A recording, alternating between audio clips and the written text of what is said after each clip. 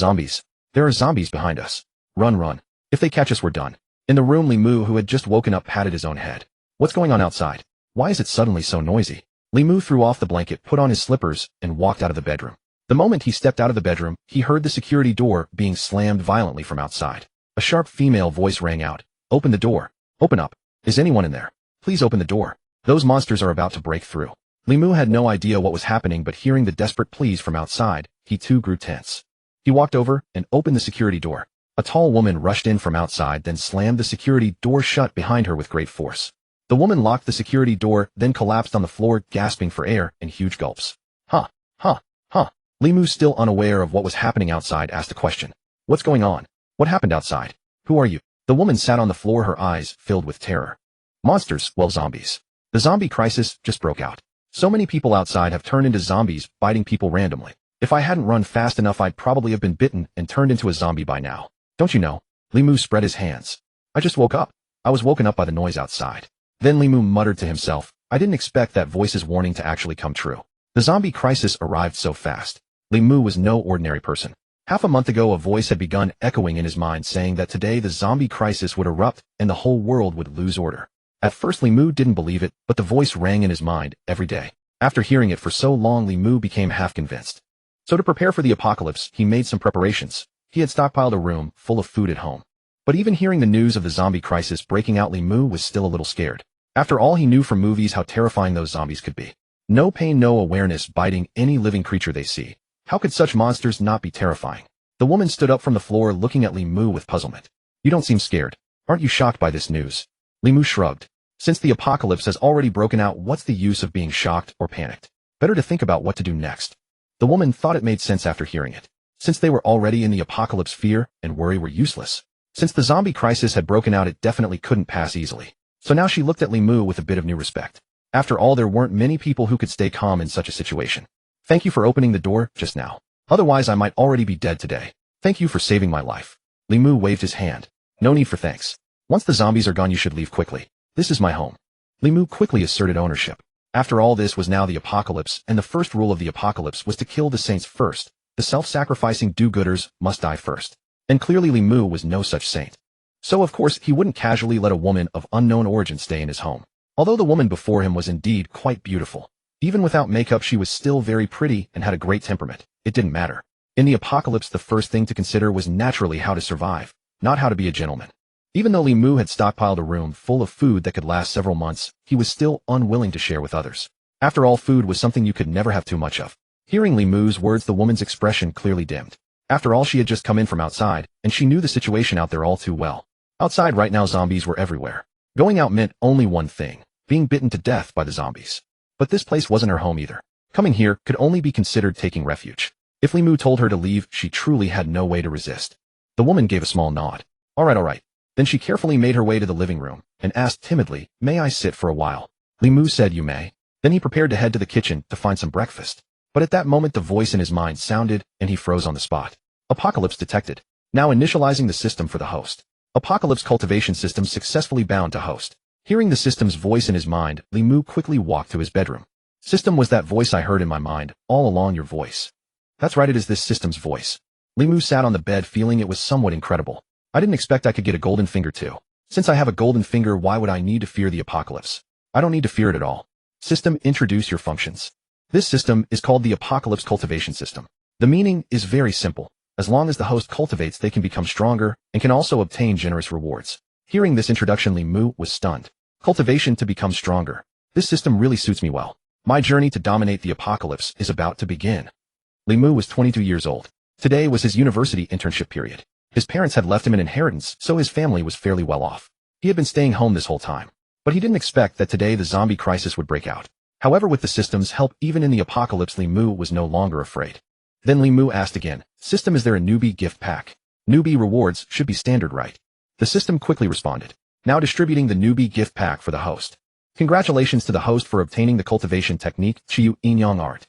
A cultivation technique. As long as you continuously cultivate, it can help the cultivator become stronger, and it improves all aspects of comprehensive qualities. Hearing the name of this technique, Li Mu immediately understood how it was cultivated. He didn't even need the system to explain it. The next moment, a panel appeared before Li Mu's eyes.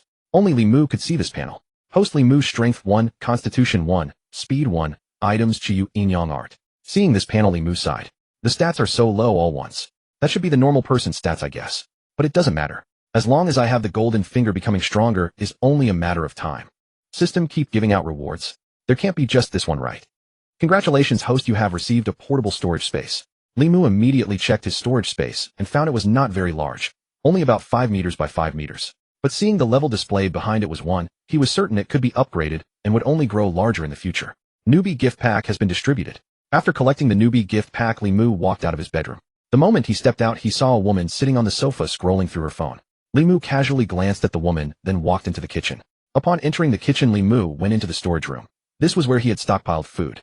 The most abundant items inside were quick prep foods, instant noodles, and self-heating hot pots. Of course, there were also rice and flour for cooking, though not in large quantities. There were also some vegetables and fruits. Li Mu suddenly asked, System, if I put fruits into the storage space, they won't spoil, right? Now was the hottest part of summer.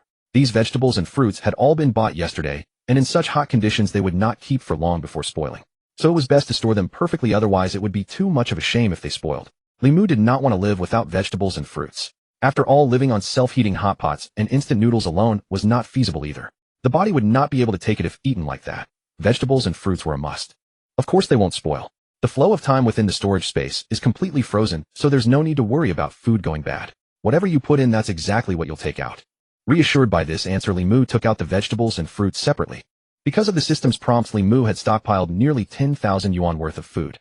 The vegetables and fruits alone were worth 7,000 yuan, so there was quite a lot. The approximately 10 square meter storage room was basically fully packed with various foods. After putting the easily spoiling vegetables, fruits, and perishable meats into the storage space itself was also basically full. The remaining quick prep foods were left in the storage room by Li Mu as they were. He locked the storage room door, put the only key into his pocket, then walked over to the refrigerator, took out a carton of milk, and then took out 2 slices of bread. Arriving at the dining table outside, Li Mu began eating his breakfast. By this time, the woman had also stopped playing with her phone and was simply sitting on the sofa in a daze. Li Mu spoke first. My name is Li Mu, what's yours? The woman turned and replied, Yulan. Li Mu continued, are you also a resident of this building? Why have I never seen you before? Yulan sighed. Are you also a resident of this building? Why have I never seen you before? Yulan sighed. I'm a resident of this building, but I'm a university teacher. I usually stay at the school and rarely come here to stay. It just happened to be a holiday, so I came over to stay. But I didn't expect that the zombie crisis would break out right after I stepped out early this morning. Hearing that she was a university teacher, Li Mu suddenly became interested. A university teacher? Is it from Moda University? Yulan nodded. Yes, I'm a teacher at Moda University, and I teach Chinese traditional culture and history. Li Mu smiled. What a coincidence. I'm a student from Moda University. Though it's a pity I never ran into you during my 4 years there. Yulan said, actually I just started working not long ago, so it's normal that we didn't run into each other. Moda University is just too big. Even if she hadn't just started working in Moda University's campus with tens of thousands of students, running into each other by chance would not have been easy. But now Li Mu had indeed run into her. He had to admit Yulan's temperament as a university teacher was truly impeccable. She gave off the aura of a lady from a noble house. Perhaps that was the unique charm of beautiful university teachers. While chatting, Yulan's eyes still occasionally glanced at the sandwich and milk in Li Mu's hands. Seeing this, Li Mu suddenly had an idea. Have you had breakfast? Hearing this question, Yulan was stunned for a moment, then quickly shook her head. No, I went out this morning planning to go eat breakfast. I don't normally live at home, so there isn't really any food at home. Li Mu finished his breakfast, then said, for the sake of you being a Moda University teacher, let me treat you to breakfast. Of course, this was not Li Mu suddenly becoming generous. It was the beginning of temptation. After all, if possible, they would need to live together long term, and Li Mu did not want to use overly forceful methods which could easily lead to betrayal. Yulan's eyes lit up. She immediately stood and said, really? Thank you, I'm truly hungry. Li Mu took his utensils to the kitchen, then brought back a serving of milk and bread. He placed the breakfast on the dining table. Come and eat. Yulan came to the table somewhat shyly. Thank you, truly thank you. I'm truly famished. To lose weight, I didn't eat anything last night, so thank you very much for your food. Li Mu smiled and said, then hurry up and eat. Yulan began eating while Li Mu sat on the sofa and started looking at his phone. The moment he opened the phone, chat messages on the social app flooded in like crazy. What's going on? What happened? Why did the zombie crisis suddenly break out? It was completely unexpected. Fortunately, I ran fast, or I would have been bitten to death by the zombies. The first was this residential community's resident chat group, where the survivors were all frantically posting messages. It's terrifying. I was walking downstairs when a swarm of zombies suddenly rushed out and bit people. A person next to me had their neck bitten off. If I hadn't run fast, I'd definitely be dead too. It all happened so suddenly. I was buying vegetables at the market when zombies suddenly poured out, snarling and biting. Fortunately, I managed to hide. Speaking of which, what exactly is going on? Why did the zombie crisis suddenly happen? When will this zombie crisis ever pass? Idiot, stop dreaming. Haven't you seen the news? The zombie crisis has broken out all over the world now. Zombies are everywhere biting people. How could it possibly end so easily? That's right, zombies are everywhere. This is a global zombie crisis. Haven't you seen the movies? I'm afraid this crisis won't end. So you'd better make plans to survive and not be eaten by zombies. Glancing through the messages in the neighborhood group chat, Limu then opened the class group. His class had around 50 students, most of whom had chosen to stay on campus rather than enter the workforce, so there were still many classmates remaining at the school. What the hell, this zombie apocalypse is absolutely absurd. I'm right in the classroom, just about to start self-study when the zombie crisis erupted. The corridors are now filled with zombies. Fortunately, no one in our classroom has turned into a zombie, yet otherwise we would all be dead. It's the same in the dormitories. I was quick enough to react and locked the dormitory door in time, otherwise the zombies would have gotten in. I can still hear the sounds of zombies devouring people in the neighboring dorms. It's absolutely terrifying. What should we do? What should we do? I don't want to die, and I definitely don't want to be bitten by zombies. Will there be any rescue coming? At this moment, someone in the group mentioned the academic advisor, hoping to hear something from them. Seeing no response after half a day, someone remarked, the advisor has probably turned into a zombie already. They're probably chasing students right now, wanting to eat their brains. It's useless. I think so too. The zombie attack came too suddenly. Many people around me were caught off guard, and after being bitten, they quickly turned into zombies as well. Are you kidding me? I'm in the bathroom and zombies suddenly barged in. My legs are completely numb from squatting, but I don't dare move. I'm terrified that the zombies outside might suddenly rush in. At this moment, the academic advisor suddenly sent a message as well. Everyone, please don't panic. Fortunately, the teacher has not turned into a zombie. Students should try their best to ensure their own safety. If you are in a safe indoor space, try not to go outside. Students at the school don't need to worry too much.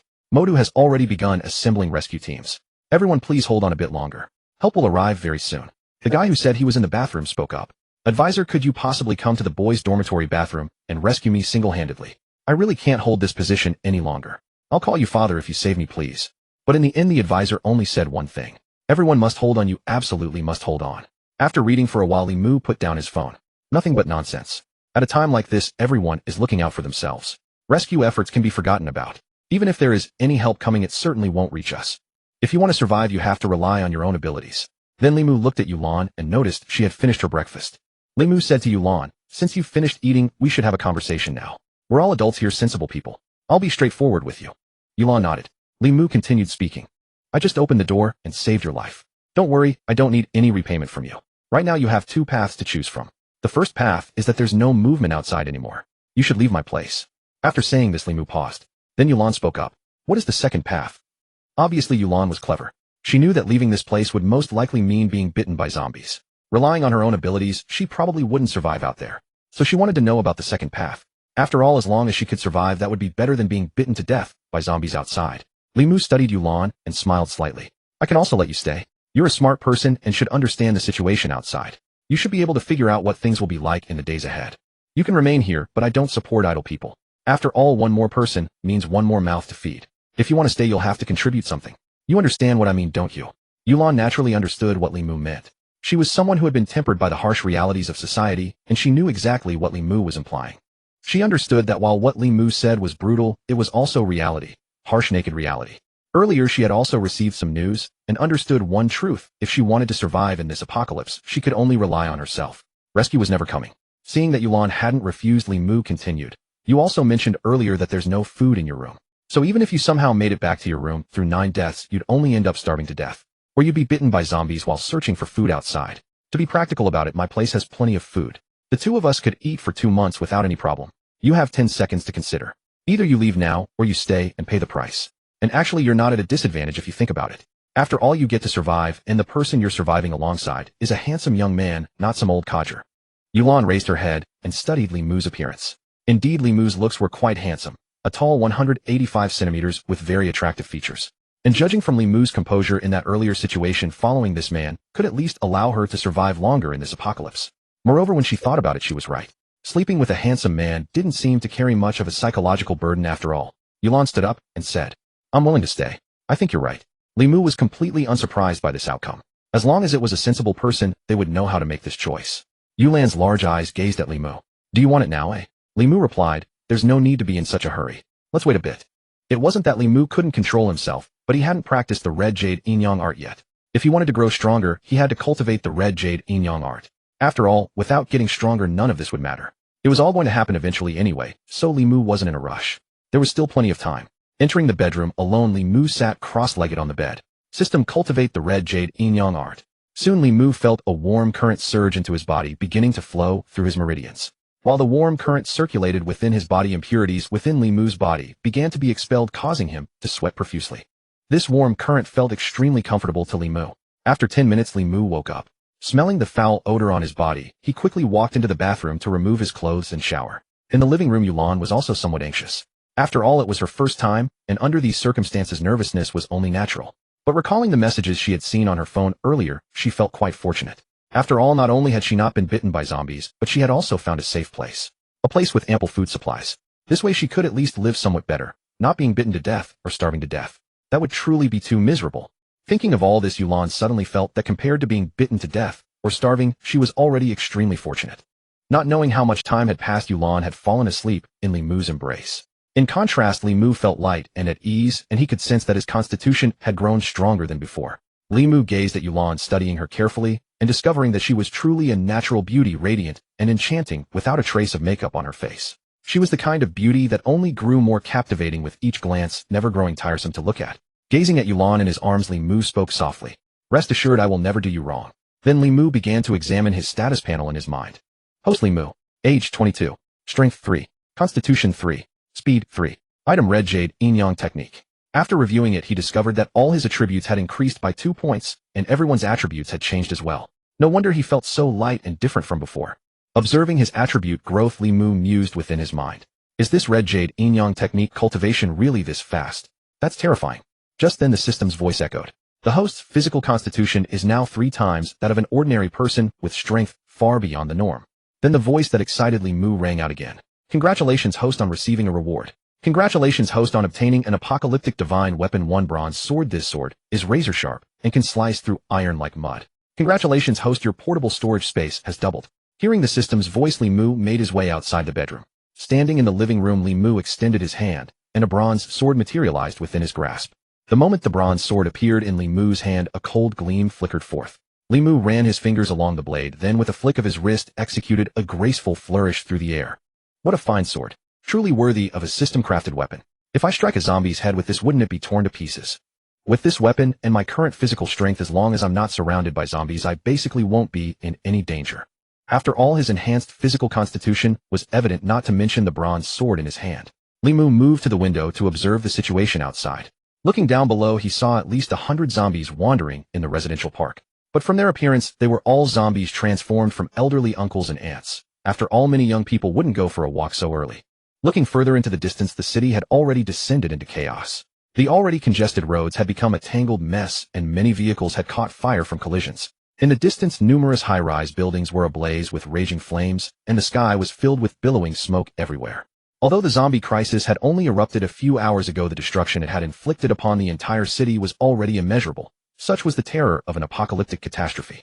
In such a short time, the entire city had fallen into paralysis. Most importantly, zombies were everywhere, and the surviving humans were already few. Then Li Mu walked to the security door and peered through the peephole at the outside. 4 or 5 zombies were wandering in the corridor, and one household security door was left open. A zombie with half its face bitten off was standing at the entrance. It was clear that family had met their end. Li Mu even spotted several familiar figures among the corridor zombies. They were his neighbors, but they no longer recognized Li Mu. Rest assured, I will soon grant you liberation. Do not be impatient.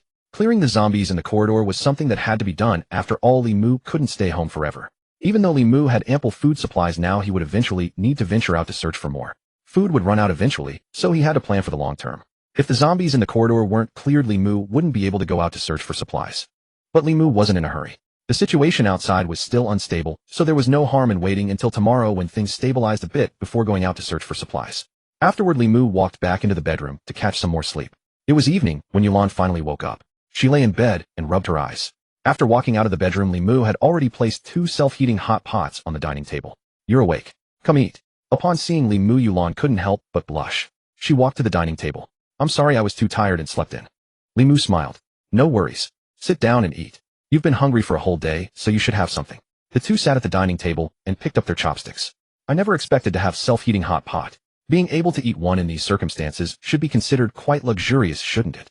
This was indeed true. The biggest problem for surviving survivors now was food. After all, without food, even if they weren't bitten by zombies, they would starve to death. Li Mu said, I'm the kind of person who has some sense of crisis awareness, so I stocked up quite a lot of instant food at home. I still have plenty of self-heating hot pots and instant noodles. As for why Li Mu didn't cook, the reason was simple: his cooking was terrible. He couldn't even stomach it himself, so now he could only make do with self-heating hot pots. By the way, can you cook? Yulan shook her head. I'm sorry, I can't cook. Since I was a child, our family always had maids and chefs to cook, so I never learned how to cook. Hearing this, Li Mu knew Yulan's family background must be extraordinary. Since they had nothing better to do, they might as well chat. Oh, you have a maid at home. What does your family do for a living? Yulan said while eating. My parents were in business, but they passed away in an accident when I was little. My grandparents raised me, but they also passed away one after another in the past 2 years. I think it's good actually. My grandparents were over 90 years old, and they had been living quite well. By passing away, they don't have to endure this cruel apocalypse. Li Mu's curiosity was instantly piqued. Indeed, it might be a blessing not to have experienced such a brutal apocalypse. May I ask, how much savings does your family have? Yulan thought for a moment. Approximately tens of millions perhaps. But I've never cared for an extravagant lifestyle. I believe living a simple, ordinary life is quite fine. Besides, money seems to have become as worthless as waste paper now. Li Mu smiled. I'm just curious. Li Mu's own family background was decent as well. He had several million in savings, and usually kept a low profile. Had he not been wealthy, Li Mu could never have afforded an apartment in this residential complex. Located in the heart of Mashu City, each square meter cost tens of thousands. It was a quintessential upscale community where every resident was either rich or prestigious. After finishing their meal, Li Mu opened the window and threw the garbage directly outside. It was the apocalypse now. Civility no longer mattered. The two of them stood by the window watching to see if the debris had struck any zombies. Precise strike. Seeing a bag of trash land squarely on a zombie's head, both of them smiled.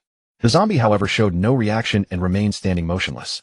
The two sat on the sofa with Yulan leaning into Li Mu's embrace.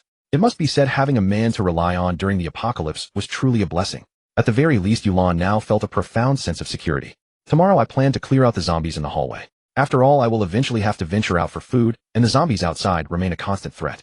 Yulan paused upon hearing this. Would it be too dangerous? The zombies outside are far from easy to handle. We still have provisions now. Why not wait a while? It has to be done sooner or later, Li Mu replied. Do not worry. I am confident in my ability. Simply stay home and wait for me to return tomorrow. However, there is one problem. I cannot enter other apartments, which means I cannot search other residents' homes for food. Both fell silent. This was indeed a difficult problem. After a moment, Yulan suddenly sat up. I have an idea. If I recall correctly, all the door locks in this complex are password locks, and they are all the same model installed uniformly. There is a master key card in the security room downstairs that can open almost all residents' security doors. Yes, that is exactly how it works. Li Mu's eyes lit up at this revelation. He had never heard of such a thing before. How do you know this? Yulan smiled. I am rather careless and have a poor memory. Once I stayed at school for too long and forgot my room's password. I called a locksmith. But the moment the locksmith heard which residential complex I lived in, he told me he could not get in. Furthermore, unlocking was unnecessary. The property management office has a master card specifically for situations like forgetting a password. Normally, this card is kept in the security room. That day, I went to find the property staff, and they used that card to open the door for me. Hearing Yulan's explanation, Li Mu smiled. That makes things convenient. Tomorrow I will search the security room for it. If we find it, things will be much easier. Li Mu then took out his phone to check messages. To his surprise, the owner's group chat was ablaze with messages. Help! Is there anyone who can come save our family? Even sending us some food would suffice. Do you not have any food at home? If you do not prepare anything, starving to death is your own fault. I rarely stay at home normally. Who could have predicted the zombie crisis would erupt so suddenly? There is absolutely no food at home. I have gone nearly a day without eating and am about to vomit from drinking water. Rest assured you can survive on water alone for a few days. But the taste of hunger is truly unbearable. Then a photo appeared in the group chat. The image showed a bowl of rice and a plate of simple homemade dishes. Even in its simplicity, it was undeniably tempting. The person who sent the photo then spoke. I am powerless to help. Who knew my home still had food? If you have the courage to come to my doorstep, I might share some leftovers with you. The person who had previously asked for help immediately cursed. Go to hell. Under normal circumstances, I would not even eat such food. Stop pretending. Whoever can bring me food, I will give them 1000. Anything goes as long as it is edible. Whoever brings it, I will pay 1000. Chaos erupted. Then you shall continue starving. I generously offered you food and you refused. Do not be ridiculous. Forget 1000, even 500. What does it matter? Everyone knows food is more valuable than money in these circumstances. Besides, those who can afford to live in this complex are hardly short of money. Li Mu and Yulan agreed. In these times, food was clearly more important than money. Moreover, with danger lurking outside, risking one's life for mere money would be foolish. Just then a contact suddenly sent Li Mu a message. Li Mu, are you alright? Upon seeing the contact, it was none other than Li Mu's neighbor from next door. That neighbor left a first impression of a societal elite. The neighbor's name was Zhang Yao. She was a senior executive at a company, a typical societal elite, earning over $1 million annually. She had moved in approximately half a year ago, which was when they exchanged contacts. However, they rarely interacted, merely exchanging greetings when they happened to meet. What impressed Li Mu most about Zhang Yao were her long legs. They were truly rare in this world, and Li Mu often found himself admiring them. Zhang Yao was also quite beautiful. Though not as lovely as Yulan, she was undoubtedly a stunning woman. Most importantly, Zhang Yao carried herself with great elegance. Unlike Yulan, whose demeanor was that of a refined young lady from a noble family, Zhang Yao exuded the aura of someone superior and commanding, perhaps a product of her executive position. Before the apocalypse, Li Mu knew he had no chance, so he never entertained meaningless thoughts. But now everything had changed. This neighbor, usually so aloof and cold, had taken the initiative to message Li Mu today. This indicated that circumstances had shifted. Li Mu's lips gradually curved into a smile as his mind began scheming how to make the most of this opportunity. Seeing the message sent by Zhang Yao, Yulan asked, "Who is she?" Li Mu explained, "The neighbor next door, just like you, another stunning beauty." Hearing what Li Mu said, Yulan's face flushed. She remained nestled in Li Mu's embrace. Yulan was very clever. Upon hearing Li Mu's words, she could guess his thoughts, but she said nothing. She knew very well that at this point she survived only by clinging to Li Mu. She had no right to interfere with his decisions, nor could she change anything. All she could do was strive to make Li Mu fall in love with her, so he would not abandon her once he found a new companion. Li Mu glanced at Yulan. "You're very smart. You must have guessed my thoughts, but rest assured I will never abandon my women. Moreover, I will protect you well." Yulan smiled happily. "Thank you. It's so good to have you. Staying here today might be the best decision I've ever made in my life. And you can rest assured. I know my place, so I won't do something foolish and jealous. After all times have changed, this is no longer the same world as before." After the apocalypse broke out, social order collapsed entirely, and the law lost all binding force. Therefore, those with strength and resources naturally enjoy priority access to everything. Of course, that includes beautiful women. I know perfectly well that you won't have only me as your woman. I never imagined such a thing. I only want to survive. Yulan was not foolish, on the contrary, she was exceptionally clever. In just one day, she had already come to terms with many things, so she naturally had little psychological barrier left, and could accept everything calmly. "Having a considerate woman like you is my fortune. Rest assured, as long as I'm alive, I will always protect you." Li Mu then picked up his phone and sent a message to Zhang Yao. "I'm fine. I'm at home and in no danger." Zhang Yao replied almost immediately, "That's wonderful. I only know you in this residential complex. As long as you're alright, at least I have a sense of security." She was already seeking to build a connection. Clearly she was trying to draw closer to Li Mu. This woman is smart indeed. After all, how could someone who rose to become a corporate executive not be smart? Under the circumstances, there were only two possibilities for drawing closer. Either she had fallen for Li Mu, which was obviously impossible, or it had to be the second, that she had run out of food and wanted to see if Li Mu had any. If so, that would be splendid. Sure enough, Zhang Yao sent another message very soon. "Li Mu, I want to ask, do you still have food at home? If you do, could you spare some for me? I didn't buy any groceries, and I've been starving for almost a whole day." Just as Li Mu had anticipated, he replied quickly, "Of course I do. However, food is so precious now, and my supplies are not plentiful either. I can't just hand them over because you asked." People are all realistic, and Zhang Yao, as a corporate executive, certainly understood this principle well. But hearing that Li Mu had food still made her happy. As long as there was food, there was hope. "I can pay with money no matter how much. Just name your price." But this time Li Mu did not rush to reply. Instead, he waited.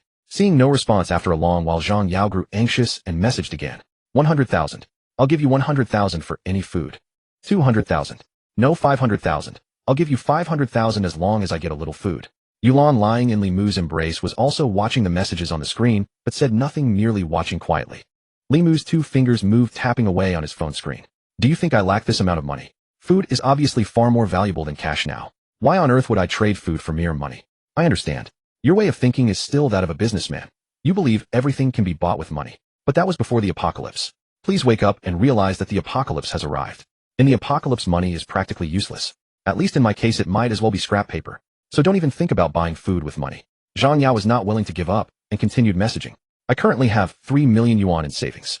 As long as you give me food, all that money is yours." Li Mu shook his head with a smile. "I don't need money. You should understand what I want. To put it bluntly, as long as you're willing to become my woman, I can give you food." Zhang Yao replied quickly, "Impossible." Li Mu was not in a hurry and simply said, "No rush. Think it over carefully. Come find me when you've figured it out." After sending that last message, Li Mu placed his phone on the coffee table. Yulan asked curiously, "Aren't you going to continue?" Seeing Yulan's expectant expression, Li Mu shook his head with a smile. Yulan chuckled. "I'm just too bored. I think this is pretty interesting, at least more entertaining." Li Mu explained Zhang Yao is no ordinary woman. She's a corporate executive, so she's even more arrogant than many ordinary men. There's no point in pressing further, it would only backfire and make her despise me more. But it doesn't matter because hunger can shatter any pride. When she can't stand the starvation and loses all hope, her arrogance will crumble and she will come to me. So there's no rush. Just wait. Going hungry for a few days is fine, but living every day in the fear of starvation, that is the true horror. The next day, Li Mu rose early. After getting up, he found Yulan was no longer in bed. He stepped out of the bedroom and discovered Yulan already preparing breakfast in the kitchen. There was still plenty of milk and bread in the refrigerator, sufficient for the two of them to last a considerable amount of time. The reason for rising so early was that mornings were comparatively cool. By midday, the heat outdoors became unbearable, making it unsuitable for outdoor activities. Hence, mornings were the better choice. The rooms were equipped with air conditioning, but outdoors there was none. According to Li Mu's estimation, the electricity should hold out for some time yet. After all, Mogu City relied on nuclear power stations for electricity generation, and even without manual maintenance they could operate autonomously for an extended period. However, water had become a pressing concern, as the municipal water plants were most likely contaminated by the zombie virus. Even if not directly corrupted, the water would still be detrimental to one's health. Thus, gathering water resources had become an urgent priority. Li Mu donned a windbreaker and made his way to the kitchen doorway. Why didn't you sleep in? You have nothing to do anyway. Yulan carried out 2 portions of breakfast. You're about to venture out. How could I have the peace of mind to sleep? The least I can do is prepare a meal for you. Setting the breakfast on the dining table, Yulan embraced Li Mu. Promise me you won't take unnecessary risks. If things grow too dire, just come back. We still have food, or we can simply eat less each day. Li Mu returned the embrace. Don't worry, I'm not throwing my life away. I have confidence in this, otherwise I wouldn't have chosen to go out. I will definitely return safely. If I cannot make it back by noon, just eat on your own and rest well. When I return, there will still be battles to fight. Yulan rested her head against Li Mu's chest. As long as you come back fighting more is perfectly fine with me. Li Mu had eaten a hearty breakfast, for hunting zombies demanded physical strength, and one could not fight on an empty stomach. Over breakfast, Li Mu mapped out his plans for the day. First, he would clear the hallway of zombies and deal with the household, whose door stood open. Then he would head to the security room on the first floor to retrieve access cards. Those were the only tasks for today. Securing the cards came first. Once he obtained them, everything else would fall into place. Li Mu retreated into the bedroom and re-emerged with a bronze sword already in his grasp. Yulan spoke. You must be careful. Li Mu nodded, then opened the security door and stepped outside, swiftly closing it behind him. Before leaving, he had already observed the situation. The zombies were positioned at a considerable distance from his location. However, the sound of the security door closing was quite loud. 5 or 6 zombies gathered in the hallway immediately turned toward Li Mu upon hearing the noise, and in the next instant, without any warning, they charged at him. Their mouths emitted relentless guttural roars. Roar! Li Mu reacted instantly, gripping the bronze sword tightly with one hand, awaiting the approaching undead. As Li Mu focused his attention, he unexpectedly noticed the zombies' movements began to slow, as though the world had shifted into slow motion. Every action became crystal clear to his eyes. When the first zombie lunged forward, Li Mu's bronze sword swung downward in a lethal arc aimed at its head. Whether it was the exceptional sharpness of the bronze sword or the enhanced strength Li Mu now possessed, when the blade struck the zombie's hardened skull, it encountered virtually no resistance, gliding through as effortlessly as cutting tofu. The bronze sword sliced cleanly through the zombie's skull, producing a grotesque spectacle. Half of the head splattered against the wall, while white brain matter and green-tinged blood cascaded across the floor. The technique of decapitation was something Li Mu had learned from films. He knew the brain was the control center of a zombie, and once the virus invaded it, a human would transform. Thus, severing the head meant death. Although witnessing a zombie's head being cleaved away carried a certain grim satisfaction, the visceral gore was undeniably nauseating. As Li Mu surveyed the brain matter and greenish blood pooling on the ground, and the unmistakable stench of decay hung heavy in the air, his stomach began to churn violently. Though the urge to vomit was overwhelming, Li Mu restrained himself. There were still several zombies remaining, and now was not the time to lose his composure. All he could think was that his breakfast would surely make a reappearance shortly. In truth, eliminating zombies proved far simpler than Li Mu had imagined.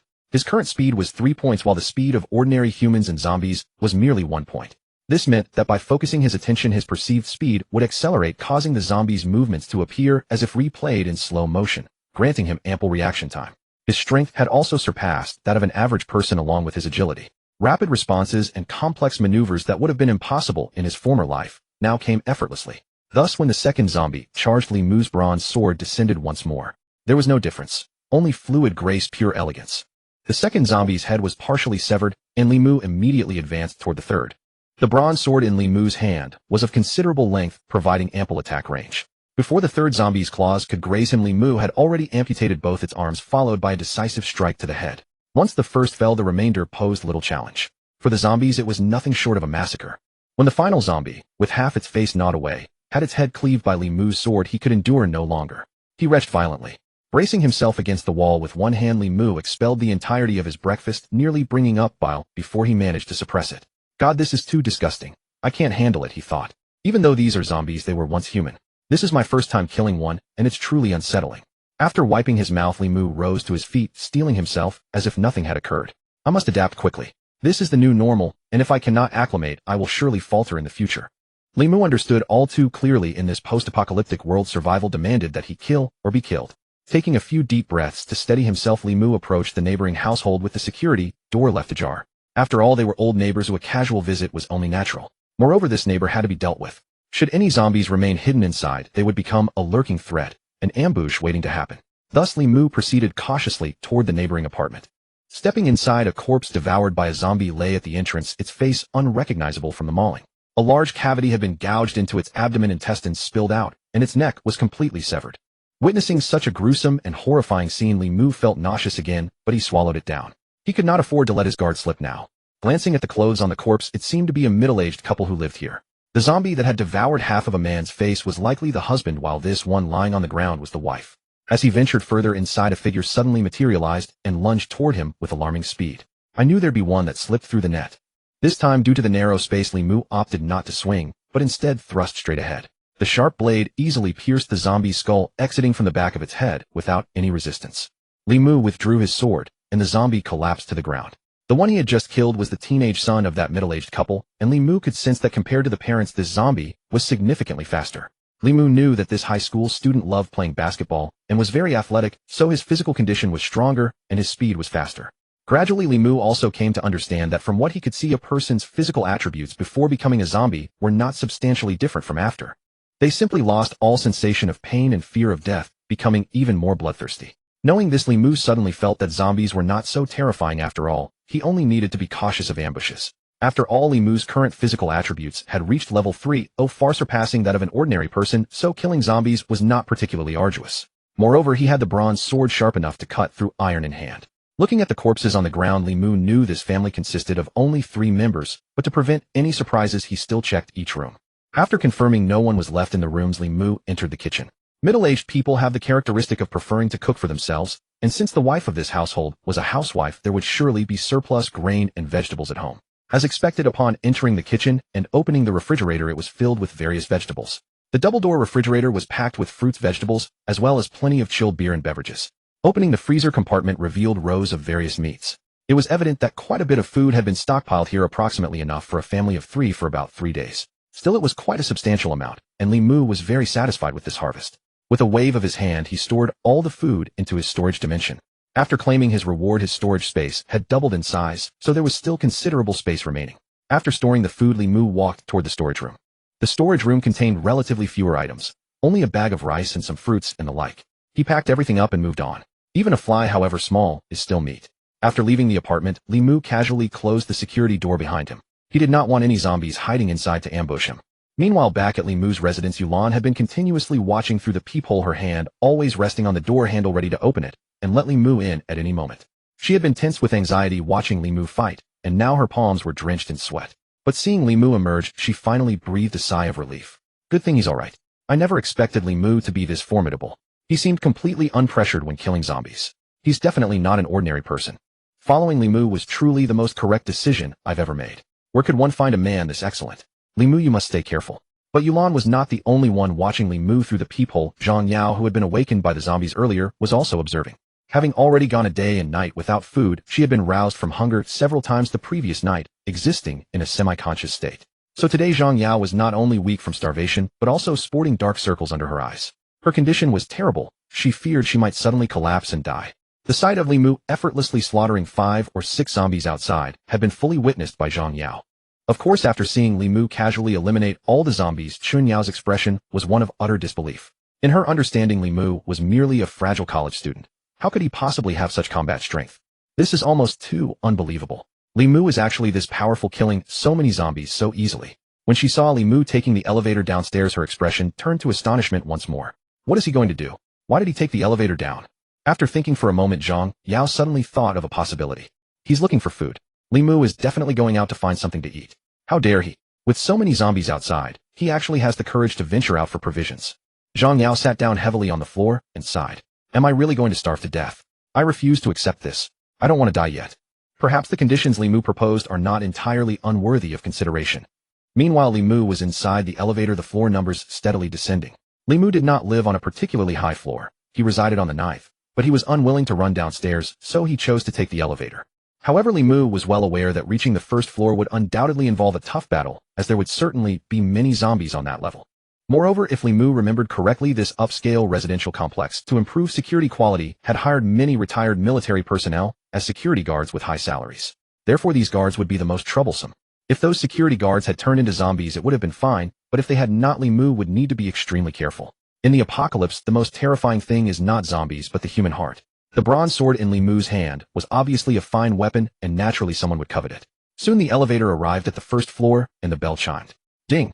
Li Mu gripped his bronze sword tightly, prepared for combat at any moment. The elevator doors slowly opened. As expected, the bell had attracted the attention of zombies. The zombies originally wandering in the lobby immediately turned toward Li Mu and charged forward. Fortunately, no zombies were too close, so otherwise it would have been an encounter at the worst possible moment. Confirming there were no hidden zombies on either side, Li Mu stepped out quickly. Then the slaughter began. Raising his bronze sword, Li Mu slowly walked toward the first zombie. The first one to charge was a zombie wearing a security guard uniform, and its speed was the fastest of all. However swift the zombies might be, none could match Li Mu's speed. Li Mu had discerned that these zombies possessed only the most rudimentary intelligence, lunging blindly at any human they spotted with the intent to tear and bite. But he would grant them no such opportunity. Li Mu brought his blade down in a single stroke, splitting the zombie's skull clean in two as its body crumpled at his feet. Having dispatched one, Li Mu surveyed the lobby, discovering far fewer zombies than anticipated. Merely 2 or 3 security guards remained among them. Thanks to the access control system, the zombies outside had been locked out, utterly unable to breach the entrance, considerably easing Li Mu's burden. Under Li Mu's relentless blade, the zombies in the lobby were swiftly reduced to severed heads. After eliminating the threat, he strode toward the security room, seeking the access card. The security room was quite spacious, comprising a suite with a guard post and a surveillance chamber. The security arrangements in this upscale residential complex were exemplary, though virtually every building within the compound maintained its own security station specifically designed to bar entry to strangers. Li Mu pushed open the security room door with exquisite caution, his bronze sword raised and poised to strike at a moment's notice. Once he confirmed no one lurked within, he sheathed the blade into his storage space and commenced his search for the access card. He pulled open the security room's drawers one by one, meticulously searching. Yet after considerable effort, he discovered only the guard's personal belongings, some standard defensive equipment, such as rubber batons, nothing of value.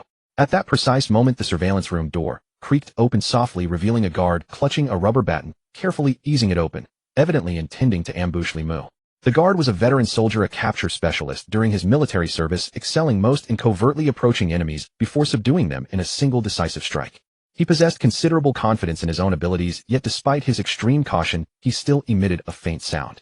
Of course, an ordinary person would never have detected such a subtle noise, but Li Mu was no ordinary man. Since Li Mu's physical attributes had been enhanced, he had discovered that both his vision and hearing had grown remarkably sharper, for the improvement encompassed his entire constitution. Sensing movement behind him, Li Mu hesitated for a brief instant, but swiftly regained his composure. He intended to lure the intruder deeper into his trap. While his hands continued their restless search through the drawers, his attention remained fixed on what lay behind him. The guard crept closer to Li Mu, and when he judged the distance to be approximately 3 meters, he suddenly burst into action. He swung the rubber baton with all his might, aiming directly for Li Mu's skull. "Hand over that sword you just had, kid." Yet the baton froze mid-air, halted abruptly, for Li Mu had spun around with lightning speed and seized the weapon in one fluid motion, a faint smile curling at the corner of his lips. "But you'll need the skill to claim it." The guard marveled at Li Mu's impossible speed, yet still threw a punch driven by sheer instinct. Impressive reflexes, but they would prove insufficient. Li Mu did not waste words. He delivered a vicious kick directly to the guard's knee. This was a no-holds-barred combat technique Li Mu had learned from the internet, specializing in strikes against the body's most vulnerable points. Li Mu himself had not anticipated such devastating force in his kick, for he heard the unmistakable crack of bone. The guard's leg had shattered. The guard, still attempting to strike Li Mu with his fist, immediately lost his center of balance, and compounded by the excruciating pain, he collapsed to the floor, wailing in agony. My leg. Damn it." Li Mu remained unruffled, walking over to close the security room door, preventing the guard's anguished cries from attracting the undead.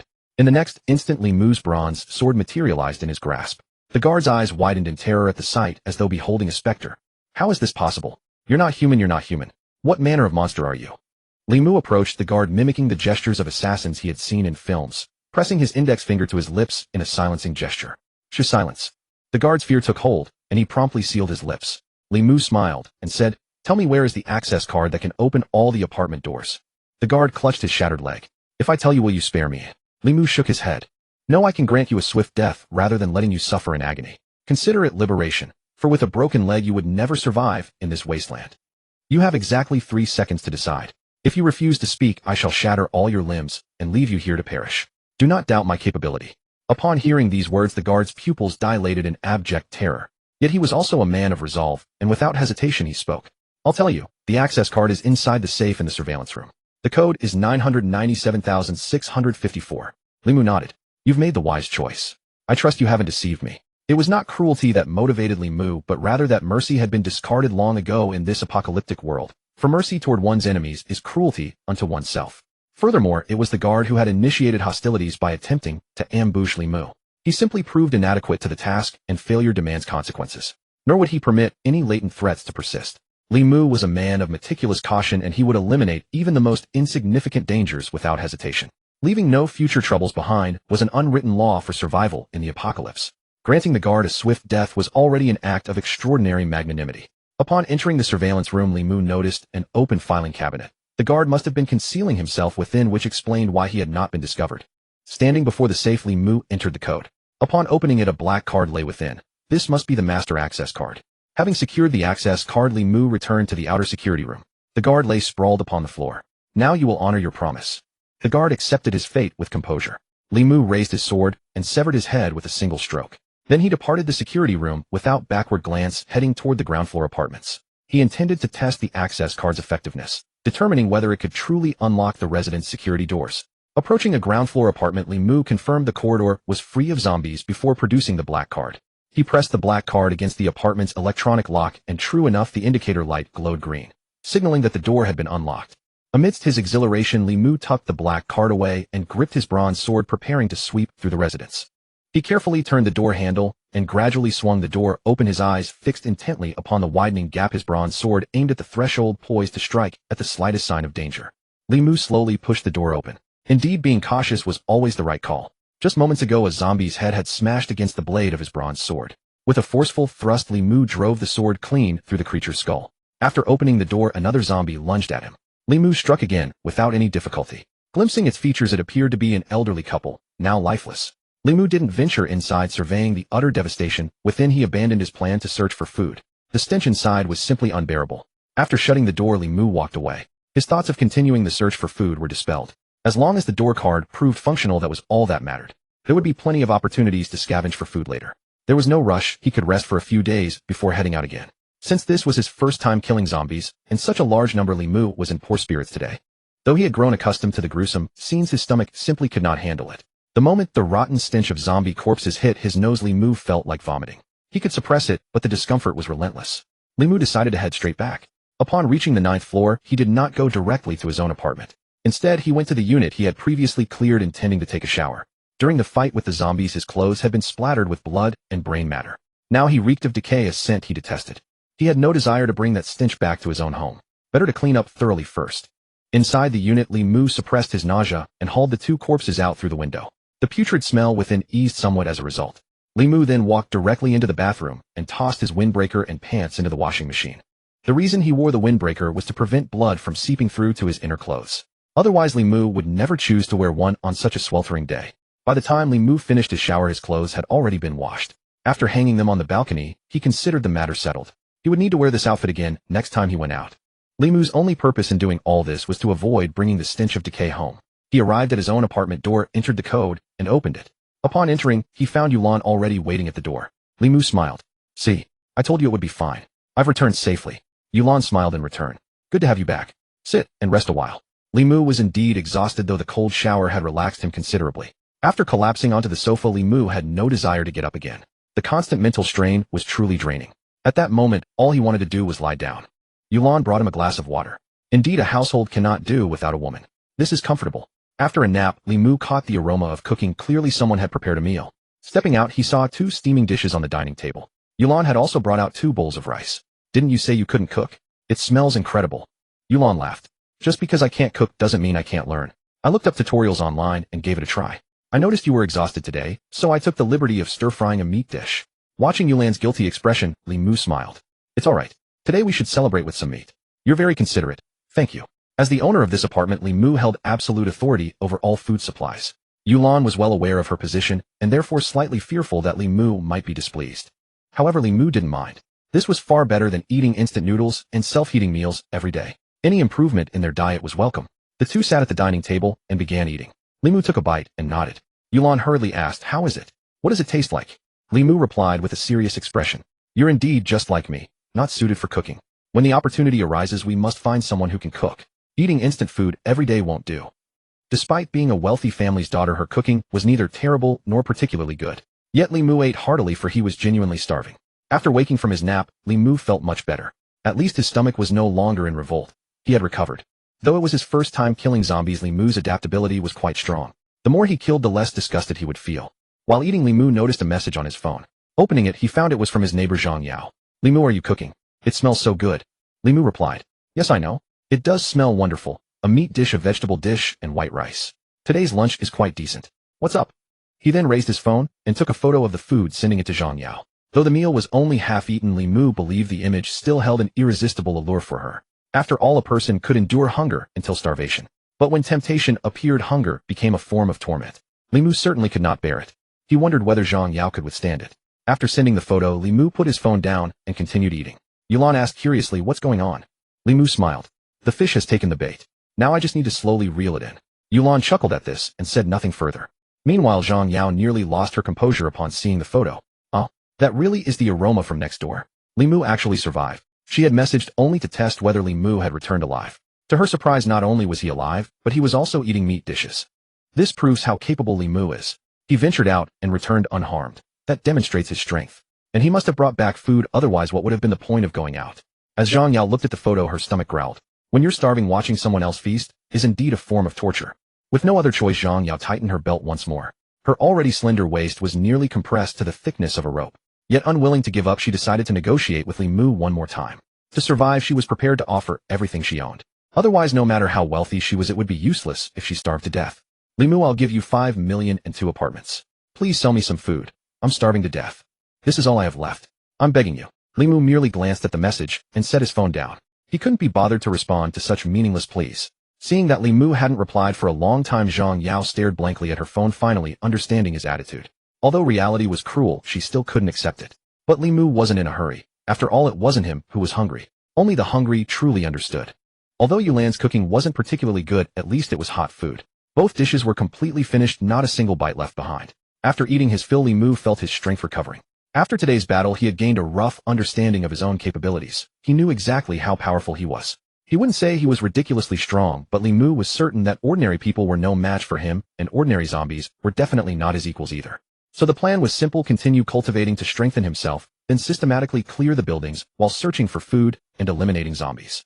With nothing to do in the afternoon, Li Mu and Yulan sat on the sofa. Yulan glanced at her phone and spoke. "Look at the messages in the owner's group. Your neighbor Zhang Yao has started begging for food in the group chat. She appears to be on the verge of starvation." Li Mu picked up his phone and saw that Zhang Yao had posted in the owner's group. "Buying food at a high price, any kind of food. As long as it keeps me full, I'll pay 3 million. Seeing the message, Li Mu smiled. The offer is quite generous. She's willing to spend so much money, but unfortunately money is clearly useless now. Messages quickly flooded into the owner's group. "Oh, isn't this Zhang Yao the great beauty? Usually so aloof, refusing to even greet people. What's this, starving too badly now? I didn't realize beautiful women needed to eat too. What good is money now? It's too hard to even wipe my ass with it. I can't survive without food. What use is money?" It seems the great beauty has lost her mind from hunger. Still thinking money can buy food. Useless. Food is far more valuable now. Anyone living in this complex isn't poor, and none are fools.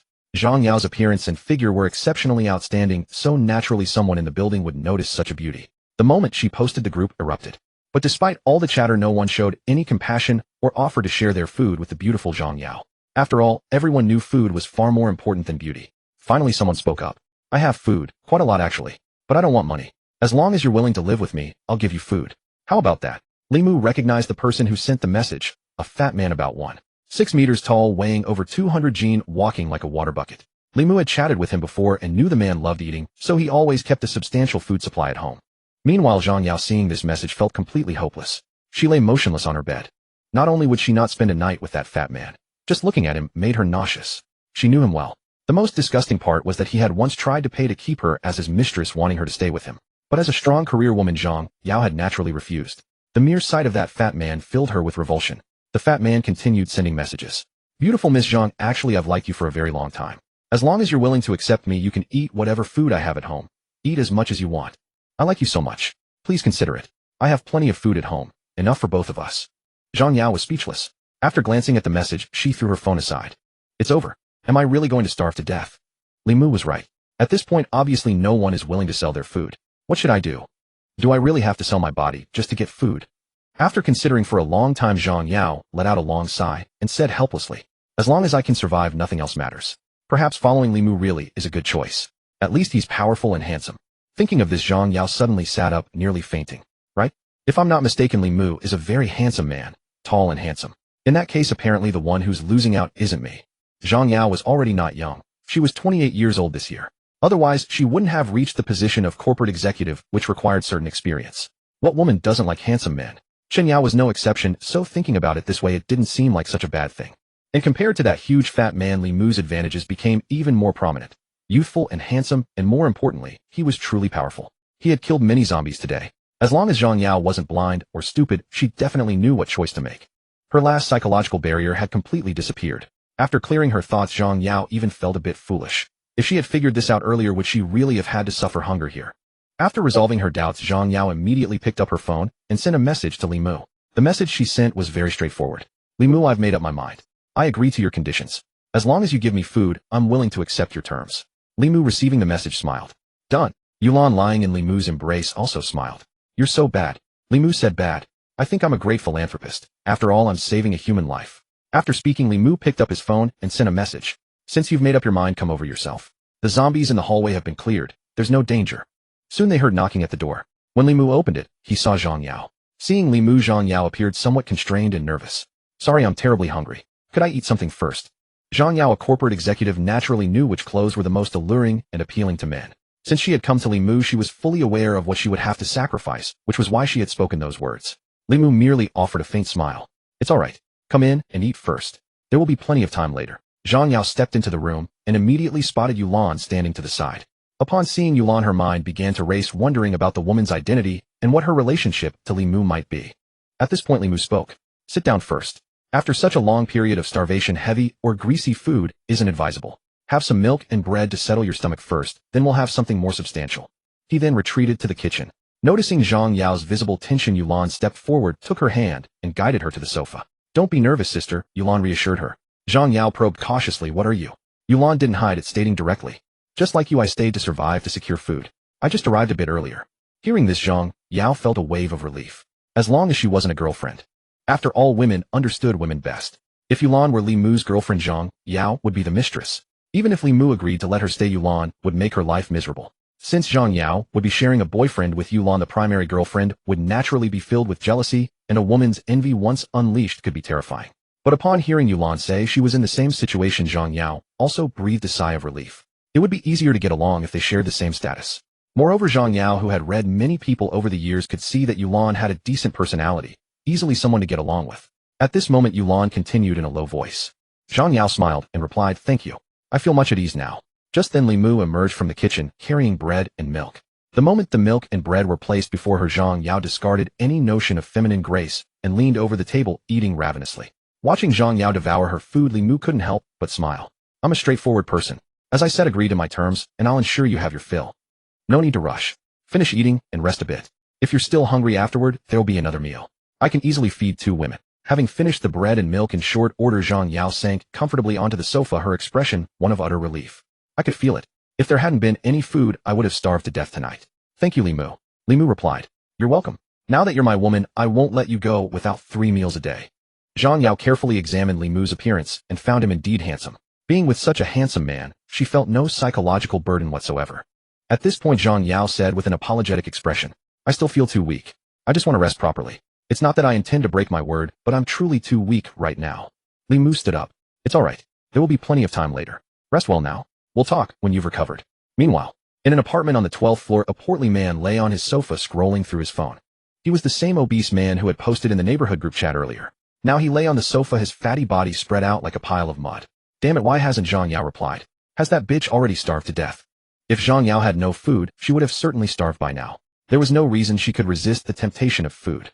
Just then a woman in a maid outfit approached carrying a plate of fried chicken. It was evident that her hands were trembling, her fear palpable. The obese man was named Lu Hai, a standard rich second generation. As the youngest son, he had no other status beyond his wealth. To make eating convenient for himself, Lu Hai had hired a nanny to cook for him. That was the woman in the maid outfit before him. The woman was not particularly pretty, just an ordinary woman. If not for the high salary, she wouldn't have agreed to care for this fat pig. The nanny set the plate of fried chicken before Lu Hai and said, "Master, the fried chicken is ready."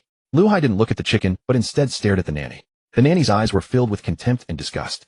But the next moment, Lu Hai backhanded her across the face.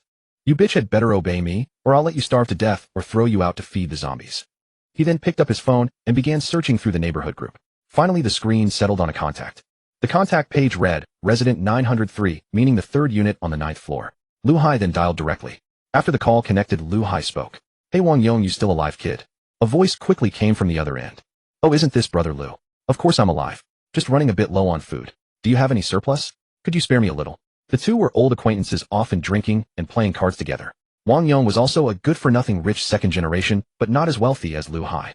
"I still have plenty of food here. If you want some, you need to do me a favor. If you pull it off, you'll be well rewarded. Might even let you sip from my bowl." Wang Yong immediately replied, "Brother Lu, just say the word. Whatever I can do, I'll definitely do it for you." Lu Hai didn't waste words. "Keep an eye on Zhang Yao next door to you. If possible, check for me whether she's dead or alive. Or if you can catch Zhang Yao and bring her up, I'll give you 1 fried chicken plus 5 packets of instant noodles. How's that? Pretty fair deal, right?" After a moment's thought, Wang Yong said, "Doing this isn't impossible, but it'll take time. After all, there are zombies everywhere outside now." Lu Hai immediately laughed. "Ha ha ha, no problem. As long as you can catch her, I'll give you the food I promised." Meanwhile, at Li Mu's residence, Zhang Yao was already asleep in the guest bedroom. Suddenly, a wave of hunger awakened her from her slumber. Having fasted for 2 days, merely having a piece of bread would certainly not suffice. After sleeping for an hour, Zhang Yao was roused by hunger. She walked into the living room, picked up a packet of instant noodles placed on the dining table, and headed to the kitchen. The instant noodles had been specifically kept by Li Mu as a midnight snack, fearing she might wake up hungry. The kitchen contained hot water and tableware. In the past, for the sake of her health and figure, she would never have considered eating instant noodles, let alone having a late-night snack. But now just thinking about the imminent pleasure of eating instant noodles caused her mouth to water involuntarily. Holding the prepared instant noodles with both hands, she placed them on the dining table. Before the noodles had fully soaked, Zhang Yao could no longer wait and eagerly picked up her chopsticks to begin eating. Taking a bite of the steaming hot instant noodles, Zhang Yao felt a profound sense of comfort permeate her entire being. This was the first hot meal she had eaten in 2 days. Although it was merely instant noodles, she still felt utterly satisfied. With no one else in the living room, Zhang Yao paid no heed to etiquette and swiftly finished the instant noodles, even drinking every last drop of the soup from the bowl. Comfortable. The feeling of an empty stomach is truly torturous. Hearing continuous sounds coming from Li Mu's bedroom, Zhang Yao suddenly thought of him. I have to admit, Li Mu is quite reliable. Not only is he handsome, but he is also a good person. At least he is trustworthy. He did indeed feed me to fullness, and he did not demand anything in return hastily. If we are here, we should make the best of it. Let's go to sleep, and we will deal with other matters tomorrow. Returning to the guest bedroom, Zhang Yao lay down on the bed. The next morning, Zhang Yao woke up early. With nothing to do, she performed a simple yoga routine on the balcony solely to stretch her body. Upon turning around, she found Li Mu leaning against the balcony door frame, watching her. "Do you exercise like this every morning?" Zhang Yao smiled gracefully, not the slightest hint of shyness, as she replied, "Of course. To maintain my figure, I exercise almost every day." As a corporate executive, Zhang Yao naturally had more experience than Li Mu and would not be flustered into blushing by his playful teasing. "There is bread and milk in the refrigerator, as well as eggs and other things. From now on, whoever wakes up earlier between you and Yulan should prepare breakfast. You don't need to wait for me to remind you. If neither of you can get up, then I will make it." Recalling the sounds that had lasted throughout the night the previous evening, it was understandable that Yulan would not be able to wake up early now. After saying this, Li Mu headed to the bathroom to take a shower. Zhang Yao also entered the kitchen, and upon opening the refrigerator, she was taken aback. Looking at the refrigerator brimming with food, Zhang Yao covered her mouth and said, "So much food. No wonder Li Mu dares to say that supporting 2 women is no problem. There are really so many edible things." After the initial surprise, Zhang Yao began preparing breakfast. Meanwhile, Li Mu, who was taking a shower in the bathroom, opened his personal panel. Host Li Mu. Strength 3. Constitution 3. Speed 3. Free attribute points 1. Items: red jade, yin yang, art bronze sword. After a night of cultivation, it was not in vain. Li Mu had gained 1 free attribute point, which already satisfied him greatly. After some consideration, Li Mu added the attribute point to speed. With the bronze sword as a divine artifact, Li Mu's attack power was not a concern at all. Relying on his current strength, if he encountered a zombie, and swung the sword once the zombie would be split in two. In yesterday's battle, Li Mu had also discovered the utility of speed. As long as he concentrated, his speed would increase, making the zombies appear to move in slow motion. This was extremely useful in actual combat, so Li Mu directly allocated this free attribute point to speed. Host Li Mu. Strength 3. Constitution 3. Speed 4. Items: Red Jade, Yin Yang, Art Bronze Sword. After finishing his shower, Li Mu came to the living room and found that breakfast had already been placed on the dining table. Today's breakfast was relatively rich. It was no longer just milk and bread, but consisted of a fried egg for each person, 2 sausages, and a glass of juice. Noticing that Li Mu had not shown any intention of waking Yulan, Zhang Yao said nothing. As the two of them ate, Zhang Yao spoke up. Can I go to my room to get a few sets of clothes later? I don't have much to wear here, and I also want to bring over some daily necessities. Also some kitchenware from my room. I noticed there is too little kitchenware here. Don't you cook for yourself when you are at home? Li Mu shook his head. I can't cook. To put it plainly, those tablewares are mostly for show. Usually I eat at the school cafeteria, especially since Moda University is right next door. It's cheap and delicious. Are you saying you cook at home? Zhang Yao also shook her head. After all, if she cooked at home, there would at least be some food in the house. I don't cook either. Usually, I am very busy, let alone cooking. Sometimes I don't even have time to eat. Then she changed the subject and continued. But this does not mean I cannot cook. When I was renovating the house, I bought a complete set of tablewares. It's just that I haven't used them much until now. Hearing this, Li Mu smiled and said, it's good that you can cook. Yulan and I are not very good at cooking. Of our meals from now on will depend on you. Don't worry about the ingredients. I will take care of that. Zhang Yao had no objections, as she also did not want to be a freeloader or a useless vase, for that would make her easily discarded. No problem. Then may I go over and get a few pieces of clothing? Li Mu nodded. Of course you can. I'm just curious, why can a corporate executive like you cook? In my impression, aren't women like you, strong career women, usually supposed to have delicate hands that never touch household chores? Zhang Yao said, that's too stereotypical. Before I became a corporate executive, my circumstances were not good. To save money, I had to buy groceries and cook for myself. After a long time, I naturally learned to cook. Even now, it's not that I cannot cook. I simply don't have time to cook, understand? After breakfast, Zhang Yao washed the dishes and put them away neatly, then went to her room to fetch some clothes. Li Mu did not follow her, for the corridor was now free of zombies and quite safe. Li Mu was about to stretch his body and head out for the day's hunting when he suddenly heard Zhang Yao's frantic voice. Li Mu, open the door. Open the door. At the sound of her voice, Li Mu moved with lightning speed. The distance from the balcony to the security door was a dozen or so steps, yet he crossed it in just 3 strides and flung the door open. He saw a security door across the corridor slam shut in an instant. Zhang Yao, clutching a few articles of clothing, rushed into his arms in a panic. Seeing no further movement in the corridor, Li Mu narrowed his eyes at the door that had just moved, then closed his own security door. Once both were inside, Li Mu asked, what happened? What's going on? Zhang Yao's face was pale with fright. After I took some clothes and left my apartment, that security door suddenly opened. He even tried to come out and grab me. Only thanks to me calling your name did he shut the door again. After hearing this, Li Mu's expression turned cold. Wang Yong. Looks like he's after you. He must have intended to catch you. As a neighbor, how could Li Mu not know that wretched pervert Wang Yong? Although Wang Yong was a rich second generation, his appearance was naturally lecherous and sleazy, clearly not the type of person one could trust. Li Mu held Zhang Yao and said softly, it's all right now. As long as I'm here, since you are my woman now, I won't let anyone hurt you. Even though Zhang Yao was 28 at 5'7", she looked like a little girl in Li Mu's arms at that moment. After all, who wouldn't be scared in such a situation? The two sat down on the sofa. Once Zhang Yao felt a little better, Li Mu stood up and said, it's safe now. Stay at home. I'm going to deal with that creep. This kind of thing must be handled sooner rather than later. If we leave him be, he'll always be a threat. Go to my bedroom and stay with Yulan. I'll be back soon. Zhang Yao said. Why don't we just forget it? Worst case, I just won't go outside anymore. There's nothing he can do then. Going after him would be too dangerous for you. I have some memory of that guy too. He's definitely no good. Besides, even if you go, you can't open his security door. Li Mu tidied his clothes. He dared to touch my woman. Today he must die. Don't worry, I have a way to get in. With that, he opened the security door and walked out. Back at the stronghold, Li Mu changed into a tactical jacket and hiking boots, then took out his bronze sword. After yesterday's experience of killing zombies, Li Mu now felt no pressure at all about killing. Once you've killed enough, you gradually get used to it. So Wang Yong had to die. Without any further ado, Li Mu walked out of the stronghold and arrived at Wang Yong's door. Looking up, he could clearly see the peephole flicker. Clearly Wang Yong was peering through the peephole, observing Li Mu outside the door. Suddenly, Li Mu broke into a smile. That abrupt smile startled Wang Yong, who was watching through the peephole, because the smile was utterly deranged. Wang Yong had only ever seen such an expression on murderers in movies. Already feeling guilty, he was so frightened that he cursed. Fuck, you scared me to death. Recovering his senses, Wang Yong immediately began hurling abuse. What the hell are you doing standing at my door? Are you insane? What are you looking at? I'll tell you plainly, if you've got the guts, come in here. Let's see if you dare. If it weren't for that bitch Zhang Yao being so quick-witted, she'd already be my woman by now. I'll be straightforward with you, I wanted to grab her. I've said it plainly. What can you do about it? Huh? What can you do? If you've got the balls, come in. But in the next instant, Wang Yong's smile froze. The doorknob of the security door turned, and the door cracked open. Li Mu had already used his black card to unlock Wang Yong's security door. Wang Yong's eyes flew wide as he grabbed the doorknob with both hands, trying to force the door shut. But he had clearly underestimated Li Mu outside the door. He couldn't pull it shut, no matter how hard he tried. Li Mu didn't even need much strength to wrench the door open. Seeing he couldn't pull it back, Wang Yong cursed loudly. What the hell? Then he turned and ran. Unfortunately, it was useless. Once the security door was open, Wang Yong was a lamb waiting to be slaughtered. Before Wang Yong could run, even a few steps, his body was sent flying. The immense inertia slammed him into the balcony's glass window, and his head immediately split open with blood. Li Mu kicked Wang Yong flying, then slowly closed the security door. He drew his bronze sword and walked toward Wang Yong, who lay sprawled on the floor. How is this possible? Just what kind of monster are you? Damn it. Why are you so strong? Even lying on the ground, Wang Yong's mouth didn't stop. Li Mu slowly stepped forward and planted his foot on Wang Yong's chest, giving him no chance to get up. The bronze sword pressed against his neck. Feeling the cold blade, Wang Yong promptly shut his mouth. From Li Mu's previous actions, it was clear he was no soft-hearted person, so Wang Yong wisely chose to shut up. These days, Wang Yong had heard plenty of stories about people killing each other for food.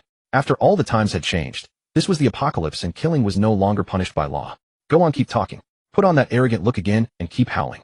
Why aren't you talking now? You love running your mouth so much, right? I'm giving you the chance. Keep going. Say your fill, and then I'll send you on your way. Wang Yong immediately changed his tune. Brotherly, no masterly, grandmasterly, please don't kill me. I beg you to spare my life. I won't dare to do it again. With the sword at his throat, Wang Yong didn't dare move. Otherwise, he would have dropped to his knees to kowtow to Li Mu and slap himself hard several times. Between dignity and survival, Wang Yong made his choice in an instant. Masterly, grabbing Zhang Yao wasn't my idea. I didn't know Zhang Yao was already your woman. If I had known, I wouldn't have dared to even think about her, even with 10 times the courage. It was Lu Hai, that fat pig, the big fatso. You should know him. He's the one who forced me to do it. He promised to give me food, so I did it. Masterly, I was starving truly. Otherwise, I would never have done such a thing. Please spare me. As long as you spare me, I'll be your dog. I'll do whatever you say. If you tell me to go east, I'll go east. If you tell me to go west, I'll go west. I won't hesitate. Hearing Lu Hai's name, Li Mu understood immediately. The message Lu Hai had sent in the homeowners group chat the day before had received no response from Zhang Yao, and that must have given him such ideas. He himself was too frightened of the zombies to come downstairs, so he had directed Wang Yong, who lived on the same floor as Zhang Yao, to make a move against her. However, neither of them could have imagined that Zhang Yao had by then already become Li Mu's woman. Li Mu let out a cold snicker. So it's Lu Hai. Wang Yong nodded immediately. That's right, it was that bastard Lu Hai. It was all his doing. I had nothing to do with it. Moreover, I also know that Lu Hai has quite a stock of food at home. If you're willing, I can absolutely help you obtain it. In his desperate desire to survive, Wang Yong betrayed Lu Hai without a moment's hesitation. For a second's delay would have been an insult to his own survival. Li Mu contemplated for a moment before speaking. You just said you were willing to serve me as my dog. Now I have a small errand for you. Can you do it? The moment the thought of living arose, Wang Yong immediately replied. Absolutely, I can. As long as you speak masterly, I will gladly march through mountains of blades and seas of fire to accomplish it for you. Li Mu smiled and sheathed his bronze sword. Then that settles it.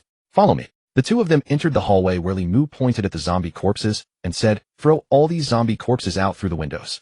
Wang Yong's will to survive was indeed fierce. Gazing at the rotting zombie corpses on the ground, he did not hesitate for a moment.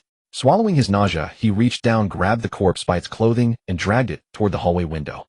The overwhelming stench made him retch immediately, yet he persevered and threw every single corpse out.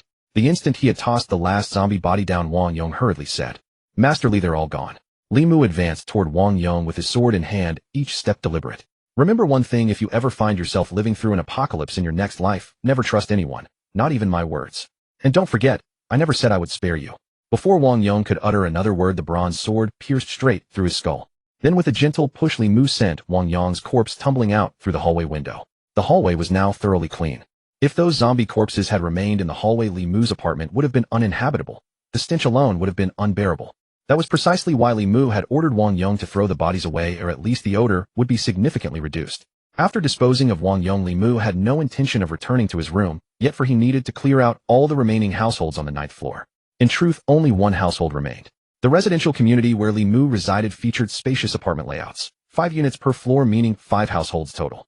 Including Li Mu and Zhang Yao's unit, the one cleared previously, and Wang Yong's household from today, there was only the last one left. Li Mu walked to the door of the final unit and tried to recall who lived inside. If my memory serves correctly, a man lives there. A fitness enthusiast whose massive muscle mass left quite an impression on me.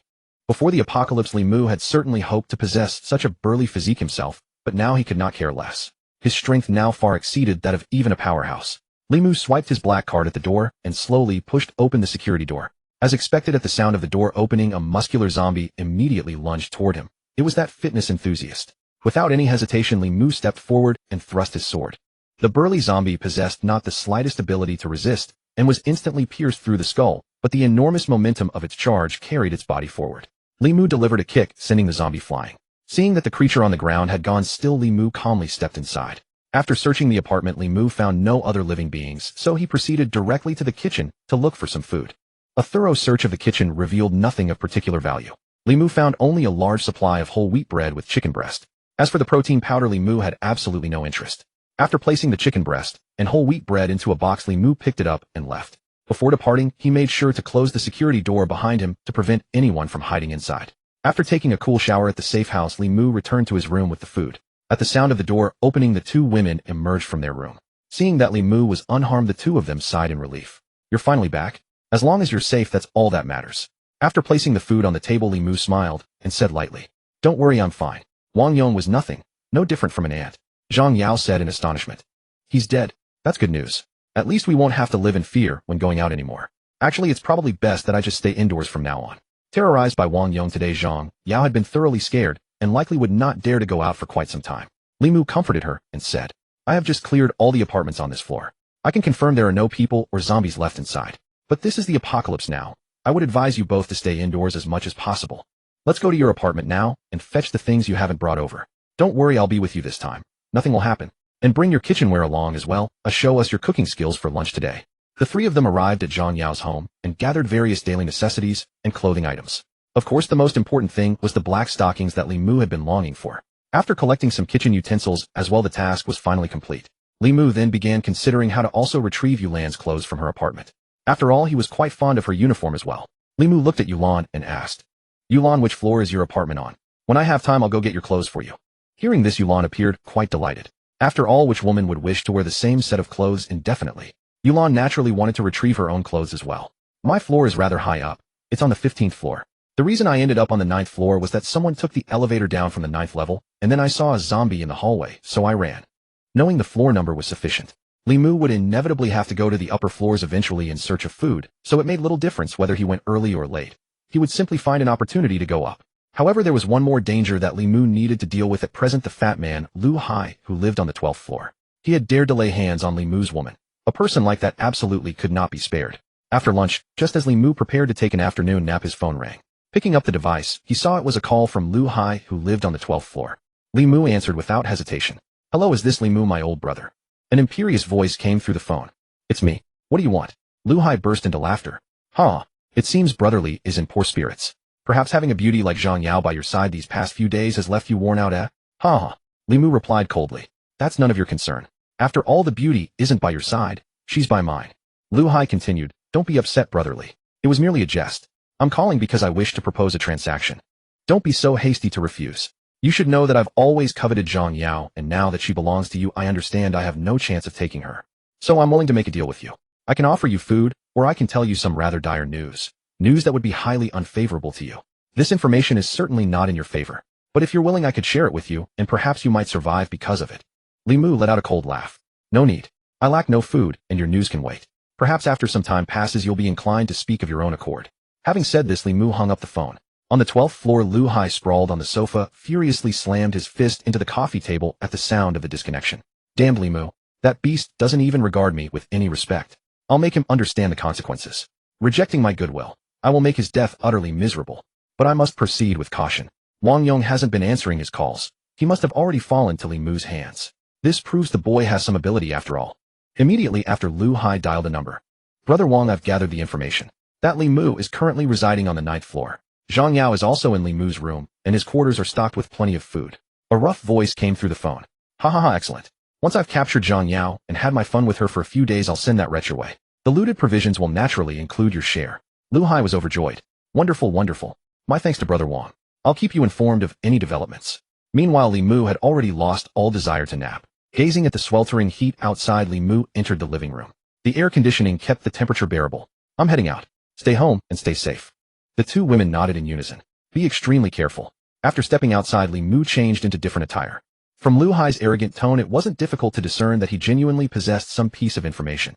Otherwise, he wouldn't dare speak so boldly. Of course, this also piqued Li Mu's curiosity. He was rather eager to learn what it was.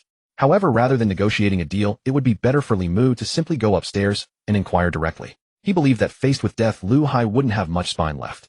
This time, Li Mu chose to climb the stairs instead of taking the elevator. After all, there were only a few floors. It was nothing for him now. Ascending to the 12th floor, Li Mu gripped his bronze sword, constantly alert and observing his surroundings. Scanning the corridor, Li Mu noticed there wasn't a single zombie in sight, nor any apartment doors left open. It appeared to be safe. Before the apocalypse, Li Mu had visited Lu Hai's home as a guest, so he knew exactly which unit was his. Approaching Lu Hai's door, Li Mu swiped his black card and opened it directly. The moment the security door swung open, the fried chicken leg in Lu Hai's hand slipped and fell to the floor. Upon entering, Li Mu saw Lu Hai lying on the sofa. He closed the door behind him and couldn't help waving his hand through the air. The stench was utterly unbearable. Seeing Li Mu enter, Lu Hai stared at him in utter disbelief, his entire body trembling involuntarily. Why you Li Mu? How did you get in here? Why did you come? Li Mu walked into the living room and stood before Lu Hai. Turning his face aside, Li Mu spotted a woman covered in wounds lying on the floor, Lu Hai's domestic helper. At this moment, the maid had been tortured by Lu Hai beyond recognition. Every inch of her body was ravaged, entirely naked and barely clinging to life. As expected, the apocalypse releases the evil within the human heart. The maid had become a tool for Lu Hai to vent his depraved desires, truly wretched. Li Mu shook his head and approached the maid. You cannot be saved. Let me grant you release. The maid glanced at Li Mu, her eyes filled with gratitude. With one stroke of the sword, the maid's life finally ended. In truth, Li Mu's purpose was also to make a demonstration for Lu Hai, to show him that Li Mu felt no hesitation whatsoever in taking a life. Immediately after, Li Mu turned his gaze toward Lu Hai, who sat paralyzed on the sofa. Didn't you have information to trade? Let's make a deal. Tell me what you know, and I'll grant you a swift death. Of course, if you prefer to play the tough one, I don't mind tormenting you slowly until you're willing to speak. The choice is yours. Suddenly, Li Mu caught a whiff of feces and urine. He saw that Lu Hai's lower body had already become soaked. Though Lu Hai was wicked and no good person, it was his first time witnessing someone killed. And such a swift, decisive execution. How could he not be terrified? For Lu Hai could imagine that when Li Mu thrust the sword into his body, there would be no mercy. You wet yourself so easily. It seems you're no tough guy after all. Now are you going to talk or not? Lu Hai nodded repeatedly, his voice trembling as he spoke. I'll talk. It's that gangster on the 6th floor, Wang Biao. He's the one who asked me about Zhang Yao's information.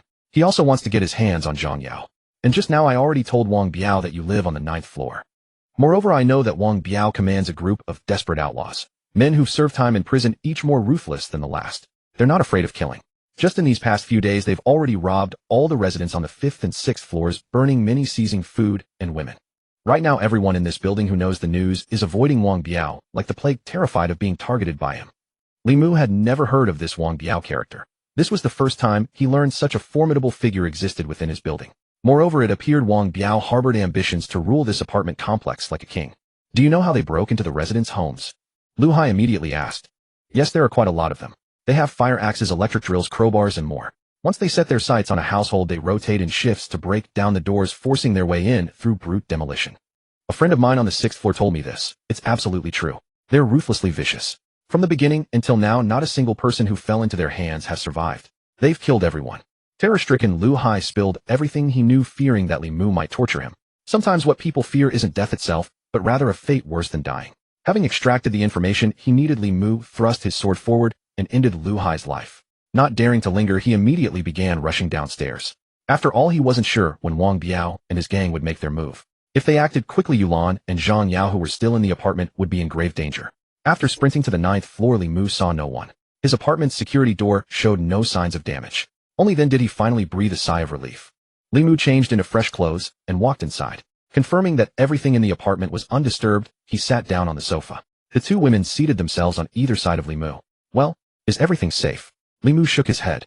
There was no immediate danger just now, but trouble is likely coming very soon. He told them about Wang Biao. Clearly both women were panicking at the news. This is indeed serious trouble. If they forcefully break down our door, we'll be in considerable danger. What's worse, they already know our apartment number, Yulan analyzed. If they don't come during the day, then they'll most likely strike at night. They have numbers on their side. It would be extremely dangerous for you to confront them head-on, Zhang Yao continued. The best solution is to move. If we relocate, Wang Biao's group only knows we live here.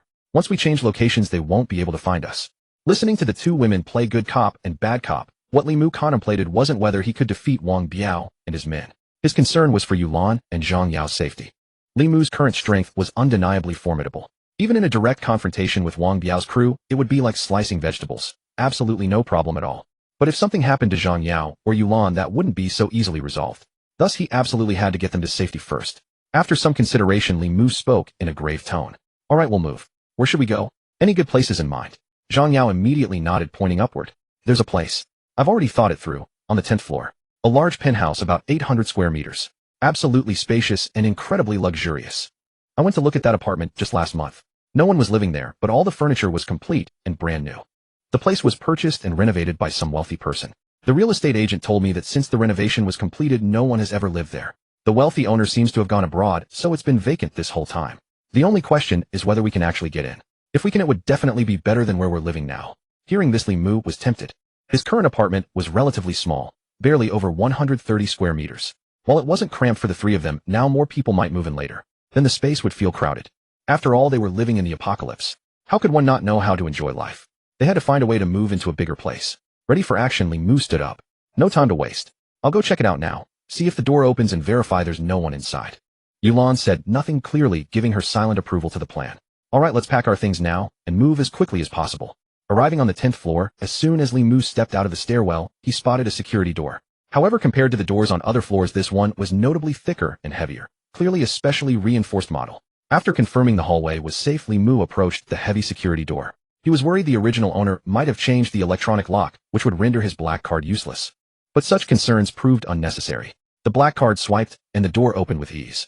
Li Mu drew his bronze sword and stepped inside. Indeed, a large penthouse felt entirely different. The space was vast, yet the natural lighting was excellent. The decor was extraordinarily luxurious. After a cursory glance, Li Mu discovered there were 2 large living rooms and a dining table that could comfortably seat 10 people. The 2 living rooms had distinctly different styles. One was Chinese traditional style, coffee table chairs, everything made of solid wood, appearing antique and elegant. On the table sat a complete tea set. The other living room featured ordinary leather sofas, a large carpet, and an enormous flat-screen television. The dining table was also a long one crafted from wood along with matching chairs. Li Mu closed the security door. On the entryway cabinet, he found a whole ring of keys, presumably for each individual room. He stored the keys in his storage space and began inspecting the rooms. After his inspection, the penthouse's luxurious decor was indeed impressive. 1 master bedroom, 6 guest rooms. The master bedroom had a massive bed, at least large enough for 3 people to sleep together comfortably. Seeing this large bed, Li Mu smiled. Wasn't this practically made for him?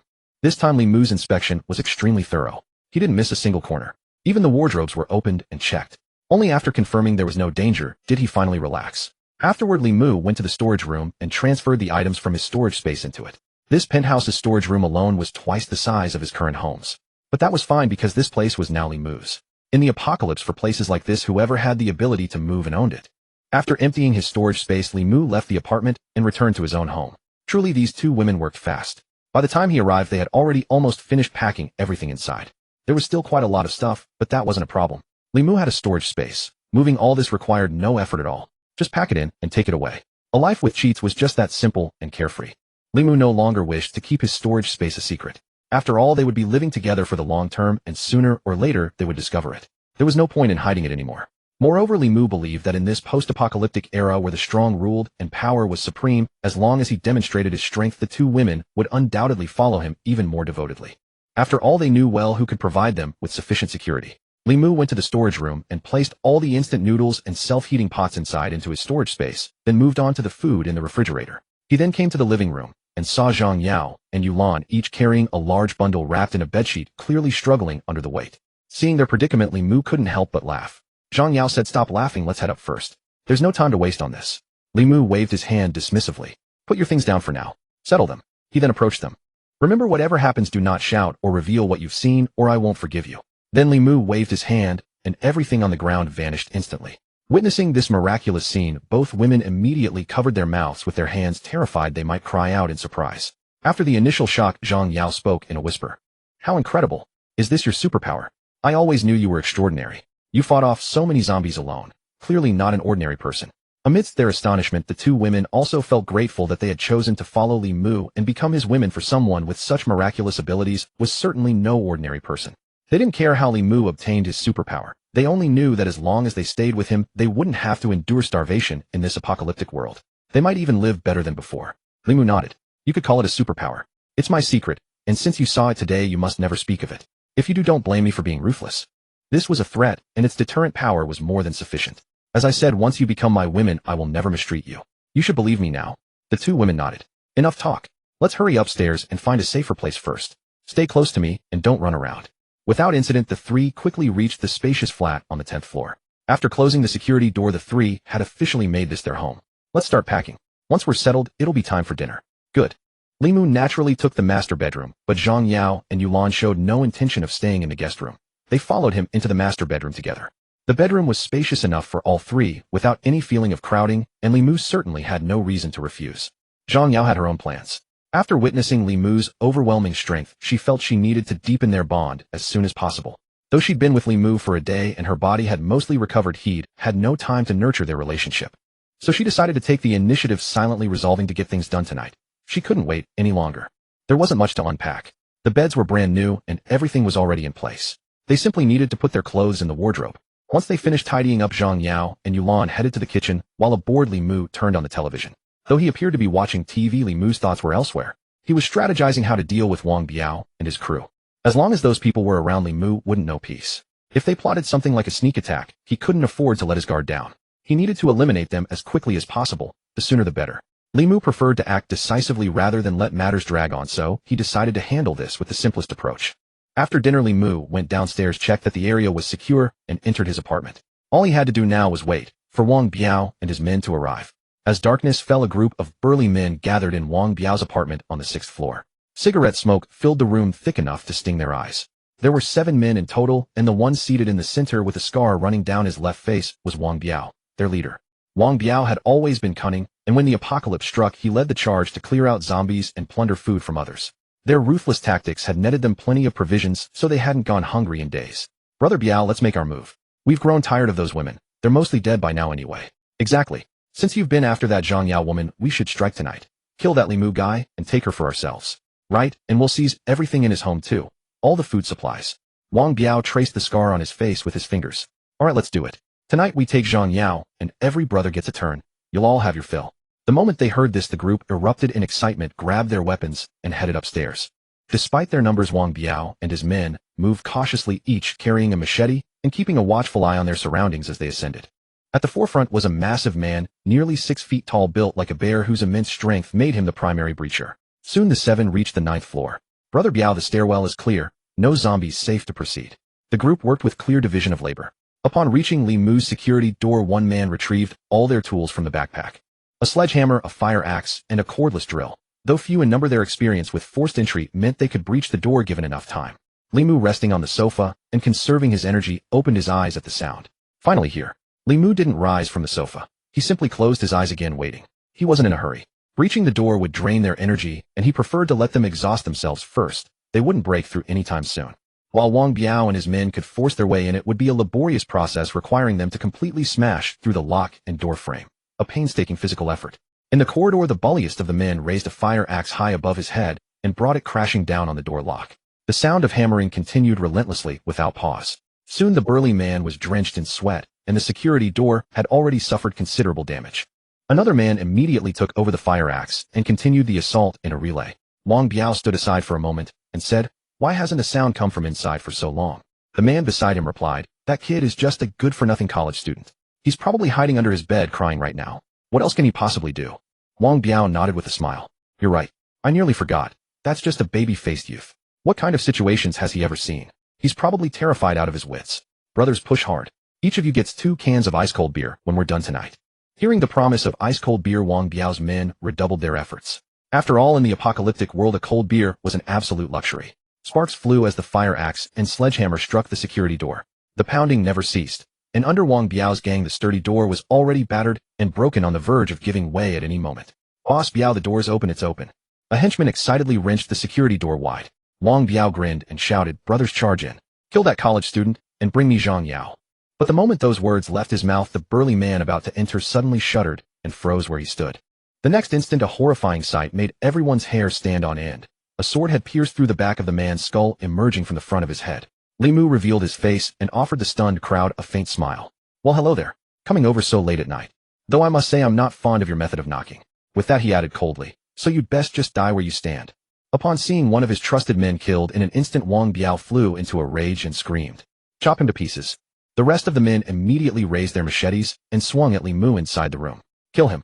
Li Mu remained completely unfazed. He shoved the security door outward and kicked the dead man's bloated belly with tremendous force, sending his massive body flying like a projectile and knocking down a pile of men. Li Mu stepped through the doorway. One of the men on the side saw an opening and immediately brought his machete down toward Li Mu. But Li Mu's speed and reflexes had long surpassed ordinary human limits. Such an attack was utterly useless. In a flash, Li Mu reached out and seized the man's wrist, holding the machete while his bronze sword effortlessly pierced straight into his chest. Without breaking stride, after killing one man, Li Mu withdrew his bronze sword and instantly swung it toward the head of the next attacker. This single strike split the machete in two and continued mercilessly, cleanly severing Wang Biao's henchman's head. Witnessing Li Mu's lethal efficiency, Wang Biao felt his blood run cold. Terrifying. This bastard isn't even human. God damn it, we were played by that scum Lu Hai. He never told us Li Mu was this formidable. Run now, we can't fight him. Li Mu heard everything clearly, so of course, he wouldn't let them escape. The only exit was the stairwell, so he simply needed to block that. Wang Biao turned and bolted. After watching two of his men killed in succession, he knew none of them stood a chance against Li Mu, so escape was his only option. Wang Biao took enormous strides, his eyes locked onto the stairwell, not more than 10 meters away, a distance that somehow felt endlessly far. Suddenly he felt his footing go light. Looking down instinctively, he discovered one of his lower legs had been completely severed from his body. With one leg gone, Wang Biao lost his balance and face-planted violently into the floor. Li Mu stood before him and glanced at several scattered teeth on the ground. "Stop thinking about running. Since you came looking for me, do you really think I'll let any of you leave alive? You all die here today." Li Mu was incredibly fast, moving like a phantom. In a single bound, he closed the distance to Wang Biao and casually sliced off another leg. Wang Biao's agonized screams echoed through the entire corridor. "Ah, fuck. My leg. My leg. You monster." Li Mu didn't spare Wang Biao another glance. He stepped over his body and turned toward the remaining henchmen. Once he saw Li Mu move away, Wang Biao stopped screaming and desperately crawled toward the stairwell. Even now, his only thought was escape. But the moment he reached the stairwell, Li Mu's foot pressed down on his back, pinning him with crushing force. Wang Biao had hoped his men would buy him some time to flee, but clearly they hadn't lasted long at all. Lying crushed beneath Li Mu's foot, Wang Biao slowly closed his eyes. "Looks like I've run into my match this time. Who would have thought a college student could be so ruthless, slaughtering so many without a second thought? If I meet my end at your hands, I accept my fate." As a street boss, Wang Biao understood the code. When you live by the sword, you eventually die by it. He knew he was going to die today, so he made no plea for mercy. Li Mu lifted his foot. "We're in the apocalypse now. If I showed mercy, I'd be the one dead. Fortunately, I'm far stronger than you could have imagined." Wang Biao rolled onto his back on the floor. "You're right. In this world, only the ruthless survive, and you certainly are ruthless enough. Even though I'm dying by your hand, there's something I want to tell you. Be careful of the people in the building across the way. They're the real monsters. There are at least 30 of them in that building, almost all of them burly construction workers. They've nearly plundered that building completely. Don't think this doesn't concern you. After they finish that building, your place will be next. Make sure you don't end up dead in their hands." This news indeed surprised Li Mu. 30 people was no small number, especially all rugged construction workers, far more dangerous than ordinary folk. Most crucially, they had already been raiding the neighboring building, meaning once that building fell, Li Mu's would be next. This posed a direct threat to his safety.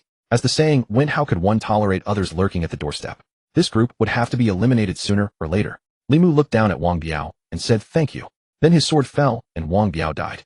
After taking a cold shower, Li Mu returned to the 10th floor. The moment he stepped through the door, two women rushed over, one to help him change his shoes, the other to bring him water. Li Mu's current treatment was no less than that of an emperor. After he lay down on the sofa, the two women obediently began massaging him.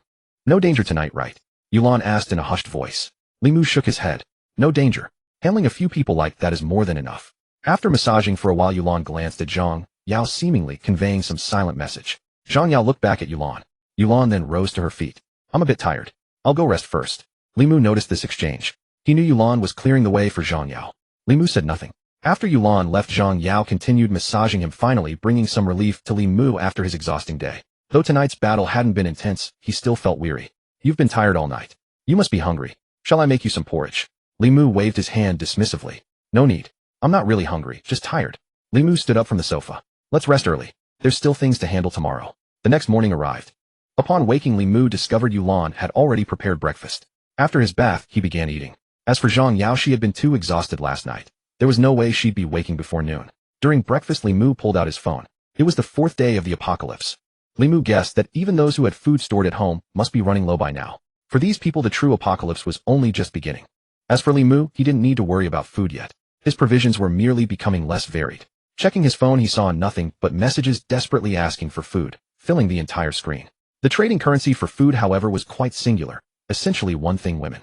Begging for food. Is there any kind sir with provisions who could spare some for this poor girl? Feed me, and I'll do anything you ask. Does anyone still have food? If you're willing to trade, I still have a young wife. Damn man, you're absolutely shameless, selling your own wife for food. Impressive. What choice do I have? Money's worthless now. If trading her can keep me alive, then what's a wife worth? Respect. Admiration. Buddy, with all that talk, do you actually need this? Let me think about it. My food supplies aren't exactly abundant either. I'll give you a deal, just half a pack of instant noodles. Yulan also leaned over to look at the phone. It seems people really are running out of food. Why don't you, Mr. Big Philanthropist, show some mercy and rescue a few more starving beauties? She said this with a mischievous grin directed at Li Mu. Li Mu smiled wickedly in return. At a time like this, a true philanthropist should indeed step forward. Though I must admit I'm quite particular. My goodwill won't appear for just anyone who isn't a beauty. The two continued scrolling through the phone. Gents with food in the group, any of you looking for an accessory? I'm a female streamer. Face verified, low maintenance, just need enough to survive. After sending the message, she didn't forget to post several photos of herself in the group, wearing a maid outfit. Upon seeing the photos, the group instantly exploded with excitement. Because the female streamer really was quite attractive, sweet, and pure. She really does have the looks. No surprise for a streamer. She does have some capital to work with. The speaker was Yulan examining the photo. The group chat was thoroughly ignited. Damn, this one's worth it. I'm in. Pretty good, exactly my type. I could only enjoy this kind of treatment in the apocalypse. If this were before, we wouldn't even stand a chance. We have to get this one. But after these people excitedly chatted for quite a while, the streamer suddenly went silent. Yulan asked in confusion. So many people responded. Why did the streamer suddenly stop talking? Li Mu gazed at his phone. She's fishing. And she's fishing for the big catch. Someone like me. My guess is she still has some food left, just not much, and running out soon. So she has to find a man who can sustain her as quickly as possible. But she doesn't want to sell herself casually because she looks down on those men who only have a little food. They can't guarantee she won't go hungry again. So she posted this message to get others' attention, especially those with plenty of food, making them notice her. Then maybe someone will contact her and she can do the selecting. Using her body to exchange for food, that's her last resort. She'll never do that unless there's truly no other choice, because she knows her own worth. So her ultimate goal is to find someone like me, a big shot with abundant food, not some ordinary person who barely has enough for themselves. Yulan blinked her large eyes. Is that so? She just sent a message. How do you know all this? Li Mu smiled faintly. I'm guessing. But you need to consider her profession. She's a streamer. Of course she likes clinging to top patrons. After all, having a big patron's backing is infinitely better than a bunch of ordinary people. Yulan still seemed puzzled. Could it really be like that? You're saying this streamer will eventually come looking for you, but how would she even know how to find you? Li Mu smiled faintly. Why don't we just test it? Now comes the moment to display my strength. As long as I show my capabilities, this streamer will definitely seek me out on her own. Then everything will fall into place. After all, in times like these, whoever has food is the king. Let's sit back and enjoy the show. Li Mu picked up his phone and posted a message in the homeowners group chat. I'm looking for someone to help me clean up a pile of corpses on the 9th floor. Anyone interested? However, it was clear that everyone in the group chat regarded Li Mu as a fool. Who is this guy? Has he starved himself stupid? At a time like this, he's still bossing people around. Exactly. People are on the verge of starvation, and he's still worrying about corpses. Don't bother talking to a retard like that. I'm afraid I'll catch his stupidity. I'm about to starve to death and this kid's just messing around for fun. Li Mu paid no mind to their remarks and continued posting in the chat. Of course there's payment involved. Whoever helps me clear those corpses on the 9th floor will get a bag of instant noodles as compensation paid upon completion. Then Li Mu took a photo of the instant noodles and shared it in the group. Immediately, the entire homeowners group erupted into an uproar, with many people questioning whether Li Mu was being serious or not. Holy shit, is this for real? You mean I can trade a few corpses for a pack of instant noodles? This has to be a joke, right? At a time like this, who would still have instant noodles to offer? That's life-saving food. Yeah, he could be a con artist trying to lure us up there to clean corpses for him. As expected, some members of the group who were unwilling to do the task themselves, and didn't want others to either, started sowing discord. If Li Mu truly intended to hand over a bag of instant noodles, the envy would be unbearable. Following the principle that if they couldn't have it, nobody else should either, they began smearing Li Mu's reputation. Don't trust him. I know this guy. He's just a broke college student. What kind of food supply could a student possibly stockpile at home? Exactly, I've never heard of a college student hoarding instant noodles at home. Even if he did have some after all these days, it should be long gone. You guys really need to be careful not to get scammed. What if he's luring you to the 9th floor only to ambush and kill you? Think about it logically. This is too absurd. How precious instant noodles have become now. They're literally life-saving items. How could someone hand them over just for moving a few corpses? You're right, I feel the same way. The apocalypse is here now. Can you really expect any decent people to exist?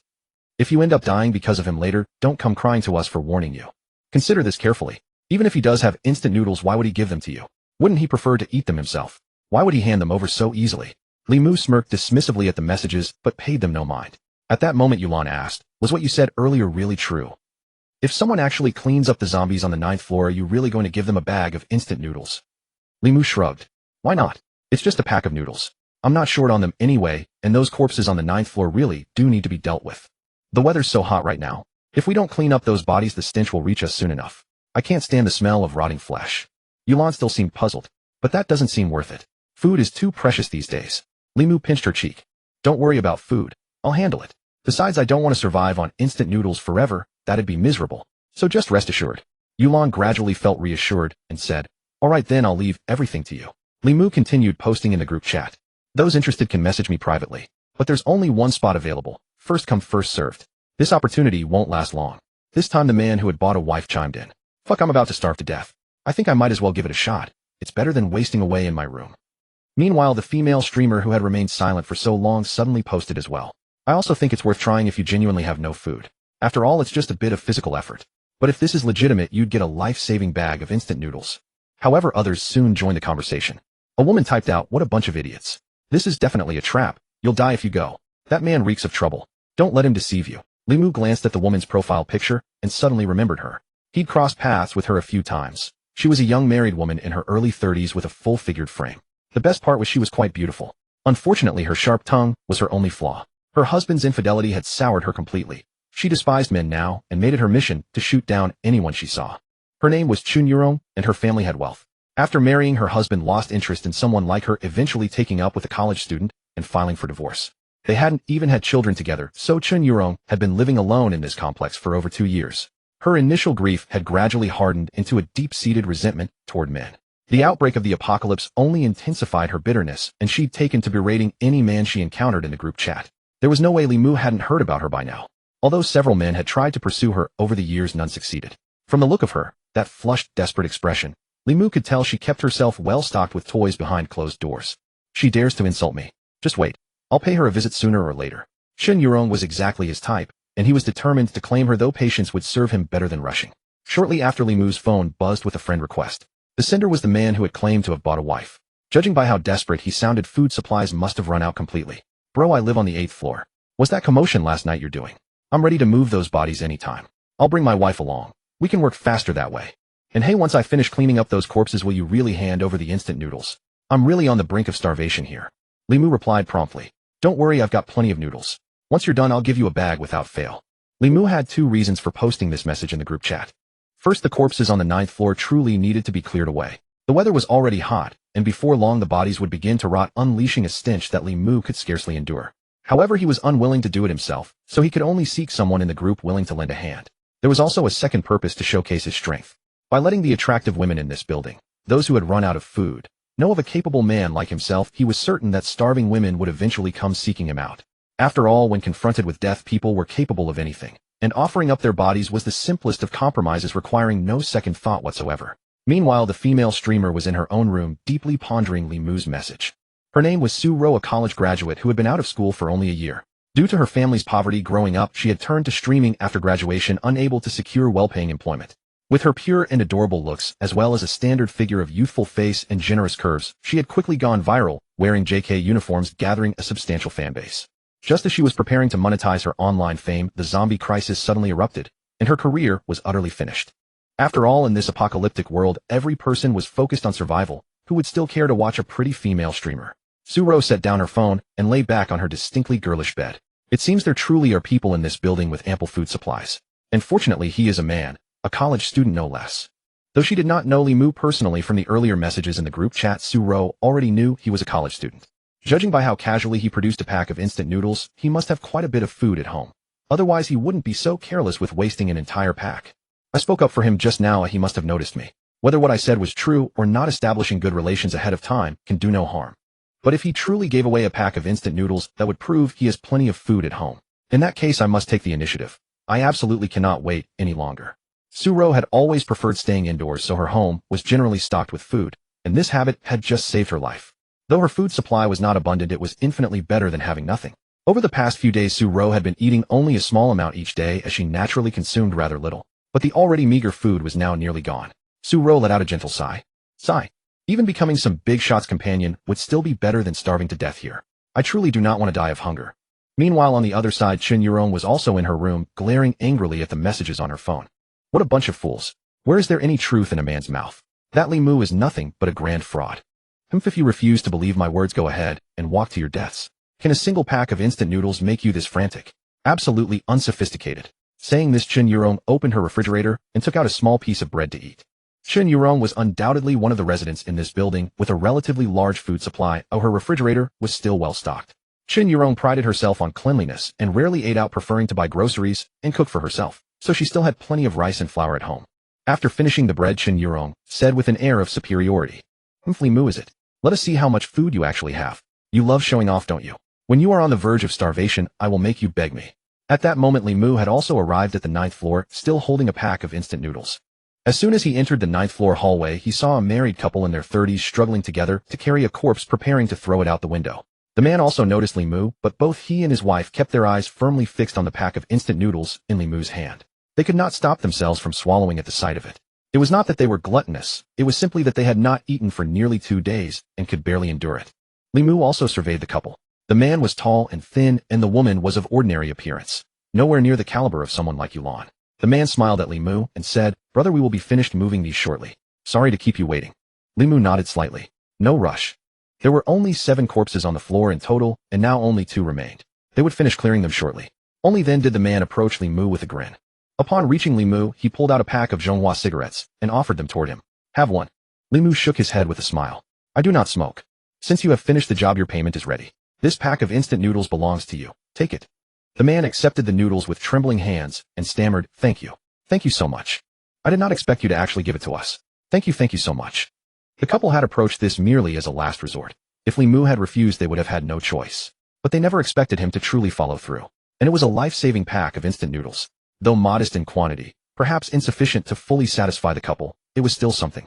At the very least, it would allow them to survive a little longer, sparing them from starving to death immediately.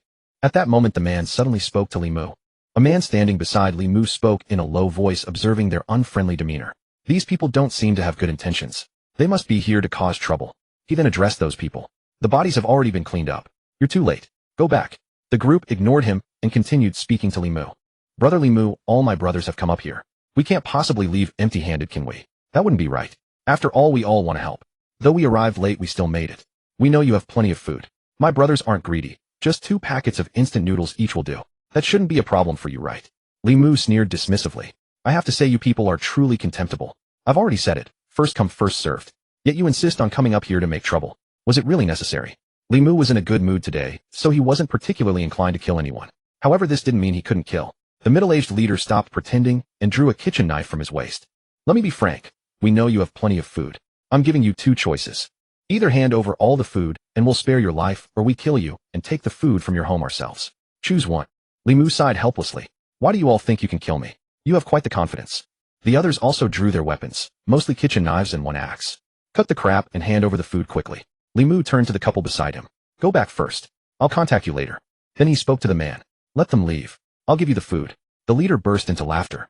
Haha, smart of you to come to your senses. Let those 2 go? They'll die of starvation eventually anyway. The couple glanced gratefully at Li Mu before hurrying down the stairwell. After they left, the group began closing in on Li Mu. Take out the food. Don't make us do it ourselves, or you'll regret it. Li Mu rotated his neck. Fortunately, you're not zombies, or I'd have to change my clothes. Blood from humans, though. A quick wash will fix that. Those people didn't yet understand what Li Mu meant, but they would in the next moment. Li Mu stepped forward swiftly, arm extending as a long sword materialized, piercing through the middle-aged man's throat. Blood sprayed forth instantly. You truly deserve death. You've ruined my mood. Half a minute later, Li Mu shook the blood off his bronze sword and walked into a room preparing to take a bath. After bathing, Li Mu called the couple again. Come back up. Clean up the bodies again. I'll still give you 1 packet of instant noodles. There was a pause on the other end of the phone, then they immediately responded. Okay, we're coming up right away. When they arrived upstairs, Li Mu stood there, as before, though he'd changed clothes, a packet of instant noodles in his hand. Seeing the bodies on the ground, the couple's legs began to tremble. How did they die so quickly? Li Mu stood there speaking coldly. Start moving the bodies. The couple knew better than to ask unnecessary questions, and immediately began clearing the corpses. After finishing, the couple was covered in blood, which smelled rather foul. Li Mu handed over the instant noodles. Could you clean up the bloodstains on the floor too? The man nodded. Sure, no problem. Li Mu passed the instant noodles to the man and casually took a photo. I still don't know your name.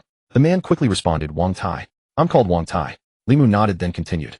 One more request. After you go back, spread word about this in the residential community group. Let them all know I'm a man of my word. Also, if you're smart enough, go search the homes of these dead people. That should sustain you for a while, at least enough that you won't have to buy a wife. Wang Tai was somewhat embarrassed, profusely thanking him. Thank you. I understand. Li Mu returned upstairs and sat down on the sofa. Pulling Yulan into his arms, he took out his phone and sent the photo he just took to the group. There's a smell of blood. Did something happen? Did you run into trouble? Yulan asked with concern. Just some trash, trying to get something for nothing. Already taken care of. Now it's time for some face slapping. Let those sour grapes eaters see for themselves. After posting the photo, Li Mu spoke in the group. I told you a packet or two of instant noodles is nothing to me. I keep my word. After saying this, he tossed aside his phone and lay in Yulan's embrace. It was time to claim his reward. He hadn't claimed last night's reward yet. Li Mu spoke in his mind. System claim reward. Now distributing reward for the host. Congratulations to the host for obtaining the killer's garment. It has exceptionally high defensive power and comes with special attributes. No blood will ever splash onto the host, solving the host troubles. Congratulations to the host. Storage space has doubled. Li Mu examined the killer's garment. It was a full-body tactical jacket, and it looked quite decent. Most importantly, it truly solved his troubles. After every battle, Li Mu would certainly need to bathe, because his entire body was covered in blood. But from now on, he wouldn't have to worry about that anymore. This killer's garment also had defensive capabilities. It was absolutely a divine artifact. Li Mu no longer had to fear being bitten by zombies either. He glanced at the storage space again. It had grown considerably. Now when he went out to scavenge supplies, he could bring back much more. Li Mu checked his attribute panel. Host Li Mu. Strength 5. Constitution 5. Speed 6. Items Red Yang Yin Yang Art Bronze Sword Killer's Garment. All attributes had increased by 2 points. Not bad at all. Li Mu wasn't in a hurry. There was plenty of time ahead, and there would be many opportunities to cultivate in the future. He'd take it slow. After claiming the reward, Li Mu opened his eyes. By this time, Zhang Yao had also woken up, though she still looked exhausted. As Zhang Yao was eating, Li Mu said to Yulan, since there's nothing much happening right now, why don't I accompany you to your room to get some clothes? We can also bring down some of your daily necessities, make things more convenient for you. After all, you can't keep wearing the same outfit forever. Since experiencing the allure of uniforms, Li Mu had become quite fond of this sensation. Now he desperately wanted to see how beautiful Yulan would look in uniform attire. After helping Yulan hang up the laundry, Li Mu picked up his phone once more and glanced through the messages in the neighborhood group chat. This time the mood in the group had shifted considerably, for Li Mu had genuinely handed over a bag of instant noodles, a fact that had caught everyone off guard. Holy crap, he actually followed through. Is this for real? Dishing out a whole bag of instant noodles like it's nothing. That's generous. I should have gone instead. Too late now? You turned him down when he offered, and now you're just talking. I still don't buy it. Maybe he's just putting on a show. Just then Wang Tai posted a photo in the group chat and tagged Li Mu. Thanks, brother. I didn't expect you to actually deliver. I've already got the noodles in hand. No way he really gave them away. Good heavens. Damn it, I feel like I just missed out on a fortune. This bro is genuinely generous. He actually handed them over. Looks like he's got quite the food stash, which is why he's being so open-handed. Do you even need to ask? He probably doesn't give a second thought to a single bag of instant noodles. If he says he'll give it, he gives it. Wang Tai had effectively shut down those who had previously accused Li Mu of lying. Once word spread that Li Mu was a well-stocked supplier, the group members began pleading with him for aid. Big shot, please can you spare me some food? I'm starving to death. Big shot, with all that food you must have, surely one more person won't make a difference. I eat very little. Just a sausage a day is enough. As long as you give me food, I'll sleep with you every night. Even though I'm a man, I'm willing to offer myself too. Scanning through the messages, Li Mu tossed his phone aside. Noticing it was nearly noon, Zhang Yao rose to her feet. I'll go prepare lunch. Today she wore a pair of black sheer tights, which paired beautifully with her long legs, making her quite alluring. Although she had torn one pair the previous night, Zhang Yao had plenty of stockings, both black and white. Li Mu accompanied her into the kitchen. He needed to check how much food remained. If supplies were running low, it was time to begin planning another scavenging trip. While others were counting every bite, barely daring to eat more than a small portion each day, Li Mu's group had already returned to a normal rhythm, enjoying 3 full meals without a worry. Under such circumstances, food was naturally being consumed at an alarming rate. Opening the refrigerator, they found the supplies were indeed dwindling. If the 3 of them continued eating from it, it would likely only last another 3 to 5 days. Li Mu had grown tired of instant noodles and self-heating meals. If they could manage a proper rice-based dish, that would be far preferable. We should prepare to go out and gather more food soon. The residential compound contained a large supermarket stocked with a wide variety of goods, including fresh fruits and vegetables, making it Li Mu's top priority for a supply run. Li Mu swept some fruit into the refrigerator. Make sure to eat more fruit over the next couple of days. We still have quite a bit left. Zhang Yao nodded. All right, you go rest. Leave the cooking to us. Returning to the sofa, Li Mu picked up his phone and checked it. The female streamer had indeed sent a message.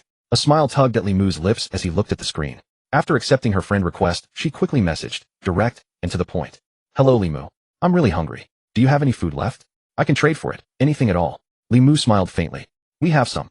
Are you certain you mean anything? Then send over 2 unfiltered photos first so I can see what you actually look like. Li Mu was wary of those who relied heavily on beauty filters. It would be tedious if the person looked completely different in person. Judging by the photos she had sent previously, this female streamer's appearance shouldn't be too shabby. Su-ro replied quickly. Alright, just a moment. I'll take them now. Soon 2 photos arrived. Clearly untouched by beauty filters, Su-ro's face was nonetheless undeniably sweet and charming, genuinely pretty. Li Mu was quite satisfied. Good. If you're willing, you can come over. I'm on the 10th floor. Which floor are you on? Do you need me to come down and fetch you? Several floors still harbored zombies, and Li Mu worried the streamer might be ambushed the moment she stepped outside. That would be a pity. Su-ro messaged back. No need. I'm on the 11th floor. The stairwell is clear of zombies. I'll be down shortly. Li Mu replied. Perfect. We'll be ready in time for lunch. Li Mu then went to the kitchen and spoke to Zhang Yao and Yulan inside. Set an extra place at the table. We're having a guest. You'll gain another sister soon. The two were not particularly surprised, having already been informed about the female streamer. Zhang Yao, however, felt a wave of relief wash over her. Good, bring her along. With one more person, I can rest for a day. You're simply too demanding. I can hardly keep up. I'm genuinely afraid I'll exhaust myself in bed. Having one more person would at least give me a chance to recover. They certainly had no objection to welcoming another woman into the household. After all, within this home, Li Mu held absolute authority, and they had no grounds to question his decisions. Not long after the doorbell rang, Yulan volunteered immediately. I'll go answer the door. After confirming it was indeed the streamer, Yulan slowly opened the security door and addressed Su-ro standing outside. Please come in. Surprised to see Yulan, Su-ro hesitated for a moment before stepping inside nervously. Once inside, she politely thanked Yulan. Thank you. Turning her head, she spotted Li Mu standing not far away. Su-ro remained visibly uneasy. This was her first time meeting Li Mu in person, and she had no idea what kind of man he truly was. But there was no escaping reality. If she wanted to survive, she would have to pay a price. Li Mu also took in Su-ro's appearance. At first glance, his impression was indeed impressive. She looked even more striking than in her photos. Yulan broke the awkward silence, speaking gently. Don't be afraid. Go ahead and change into some slippers first. Su-ro carried a white backpack that was still bulging with contents. Hearing Yulan's words, she immediately kicked off her leather shoes and slipped into the slippers. Perhaps hoping to catch Li Mu's attention, Su-ro had dressed up carefully for the occasion, wearing a sleek black JK uniform. Though Yulan was kind, Su-ro's nerves remained on edge. It was only natural. With a racing heart, Su-ro slowly made her way toward Li Mu. Just then Zhang Yao called from the kitchen. Yulan, could you give me a hand? It's time to eat. Yulan brought Su-ro over to Li Mu, saying with a smile. You two chat first, I'll go help out. After Yulan left, Su-ro grew even more nervous, not knowing what to say as she gazed at Li Mu. It was Li Mu who finally broke the awkward silence. Go ahead and take a seat, he said. What's your name? Li Mu found the situation rather strange, akin to an arranged marriage where they had never met, didn't even know each other's names, yet were about to share a bedroom. But it was merely a fleeting curiosity. In the apocalypse, cannibalism was commonplace, so arrangements like this hardly seemed unusual. My name is Su-ro, she replied. I'm 23 years old. Li Mu nodded and glanced at her bulging backpack. What's in here? Your daily necessities. Su-ro quickly retrieved the backpack, placed it on her lap, and unzipped it to reveal its contents. These are all my food supplies, everything I have. I'm not coming empty-handed, and I can do anything. She added quietly as an afterthought. As long as there's food, sleeping with you is certainly acceptable. She knew exactly why she had come, to become Li Mu's woman. But this was her way of establishing her stance. Li Mu inspected the food in the backpack, mostly bread along with some fruits and instant meals, confirming that this was indeed Su-ro's entire worldly possession. Su-ro pushed the backpack toward Li Mu. Please take it all. Li Mu pushed it back and said, no need. Keep it for yourself as snacks. I don't exactly need these provisions. Hearing those words, Su-ro was even more convinced that Li Mu's home was well stocked with food. She had made the right bet. She had come to the right place. Upon closer inspection, Su-ro was the type of girl who radiated innocence and purity, somewhat naive and sweet. Moreover, Su-ro was quite attractive, and combined with her pure demeanor, she gave off an entirely different vibe from Zhang Yao's mature, commanding presence. You'll be living here long-term now, Li Mu said. Unless there's a pressing matter, there's no need to return home.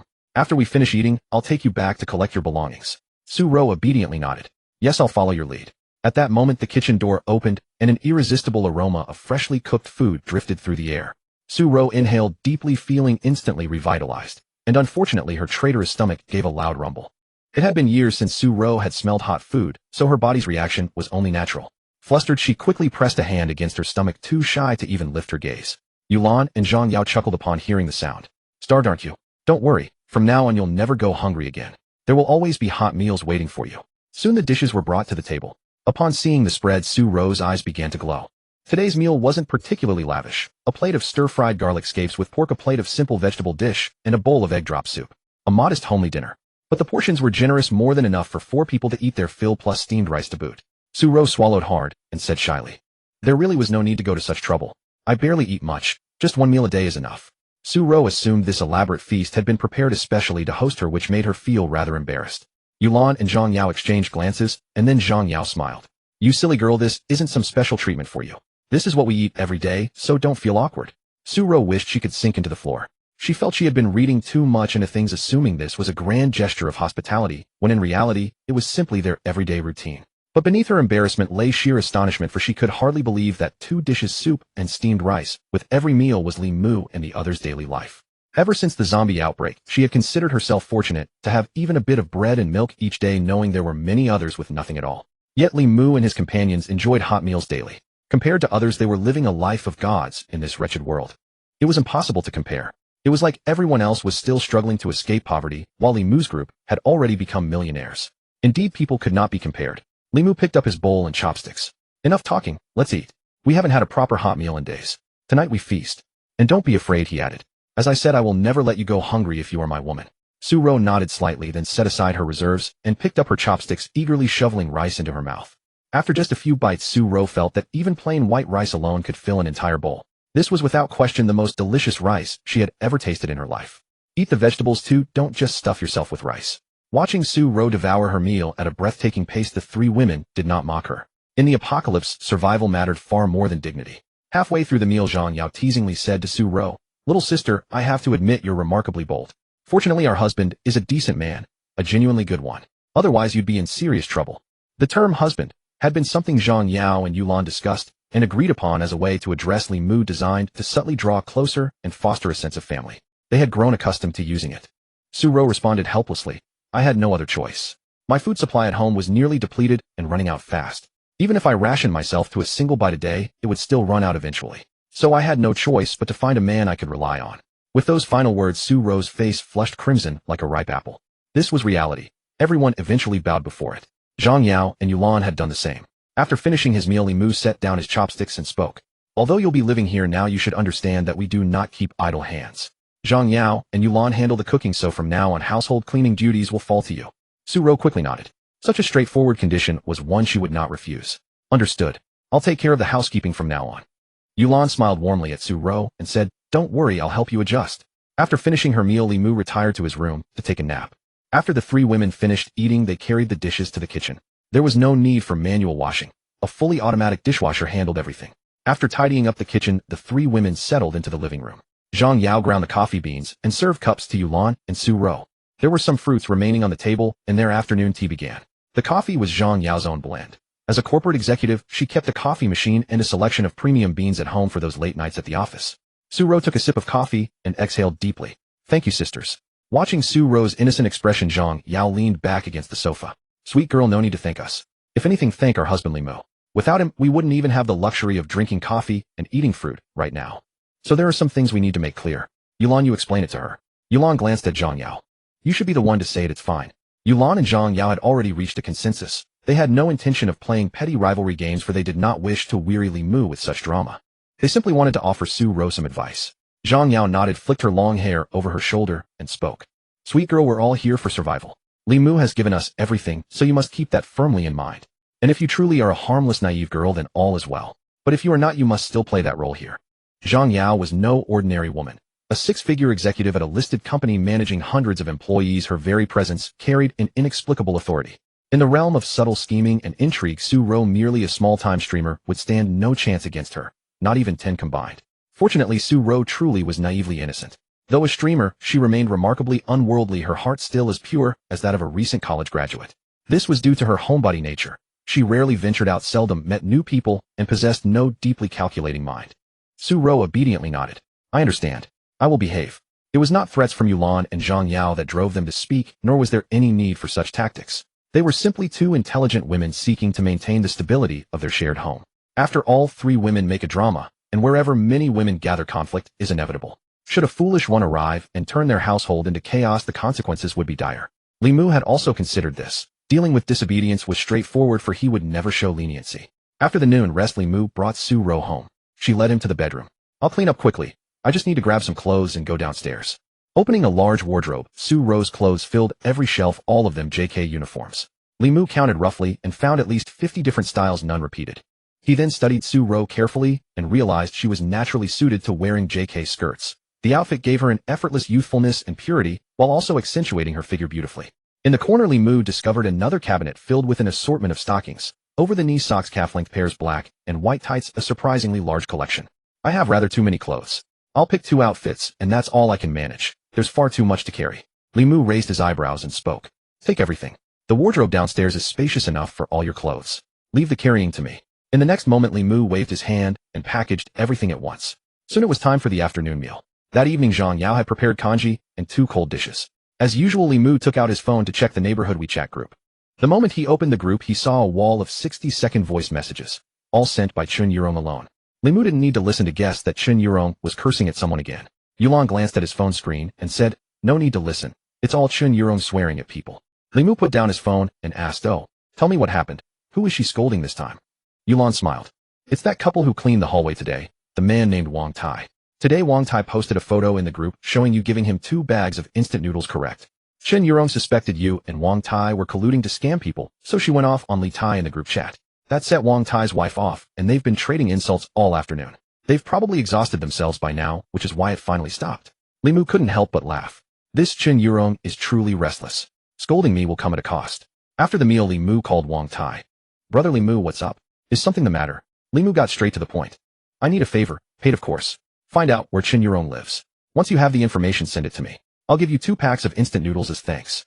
Wang Tai immediately replied, no problem. I'll look into it and let you know. Li Mu had no idea where Chun Yurong lived, nor did he have time to investigate himself, so relying on Wang Tai was the only option. Li Mu was not in a particular hurry. He would deal with it once Chun Yurong's address was found. That night, Li Mu sat on his phone in the bedroom. At that moment, the bedroom door was knocked on. Looking up, he saw Su Ro standing at the doorway. May I come in? Li Mu sat up. Of course, come in. Su Ro had not changed. She still wore the same outfit from earlier that day, a black JK uniform, paired with white calf-length socks. It was evident that the white blouse on top was too small for Su Ro was exceptionally well endowed, and even the buttons were straining under pressure. Though nervous, Su Ro still approached the bedside. Before long, the next morning arrived. Li Mu opened his eyes and gazed at Su Ro sleeping in his embrace for a moment before rising to freshen up, for he had matters to attend to that day. The food at home was running low, and Li Mu planned to venture out to find provisions. While taking a shower, Li Mu summoned the system to claim his reward from the previous night. System claim rewards. Congratulations to the host for obtaining the passive ability Danger Perception. Danger Perception allows the host to sense impending danger in advance, the ultimate survival ability. Congratulations to the host, your storage space has doubled. Li Mu first inspected his storage space. It had expanded from the initial 10 square meters to 100 square meters, now greatly increasing his carrying capacity. It was perfectly timed. After all, he needed to venture out today to search for food. The larger the storage space, the more supplies he could bring back. That was ideal. As for the Danger Perception skill, Li Mu felt it operated much like Spider-Man's Spider Sense, a truly premier life-preserving ability. At the very least, it would give him a certain amount of reaction time when danger struck suddenly, which was already astonishing. Li Mu opened his status panel once more. Host Li Mu. Host Li Mu, Strength 7, Constitution 7, Speed 8, Items Crimson Jade, Yin Yang Art Bronze, Sword Assassin, Clothing Special Ability Danger Perception. As expected, all his attributes had increased by 2 points. Li Mu was beginning to feel eager. He wanted to see just how strong he had become, whether he was now comparable to those superpowered humans from movies. Thinking about his current strength, a question suddenly occurred to Li Mu. System, do those zombies also grow stronger over time? I seem to have vaguely sensed they've become a bit smarter. Although Li Mu had been staying upstairs these past few days on quiet moments, he would still steal glances at the zombie gatherings below. This was preparation for his trip to the community supermarket. After days of observation, he could sense that the zombies below had undergone certain changes, primarily that they were running faster. Yesterday, a man from the adjacent building had attempted to run toward the supermarket. But as soon as he emerged from the neighboring entrance, a large horde of zombies chased him down and tore him to shreds. Having fought zombies before, Li Mu knew their speed well. He was certain that the zombies had indeed grown much swifter. The system provided an answer almost instantly. Indeed, as the apocalypse progresses, both zombies and humans will gradually begin to evolve, growing progressively stronger. Currently, most zombies and humans in this world exist at the first rank level, and are on the verge of evolving to the second rank. It is only a matter of time before second-rank zombies and humans appear. Just as he had suspected, zombies could evolve, but so could humans, slowly growing ever stronger. Perhaps this was the balance of the world. Curiously, Mu asked again. So what rank am I at now? I must be beyond the first rank surely. The host has already reached the second rank, the system replied. Once all of the host's attributes surpass 10, your strength will attain the third rank. This was entirely due to the system's influence. Without the system, other humans or zombies could only grow stronger by endlessly hunting either zombies or fellow humans. The more zombies humans killed, the stronger they became. The more humans zombies devoured, the stronger the zombies grew. However, this path to power was exceedingly slow. Upon hearing this, Li Mu finally felt at ease. Indeed, possessing the system made him the true child of destiny, an existence with cheat-level advantages. After his shower, Li Mu came to the living room to eat. Picking up his phone, he noticed numerous new friend request notifications had appeared that day. Li Mu paid them no mind. They were simply people desperate for food. There was no rush. It wouldn't kill anyone within a single day. Besides, he had no time to concern himself with such matters now. After finishing breakfast, he informed Yulan and Zhang Yao, then headed straight out the door. It was undeniably convenient having the assassin clothing. He didn't need to dress himself at all. With merely a thought, the outfit materialized upon his body instantly. And far from feeling hot, the garment carried a faint, refreshing coolness. System rewards truly were superb. Arriving at the elevator, Li Mu first inspected it to ensure it was functioning properly. Once satisfied, he entered and prepared to descend to the first floor. Ding! The elevator doors opened, and the bronze sword peeked out first. Li Mu was now extremely cautious, ever vigilant against danger. Fortunately, the first floor had already been cleared of zombies. Looking through the glass doors outside, he noticed quite a few zombies lingering in front of the building. Until they spotted a target, the zombies simply wandered aimlessly around the building's entrance. The building where Li Mu was stationed was still some distance from the community supermarket. Fortunately, he knew the area well and was familiar with the shortest route. If I exit from here, go around the first two buildings, and then run 500 meters, the supermarket should be in sight. Wait, perhaps I don't need to run all that way. Li Mu suddenly looked down at the ground, an idea striking him. I could go through the underground parking lot. Although it won't take me directly to the supermarket, at least it can bring me to the building closest to the front. I just don't know if the underground parking lot is safe. The underground parking lot of Li Mu's community was vast, spanning the entire residential complex, so he could definitely reach the frontmost building through it. Without hesitation, Li Mu went to the stairwell and began descending. Although he didn't own a car, he had visited the underground parking lot before and was familiar with its general layout. Upon entering the parking lot, Li Mu saw neither zombies nor any survivors. Perhaps the sheer size of the parking lot was the reason he hadn't encountered anyone. Gripping his bronze sword, Li Mu advanced toward the supermarket. The building he needed to reach was Building No. 1 of the exit of parking lot Area A, so he simply needed to find the directional signs pointing toward Area A. Not long after, Li Mu successfully arrived at the parking area beneath Building No. 1. Proceeding cautiously up to the first floor lobby, before even reaching the stairwell exit, Li Mu spotted numerous zombies wandering inside. Worse still, the main doors of the lobby were wide open. Li Mu tightened his grip on the bronze sword. Looks like I'll have to fight my way through. He rolled his shoulders, then slowly stepped into the lobby, sword in hand. Upon spotting Li Mu, a living human, the zombies immediately let out their ferocious roars. Roar! Facing the dozen zombies charging at him instantly, Li Mu remained calm, simply raising his bronze sword. With a single sweeping strike, the heads of 2 zombies were nearly severed. Before their corpses could collapse, Li Mu kicked them with his leg. When Li Mu saw zombie corpses sent flying over 5 meters and knocking down 7 or 8 more, only then did he realize how terrifying his current strength had become. That kick had been delivered by Li Mu in the heat of the moment, without even applying much force, yet it still sent a zombie flying several meters away. With no time to marvel at his own strength, Li Mu swung his bronze sword again. The zombies had no time to react. Heads were severed in an instant. After decapitating the zombies closest to him, Li Mu looked up and discovered a dire situation.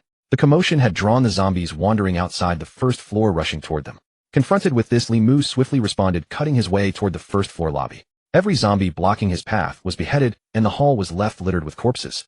Over a dozen minutes later, Li Mu stood at the entrance of the first floor lobby. Before him, zombie bodies had blocked the doorway, forming a small mountain of the dead. Li Mu couldn't determine exactly how many zombies he had killed, though he estimated it was over 100, since no zombies remained in front of Building 1. Despite slaying so many zombies, Li Mu felt no exhaustion. His current physical constitution was simply too powerful for such a battle to deplete him. Li Mu let out a long, shuddering breath. That was terrifying. Has my physical condition really become this monstrous? Over 100 zombies just slaughtered by me. In truth, Li Mu had employed a clever tactic by blocking the doorway. With the entrance blocked, as long as Li Mu's sword arm was swift enough and his endurance strong enough, the zombies trapped outside could not get in, sparing him the risk of being surrounded. As long as he was not surrounded, with his current abilities, killing over 100 zombies posed no problem. Li Mu retrieved a bottle of water from his storage space and took a few sips. The frenzied combat had left him parched. After draining half the bottle in one go, Li Mu prepared to head toward the supermarket. Climbing over the mountain of zombie corpses, he could now see the supermarket clearly ahead. The straight line distance to the supermarket was now only 500 meters, and running was Li Mu's only option. After leaping down from the zombie pile, he did not hesitate for a moment, sprinting directly toward the supermarket. He had no idea how fast he truly was until he started running. With each stride, he covered 2 to 3 meters. The speed was unbelievably fast. In roughly 5 seconds, Li Mu had already covered 100 meters, double the pace of a world champion. Li Mu only felt the wind rushing past his ears, but he had one goal: now reach the supermarket as quickly as possible. At that moment on building 1, someone gazing out the window stared in disbelief. Seeing the unbelievable scene before him, the man rubbed his eyes vigorously. Good heavens, unless I'm mistaken, that running down there should be a person. But this speed is absolutely insane. How is it possible? I actually saw a human running so fast there were afterimages. Are you kidding me? Amazed, he quickly pulled out his phone to record the scene. Viewing from above was like having a bird's-eye perspective, so he could clearly gauge just how fast Li Mu was moving. After capturing the video, he firmly slapped his own cheek.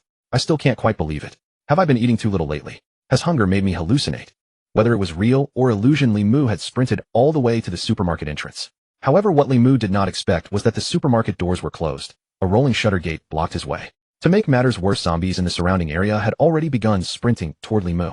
Those 500 meters had exhilarated Li Mu, but the zombies in the open area were even more excited. The open ground was swarming with zombies, and upon seeing Li Mu running, they all began chasing after him in unison. Facing this situation, Li Mu absolutely did not want to fight these zombies in the open field, because that would be courting death. Once surrounded by the undead, he would be devoured down to the very bones. Li Mu's eyes immediately scanned the surroundings. He had to find an entrance into the supermarket. Chopping through the rolling shutter would waste too much time, especially since supermarket shutters were security grade and difficult to breach. After surveying the area, Li Mu fixed his gaze on a window on the second floor. Without time to think further, Li Mu took a few steps back, built momentum with a running start, and leapt upward with all his might.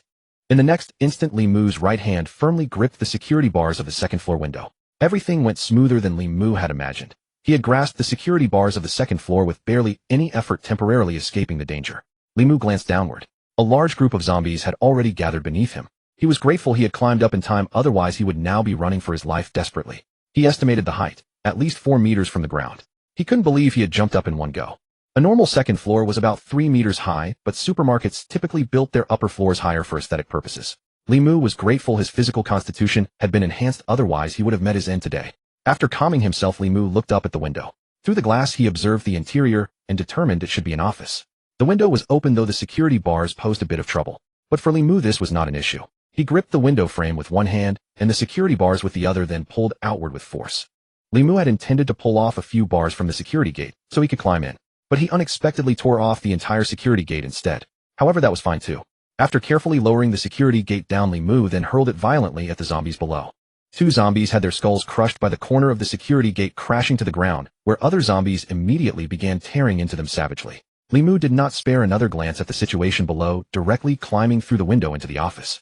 Upon entering, Li Mu did not let his guard down. Drawing his bronze sword, he thoroughly searched the office. Only after confirming it was safe did Li Mu plop down onto the executive chair. That was close. It seems I still need to find ways to cultivate harder. My strength is still far too weak. After a brief rest, Li Mu did not linger in the office. After all, his goal was the food in the supermarket below. He gently pushed open the office door and found a few zombies wandering about in the corridor. After eliminating the zombies in the corridor, Li Mu continued his descent. There was only this one supermarket in Li Mu's residential area, so he had visited it countless times. He was quite familiar with the place. Though large, the supermarket had only 2 floors. The first floor was entirely devoted to merchandise, while a portion of the second floor served as office space, with the remaining area functioning as a storage warehouse. The warehouse on the second floor could wait. Li Mu's objective this time was the vegetables and meat in the food section downstairs. After all, cooking real food was now his priority, not instant meals. If there was still room in his storage space after packing the vegetables and meat, Li Mu would not mind grabbing some snacks as well. Just as he reached the stairway, the door to his left slowly creaked open. A head poked out from the gap, staring at Li Mu with wide eyes. Li Mu had already heard the movement, so he was not startled at all. Instead, he prepared himself for action at any moment. However, the man who had emerged seemed to harbor no malicious intent. He simply glanced at the zombies Li Mu had beheaded in the corridor, then gave Li Mu a thumbs up. Brother, impressive skills. Come in, let's talk inside. The man's voice was barely above a whisper, clearly afraid the zombies might hear. Li Mu considered for a moment. Seeing that the man meant no harm, he entered the room. Only after stepping inside did he discover there were 5 or 6 people inside, all burly, powerful men. Yet their expressions appeared rather docile. The room was also a dormitory equipped with bunk beds and various daily necessities. The man who had opened the door smiled at Li Mu. Little brother, no need to be afraid. We're all supermarket employees. My name is Lu Chonghai. I'm in charge of procurement here. Lu Chonghai began introducing everyone in the dormitory, seeming rather enthusiastic. These three are responsible for moving goods. This one sells meat at the supermarket. And this one handles the cleaning. We all got trapped here after the zombie crisis broke out. Though we usually live here anyway. Still somewhat wary of their friendliness, Li Mu remained cautious. After all, in this apocalyptic world, where could good people still exist? Everyone in the room was watching Li Mu. Lu Changhai wore a broad, smiling expression. Little brother, you're truly impressive. We all saw what you did out there. This is the second floor, yet you jumped right up here. With such skills you must know martial arts, right? Otherwise how could you possibly jump up to the second floor so effortlessly? Li Mu went along with his words. Indeed, I've trained for 2 years. This height is nothing to me. The others remained expressionless, only Lu Changhai showed excessive enthusiasm. Little brother must have come to the supermarket searching for food too. But I advise you not to go downstairs carelessly. The first floor is quite dangerous right now. Li Mu asked with some confusion. Aren't supermarkets closed? There shouldn't be zombies on the first floor. Lu Changhai shook his head helplessly. There really weren't any zombies before. When we ran out of food, we'd go downstairs to get some. But a bunch of idiotic people showed up 2 days ago. That group drove a car right through another entrance, creating such a huge commotion that all the nearby zombies came rushing over. Those idiots all got bitten and killed by the zombies too. So now another door of the supermarket is wide open. The first floor is filled with zombies, at least 30 or 40 of them. We were chased up by the zombies too, and we didn't manage to bring up much food. Fortunately, you cleared out the zombies in the corridor. We're really grateful to you. This was indeed troublesome. If there were zombies on the first floor, getting the food wouldn't be so simple. At this point, Lu Changhai continued speaking. Brother, since you're here looking for food, how about we cooperate? There are so many zombies downstairs now. No matter how skilled you are, you can't possibly kill them all. So let's work together. Li Mu remained composed and continued asking. How would we cooperate? Lu Changhai said excitedly. We all saw how fast you ran over here just now. That speed. The zombies could never catch you. So I'm hoping you could go downstairs and lure all the zombies out. That way we'd have a chance to go down and get the food. After all, with our numbers we can carry a lot of food. After we get the food, little brother, you can climb back in through the second floor window like before. Then we'll share some food with you. How about it? Think it over. Li Mu raised an eyebrow. What kind of ridiculous plan was this? Making him lure away the zombies while they went to get the food. Wasn't this just asking Li Mu to risk his life while they did the easy work? As if there could be such a sweet deal in this world. Now Li Mu understood why Lu Changhai had been so enthusiastic. Turns out he wanted Li Mu to be their expendable pawn. But with Li Mu's current abilities, were 30 or 40 zombies really a problem? There was absolutely no need for all this trouble. So Li Mu coldly snorted and said without mincing words, You've certainly crafted an excellent scheme. Isn't this just sending me to my death? Lu Changhai still smiled, trying to fool Li Mu. Little brother, what are you saying? This is absolutely the best plan now. We all contribute our strengths. You're fast, so you lure away the zombies. We have more people, so we go downstairs to get the food. Don't worry, Lu Changhai guarantees with my character that we'll definitely share some food with you. We won't let you work for nothing. Looking at Lu Changhai's expression, Li Mu was already feeling nauseated. I have a better idea. Since you have so many people, why don't you go downstairs and kill all the zombies? Then I'll conserve my energy and wait until you've cleared them out before going down for food myself. How about that? Faced with Li Mu's mockery, Lu Changhai did not get angry. It seems little brother doesn't accept my suggestion. Then let's forget it. Since you don't agree, we won't keep you. Please feel free to go. This was essentially a dismissal. Since Li Mu refused to cooperate with them, they naturally had no reason to keep him any longer. Li Mu would have left anyway without needing to be dismissed. He had no desire to stay with these scheming people. There was really no point. With his abilities, did he really need to cooperate with these people? There was absolutely no need for that. So Li Mu walked to the door, opened it, and stepped out. Before leaving, Li Mu did not forget to say one last thing. I hope you can find another fool to exploit before you starve to death. Goodbye. What they had just tried to do to him, making him the scapegoat, was now completely exposed. After Li Mu left the room, a bald man rubbed his head and tugged open his clothes, revealing his bare chest, as well as a butcher's knife at his waist. He was originally a pig slaughterer, and his job at the supermarket involved butchering pork. This butcher's knife was essentially his trusted tool. The bald man approached Lu Changhai and, touching his shaved head, spoke. Changhai, why didn't you let me kill that little bastard? If you had just spoken up, we would have pinned him to the ground right there and killed him. These were all people who had come to the city from the countryside together with Lu Changhai. Since Lu Changhai was clever and adept at dealing with people, they generally deferred to him in times of trouble. The bald man was considered Lu Changhai's elite enforcer. 2 days earlier, he had killed numerous zombies with his butcher's knife. Lu Changhai locked the door. Don't be in such a hurry. Didn't you notice outside that kid is a skilled fighter? He must have trained extensively, otherwise he wouldn't have been able to leap onto the second floor so quickly. And didn't you see the sword in his hand? Clearly a ruthless character. The bald man grew anxious. Are you saying we should just let him go? That sword of his is undoubtedly a treasure. Killing zombies with it would be incredibly effective. If it came into our hands, it would be an absolute game changer. So Changhai, can you think of some way to get that sword for us? Lu Changhai smiled faintly and waved his hand at the others. The people in the room immediately gathered around. Of course we won't let this kid slip away, but if we had acted just now, we wouldn't have gained anything either. That kid has training and wields a weapon. Even if our numbers could kill him, we'd surely sustain injuries ourselves. So there was no need to strike just now. I've been thinking, that kid will eventually have to go downstairs to find food. Once he reaches the first floor, he'll unavoidably be surrounded by zombies. When he's exhausted from fighting zombies, we'll strike. Not only will the zombies be cleared out by him, but killing him then will be child's play. We outnumber him. We'll ambush him then. How can he survive? Not only will his sword be ours, but all the food on the first floor will be ours as well. The bald man chuckled appreciatively and gave Lu Changhai a thumbs up. I say, Changhai, you're smart and cunning enough to come up with such a brilliant plan. No wonder you've gotten further than the rest of us. You're the one with the brains. Let's do it your way. Lu Changhai revealed a grim smile. Since that kid refuses to cooperate with us, don't blame us for being merciless. We gave him a chance to live. It was his own choice to die. Then he issued further orders. Brothers, eat and drink your fill now. That kid might prove to be all show and no substance. We may have to handle the zombies ourselves. Just in case, we should prepare thoroughly. Take out your weapons and get ready. Outside, Li Mu no longer cared about these people. They posed no real threat. If they dared to cross him, he would simply kill them. However, they had at least provided him with the information that zombies lurked on the first floor, giving him some awareness. At the staircase leading to the first floor, Li Mu looked from afar and confirmed that another entrance of the supermarket had indeed been crashed through by an off-road vehicle. He could also see several corpses with their bellies torn open lying near the vehicle. The supermarket was filled with zombies wandering between the shelves, many partially hidden behind them. Despite this, Li Mu felt no fear.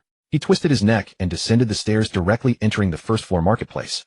This time Li Mu took the offensive. Having reached the bottom of the stairs, he shot forward like an arrow released from a bow. His bronze sword instantly pierced through a zombie's skull. The moment he struck, the zombies immediately detected Li Mu's presence. He moved with terrifying speed, thrusting his bronze sword upward and splitting a zombie's skull clean open. Then with a reverse slash, he dispatched the two nearest zombies in one stroke. His attack also drew a swarm of zombies charging toward him. Li Mu charged into the horde, gripping his bronze sword with both hands and relentlessly hacking at the zombies before him. As Li Mu slaughtered indiscriminately, not far away in a certain room, a girl watched everything through the window. Watching the zombies' heads burst open like melons one after another, the girl pressed her hand firmly over her mouth, terrified she would scream. How terrifying. Is he even human? One person killed so many zombies. In his presence, zombie skulls are like made of paper. What kind of person is this man? He's so amazing. And why does he look somewhat familiar? Li Mu's figure darted continuously through the supermarket, leaving a trail of zombie corpses wherever he passed. Not long afterward, Li Mu fought his way from the staircase all the way to the off-road vehicle. After killing the last zombie, Li Mu placed one hand on the vehicle's hood and with a gentle push moved the car. Once the vehicle blocked the shattered glass door, Li Mu released it and let it come to a stop. He did this to prevent additional zombies from entering from outside. To avoid future trouble, Li Mu simply blocked the damaged main entrance. Just as Li Mu exhaled in relief, preparing to rest, his hairs suddenly stood on end. An uneasy feeling surged through his heart. The next moment, almost as if driven by instinct, Li Mu's body hadn't even fully turned when his arm wielding the bronze sword slashed behind him without hesitation. Turning around, he saw a zombie had appeared right behind him, no more than a meter away. Without his danger perception ability, Li Mu would almost certainly have been bitten by now. Li Mu glanced at the zombie's corpse with lingering trepidation. Phew, damn, that was too thrilling. I nearly got bitten by a zombie. Thanks to danger perception, I had time to react. And this ability is even more impressive than I imagined. It can actually tell me the direction of incoming danger. The reason Li Mu had been able to strike so swiftly was precisely because he knew the direction from which the danger came, causing his bronze sword to slash backward almost unconsciously. At that moment, Li Mu fully understood the value of danger perception. In critical moments, this ability could absolutely save his life. Li Mu, still palpitating with lingering fear, walked to the shelf and picked up a bottle of drink, twisting off the cap and taking a sip. He finished the entire bottle in a few gulps, casually tossing the empty bottle aside as he made his way directly toward the vegetable section. He only wished for one thing now, that the vegetables hadn't all rotted away, especially since no one had tended to them these past few days. Upon arriving at the vegetable section, Li Mu finally felt relieved, for the vegetables were stored in 5 specially designed large refrigerators, the supermarket's dedicated vegetable freezers.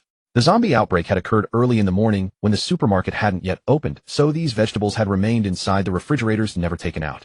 The supermarket's vegetable reserves were abundant. After all, the residential area where Li Mu lived was quite large, housing at least 3,000 households, and this supermarket was essentially the sole source of vegetables for the entire community. Therefore, the supermarket not only had an extensive variety of vegetables, but also an enormous quantity. Gazing at the 5 refrigerators brimming with vegetables, Li Mu's eyes sparkled with excitement. He rubbed his hands together. Jackpot, jackpot. Finally, I can achieve vegetable freedom. Even if I eat 3 hot meals a day, this can absolutely last for months. The vegetables in the 5 large refrigerators were simply too abundant. They could easily sustain a family of 3 for half a year. After all, this was the vegetable supply meant for 3,000 households. Moreover, Li Mu, who possessed a storage space, didn't need to worry about the vegetables' preservation at all. Li Mu opened one of the large refrigerators, and with a wave of his hand swept all the vegetables inside into his storage space. Just as Li Mu was collecting the vegetables, Lu Changhai and his group on the second floor could no longer sit still. The bald man pressed his ear against the door, listening for sounds outside. Changhai, there's no movement outside anymore. It should be over. Lu Changhai also listened for the silence outside, and once confirmed, he grabbed a crowbar. It's probably over now. Let's go down right away. We absolutely cannot give that kid a moment to catch his breath. Be careful when going down. If the kid was eaten by zombies, then we'll eliminate the remaining zombies. Lu Changhai pushed open the door and led his men slowly downward. Downstairs, Li Mu worked quickly, taking less than a minute to store all the vegetables from 3 refrigerators into his storage space. And there was still plenty of space remaining in the storage space. After all, Li Mu's storage space was 100 square meters. Quite capacious indeed. Just as Li Mu was about to head to the meat section, he suddenly heard voices. Hello there, classmate. Upon hearing this voice, Li Mu felt a sense of familiarity. He turned around and indeed recognized an old acquaintance. Kai Yutong. Li Mu, it's really you. What are you doing here? Kai Yutong, dressed in a white long dress with cascading shoulder-length hair, slowly walked toward Li Mu. I live in this community. Then why are you here? What a coincidence indeed, for the two were classmates from university, and Kai Yutong was the universally acknowledged class belle, the department's reigning flower. Kai Yutong was tall, standing at 175 centimeters with a pair of enviable long legs. The two had even been desk mates before, and back in school, Kai Yutong's legs were Li Mu's daily visual feast. Most importantly, Kai Yutong had an excellent figure and strikingly beautiful features, a true beauty through and through. It was said that someone had specifically wanted to recruit her as a model back then, though she had declined. The only flaw was that this woman was far too arrogant. Despite her poor family background, she carried herself with an air of superiority, looking down on everyone. Completely broke as she insisted on buying famous brand luxury goods to show off, so she had set her sights on finding some wealthy fool of a second generation. And she had indeed found one after all. With her exceptional beauty, there was no shortage of suitors. Kai Yutong came before Li Mu and said with a smile, "It's really you, that's wonderful. I finally found someone I know." Then in a cooing tone she added, "Li Mu, were classmates and we were desk mates before too, so you have to protect me. This apocalypse is truly terrifying, I'm so scared." Li Mu's eyelid twitched, but before he could speak, a group of people approached them. "Oh, so you actually managed to kill all the zombies, kid. You've got some skills after all." Following the direction of the voice, they saw Lu Changhai leading 5 men walking toward Li Mu. The bald man first rubbed his head in his characteristic manner, then drew the cleaver from his waist. Watching them approach, Li Mu coldly smiled. "I knew you weren't any good. So you've been lying in wait for me all along. I have to say you do have some brains." Lu Changhai shrugged, putting on an expression of helplessness and arrogance. "I gave you a chance, you know. It was just that you didn't recognize a good opportunity when you saw one and failed to seize the cooperation I offered you. Had you agreed, you absolutely wouldn't have had to die, and you would have even received some food. Blame your own arrogance for this. It certainly is true what they say about youthful hubris. You looked down on cooperating with us and charged down here all by yourself to kill the zombies. Your arrogance is what doomed you, and you thought far too highly of human nature. Knowing full well we were up there, you still came down alone to slay the zombies. But never mind, you kill the zombies, we kill you. A perfect case of the mantis stalking the cicada, unaware of the oriole behind. Though he had vastly underestimated Li Mu's true strength. Immediately after, Lu Changhai turned his gaze to Kai Yutong, behind Li Mu, lecherously appraising her from head to toe. "Didn't expect this little beauty to still be alive. If you hadn't come out hiding, I would have thought you'd been eaten by zombies already. Of course it's best that you're still alive, little beauty. After we deal with this kid, it'll be your turn, little beauty, ha ha ha." Hearing this, Li Mu guessed there must have been some prior grudge between them, otherwise why speak in such a manner? Upon hearing this, Kai Yutong appeared extremely frightened. She hastily moved to Li Mu's side, her delicate hands gripping Li Mu's arm, pressing close to him as her generous assets rubbed against his arm repeatedly. "Li Mu, you have to protect me. I don't want to fall into their hands, otherwise the consequences will be dire. As a real man, and since we're classmates, you have to save me." After feeling her assets, Li Mu first maintained some distance, then turned his attention back to Lu Changhai and his group. "So you think you're quite confident about killing me? I don't understand where this confidence of yours comes from. Are you perhaps overestimating yourselves a bit? Or could it be that you're underestimating me?" Before Lu Changhai could even speak, the bald man strode directly toward Li Mu. After taking a couple of steps, he halted, holding a slaughtering knife in his hand, testing its sharpness with his finger. "Kid, I'd advise you not to be so arrogant. Don't think you've conquered the world just because you've trained for a couple of years. I don't believe you still have any strength left after killing so many zombies. Let me ask you one thing. Have you ever killed anyone? Looking at your pampered little face, eh?" Staring at the bald man's ferocious appearance, Li Mu couldn't help but burst out laughing, waving his hand as he spoke. "Sorry, never killed anyone. But hearing you say that, it sounds like you've killed quite a few, right?" The bald man swaggered and held up 3 fingers. Let me tell you, since you're already a dead man anyway. Among that woman's companions there were 5 people in total. 3 of them were killed by me, and 1 was bitten to death by zombies. So don't think you're hot stuff just because you're holding a sword. If you want to suffer less, I can give you a suggestion. Just pick up your sword and slit your own throat. That way no one has to exert themselves, and you can endure less suffering.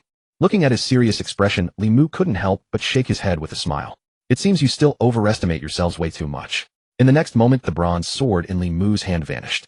How about this? Since you think you're so powerful, I'll fight you with empty hands. Let me show you the gap between us. Let you frogs in the well see the true extent of the world. Before the bald man could react, Lu Changhai had already panicked, yelling at the top of his lungs. Bald Head, stop the nonsense and kill him. Without time to wonder where Li Mu's sword had gone, the bald man charged toward Li Mu with his slaughtering knife. Li Mu's gaze turned ice cold, his eyes locked intently on the charging bald man. As his focus sharpened, the bald man's movements began to slow gradually in Li Mu's perception, every action appearing like slow motion. When the slaughtering knife reached in front of him, Li Mu stepped his right foot back, his fist clenched tight. Then his body tilted slightly as he deftly evaded the bald man's blade. Die! In the next instant, Li Mu's fist erupted forward with a technique known as Black Tiger Steel's Heart. Under Li Mu's tremendous force, the bald man felt as though his chest had been smashed by a massive hammer. Immediately after, the bald man's nearly 200 gene body went flying like a kite with its string cut. His body soared through the air for at least 7 to 8 meters before crashing heavily into the wall. Lu Changhai led his men rushing over to check on the bald man. Bald Head, are you okay? If the bald man were still alive, he would surely curse back. If you tried it yourself, you'd know whether you're okay or not. Lu Changhai crouched down to look at the bald man. At this moment, the bald man had already begun vomiting blood, and the most critical issue was that his chest had caved in severely. The ribs protecting his heart had been shattered directly, and his heart had stopped beating instantly. Staring at the bald man's sunken chest, everyone present was deeply shaken, for the impact of that single punch was simply too overwhelming. How is this possible? One punch actually caved in his entire chest. Is he even human? How are we supposed to fight this? He's clearly a monster. While everyone else was still reeling in shock, only one thought occupied Lu Changhai's mind. He had to run immediately. Wherever it led, he had to escape that monster's line of sight. But it was already too late. Li Mu had appeared directly behind Lu Changhai. Before Lu Changhai could even turn around, the bronze sword had already pressed against his neck. Now you should understand the gap between us, right? It's not that I'm being arrogant. It's simply that I have complete confidence in my own strength. Didn't like putting on airs. Then Li Mu would be even more of a show-off than them. Let's see who could outboast whom. The others actually tried to seize this opportunity to flee. Li Mu's bronze sword swept through rapidly. In no time, 4 heads rolled onto the ground before Lu Changhai. You overestimate yourselves far too much and underestimate me far too little. Lu Changhai immediately began begging for his life. Grandfather, I was wrong. I shouldn't have tried to harm you. Please spare me, please spare me. As long as you're willing to spare me, I'll think up strategies for you. I'm very clever. Keeping me around will definitely be useful. Please have mercy. Li Mu let out a cold laugh. Your cleverness has already killed you. How clever can you really be? With that, the bronze sword swept across, and Lu Changhai's head tumbled to the ground as well. After resolving the trouble, Li Mu turned to look at Kai Yutong behind him. At this moment, Kai Yutong was already trembling all over, not from cold, but from fear, pure terror. The 4 people who had been alive and trying to kill Li Mu moments ago were now all corpses. How could Kai Yutong not be terrified witnessing this scene? After regaining her composure, she spoke to Li Mu. Li Mu, you're so amazing. When did you become this powerful? Since you're so capable now, surely you can protect this classmate of yours, right? Li Mu walked up to Kai Yutong. After examining her up and down, he said, let's start with why you're here in the first place. Kai Yutong began recounting. When the apocalypse broke out, I was with Zhang Ping at his house, throwing a party. There were 8 of us in total. 3 were bitten to death by zombies. Only the 5 of us remained. We were trapped for days, and when we couldn't stand the hunger anymore, we drove here. We thought we could just grab some supplies and leave, but we never expected that bunch of bald thugs to ambush us. They killed Zhang Ping and the others. If zombies hadn't shown up and they hadn't fled upstairs to escape the zombies, I would have been killed too. Li Mu, I'm so scared. As she spoke, Kai Yutong burst into tears and moved closer to Li Mu, grabbing his arm tightly. Li Mu, you have to protect me. I'm completely alone now. You're the only person I know. Since you're so powerful, you absolutely have to protect me well.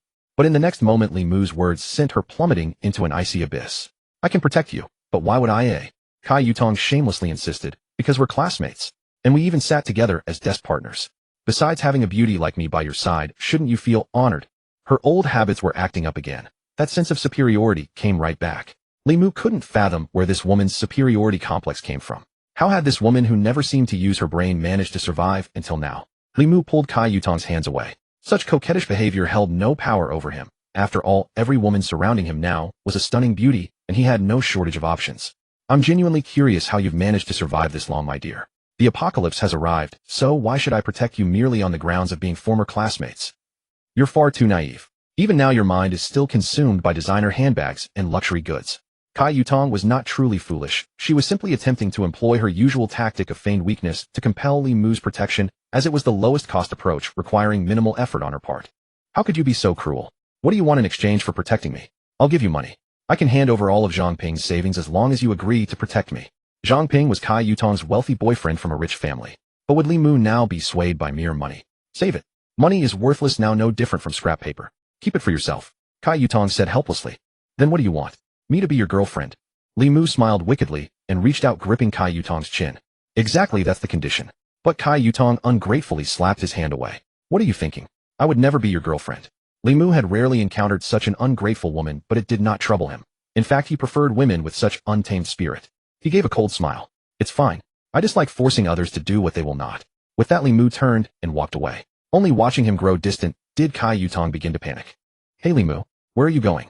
Don't leave me. Li Mu turned his head and spoke coldly. Does where I go concern you in any way? Kai Yutong shuddered throughout her body, startled by Li Mu's tone. At that moment, she finally remembered just how ruthless Li Mu could be when killing. Li Mu continued. You can simply wait here to die. Once I depart, I will unlock the supermarket doors and let the zombies in. For an ungrateful woman like you, there are only two outcomes. Either the zombies will bite you to death, or they will trap you here to starve alive. I do hope you grow fond of either fate. A brainless, ungrateful woman dripping with arrogance deserved to die quickly. There was no use keeping her around. After all, Li Mu already had many women beside him now, and there would certainly be more in the future. One Kai Yutong was hardly irreplaceable. Seeing Li Mu truly about to leave, Kai Yutong finally began to fear. She had assumed Li Mu was still the same sunny, easygoing young man, her good deskmate, her reliable classmate. That was why she had intended to simply act coquettish and force Li Mu to yield. But alas, times had changed, and Li Mu was no longer the man he once was. Kai Yutong hurried after him, calling out as she ran. Li Mu, please don't abandon me. I agree to be your girlfriend. Li Mu paused once more. Fine. Even in the apocalypse, he could still discipline her princess complex. If he couldn't cure her, she could simply die. Or perhaps it was unnecessary. In this apocalypse, not even your parents would indulge you anymore. Li Mu looked at Kai Yutong and said, not a girlfriend. I have many women around me. You are not yet qualified to be my girlfriend. Right now you are simply one woman by my side. I advise you to know your place. Your arrogance means nothing before me, nor do I care for it. You would do well to understand what is expected of you. Do not mistake my current leniency for weakness. Should you dare harbor malicious intentions, I will not spare you. Do not assume I would hesitate to kill a woman. Kai Yutong trembled from head to toe. This time she was truly frightened, but she had never imagined Li Mu could be so ruthless. Li Mu reached out and pinched Kai Yutong's chin. This time she did not dare resist, and instead leaned toward him of her own accord. Li Mu unceremoniously wrapped his arm around her slim waist. However, I can also tell you this: as long as you become my woman, I will not only protect you, but also ensure you never worry about food again. To put it plainly, only by being my woman can I grant you a comfortable life. Do you understand? Allowing Li Mu to hold her, Kai Yutong nodded slightly. I understand. This time she had thoroughly accepted her fate. Though such women were burdened with arrogance, once they recognized reality, they would devote themselves completely to Li Mu, for they understood deep within that only a powerful man like him could protect them and ensure a good life. Hearing her words, Li Mu pinched her cheek and smiled. Good that you understand. Then behave well, and trust me, you will not regret this. Regret came too late. Once aboard Li Mu's ship, there would be no opportunity to disembark. Enough. Let us gather some food and return home. Accompanying Kai Yutong, they arrived at the supermarket's meat section, where Li Mu prepared to pack up the meats as well. Like the vegetable section, this area contained 4 large refrigeration units, one filled with pork and others stocked with beef, lamb, and chicken. The quantity of meat was substantial, and it was well preserved in the refrigerators, showing no signs of spoilage. With a wave of his hand, Li Mu emptied an entire unit. Kai Yutong stood nearby, her mouth agape in astonishment. Oh, what is happening? Do you possess supernatural abilities, Li Mu? Li Mu smiled faintly. Of course. Otherwise, what makes you think I am this powerful? I am no longer an ordinary person. This is my secret. Since you have discovered it, you would do best to keep it to yourself, or I will silence you permanently. Kai Yutong immediately covered her mouth and nodded vigorously. Even if you killed me, I would never reveal it. After collecting all the meat from the refrigerators, the over 100 square meter storage space was only a third full. Having ventured out only once, they had to fill it completely. The pair then returned to the dry goods section, where shelves were lined with rice flour, cooking oils, and various seasonings. Every item typically found in a household kitchen was present and comprehensively stocked. Li Mu intended to pack everything. Such supplies were never in excess and stored in their space. There was no need to worry about expiration. Soon 2 rows of shelves stood completely bare, and Li Mu's storage space was now only a third remaining. Li Mu proceeded to the beverage section. Looking around, he saw shelves brimming with various types of drinking water. Not soft drinks, but plain drinking water. Both large and small bottles were available in great quantity. Li Mu had already decided to stop drinking tap water, fearing that the current supply might be contaminated with the zombie virus. Consuming contaminated water might not turn him into a zombie, but the probability of falling ill remained exceedingly high. He then collected all the water and departed. Kai Yutong gazed at the supermarket shelves, still brimming with provisions, her heart heavy with reluctance. Are we really leaving all this food behind? There are so many instant noodles over there. It would be such a waste if we don't take them. The vegetables and meats had already been claimed by Li Mu. What remained were mostly beverages, instant noodles, and snacks. Li Mu had already lost interest in such items, deeming them unnecessary to carry. The pressing concern was simply that they could no longer fit anything more. He gave a helpless shrug. No need to bother with instant noodles and the like. We still have plenty at home, along with plenty of self-heating pots. Nobody's eating that stuff anymore. The main issue is I've already packed too much. It won't all fit. If you truly feel it's a pity to leave them, you could gather some snacks and the like. Something to nibble on when you have nothing to do at home. Kai Yutong immediately spoke up. Then wait for me. I'll go find some snacks to bring back now. We happened to bring quite a few woven sacks when we drove over earlier, planning to load up on food to take home. How convenient. That comes in handy now. Li Mu turned his gaze toward the car. He had been pondering how to bring Kai Yutong back, and now an answer presented itself. Can that off-road vehicle still run? Was it damaged in the crash? Kai Yutong immediately shook her head. No. That car was modified by Zhongping. It's extremely sturdy and the engine power is enormous, so it should be undamaged. Let's go take a look. Approaching the off-road vehicle, Li Mu inspected the exterior. It had indeed been modified. Aside from some bloodstains on the windshield, there was no visible damage. Li Mu climbed into the driver's seat, while Kai Yutong searched the floor for the woven sacks they had brought earlier, intending to gather some provisions to take home. She had heard that Li Mu had other women with him, so she wanted to bring snacks to help strengthen their bond. After all, they would be living together, and she needed to find ways to build good relations. Sitting in the driver's seat, Li Mu found the key still in the ignition. He turned it, and the engine roared to life. Excellent. With the car, getting back will be so much more convenient. No need for all that trouble. Li Mu killed the engine and followed Kai Yutong to the snack aisle, where she was holding 2 large woven sacks and selecting treats she liked. Li Mu simply could not watch any longer. Actually, there's no need to be so meticulous. It's the end of the world now. There's no checking out. Take whatever you want. Kai Yutong finally snapped out of her hesitation and no longer held back. One hand gripping the woven sack, the other sweeping across the shelf, a mountain of snacks instantly disappeared into the sack. The sacks were indeed large. A whole row of snacks filled 3 sacks, each packed to the brim. Kai Yutong struggled to carry one sack as she made her way toward the off-road vehicle. This feels amazing. It's my first time shopping like this. Even though I don't have to pay, it's just so satisfying. Li Mu offered a faint smile. Don't rush. Once we're back, there will be even more thrilling things for you. In the apocalypse, securing food is your own responsibility. If you cannot fight for it, you will simply starve to death. Such was the brutal reality, the merciless rules. At the off-road vehicle, Li Mu tossed his 2 sacks into the back seat, then took Kai Yutong's sack and threw it in as well. Both climbed into the car. Li Mu immediately started the engine, reversed directly out, and drove right out of the supermarket. Although Li Mu did not own a car, that did not mean he could not drive. On the contrary, racing was one of his hobbies. His race car was normally stored at the racetrack, not at home. After all, a modified race car could not be driven on public roads. Li Mu's driving skills were excellent. After exiting the supermarket, he made a sharp U-turn and headed straight for the underground parking lot entrance of the residential compound. Along the way, he ran over numerous zombies. Against all odds, they entered the parking lot unscathed. Li Mu did not bother with the barrier arm. He simply crashed through it and drove into the underground garage. Soon Li Mu parked the car beneath his apartment building. He picked up both woven sacks, and with Kai Yutong, took the elevator upstairs. Arriving at the apartment door, Li Mu unlocked the security door and led Kai Yutong inside. At the sound of the door opening, the 3 women emerged from the living room. In unison, the 3 women spoke. Husband, you're back. Li Mu set his woven sack aside, and the nervous Kai Yutong also placed hers down. From there, Li Mu did not need to lift a finger. The 3 women helped him remove his shoes and slipped slippers onto his feet. Truthfully, Li Mu rather enjoyed this apocalyptic lifestyle. Only in the end times could he surround himself with so many beautiful women and enjoy such treatment. The 3 women then turned their attention to Kai Yutong behind Li Mu. He introduced her. This is Kai Yutong, a classmate from my university days, and the most beautiful girl in our class. From today onward, she is like you. Kai Yutong nervously nodded at the 3 women. Hello, sisters. The 3 women showed no surprise, merely smiling. Hello, little sister. Come in and sit. Rest for a while. In the living room, Li Mu sprawled across the sofa. Today's battles had left him truly exhausted, but it did not matter. With 3 beauties giving him a massage, the fatigue would melt away in no time. They had been out all day. By the time Li Mu returned home, evening had already fallen. Zhang Yao and Yulan were already in the kitchen preparing dinner, while Li Mu lounged on the sofa chatting with Kai Yutong. Do you have any news about the rest of our class? Kai Yutong shook her head. No. Many people disappeared on the very first day of the apocalypse. The few girls I stayed in touch with suddenly cut off contact 2 days ago. I suspect they are all dead by now. In an environment like the apocalypse, danger was omnipresent and death was commonplace. There was little to be surprised by. Li Mu had only asked casually. Very well. Settle in peacefully here. With me around, none of you will come to harm. And do not worry about food shortages. Now that you are here, do not harbor any scheming thoughts. If you make me angry, I will not show mercy. Kai Yutong quickly nodded, drawing closer to Li Mu's side. I understand. I will certainly behave myself. Li Mu pinched Kai Yutong's cheek and smiled. Good. You must have gone days without a proper meal. Eat well and rest properly over the next couple of days. While Li Mu was busy on his phone, Kai Yutong began to take in the surroundings of his home. It and luxurious. A first for her to lay eyes on such an opulent apartment. Before, when she had been with Kai Yutong and Zhang Ping had owned an apartment off campus, but it was nothing more than a modest unit, no comparison to the one before her now. Zhang Ping was no ultra-wealthy heir. His father was a contractor and his mother ran a chain beauty salon. They were comfortable, but hardly filthy rich. Seeing the house Li Mu now lived in, Kai Yutong felt she had come to the right place.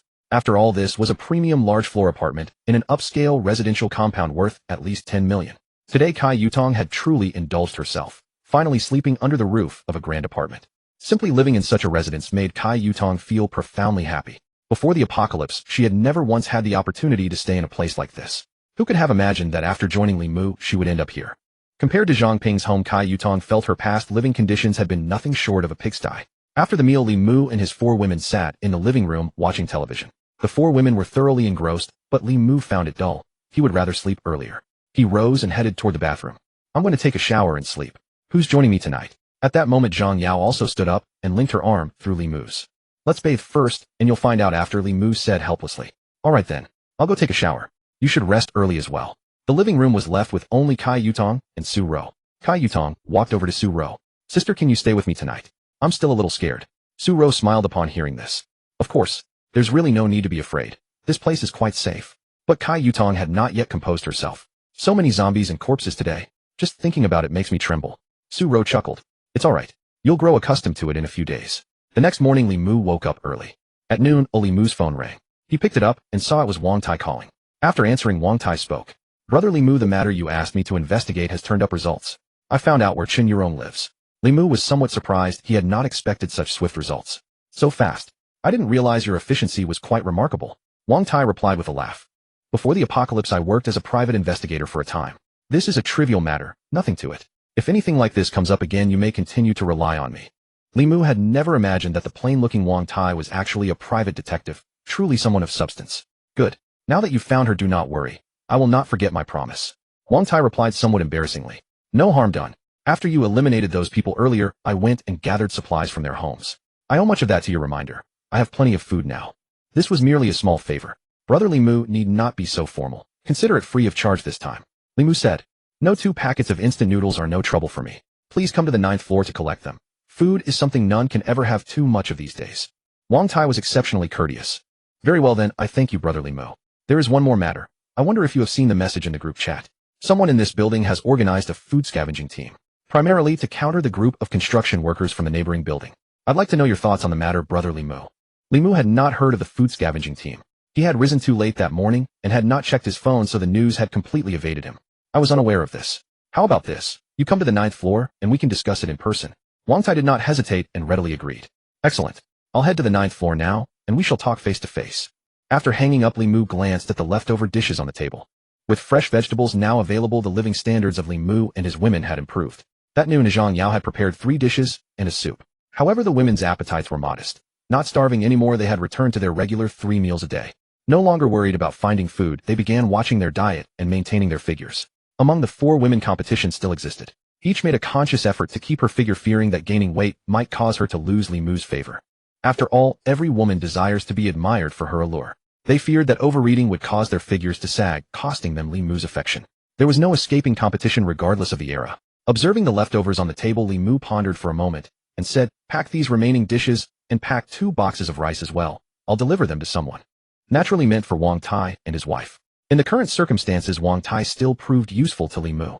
As an eyes and ears handling matters, Li Mu himself would rather not attend to personally. To Li Mu, leftovers were scarcely worth noting. Yet for Wang Tai and his wife, such provisions would be a heaven-sent blessing, a lifeline in their hour of need.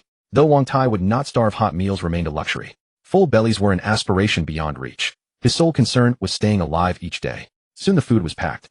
Zhang Yao thoughtfully brought 2 packets of instant noodles from the storage room and placed them inside the plastic bag containing the meals. Among the women, Zhang Yao understood Li Mu best and was also the most attentive. She could handle many things Li Mu wished done, easing his burdens considerably. Now Zhang Yao served as something of a housekeeper by Li Mu's side. A woman who had reached executive level in a corporation clearly possessed considerable ability. Li Mu went out to the 9th floor. Just as Zhang Yao was about to clear the table, Kai Yutong and Su Ro quickly stopped her. Sister, let us handle this. You just sit down and rest. Zhang Yao did not stand on ceremony and sat down with Yulan. Watching the two women enter the kitchen, Zhang Yao said to Yulan, I didn't expect them to be so obedient. Being obedient is good. Yulan smiled slightly. They probably feel a sense of crisis now. How could two little girls like them compete with you, an elite career woman? The alliance between Yulan and Zhang Yao had long been established. Among the women in this household, Yulan was the eldest and Zhang Yao was second in command. Zhang Yao was very clear that a man would always treat his first woman differently, so she would not compete with Yulan for anything. Her positioning for herself was that of a major housekeeper, making Li Mu unable to leave her. This was something she was very skilled at, and it was not difficult for her at all. After Kai Yutong and Su Ro placed the dishes in the dishwasher, they came back out. The two women sat beside Zhang Yao with smiling faces. Zhang Yao said with a smile, if you have anything to say, just say it. We are all women living under the same roof as long as you don't play those meaningless little tricks. You can come to me for anything. After all, I am a few years older than you, and I know more. If there's anything I can help with, I will help you solve it. Zhang Yao first stated her attitude, and at the same time it was also a warning to these two younger sisters. Especially for Kai Yutong, her original sense of superiority had completely disappeared before Zhang Yao. After all, their temperaments were simply not on the same level, not to mention anything else. As for Yulan, it went without saying that she radiated the aura of a young lady from a literary family. This kind of temperament was something even Zhang Yao could not compare with. So now Kai Yutong was very obedient. Kai Yutong said to Su Ro, Zhang Yao, sister, can you teach us yoga? That's right. I didn't have anything to eat these past days, so I didn't dare exercise. I already have fat on my stomach. I'm really afraid that if this continues, my figure will go out of shape. After hearing this, Zhang Yao smiled slightly.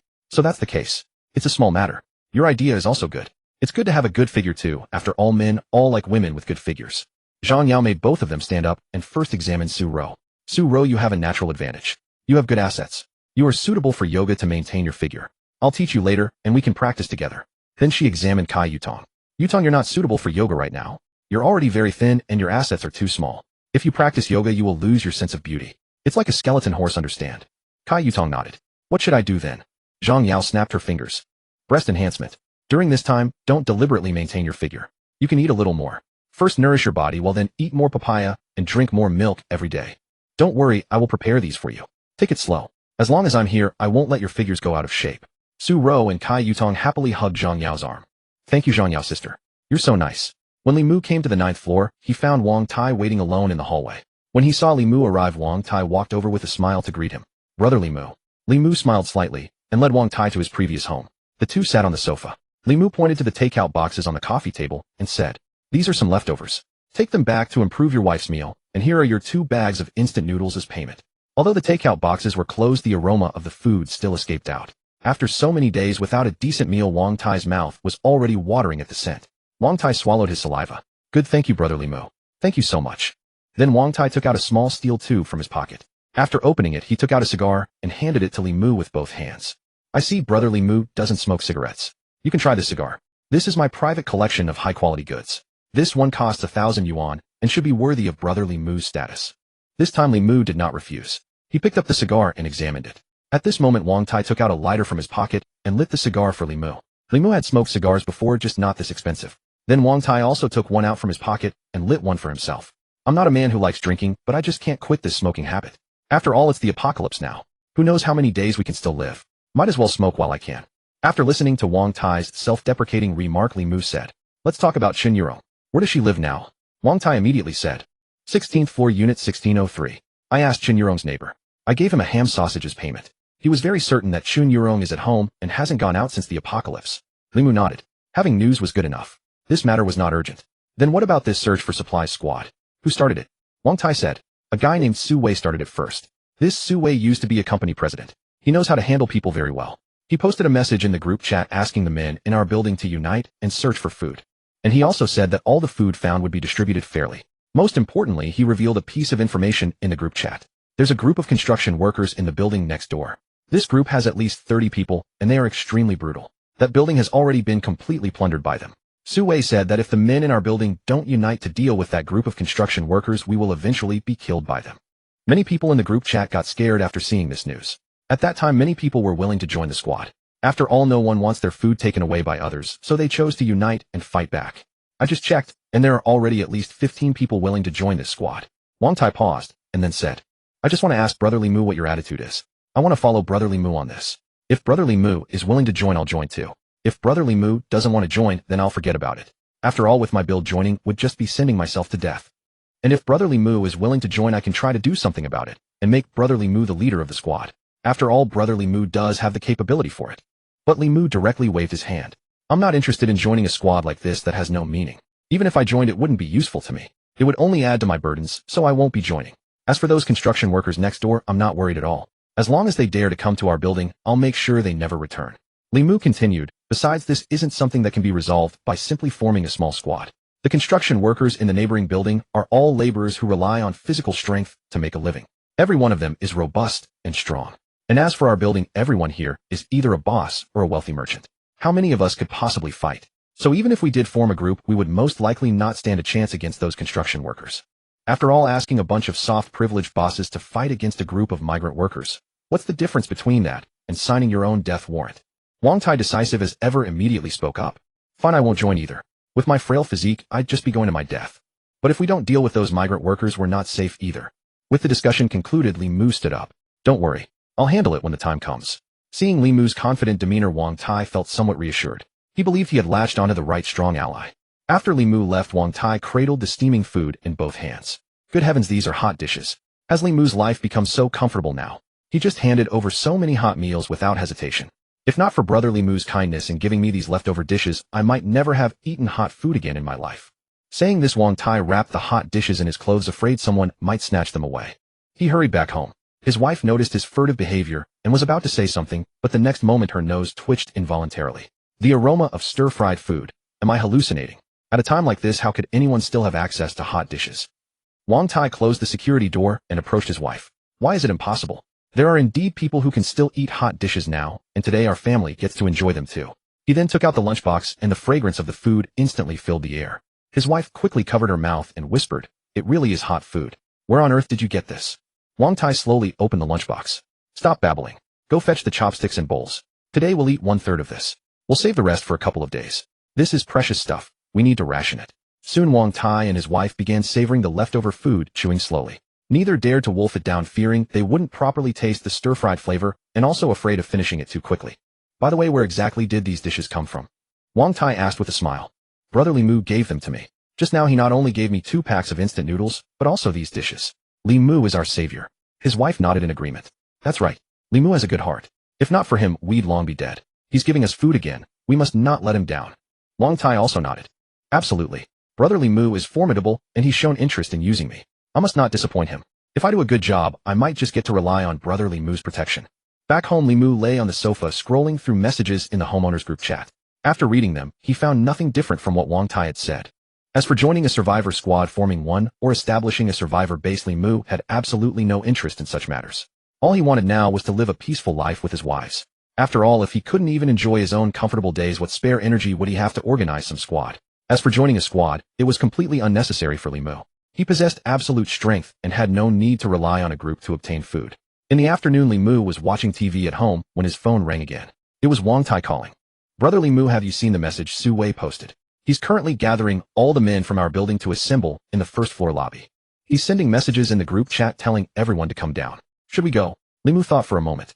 Let's go. We'll join the spectacle. Soon the two of them arrived at the first floor lobby. It had to be said, despite Li Mu having killed several men from this building earlier, there were still quite a few men present. Li Mu made a rough estimate and found at least 40 or 50 people in the lobby. 2 men carried a table out of the security room, and then a muscular middle-aged man stepped onto it. Wang Tai whispered, That's Su Wei. The young man beside him is his eldest son. At that moment, Su Wei, standing on the table, began to speak. Since everyone's here, let me say a few words. I am Su Wei. First, let me explain the situation in the neighboring building. Those construction workers number at least 30, and they've all become desperate outlaws. They've already plundered the neighboring building clean. And I've received word that their next target is our building. Most importantly, they slaughtered all the men from the neighboring building, and the women were all captured. Most were raped to death. That's why I'm forming a squad, to fight against these people. But that's not the only reason. You all understand the principle that many hands make light work. Once we form a squad and unite, we can protect this building together, safeguard our food, protect our women, and save our lives. After dealing with those people from the neighboring building, we can also continue to team up and venture out to search for food. Therefore, only by uniting can we survive better. He spoke with the undeniable authority of a leader, a true company executive. After Su Wei finished speaking, the crowd below erupted into discussion. It was clear they found his words reasonable. Indeed, it made sense. In such an apocalyptic environment, unity could significantly increase the chances of survival. But this varied from person to person. If someone was strong enough, they could survive just fine without a team, as was the case with Li Mu. Su Wei spoke again. Of course I won't force anyone. If you're willing to join, come sign up with me. I promise that once we gather food, everyone will receive their share, and it will be absolutely fair.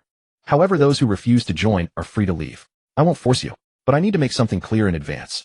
Once we secure the food, if anyone dares to lay hands on it, don't blame us for being ruthless. After all, this food was earned with our lives. And once we've dealt with those desperate outlaws from the neighboring building, we'll also need to deal with the likes of you. Su Wei's final words were clearly a threat, implying that anyone unwilling to join the squad would meet their end. Li Mu couldn't care less. While others scrambled to sign up, he left with Wang Tai. However, Wang Tai grew worried. As they climbed the stairs, he said nervously, "Brother Li Mu, Su Wei clearly intends to take revenge on those of us who don't join the squad. What should we do?" Li Mu spoke up. "Then find a way to hide yourself. Don't let them find you. If you absolutely can't hide anymore, call me. I don't want to conflict with these people right now. After all, I still need them to balance against those people in the adjacent building. No rush, let's observe first." At night, Su Wei posted another message in the group chat. "We now have 43 people signed up. Our squad is now very powerful. If anyone else wants to join, come find me. I'll give you a chance. Think about it carefully." At the Su Wei residence, Su Wei's son handed a list to Su Wei. "Dad, this is the list of people who signed up. I investigated and found only 4 men in our building didn't sign up." Looking at the list in his hands, Su Wei laughed gleefully. "Ha ha ha, excellent. 40-something people is enough to have the capital to compete with the adjacent building. We're one step closer to establishing the survivor base. Once we establish the survivor base, the two of us will be the masters of the survivor base. Then we'll have endless food and countless women. But right now we still need to find a way to deal with those people in the adjacent building. By the way, who are these 4 people who didn't sign up?" His son Su Jiang said. "One is named Li Mu, in his 20s, a university student who hasn't graduated yet. Another is named Wang Tai, an unemployed drifter. The other 2 are 80-something-year-old elders who can barely walk and never came downstairs." After hearing this, Su Wei snorted coldly. "Just a college student. Whether he's here or not makes no difference. But not joining the squad is disrespectful to me. I must make an example of someone to warn the others." Su Jiang said, "Dad, are you saying we should get rid of this Li Mu first?" Su Wei shook his head. "No. As far as I know, this young man is no ordinary person. Previously, the gangster downstairs went to cause him trouble. That Wang Biao and his group are all ruthless characters. At that time, Wang Biao took a liking to a woman beside Li Mu and wanted to forcefully take her. But afterward, Wang Biao never appeared again. This Li Mu even released a message looking for someone to help him clean up the bodies. I estimate Wang Biao and his group were all killed by Li Mu. So this young man Li Mu is absolutely not simple. Our squad has just been established. If our first move hits a stone, it would be bad for the team's morale. So for safety, Sake, let's target Wang Tai first. In these 2 days, find out where Wang Tai is, then find a way to kill him. Ideally, let everyone in the building know that Wang Tai is dead." Su Jiang immediately nodded.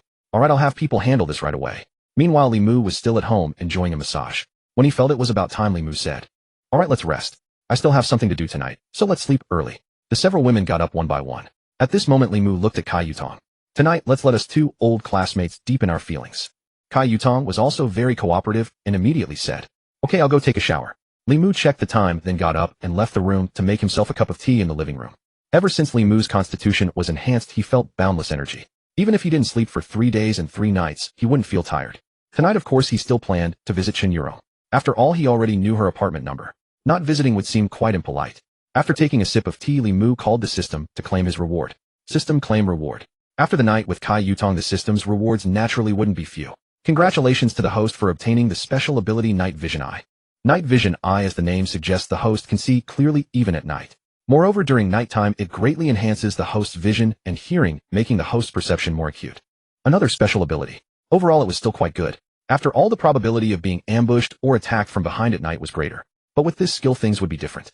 Congratulations to the host's storage space doubled. The storage space also increased. Then Li Mu opened his attribute panel.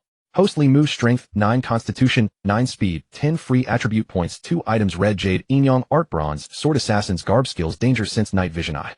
Li Mu didn't hesitate and allocated points to Strength and Constitution. Now all of Li Mu's attributes had reached 10 points. Host Li Mu, Strength 10, Constitution 10, Speed 10 items, Red Jade, Yin Yang, Art Bronze, Sword Assassin's Garb Skills, Danger Sense, Night Vision Eye. Li Mu remembered what the system had said before. When all his attributes reached 10, his strength would reach the 3rd tier level. And now most zombies and humans were only just about to break through the 2nd tier. So his current strength was still exceptionally powerful. After receiving the system's rewards, Li Mu thought and willed, donning the assassin's garb as he headed out alone. The moment he stepped out into the stairwell, Li Mu discovered the night vision eye was indeed useful. The stairwell that was pitch black before was no different from daytime in Li Mu's eyes. Just as Li Mu was about to go upstairs, he heard people coming down the stairs and talking. Li Mu immediately hid, listening to their conversation. Although their voices weren't loud, Li Mu's hearing and vision at night were now doubled, so he could hear every word they said clearly. Have you found where that Wang Tai lives? If we find him, we'll make our move after midnight. Let's not let him escape. Already found him. Many people know Wang Tai. We just needed to ask around, and we knew exactly which apartment was his. Good, excellent. Call the brothers now. Have everyone prepare their weapons, then gather at Wang Tai's door. We'll take care of Wang Tai tonight, and take all the food from his home. After hearing them descend the stairs, Li Mu reappeared. I didn't expect Su Wei to make his move so soon. He's indeed swift in his actions. I hope Wang Tai has followed my advice and hidden himself. Otherwise, if he were to die, it would be quite a pity. Li Mu had no intention of worrying excessively over Wang Tai's fate. If Wang Tai could not survive even this, then following Li Mu would only lead to his certain death. Whether he lived or died ultimately depended on Wang Tai's own capabilities. Based on the information Wang Tai had provided, Li Mu quickly made his way to the 16th floor and located apartment 1603. Li Mu produced a black card and gently unlocked the security door. The first impression upon entering the room was one of immaculate cleanliness. To maintain such pristine order in the apocalypse, keeping every surface spotless, spoke of someone with severe obsessive-compulsive tendencies. Li Mu's physical conditioning was formidable, allowing him to move with perfect control. Not a single sound escaped his footsteps. Scanning Chen Yurong's home, Li Mu quickly spotted her asleep in the bedroom. At this moment, Chen Yurong remained completely unaware that a man had silently infiltrated her home and was watching her. A faint smile crossed Li Mu's face as he turned toward the kitchen and began searching for food. Opening the refrigerator, Li Mu discovered that Chen Yurong still had plenty of provisions, various fruits, vegetables, cooking oil, rice, and flour. If one ate frugally, these supplies would easily last half a month. No wonder this woman was so confident. She clearly had a well-stocked pantry. With a wave of his hand, Li Mu collected all the food from the refrigerator into his storage space. He then searched the kitchen thoroughly to ensure nothing remained before stepping out. Li Mu's purpose was straightforward. He wanted this sharp-tongued woman to experience the true horrors of the apocalypse and taste the bitter hunger of having nothing to eat. He also wished to see whether she would maintain her bravado when starving and if she would beg for mercy on the brink of death. Li Mu then slipped silently into Chen Yurong's bedroom and watched her quietly, noting that she remained entirely unaware of his presence. He returned to the living room and extended his hand, a compact yet inconspicuous camera appearing in his palm. This was a camera Li Mu had casually taken from the supermarket, a wireless model with exceptional battery life connectable to a mobile phone for real-time surveillance. Placing the camera atop a bookshelf, Li Mu verified the angle on his phone before settling onto the sofa. The camera was intended to monitor Chen Yurong, ensuring she would not starve to death. Disturbing someone's beauty sleep was impolite, so Li Mu decided to wait. Before long, Li Mu heard movement from the bedroom. Dawn had begun to break. Chen Yurong emerged from bed with heavy eyelids, intending to use the restroom before returning to sleep. Slipping on her slippers, Chen Yurong walked out of the bedroom and casually opened the living room door. The next moment, a piercing scream erupted. Who are you? How did you get into my house? Get out immediately. Upon waking to find a man sitting in her living room methodically wiping a long sword, anyone would be terrified. Before Li Mu could speak, Chen Yurong darted to the kitchen and emerged clutching a chef's knife, her gaze wary. Speak.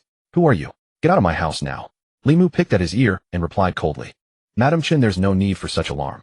A couple of days ago, weren't you cursing me as a fraud in the neighborhood chat group? How can you forget me so quickly? Chen Yurong furrowed her brows, thought for a moment, and said, You're that Li Mu. What are you doing in my house? Get out now, or I'll call the police. Li Mu laughed. Haha, Madam Chen, perhaps you've lost track of reality. The apocalypse has arrived. Who would care about your plight now? Calling the police is entirely useless. Chen Yurong then realized her mistake. Startled in the moment, she had indeed forgotten that the world had ended and that the police could offer no protection. Suddenly, Li Mu rose from the sofa and began walking slowly toward Chen Yurong.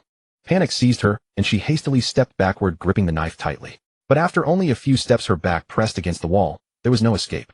What do you want? Stay away from me. If you come closer, I'll cut you to pieces. As Li Mu approached, Chen Yurong squeezed her eyes shut and swung the knife wildly. But before she could manage more than 2 swings, the knife was already in Li Mu's possession. Li Mu tossed the knife aside. Madam Chen, you were quite vocal mocking me in the group chat just a couple of days ago. Naturally, I came to return the courtesy. Otherwise, that would be rather impolite. Chen Yurong leaned against the wall, her legs trembling uncontrollably. What do you want? Li Mu slowly extended his hand, and Chen Yurong flinched, staring at him in terror. Li Mu then grasped her jaw, but she immediately twisted her head away, dodging his touch. Undeterred, Li Mu simply smiled. Very well. I rather admire your defiant spirit, Madam Chen. And I hope you can maintain that same arrogance when you're on the verge of starvation. Not begging me on your knees for a bite to eat. Hearing these words, Chun Yurong whipped her head around and glared at Li Mu. What do you mean? What have you done? Panic washed over her. The importance of food in the apocalypse was common knowledge now, and Chun Yurong was no exception. Her previous mockery of those without provisions stemmed from her own abundant supplies. But Li Mu was certain she would never speak so boldly again. Looking at Chun Yurong's panicked eyes, Li Mu smiled slightly. Nothing, I just took all the food from Mrs. Chen's kitchen. If Mrs. Chen doesn't believe me, you can go check. Chun Yurong immediately ran to the kitchen. After opening the refrigerator, she found it completely empty. Nothing, absolutely nothing at all. She glanced at her rice and flour stores only to discover those were gone too. These were all her food supplies, but now they had all vanished. Seeing this, Chun Yurong collapsed onto the floor. Why are you doing this to me? Give my food back to me. Li Mu laughed. There's no need for a why. I am the strong one, you are the weak. In this apocalypse, does a strong person need a reason to prey upon the weak? No, they do not. Li Mu walked into the kitchen, as well his gaze fixed on the alluring Chun Yurong. Mrs. Chen is quite beautiful. If Mrs. Chen is willing to become my woman, then I can return your food, and even provide you with inexhaustible provisions. Before he even finished speaking, Chun Yurong immediately roared. Dream on. I would rather die than become the woman of a demon like you. Give up on that idea. Li Mu laughed at once. Good, very good. I particularly admire Mrs. Chen's defiant spirit. I hope Mrs. Chen can maintain it for a long time. Li Mu left, taking with him Chun Yurong's will to survive. Chun Yurong sat on the kitchen floor screaming in wild rage. Li Mu, you beast, you're not human. When Li Mu returned home, dawn was gradually breaking. He crawled back into bed, embracing Kai Yutong, and continued sleeping. At noon, Li Mu received a phone call from Wang Tai while eating. Brother Li Mu, are you alright? Did Su Wei and his crew come looking for trouble with you? Upon seeing Wang Tai's call, Li Mu knew this old fellow had escaped death. He seemed to have some real skill after all. No, I'm fine. How are things on your end? Wang Tai spoke with relief. Fortunately, Brother Li Mu, you warned me yesterday. After returning home, I immediately took my wife and ran. Otherwise, I would have been killed last night. Although we've escaped danger for now, what should we do next? Li Mu said. Take it one step at a time. Just stay hidden safely for now, and don't go out if you can help it. Right now, Su Wei and his crew are searching for you everywhere. Show your head, and you'll be dead. After hanging up, Zhang Yao beside Li Mu said with concern. Su Wei's intentions are clearly hostile toward us. If this continues, he'll eventually find us. What should we do? Li Mu said calmly. No need to worry too much.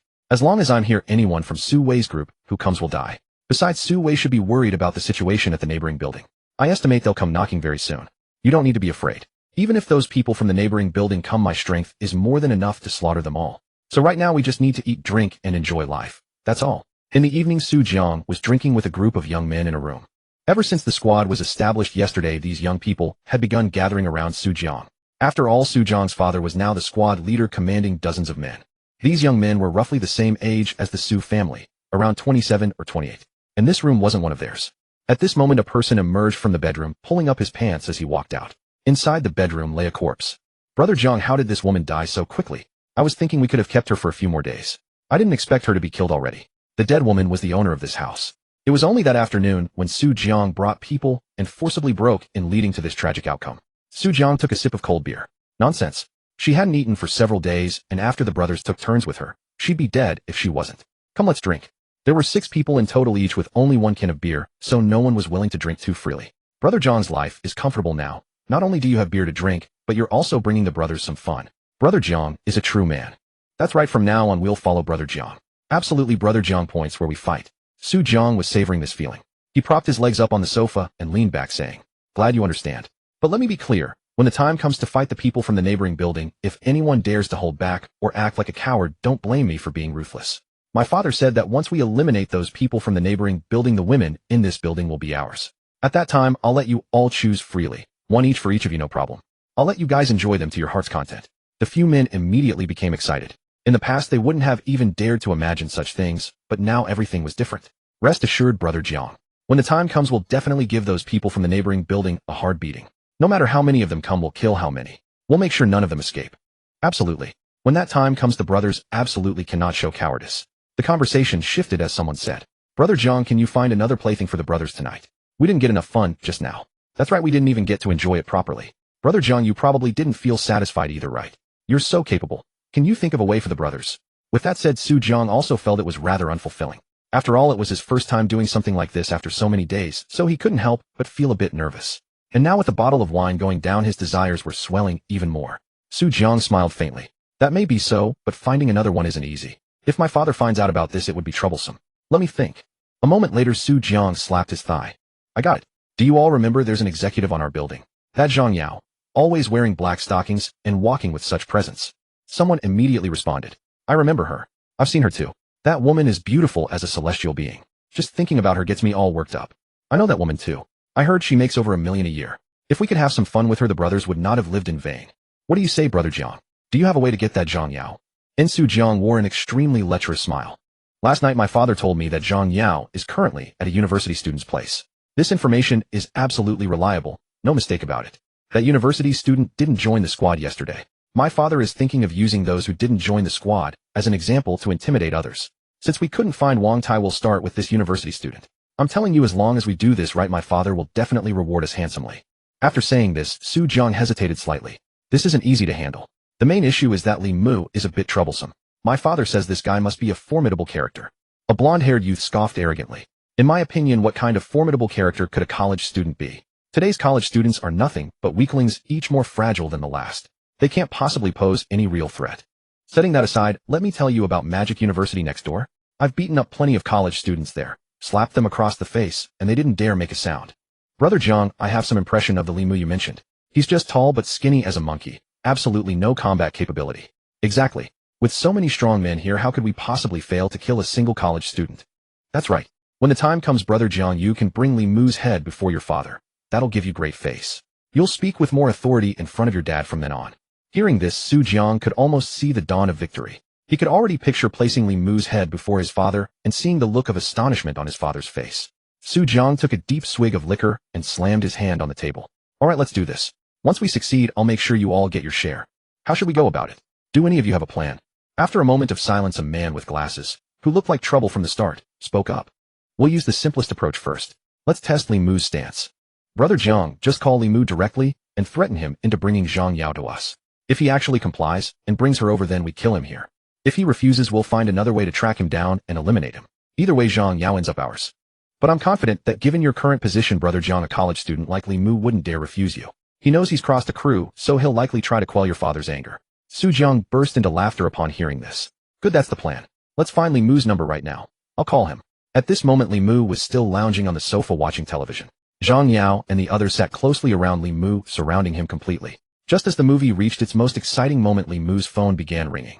An unfamiliar number. After a brief pause, Li Mu answered the call. Su Jiang's voice came through the line.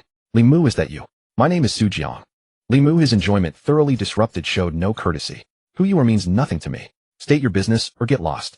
Hearing Li Mu's words, Su Jiang exploded with rage, shouting loudly through the phone. You've got some nerve? Do you even know who my father is? Li Mu fired back without hesitation. Your mother obviously never told you. I'm not your father anyway. If there's nothing important, get lost. Su Jiang on the other end grew so furious his face flushed red and his neck veins bulged. He wanted nothing more than to crawl through the phone line and kill Li Mu right then. At that moment, the bespectacled man spoke up. Brother Jiang, don't let him get under your skin. Just tell him who you are and threaten him directly. Su Jiang forced himself to control his temper and spoke again. My name is Su Jiang. My father is Su Wei. You should have heard of him. Hearing the name Su Wei, Li Mu became interested. Go on. Su Jiang continued. I'll be blunt. I know Zhang Yao is with you. I'm ordering you to bring her to me now, or I'll have my men come looking for you. Don't think you can hide. If you don't comply, I'll have my men search every house until we find you. Trust me, I have the means. My father has dozens of men under him. Finding you won't be difficult. Li Mu thought for a moment, then spoke in a deep voice. Very well. No problem. Where are you now? I'll send her over right away. But Li Mu never specified what he was sending. There was no need to guess. Li Mu was sending the bronze sword. Su Jiang on the other end of the phone burst into laughter. Ha ha ha, smart move, kid. I'm on the 18th floor. Come up and call me. After the call ended, Li Mu tossed his phone aside. Zhang Yao looked utterly exasperated. She never expected that trouble could strike while she was simply sitting at home. This was giving Li Mu unnecessary problems, wasn't it? Did I cause you trouble again? There was no help for it. Who could blame them? Zhang Yao was too stunningly beautiful and enchanting mature woman that countless men desired. Many residents in the neighborhood had noticed Zhang Yao, so it was only natural that something like this would happen. Li Mu rose to his feet and wrapped his arms around Zhang Yao's waist, pressing a kiss to her crimson lips. It's fine. When you enjoy a beautiful woman's company, you inevitably deal with the troubles that come with her. These are just minor inconveniences. They mean nothing to me. You two stay here and keep watching the movie. I'll be back shortly. Zhang Yao understood that given Li Mu's nature, Su Jiang was doomed tonight, and Su Wei would certainly not spare him afterward. Zhang Yao embraced Li Mu and whispered, be careful. Don't take unnecessary risks. If things get too dangerous, we'll just move away. If we can't fight them, we can at least avoid them. Li Mu offered a faint smile. It seems I need to show them some strength. These people truly believe I'm an easy target. Since Su Wei and his son lack sense, perhaps it's time for a new leader. Li Mu stepped outside and made his way to the 18th floor carrying the bronze sword in one hand while dialing Su Jiang's number with the other. I'm here. Come out and meet me. Hearing voices from within a room, Li Mu immediately headed toward the sound. On the other end, Su Jiang spoke cheerfully. You're here so quickly. Wait there. I'll send someone to fetch you. After hanging up, Su Jiang settled onto the sofa and said, Go open the door. Our beauty has arrived. But their beauty never came. Instead, the killer arrived. Li Mu, standing before the door, saw it swing open and immediately thrust his sword forward. The bronze blade pierced through the man's mouth and struck his cerebellum. The man opened the door, shuddered once, and fell dead without a sound. When there was no movement at the doorway, Su Jiang cursed angrily. What are you waiting for? Get them in here now. Li Mu shoved the corpse forward, sending it crashing to the ground. Su Jiang stormed to his feet, fuming. What the hell are you doing? Can't you walk if a woman's around? And you dare drop her on me? Everyone rose and turned toward the entrance. Li Mu approached them slowly, the bronze sword in his hand still dripping blood. Their eyes widened in shock, locked onto Li Mu. Li Mu spoke calmly. Those who dare touch what's mine will be sent on their way.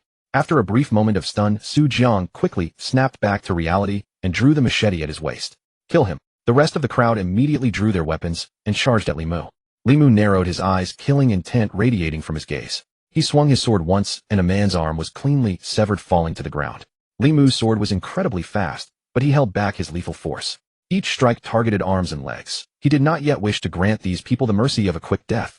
Soon a pile of severed limbs littered the ground as the group lay in agony, wailing in pain. Su Jiang charged forward, but Li Mu swiftly delivered 2 strikes, severing both of Su Jiang's arms. Lying on the ground, Su Jiang continued to curse incessantly. How dare you do this to me? My father will never let you off. He will tear you apart piece by piece. You will die a terrible death. Li Mu raised his foot and stomped down hard on Su Jiang's chin. There was a crack. The bones shattered, and Su Jiang instantly fell unconscious. Looking at the mangled bodies on the ground, Li Mu sat down on the sofa. None of you will survive today, but I can offer you a merciful end. Whoever tells me where Su Wei is now will receive a quick death. The rest will wait here until they bleed out. A bespectacled man immediately crawled forward through his pain. I know. Su Wei is on the 14th floor. He's probably discussing with others how to deal with the people in the building next door. I'm sure of it. Without a word, Li Mu swung his sword, granting the man a swift death. Then he grabbed Su Jiang by the hair and dragged him outside. After locking the door from the outside, those within were left to await their fate. Li Mu did not go directly to the 14th floor. Instead, he headed to the apartment above Su Wei's home on the 15th floor. Coincidentally, no one was home. Li Mu entered and threw Su Jiang onto the living room floor. Soon after, Li Mu found 2 jump ropes, tied them together, and tested their strength. Satisfied, he looped the rope around Su Jiang's neck and dragged him to the living room window. He poured a bucket of water over Su Jiang's head, instantly bringing him back to consciousness. MMPH and NGH. Su Jiang could no longer speak. He could only stare at Li Mu in terror. Don't struggle. I'm delivering a gift to your father, and your corpse will be the perfect present. With those words, and against Su Jiang's horrified gaze, Li Mu punched him squarely in the temple. The skull caved in instantly, and after a few feeble twitches, Su Jiang's breath left him forever. Li Mu lowered Su Jiang's corpse out of the window, and once the distance felt right, tied the other end of the jump rope to the window frame. Downstairs, Li Mu knocked on the door. It did not open immediately. A voice called out from within. Who are you? What do you want? Li Mu smiled. My name is Li Mu. I've come to deliver a gift to Captain Su Wei. Inside, Su Wei paused in confusion. Li Mu, what's that kid doing here? The burly man at the door asked. Boss, should we let him in? Su Wei replied, check if he's alone. If he is, let him in. Upon entering, Li Mu saw Su Wei lounging on the sofa with his legs crossed, exuding the air of a boss. So you're Li Mu? What do you want? And weren't you saying you had a gift for me? Where is it? Li Mu glanced toward the window and noticed the curtains were drawn. Perfect. This would make Su Wei's shock all the more dramatic. There were not many people in the living room. Only 3. Beside Su Wei stood 2 towering thugs, both tattooed. Li Mu smiled faintly. The gift is right there outside the window. I'll show you now. Saying this, he walked to the window and slowly drew back the curtains. Su Wei's first sight was a corpse, sending a cold sweat down his spine. But as he looked more closely, his pupils dilated, and he let out a thunderous roar. Su Jiang. Su Wei stepped onto the sofa and rushed to the window, gazing down at his son's lifeless body. His entire frame trembled as he glared viciously at Li Mu. You beast. Why did you kill my son? Why? Li Mu responded coldly. Because your son tried to take my woman and kill me. At that moment, Su Wei struck. I'll kill you first, you monster. He launched a furious punch at Li Mu, while the 2 thugs immediately charged forward. Li Mu raised his hand to block Su Wei's punch, then seized his head and smashed it against the nearby glass window. The high-rise tempered glass was of excellent quality. Su Wei's skull caved in before the glass even cracked. With Su Wei dealt with, Li Mu turned to face the remaining opponents. The 2 thugs both wielded machetes. Li Mu wasted no time. As his hand moved, his bronze sword materialized in it. With a single stroke, he shattered both machetes, and in the next instant the two men's heads hit the floor. Looking at the three corpses on the ground, Li Mu pulled out his phone and took several photographs. Without hesitation, he sent all three to the homeowners group chat. Li Mu added a message. Your captain messed with me, and now he's dead. Anyone who wants revenge can come find me. Also, you might want to pick a new captain. After sending the message, Li Mu paid no mind to the group chat and headed straight home. It wasn't until the next morning, when he woke up with Zhang Yao in his arms, that he picked up his phone to check the group chat. Zhang Yao had also awakened. No need to look. The homeowners group is in absolute chaos. Nobody plans to avenge Su Wei. Instead, they're all fighting over who gets to be captain. Though Su Wei only served as captain for one day, everyone knows the benefits that come with the position, so they're all scrambling to seize it. Hearing this, Li Mu tossed his phone aside, freeing his hands for other pursuits. Have they decided yet? Zhang Yao leaned against Li Mu's chest. Not at all. After arguing for a long time, neither side would yield. Many people have suggested that you choose a captain yourself. After all, you killed both Su Wei and his son yesterday. That surely intimidated everyone. Right now your word carries weight, and no one would dare disobey you. Why not install a puppet leader? Someone like Wang Tai, for instance. If you don't want to deal with such matters, let Wang Tai handle them. What do you think? Li Mu's hands wandered restlessly. It's not a bad idea. Wang Tai is clever. He's certainly a good candidate. I'm just worried he won't be able to hold authority over the others, Zhang Yao said. That's Wang Tai's problem to solve. You've already given him the opportunity. Whether he can serve as a capable captain and true leader depends entirely on his own abilities. Li Mu smiled and lifted Zhang Yao's chin. You really are a woman who once held an executive position. Your mind is sharp. Let's do it your way. Zhang Yao said shyly. For all my capabilities, I'm still your woman. This shows that you, my husband, are far smarter than I am. During the meal, Li Mu placed a call to Wang Tai. Brother Li Mu, I never expected you to be so formidable. It has only been a single day, and you have already eliminated Su Wei. You have no idea how terrified everyone in this building is of you right now. Everyone in the group chat hopes you will become their captain because they know only a powerhouse like you can lead them to survive. Therefore, Brother Li Mu, there is no one more deserving of the captaincy than you. Upon hearing Wang Tai's flattery, Li Mu showed little reaction, merely responding with a calm detachment. I have already stated that I have no interest in being captain. Instead, I would like to ask whether you are willing to take on this role. Hearing this, Wang Tai was visibly taken aback.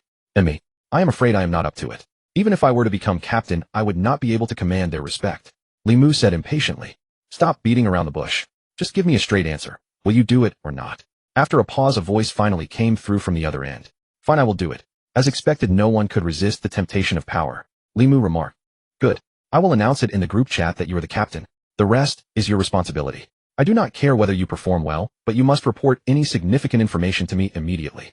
There was no such thing as a free lunch. Since Li Mu had appointed him captain, it naturally meant he intended to use him. However, Wang Tai did not object to being utilized.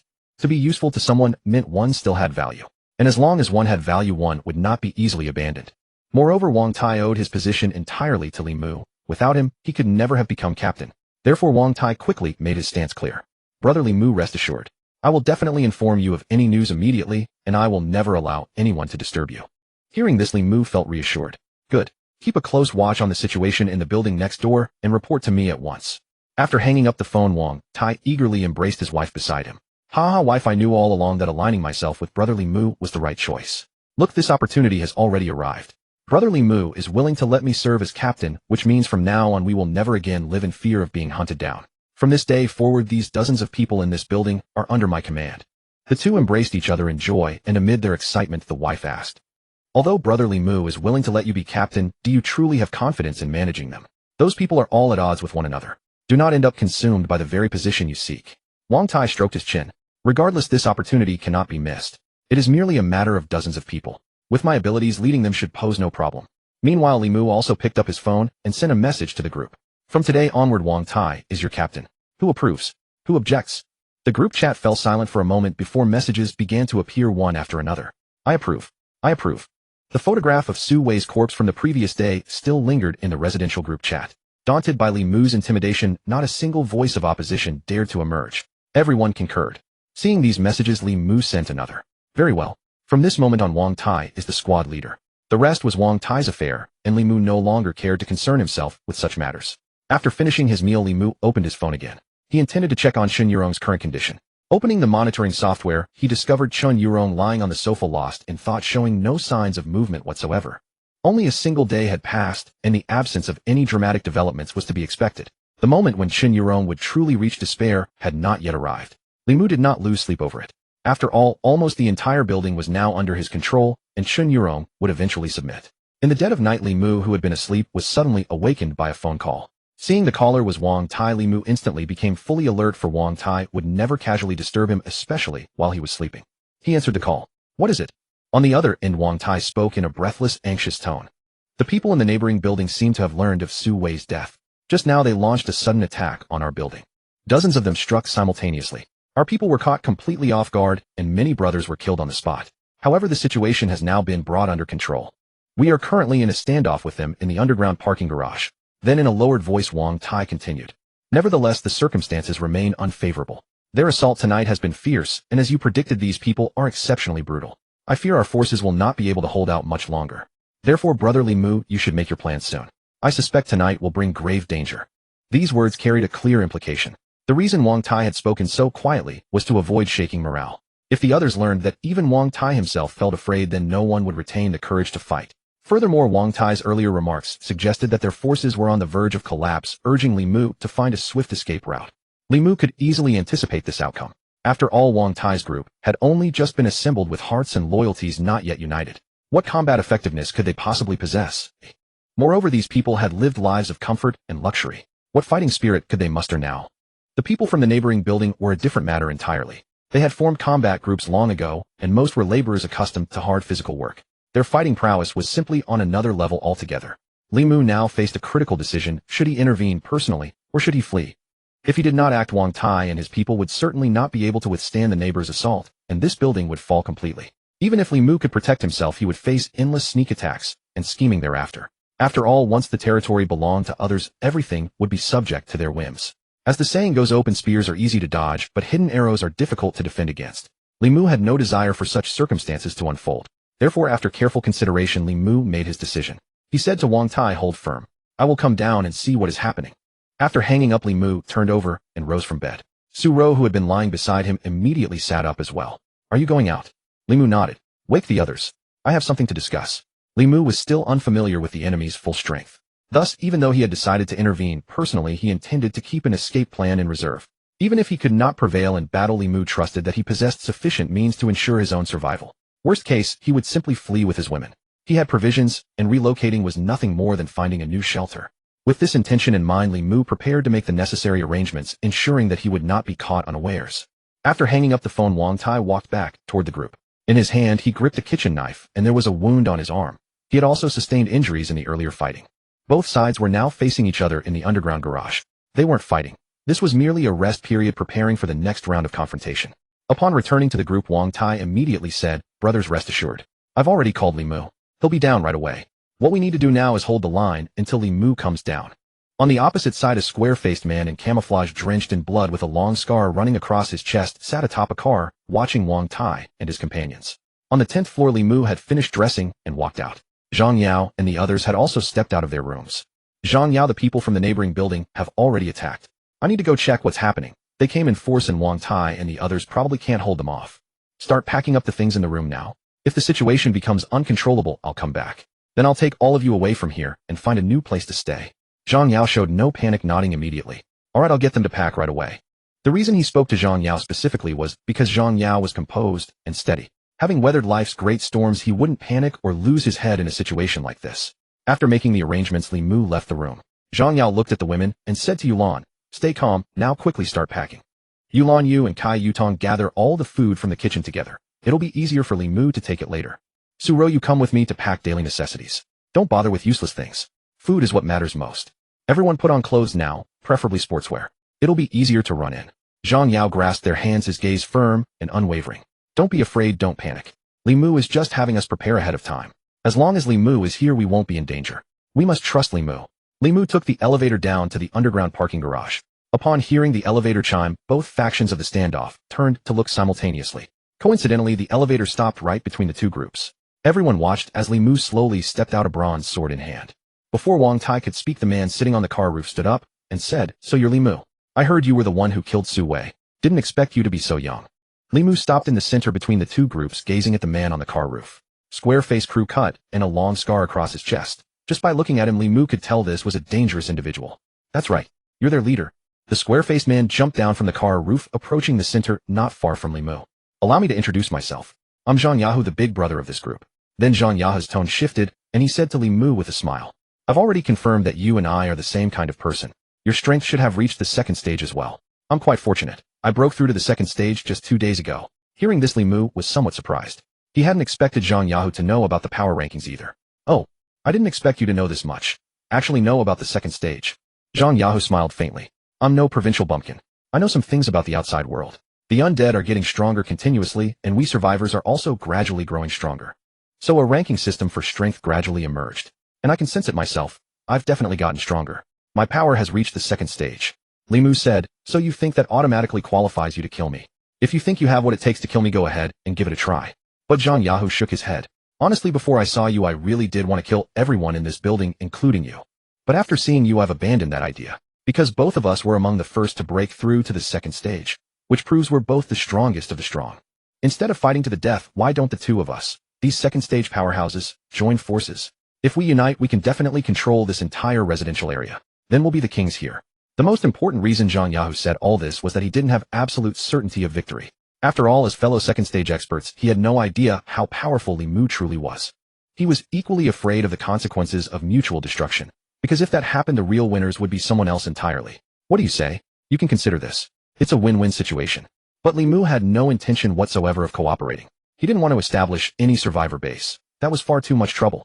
All Li Mu wanted now was to enjoy his life peacefully, not to play king of anything. Just as everyone thought Li Mu would consider this proposal, Li Mu suddenly raised his bronze sword and pointed it at Zhang Yahu. And in an extremely domineering tone, he declared, "I'm not interested in cooperation. You only have 2 choices now. Either get lost or fight me right now. There's no need to waste words on anything else." Li Mu's arrogance exceeded everyone's expectations. Even Wang Tai was puzzled. After all, avoiding a fight was a good thing, and Zhang Yahu's proposal wasn't bad at all. At this moment, Zhang Yahu's expression also changed, his tone turning hostile. "Young man, I'm warning you, don't be too arrogant. We're both second stage. If we really fight, you might not be my opponent either. I propose cooperation only because you're a second stage powerhouse. If you were just an ordinary person, you wouldn't even have the qualification to stand here and talk to me. The only reason I'm discussing cooperation with you is that I don't want mutual destruction, not because I'm afraid of you." Everything Zhang Yahu said was based on the assumption that Li Mu's power was at the second stage. However, Li Mu's current strength had already reached the third stage, so Li Mu simply wasn't fazed by any of this. Li Mu said with a faint smile, "The old saying, 1 mountain cannot accommodate 2 tigers, is something even children know. Your cooperation with me is destined not to last, so there's really no point." And of course, Li Mu now had every right to be arrogant. "Besides, why would you assume I'm being arrogant rather than confident? Very well, let all of you come at me together. If you can kill me, that would be considered your skill. Well, go ahead and give it a try." Arrogant. Utterly, extremely arrogant. No one could have imagined that Li Mu would dare say something so audacious. In their eyes, this seemed no different from walking to one's own death. As expected, these words thoroughly enraged the men behind Zhang Yahu. They immediately erupted in righteous indignation. "Brother, this kid is so arrogant. Let's teach him a lesson. Make him understand our strength too. Damn it, don't look down on us. That's right, kill him and show him we're not made of dough." Just as they were about to charge forward, Zhang Yahu stretched out his hand and stopped them. For he had seen absolute confidence in Li Mu's eyes. A confidence that could not be faked, the true foundation of overwhelming strength. Seeing Zhang Yahu's men speak this way, Wang Tai behind Li Mu refused to be outdone. He bellowed immediately, "Brother Li Mu, we advance and retreat together. After all, we've only got 1 life to lose. If it comes to that, we shall be heroes reborn in 18 years. Wang Tai's men also showed no inclination to fall behind. After all, with Li Mu by their side, their confidence had been restored. Yet Zhang Yahu remained remarkably composed, for he knew tonight he stood no chance against Li Mu. Without securing Li Mu, capturing Wang Tai and the others would prove impossible. Zhang Yahu was a man of immense ambition. He envisioned constructing a mighty sanctuary for survivors, establishing himself as a dominant force in this ruined world. This was his dream, and he was laboring tirelessly to gather the power to achieve it. He was a shrewd man. He understood that depending solely on himself to build a survivor base was far too difficult, utterly unrealistic. Thus he needed a powerful ally. And clearly Li Mu, his current adversary, represented the ideal choice. Only Li Mu's strength could meet this requirement. That was precisely why he would not choose to provoke conflict with Li Mu lightly. Zhang Yahu felt a sense of frustration. Though his group numbered over 30 robust men, besides himself, not a single one had reached the second tier. He had received intelligence from the outside. Those attaining second tier within the first 10 days of the apocalypse constituted less than 1 in 10,000 souls. In other words, among 10,000 survivors, only one such formidable warrior could be found. This was not something effort could remedy. This was innate talent holding dominion over all. Among Zhang Yahu's ranks, no such individual existed. Though these men would eventually reach the second tier, they were already too late. This destined them to remain nothing more than low-level enforcers. Previously Zhang Yahu had believed himself the sole second-tier powerhouse in this region. Yet Li Mu's emergence had surprised him greatly, and had also shown him hope. Thus he now harbored no intention of resorting to force. Zhang Yahu gazed at Li Mu. Tonight's circumstances prove unsuitable. Shall we find time tomorrow to discuss this? Having spoken, he turned directly around and addressed the men behind him. Let's go. We're done here for tonight. No one questioned Zhang Yahu's command as they followed him away. This alone spoke volumes about the immense prestige he commanded in their hearts. Seeing Zhang Yahu depart, Wang Tai breathed a sigh of relief. His heart still raced with lingering fear. Had Li Mu not intervened, they might all have met their end here tonight. Wang Tai approached Li Mu. Tonight we were truly fortunate to have brother Li Mu. Had you not stepped in, Zhang Yahu would never have let this matter rest. Li Mu yawned. The threat has passed for tonight. I'm going home to sleep. Upon returning home, Zhang Yao had already led a group in packing up their belongings. Hearing Li Mu arrive, they immediately came over. How did it go? Are you unharmed? Li Mu slipped on his indoor slippers. I'm fine. Time for bed. The night passed in silence. At noon the following day, Li Mu received a call from an unknown number. Hello, this is Zhang Yao. Is this Li Mu? Li Mu confirmed. Speaking. Zhang Yao said, I've already arrived at your building. I'd like to meet with you and have a discussion. Are you available? Since the man had come directly to him, refusing seemed unreasonable. Of course I'm available. Where shall we meet? Zhang Yao paused before speaking. I'm currently in the lobby downstairs. You choose the place. Li Mu said, come to the 9th floor. I'll be waiting. Very well. The moment they hung up, Wang Tai's call came through. Brother Li Mu, Zhang Yao contacted you, didn't he? What should we do? Li Mu said, don't obstruct him. He's likely come alone, hasn't he? That's right, just one person. Good. He's showing sincerity, and we can't be impolite. Don't worry about it. Zhang Yao dared to come alone. That was confidence in his own strength, the boldness of a truly capable man. Li Mu waited on the 9th floor, and before long, he saw Zhang Yao walk in. Today Zhang Yao was not wearing his camouflage uniform. Instead, he had on a crisp short-sleeved dress shirt looking exceptionally sharp and sturdy. Li Mu guessed that the camouflage uniform was reserved for combat. Moreover, Zhang Yao carried 2 bottles of foreign liquor in his hands, clearly high-quality goods. Seeing Li Mu, Zhang Yao spread his hands open. What do you think? Am I showing enough sincerity? Let's share a drink together. Li Mu smiled faintly. Then let's have a drink. They entered Li Mu's living room, where Li Mu found 2 glasses from his belongings and retrieved some ice from the refrigerator. Soon both men were sipping chilled foreign spirits. After taking a sip, Zhang Yao leaned back contentedly against the sofa. Honestly, you should seriously consider what I've proposed. After all, we're cut from the same cloth. If the 2 of us join forces, we can absolutely build a mighty survivor sanctuary. In time, all survivors in the surrounding area will come to pledge allegiance to us. We'll have food, women. Whatever you desire, I can provide. I'm no Saint Zhang Yao, but I've never let down a brother. If you're willing to help me, I can give you everything you want. Perhaps my offer isn't enticing enough. Very well, you name the terms. Whatever I can deliver, I absolutely will satisfy. It had to be said, Zhang Yao had shown genuine sincerity. Yet Li Mu truly had no interest whatsoever. He did not wish to involve himself in these matters. He pondered deeply, wondering how he might persuade Zhang Yao to abandon this notion. After much deliberation, he finally decided to use real action to make Zhang Yao lose interest. For this was the most direct approach, and it would also allow Zhang Yao to thoroughly abandon his hopes. Perhaps what I say won't convince you. You might see me as one of your kind. Unfortunately, I am far more powerful than you could ever imagine. Moreover, I have no desire to build any survivor sanctuary, nor any inclination to become some kind of leader. You may not believe what I say, but that doesn't matter. I will prove it to you. The next moment, Li Mu suddenly launched an attack against Zhang Yao. Li Mu's speed was unbearably fast, appearing without the slightest warning. In the blink of an eye, Zhang Yao's outstretched hand froze mid-air, and his entire body went rigid in shock. For just a moment ago, Li Mu had struck at him with incomprehensible speed, then retracted his hand before Zhang Yao could even register what had happened. Everything had unfolded far too quickly for Zhang Yao to react, leaving him standing paralyzed in disbelief. He touched his neck, found it unharmed, and then turned his gaze toward the 2 fingers of Li Mu. Between Li Mu's 2 fingers rested a button. Zhang Yao instinctively pressed his hand to his collar and realized one button was missing, the very same one now held in Li Mu's grasp. Li Mu tossed the button onto the table and offered a faint smile. You should understand the point I'm making. If I can pluck a button from you, I can slit your throat just as easily. The meaning was unmistakable. Based on Li Mu's sudden strike, Zhang Yao now understood that their strength levels were worlds apart. Li Mu had given him time to react, yet he still failed to respond in time, losing his button in the span of a heartbeat.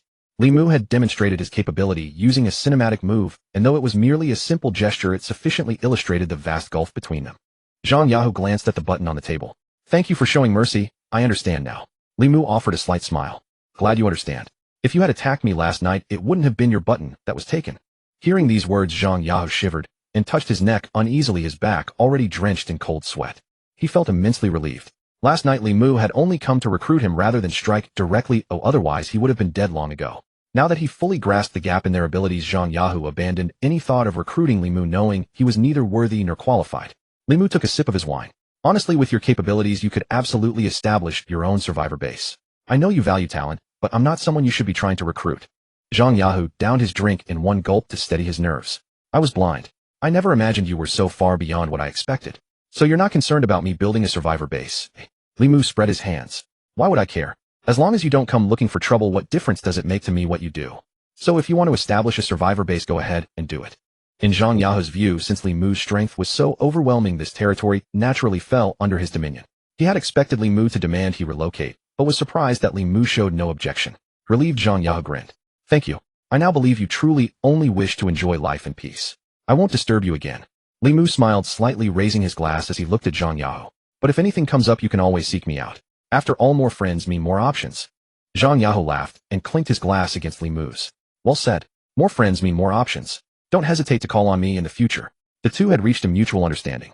Zhang Yahu would continue working toward building his survivor base without further disturbing Li Mu's peaceful life.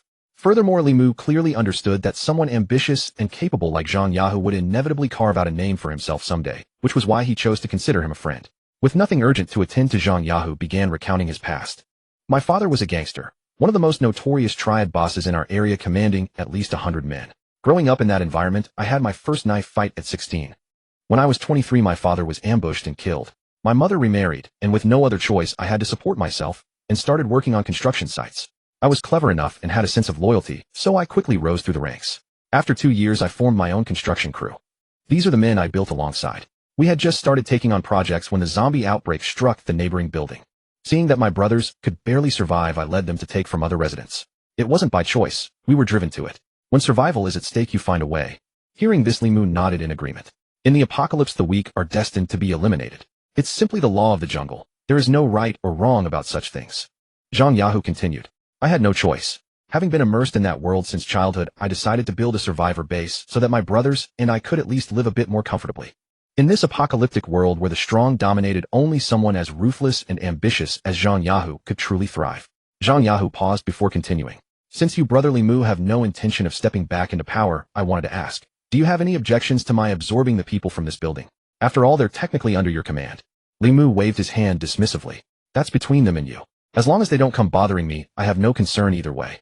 Now that Li Mu had demonstrated his power, Zhang Yahu knew he couldn't simply kill Wang Tai and the others without showing disrespect. Yet he also couldn't ignore them entirely. After all, Zhang Yahu's ambition was to become the dominant force in the area, so he could not afford to let Wang Tai's group remain independent. Absorption was the solution that allowed him to consolidate power while preserving appearances. This approach would both save face for Li Mu and strengthen Zhang Yahu's own position, a perfect solution. Moreover, Zhang Yahu was certain that if Wang Tai's people were sensible, they would agree to be absorbed. Hearing that Li Mu did not refuse, Zhang Yahu stood up. In that case, I won't keep you any longer, Brother Li Mu. I'll take my leave now. After Zhang Yahu departed, Li Mu also returned home. That night, Li Mu went alone to the 16th floor, wondering about Chun Yurong, who had gone 3 days without food and hoping she was still alive. Li Mu opened the door and stepped inside, finding Chun Yurong lying on the sofa, her hair disheveled. Seeing Li Mu enter, Chun Yurong did not rise, for she had no strength left. She could only turn her head slightly to glance at him as he approached. What are you doing here? Get out. Li Mu entered the living room, placed the food container he was carrying on the coffee table, and sank onto the sofa. Still have the strength to talk? I was beginning to think you'd starve to death. Li Mu sat nearby, but Chun Yurong lacked the energy to move even an inch. Her face deathly pale, she managed a feeble whisper. Get out. Even if I starve to death, I will never agree to your conditions. Hearing that Chun Yurong still had the strength to be stubborn, Li Mu smiled faintly and said nothing further, instead reaching out to open the food container on the coffee table. As soon as it was opened, the entire room filled with the rich aroma of freshly cooked food. Lying on the sofa, Chun Yurong's nose twitched involuntarily as she caught the scent drifting through the air. To someone in her current state, the smell of food was an irresistible temptation. True to form, the next moment Chun Yurong seemed to summon a sudden surge of strength, as if experiencing a final burst of vitality. She crawled down from the sofa and knelt on the floor, supporting herself with both hands on the coffee table as she gazed at the food container sitting there. The meal Li Mu had brought was quite elaborate. 1 meat dish, 1 vegetable, and rice. The meat was braised pork, filling an entire container, accompanied by a side of garlic green lettuce. The sight of food made Chun Yurong's mouth water, immediately a thin trail of saliva forming at the corner of her lips. After 3 days without eating, who could have resisted such an appetizing spread? At that moment, Chun Yurong lifted her head and saw Li Mu beside her, a hint of triumph playing across his face. This meal had been specially prepared for her by Li Mu, who had deliberately skipped lunch just to enjoy his dinner voraciously in front of her. Chun Yurong swallowed hard upon seeing his smug expression, pulling her hands back and leaning against the sofa. She understood perfectly well that he had brought the food specifically to tempt her. It was an outright act of provocation. Her remaining pride stirred a sense of resistance within her, allowing her to regain some composure. Give up on this idea, she said firmly. I've already told you. I would rather die than agree to your terms. Li Mu chuckled and retrieved his chopsticks. That's fine with me. I actually prefer a woman who puts up a fight. I hope you can keep up this stubbornness of yours. Enough talking. I'm starting to eat. With that, he picked up a generous piece of braised pork and placed it in his mouth, deliberately chewing with audible satisfaction, savoring every bite. Before finishing the pork, Li Mu took another bite of rice. Braised pork with rice, truly a perfect combination. Beside him, Chun Yurong's mouth was full of saliva as she retorted bitterly. You're absolutely ruthless. Drool escaped the corners of her lips as she spoke. Her words remained defiant, but her body had already betrayed her weakness. Chun Yurong covered her ears, hoping to block out the torturous aroma and diminish her craving. Watching her resistance, Li Mu smiled faintly and continued eating. Li Mu was certain that no woman starved for 3 days could resist such temptation. If Chun Yurong truly could, she would be a saint. Chun Yurong's own inner turmoil was unbearable. Watching others eat while starving oneself was simply too cruel to endure. Her entire body trembled as she watched Li Mu eat. That was how desperately she craved the food. Eventually, her physiological instincts overwhelmed her psychological defenses, and Chun Yurong decided to stop holding out. She crawled to Li Mu's side and embraced his leg, gasping. I agree. As long as you give me food, I'll be your woman. I mean it. As long as you give me food and let me live, I'll do whatever you ask. I can't take it anymore. I'm on the verge of starving to death. Li Mu looked down at Chun Yurong at his feet. He had expected the woman to hold out a little longer, but she had surrendered so quickly. Indeed, beneath starvation, all dignity would dissipate like smoke. Only the desire to survive remained. Li Mu swallowed his food leisurely and spoke. Weren't you so stubborn just now? Didn't you swear you'd rather die than agree? How did you come to your senses so quickly? Chun Yurong clung to Li Mu's calf, with both hands, her voice weak. I was wrong. Li Mu, I know I was wrong. I shouldn't have been so stubborn or insulted you. Please forgive me. I beg you, give me something to eat. As long as you feed me, I'll be your woman. Whatever you ask of me, I'll do it. Li Mu smiled faintly. Then think carefully. Once you agree, there will be no turning back. I haven't forced you, so make sure you're certain before you speak. Chun Yurong had no dignity left. Her only thought was food. I've thought it through. This is entirely my own choice. You haven't forced me. Li Mu smiled faintly. Then that's settled. He set his chopsticks down on the table. Don't worry. Once you're my woman, I'll never let you go hungry. All this food is yours now. Upon hearing those words, Chun Yurong threw herself onto the table, grabbed the chopsticks, and began devouring the meal ravenously. In no time, every last bit of food in the containers was gone, and not even the crumbs scattered on the table were spared. Fully satisfied, Chun Yurong collapsed backward onto the carpet. I'm finally alive again. Watching her, Li Mu chuckled. As long as you become my woman, you'll have meals like these every day. There's no rush. You'll be well fed from now on. Li Mu stood up. Rest a bit, then take a shower. I'll be staying with you tonight. I know you love nothing more than hurling insults. Your sharp tongue should serve you well tonight. I look forward to it. Chun Yurong rose as well, nodding obediently. Alright, I'll go take a bath shortly. Li Mu walked into Chun Yurong's bedroom and lay down on the bed. That night, Yulan called Li Mu. Honey, are you coming home tonight? Li Mu replied, I have things to attend to tonight, so I won't be back. Get some rest early. You don't need to wait up for me. Hearing strange noises from the other end of the line, Yulan asked, Honey, what's that sound? A moment later, she suddenly realized, laughing. I understand. I won't disturb you. Goodbye. After hanging up, Chun Yurong asked, I didn't realize you had so many women around you. Which number am I? Li Mu stroked Chun Yurong's head. Not that many. You're number 5. Having abandoned all dignity, Chun Yurong revealed her true nature before Li Mu, exposing her passionate side completely. Early the next morning, Li Mu woke to find Chun Yurong gone from his side. Rubbing his eyes, he was about to get up when Chun Yurong walked in from outside. Sorry, I'm used to waking up early. Did I disturb you? Would you like to sleep a bit more? Watching Chun Yurong walk with unsteady legs, Li Mu realized she had not yet fully recovered from her starvation. It's fine. Let me shower first, then we can head downstairs. It should still be early enough for breakfast. Remember to pack your clothes and daily necessities. Bring them when we go down. Since you're mine now, of course you'll be living with me. Li Mu began calling the system to claim rewards while taking a shower. System claim rewards. At present, Li Mu's most anticipated moment was claiming system rewards. Each time he claimed a reward, not only could he enhance his attributes, but he could also obtain special abilities and items. Ever since encountering Zhang Yahu, Li Mu realized that more and more people were beginning to grow stronger, which gave him a sense of crisis. Now all he wanted was to grow stronger. After all, power was the foundation of survival. With absolute strength, even without food, Li Mu could simply take it by force. But without absolute strength, even if Li Mu had plenty of food, others would rob it from him. That's why strength was fundamental. Congratulations to the host for receiving the firearm gift pack, an upgraded version with enhanced firepower. The package includes a handgun, a fully automatic marksman rifle, and a sniper rifle. Each of the 3 guns comes with infinite ammunition. Upon hearing that the reward was firearms, 3 of them actually, Li Mu's interest was immediately piqued. Before the apocalypse, he had always wanted to experience real guns, but never had the opportunity. Who would have thought he'd receive 3 guns outright, each with infinite ammunition? While thrilled, Li Mu began contemplating the role firearms would play in this new world. Undoubtedly, guns held tremendous importance in the apocalypse.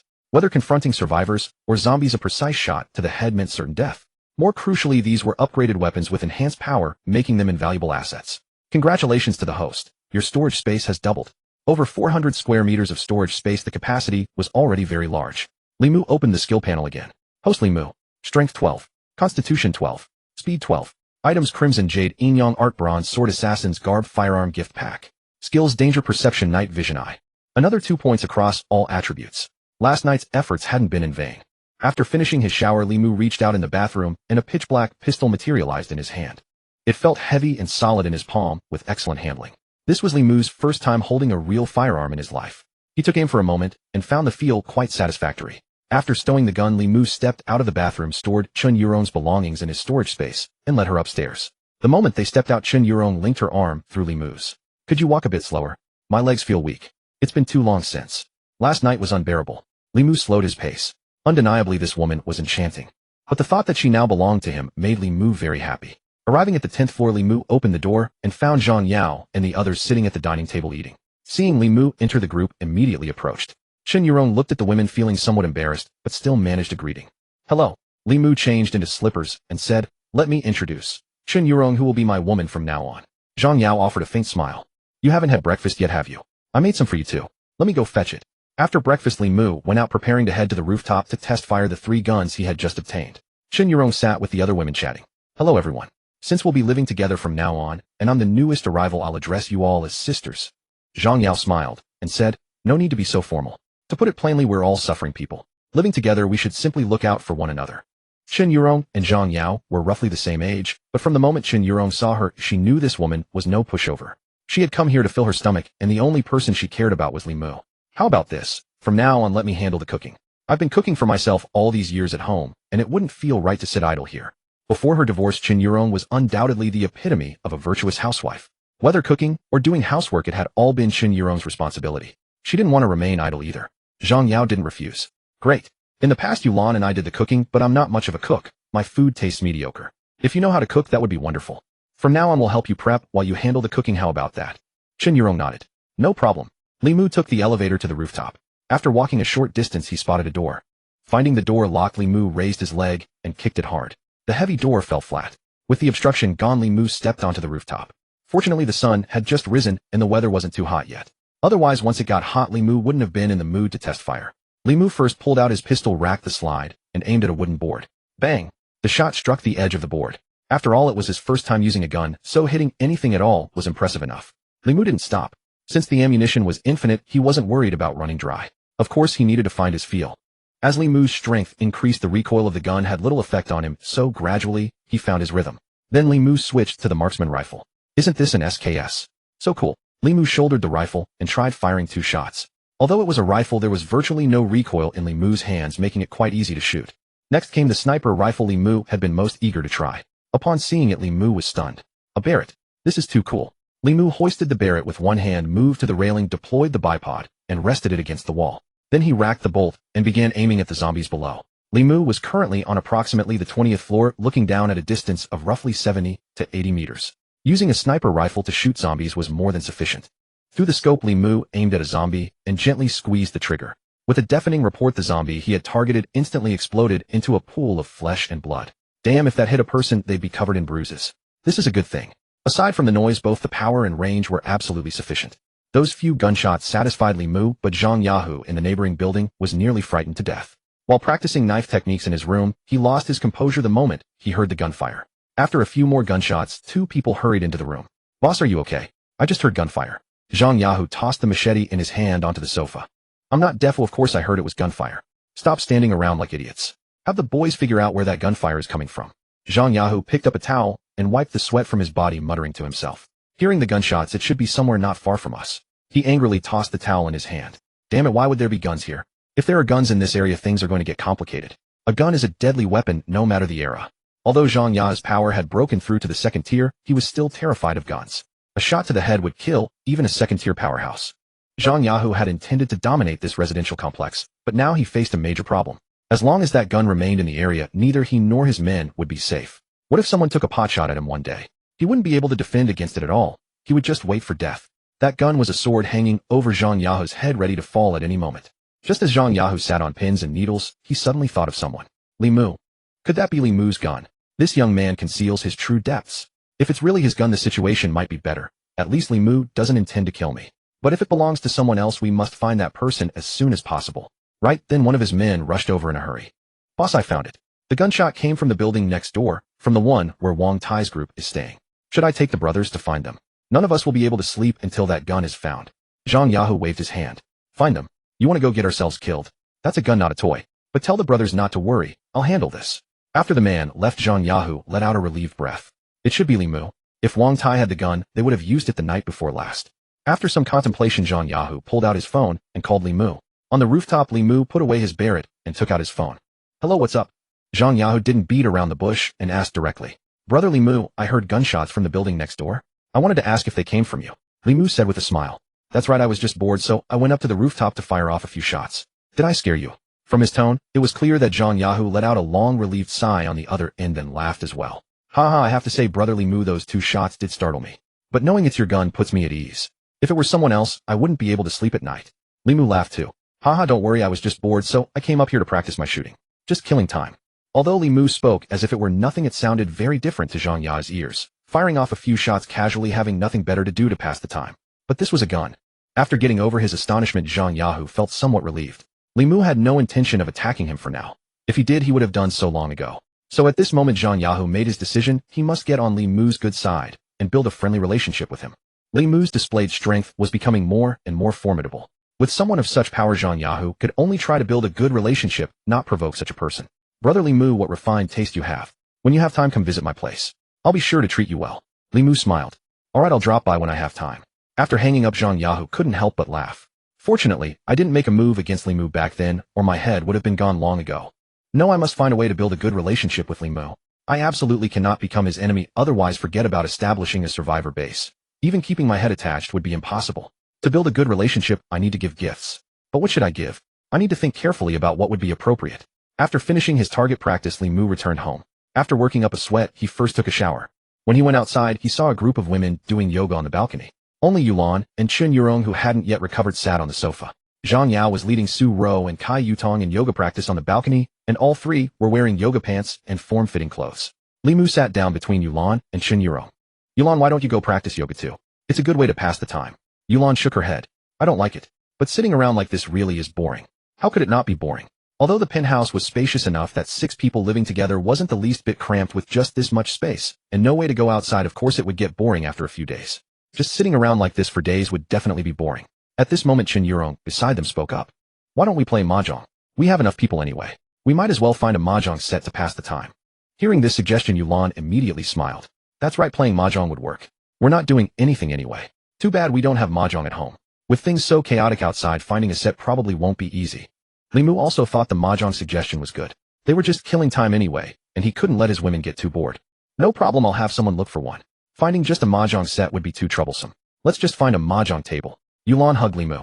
If you can find one, that would be amazing. I won't have to be bored anymore. Li Mu pulled out his phone. Don't worry, I'll call Wang Tai and have him look. We could even trade a few packets of instant noodles for a mahjong table. Li Mu called Wang Tai. Hello, Brother Li Mu. Help me find a mahjong table. Ask around and see if anyone in this building has one at home. If you can't find a table, a mahjong set will do. Of course there will be compensation.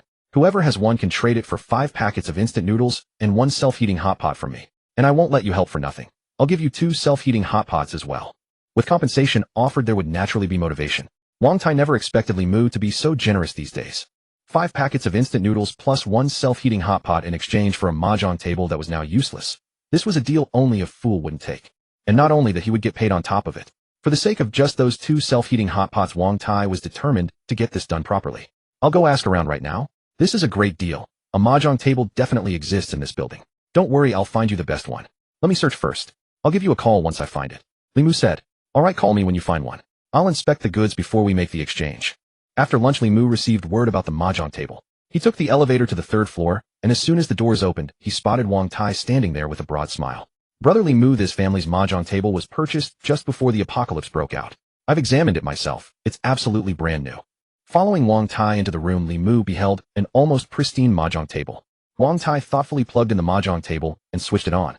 After confirming everything was in proper working condition, Li Mu handed over the instant noodles and self-heating hot pot he had been carrying to Wang Tai.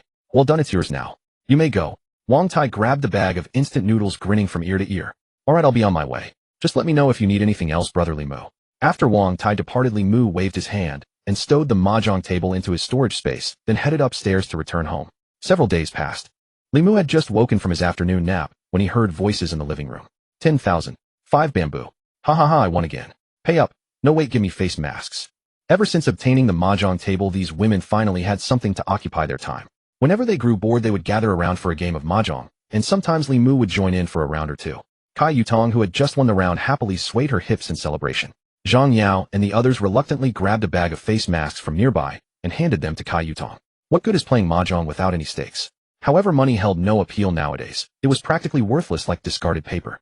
So they had decided to use face masks as currency instead. Su Ro glanced at her collection of face masks and discovered she had lost them all.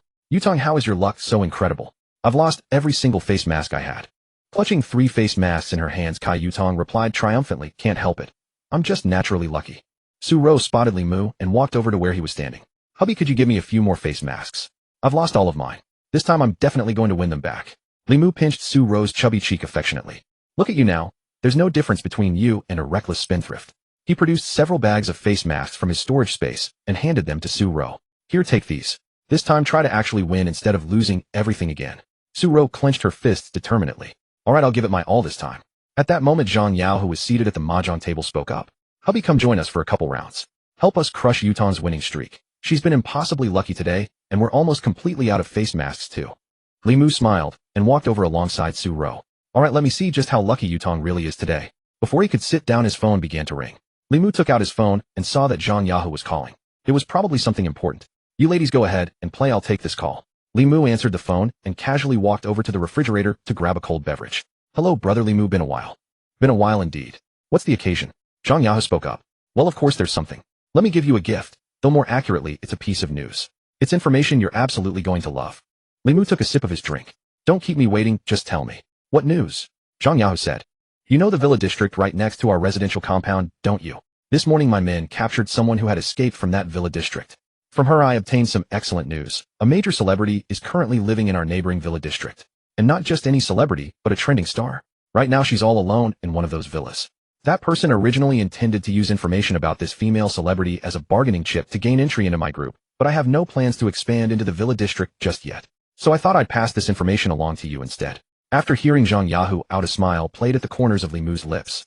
Oh, a trending female celebrity, you say? Which one? Zhang Yao burst into hearty laughter. Haha, let's keep that a surprise for now. I guarantee you'll absolutely love it when you find out.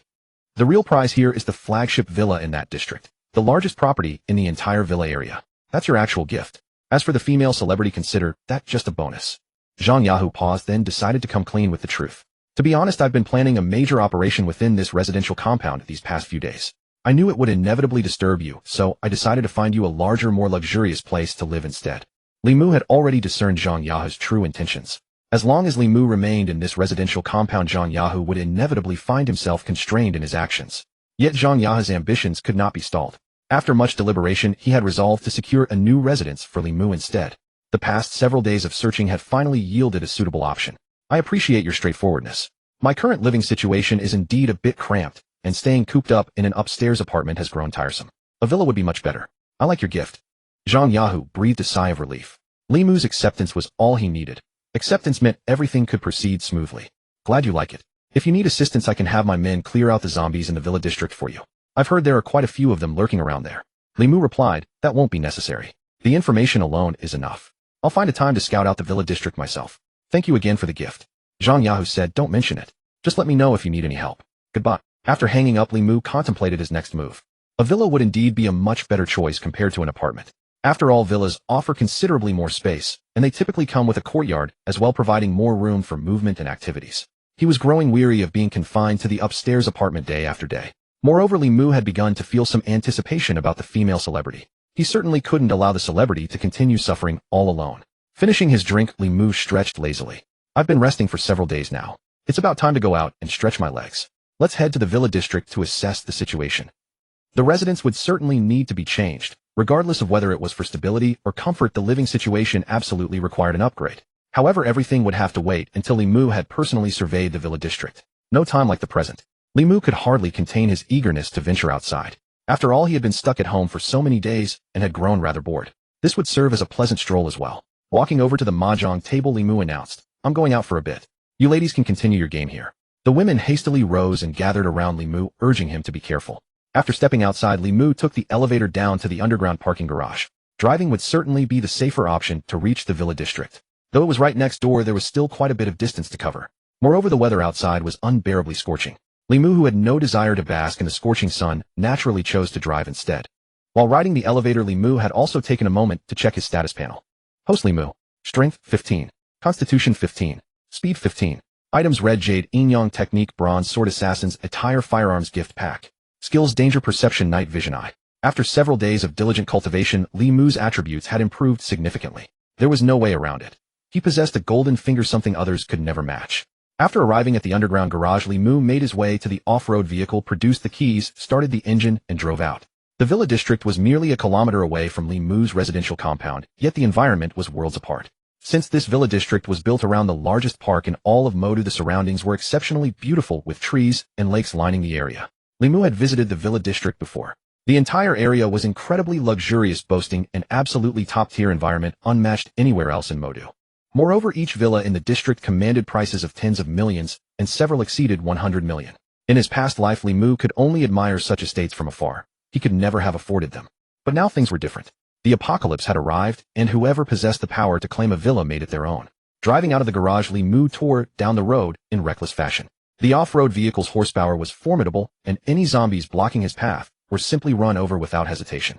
Before long, Li Mu had reached the entrance to the villa district. Trees lined both sides of the road. He parked his vehicle at the gate. The fortress-like entrance deterred him from attempting to ram through lest something go wrong. Stepping out of the car, Li Mu drew his bronze sword, for the zombified security guards at the gate had already begun charging toward him. These guards had indeed been diligent in their duties. Even as the undead, they refused to let strangers pass. With a single sweeping stroke of his blade, Li Mu dispatched the charging zombies. Fortunately, the villa district was situated at some distance from crowded areas, so the zombie population here was not particularly dense. After eliminating the guard zombies at the entrance, Li Mu spotted no others nearby. As the final zombie crumpled to the ground, a black remote control fell from its pocket. Li Mu bent down, picked it up, and pressed the button. Slowly, the massive gates of the villa district began to swing open. It would be better to drive in. This place is enormous, and I have no intention of walking under this scorching sun. The entire villa district covered a vast expanse, and the flagship villa Li Mu intended to reach lay at the very back. Walking there would have been utterly exhausting. Thus, Li Mu decisively chose to drive instead. After entering the district, he pressed the button once more to close the gates behind him. Upon entering the villa district after passing by a lake, Li Mu came into view of rows upon rows of villas. Zombies could also be seen gradually appearing along the roads. When the zombies spotted the vehicle, they lunged toward it. Li Mu did not slow down in the slightest, plowing straight through them. The only drawback was that the front windshield risked being obscured by splattered blood. Li Mu was not entirely familiar with the villa district's layout, so he pulled over beside a signpost and carefully examined the area map. After memorizing the general layout, he continued on. Time is still on my side. I'll take a quick tour first to get a sense of the situation. With a full tank of fuel, Li Mu planned to scout the district and assess the density of zombies within. Familiarizing himself with the villa district was preparation for future survival. Should he make this his permanent residence, Li Mu would inevitably need to interact with others living here. Half an hour later, Li Mu parked his vehicle in front of the villa district's flagship estate. All other villas were townhouses, but this one stood alone, a standalone mansion built upon the most advantageous terrain in the entire district. Li Mu had already driven around the flagship villa, observing that its grounds were enclosed by a substantial fence. Behind the villa lay a lake, while the front opened onto a spacious courtyard. From the upper floors, the view must have been absolutely breathtaking. The entire mansion spanned 4 stories and was exceptionally grand, truly the epitome of luxury. Li Mu stepped out of the car and gazed up at the villa under the blazing sun. One distinctive feature of the flagship villa was the towering fence that surrounded it, complete with an imposing main gate crafted with considerable magnificence. Li Mu estimated the fence stood approximately 2.5 meters high, a height more than sufficient to keep the zombies at bay. This villa was undoubtedly a treasure trove of natural defenses. Just as Li Mu was about to approach for a closer inspection, an arrow suddenly shot out from within the villa and struck the ground at his feet. Li Mu immediately grew alert and looked upward, spotting a burly man with a thick beard standing on the third floor of the villa regarding him with a compound bow in hand. The bearded man glared at Li Mu with undisguised hostility and barked, "Get lost. This is private property, not a place for someone like you. If you dare approach any further, I'll kill you." Unexpectedly, someone was already inside and their attitude was remarkably aggressive. Yet Li Mu showed no sign of haste. Looking up at the bearded man on the third floor, he spoke calmly. "Don't rush. I'll come up and kill you in a moment." Whether this was private property or not was irrelevant. The apocalypse had arrived. In this new world, whoever held the power to claim a house made it theirs. Those without ability could simply scram. Although having someone inside came as a surprise, it hardly mattered. Li Mu had come here specifically to seize this villa, not to beg or plead with anyone. His only thought was simple: fine, the villa may belong to you now, but once I've claimed it, won't it be mine? In the next instant, Li Mu launched himself into the air, effortlessly clearing the tall fence and landing gracefully on the other side. Witnessing Li Mu leap over so effortlessly, the man on the third floor was visibly startled. "Since you've dared to break in, don't blame me for being ruthless if I put an arrow through you. You brought this upon yourself." Rather than showing any fear at the threat, Li Mu didn't flinch. Instead, he raised his hand and made a mocking gesture. "If you can actually hit me, then perhaps you do have some skill." Upon hearing this, the bearded man immediately knocked an arrow to his compound bow and drew the string taut. Li Mu, unbothered, proceeded to walk steadily toward the villa. In the next moment, Li Mu suddenly lifted his head and instinctively shifted his body. His danger perception had activated. Equipped with danger perception, Li Mu harbored no fear of the bearded man's arrows, for he could sense the approach of danger at all times. Seeing his arrow dodged by Li Mu's slight sidestep, the bearded man's eyes widened in disbelief. He slammed his fist against the wall and cursed under his breath. "Damn it. I refuse to believe I can't hit you." Li Mu simply shrugged in a taunting manner. "If you can't hit me with your next shot, I'll be entering the villa, and then it'll be your death sentence." At this point, Li Mu was only about 100 meters from the villa. If he had sprinted at full speed, he would have reached it within seconds. Yet he deliberately chose to walk slowly. Seeing Li Mu's blatant provocation, the bearded man drew his bowstring to its fullest extent once more. "You sour radish. Eat this and die." The second arrow flew swiftly toward him. Just as the bearded man was convinced this shot would find its mark, Li Mu shifted his body slightly to the side once more, and the arrow, without exception, embedded itself in the grass. Watching Li Mu effortlessly evade every arrow, the bearded man was utterly astonished. What in the world? Beneath the scorching sun, Li Mu was in no mood to joke with the bearded man. He began marching purposefully toward the villa. He reached the villa entrance within just a few steps. The luxurious front door was locked. Not wanting to damage what would soon be his home, Li Mu moved to a nearby window. The window was half open, enough to shield against zombies, but not men. Li Mu pushed it open and slipped inside. Upon entering the first floor, Li Mu was stunned by the opulence within. The entire ground floor served as a grand living area decorated with extraordinary luxury. Li Mu did not linger to admire the first floor. An enemy still needed to be dealt with, and he could not afford distraction. With a mere thought, Li Mu swapped the bronze sword in his hand for a pistol. He racked the slide, chambering around, then slowly began ascending the stairs. Meanwhile, the bearded man on the third floor balcony had set down his compound bow and turned toward a room. Two large backpacks sat inside. "Damn it, why has such a troublesome foe come here? I will kill him." The bearded man slid two daggers from the table into sheaths strapped to his thighs, tucked an axe into his belt, and retrieved a machete from one of the backpacks. Once equipped, the bearded man began descending the stairs. "I refuse to believe you are more difficult to handle than the beasts of the forest. I will take your head as my trophy." Li Mu reached the second floor and immediately spotted the bearded man waiting there. The man confronted him aggressively. "This is my territory. Why have you invaded? Since you have already broken in, I will kill you. I doubt you are more challenging than a black bear. I have wrestled with bears before." Without another word, the bearded man charged at Li Mu. His physique was imposing and a fierce aura radiated from every inch of his body. Li Mu believed he had indeed fought black bears. In the next instant, Li Mu drew his pistol from his waist and aimed it at the bearded man. Upon seeing the gun, the man froze and instinctively raised his hands. Staring at the pistol in disbelief, the bearded man muttered a curse. "What the hell? Why do you have a gun? Aren't weapons banned here?" Whoa, my friend, don't shoot. We can talk this over. Don't shoot." Li Mu gave the pistol a slight wave. "Drop your weapon. Hands behind your head. Kneel on the ground." With a gun pointed at him, what else could the bearded man do but surrender? He tossed aside his machete and slowly knelt upon the floor. Li Mu stood roughly 20 meters away. Even if the man charged, Li Mu would have ample time to react. Furthermore, in hand-to-hand combat, Li Mu was confident he could kill the bearded man with ease. Li Mu walked to a sofa on the second floor and seated himself, the pistol never leaving the bearded man's direction. "You keep saying things like, 'what the hell,' and other foreign phrases. Are you a foreigner?" The bearded man's accent was thick, and he frequently sprinkled his speech with words from another language. His immediate surrender also betrayed familiarity with the gesture. "I am from Longwa, but I grew up abroad. I have not spent much time in the homeland." Li Mu nodded and continued. What is your name? Is this villa yours? The bearded man replied, my name is William. This villa was not mine before, but it is mine now. Li Mu smiled. What twisted logic is that? William, however, answered with dead seriousness. We are in the apocalypse now. Are these houses not claimed by whoever seizes them first? 2 days ago, chased by zombies, I discovered this villa and found its location excellent for long-term survival. So I moved in. Li Mu smiled faintly. You make a reasonable point, and I think and act exactly the same way. Fair enough, isn't it? Then what happened to the previous owner of this house? William shrugged. Indeed, someone lived here before me. When they refused to give up the villa, I had no choice but to kill the man and bury him in the backyard. There was also a woman in the villa. Since there was no food, I had to use her flesh to survive. He spoke those utterly depraved words in the calmest tone imaginable. Yet in the pursuit of survival, it was perhaps the most rational choice. When life and death hang in the balance, nothing else matters. Li Mu examined the man's clothing and equipment once more. Your gear is quite complete. Were you previously a special forces soldier? William nodded. I was, but I retired after service. I have always loved survival in the wilderness and yearned for freedom. After leaving the military, I often ventured into primeval forests alone for survival training. I enjoyed that life. With my extensive experience in outdoor survival, I am better suited to endure this apocalypse. If you spare me, I can join forces with you. With me by your side, you will certainly survive. Li Mu smiled. Their conversation had been little more than a pastime to pass the time. From the beginning, Li Mu had never intended to let William live. Would you spare someone who wanted to kill you and then make them your ally?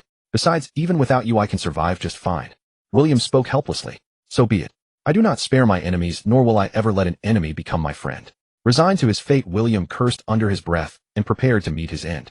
Damn it. If you did not have that damn gun, I would not be the one dying. So go to hell. Li Mu smiled faintly. There are no ifs. Farewell. Li Mu pulled the trigger. The bullet struck William in the chest, followed by 2 more shots to the head, for William's heart was positioned on the right side. After confirming William was dead, Li Mu retrieved the 2 daggers from the man's thighs and dragged the corpse to the balcony, where he threw it over the edge. Li Mu then proceeded to the 3rd floor and located William's 2 backpacks. He emptied the contents of both bags onto the floor. One was filled entirely with clothing, useless. The other contained William's wilderness survival tools, various maps, identification documents, several compasses, and an assortment of equipment. The item that caught Li Mu's attention most was a pair of binoculars. Holding them, he climbed to the balcony and scanned the distant horizon through the lens. High-quality gear. The view is remarkably clear, and the focus is adjustable. After putting away the telescope into his storage space, Li Mu began to search the entire villa. Given the vastness of the villa, concealing anyone within would prove difficult. For safety, Li Mu decided to conduct a thorough search to ensure no one was hidden inside. Upon reaching the 3rd floor, Li Mu opened the refrigerator and found the dismembered woman inside.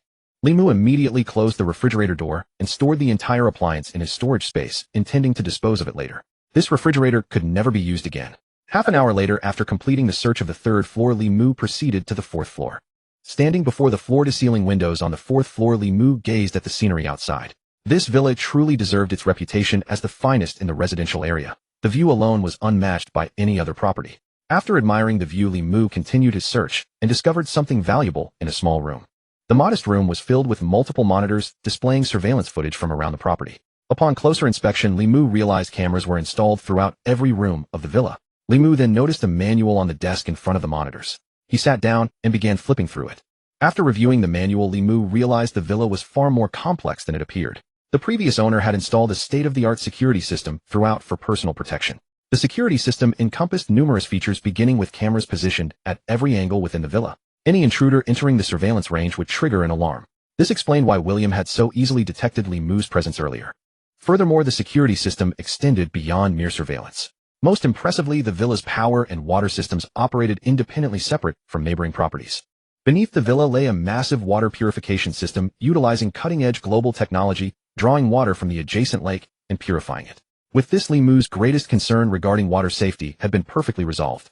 Yet the most remarkable feature was not the water system, but the entire power generation setup.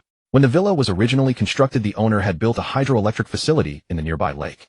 Additionally, solar panels on the rooftop generated supplementary power, while a massive underground battery stored excess electricity. Setting aside all other merits, the villa's flawless power and water solutions made it an absolute treasure of a place. No wonder Wei Xian said this was an excellent location suitable for long-term development. He must have read this manual as well. Truly a remarkable place. Li Mu had initially believed Zhang Yahu was merely doing him a favor, but this turned out to be an extraordinary gift. Even Zhang Yahu likely had no idea the villa possessed such powerful capabilities. Had he known, Zhang Yahu would never have allowed Li Mu to acquire this villa. Such a place was undoubtedly the foundation for survival in the apocalypse. No one would willingly give it away. Li Mu felt fortunate he had come to inspect the property today, otherwise he might have missed this opportunity entirely. But it did not matter. Now that he knew the truth, he would never give this place to anyone else. I must move in as soon as possible. With such a prime location, why continue living cramped upstairs?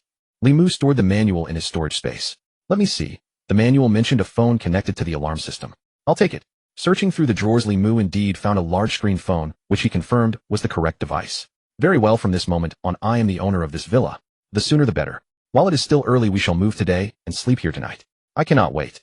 Acting immediately, Li Mu walked out of the villa, drove his vehicle away from the residential community, and returned home. A group of women were still sitting together playing mahjong.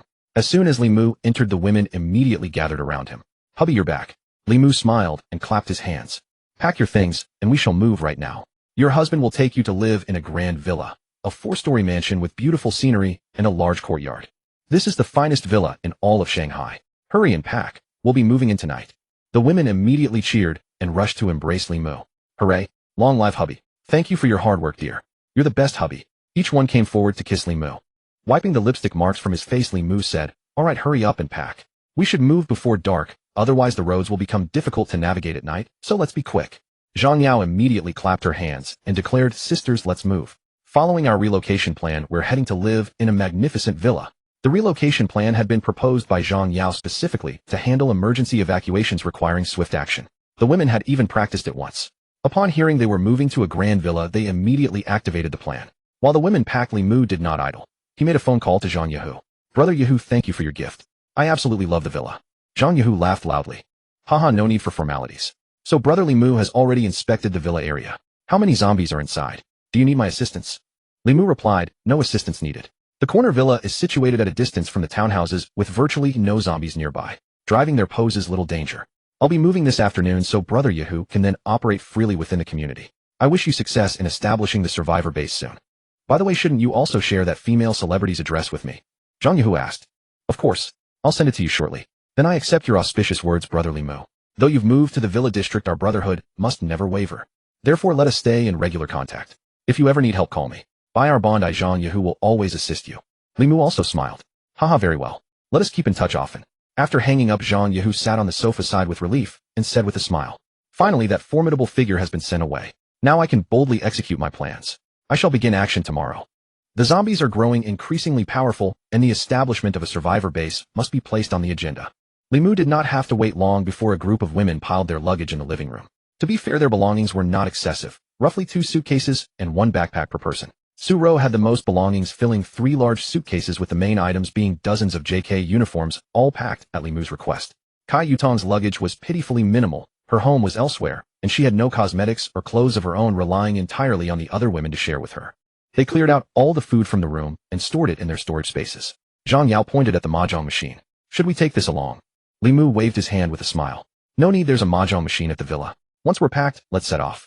The women had also all changed into loose sportswear, which made moving around more convenient. With everything stowed away, Li Mu's relocation journey began. The 6 of them exited the building, took the elevator, and headed straight to the underground parking lot. Li Mu gestured toward the off-road vehicle. Let's squeeze in together, all 6 of us in one car will be safer. Everyone climbed in, with Yulan taking the passenger seat. As they exited the underground garage, the women in the car gazed out at the city, now reduced to ruins. How terrifying. So the once prosperous demon city has become like this. When we lived upstairs, we never felt much when we didn't look down, but now that we're out here, we can see just how awful it is. Dragon Nation's most prosperous city. Never did I imagine it would fall completely so soon. It's horrifying. It's not just Dragon Nation, the entire world has fallen. Zombies roam freely and humanity is forced to hide and survive in the shadows. I don't even dare to think about what's to come, Li Mu said while driving. Don't overthink it. In this apocalypse, one must adapt. We can only take things one step at a time in such a world, and besides, aren't I still here? Gazing at the ruined cityscape outside, the women gradually fell silent. Li Mu, experiencing the outside world for the first time, was genuinely shaken. But by now he had long grown accustomed to it. Soon the car entered the villa district, and seeing the row of villas, Kai Yutong couldn't help but ask curiously, if this were before the apocalypse, how much would these villas cost?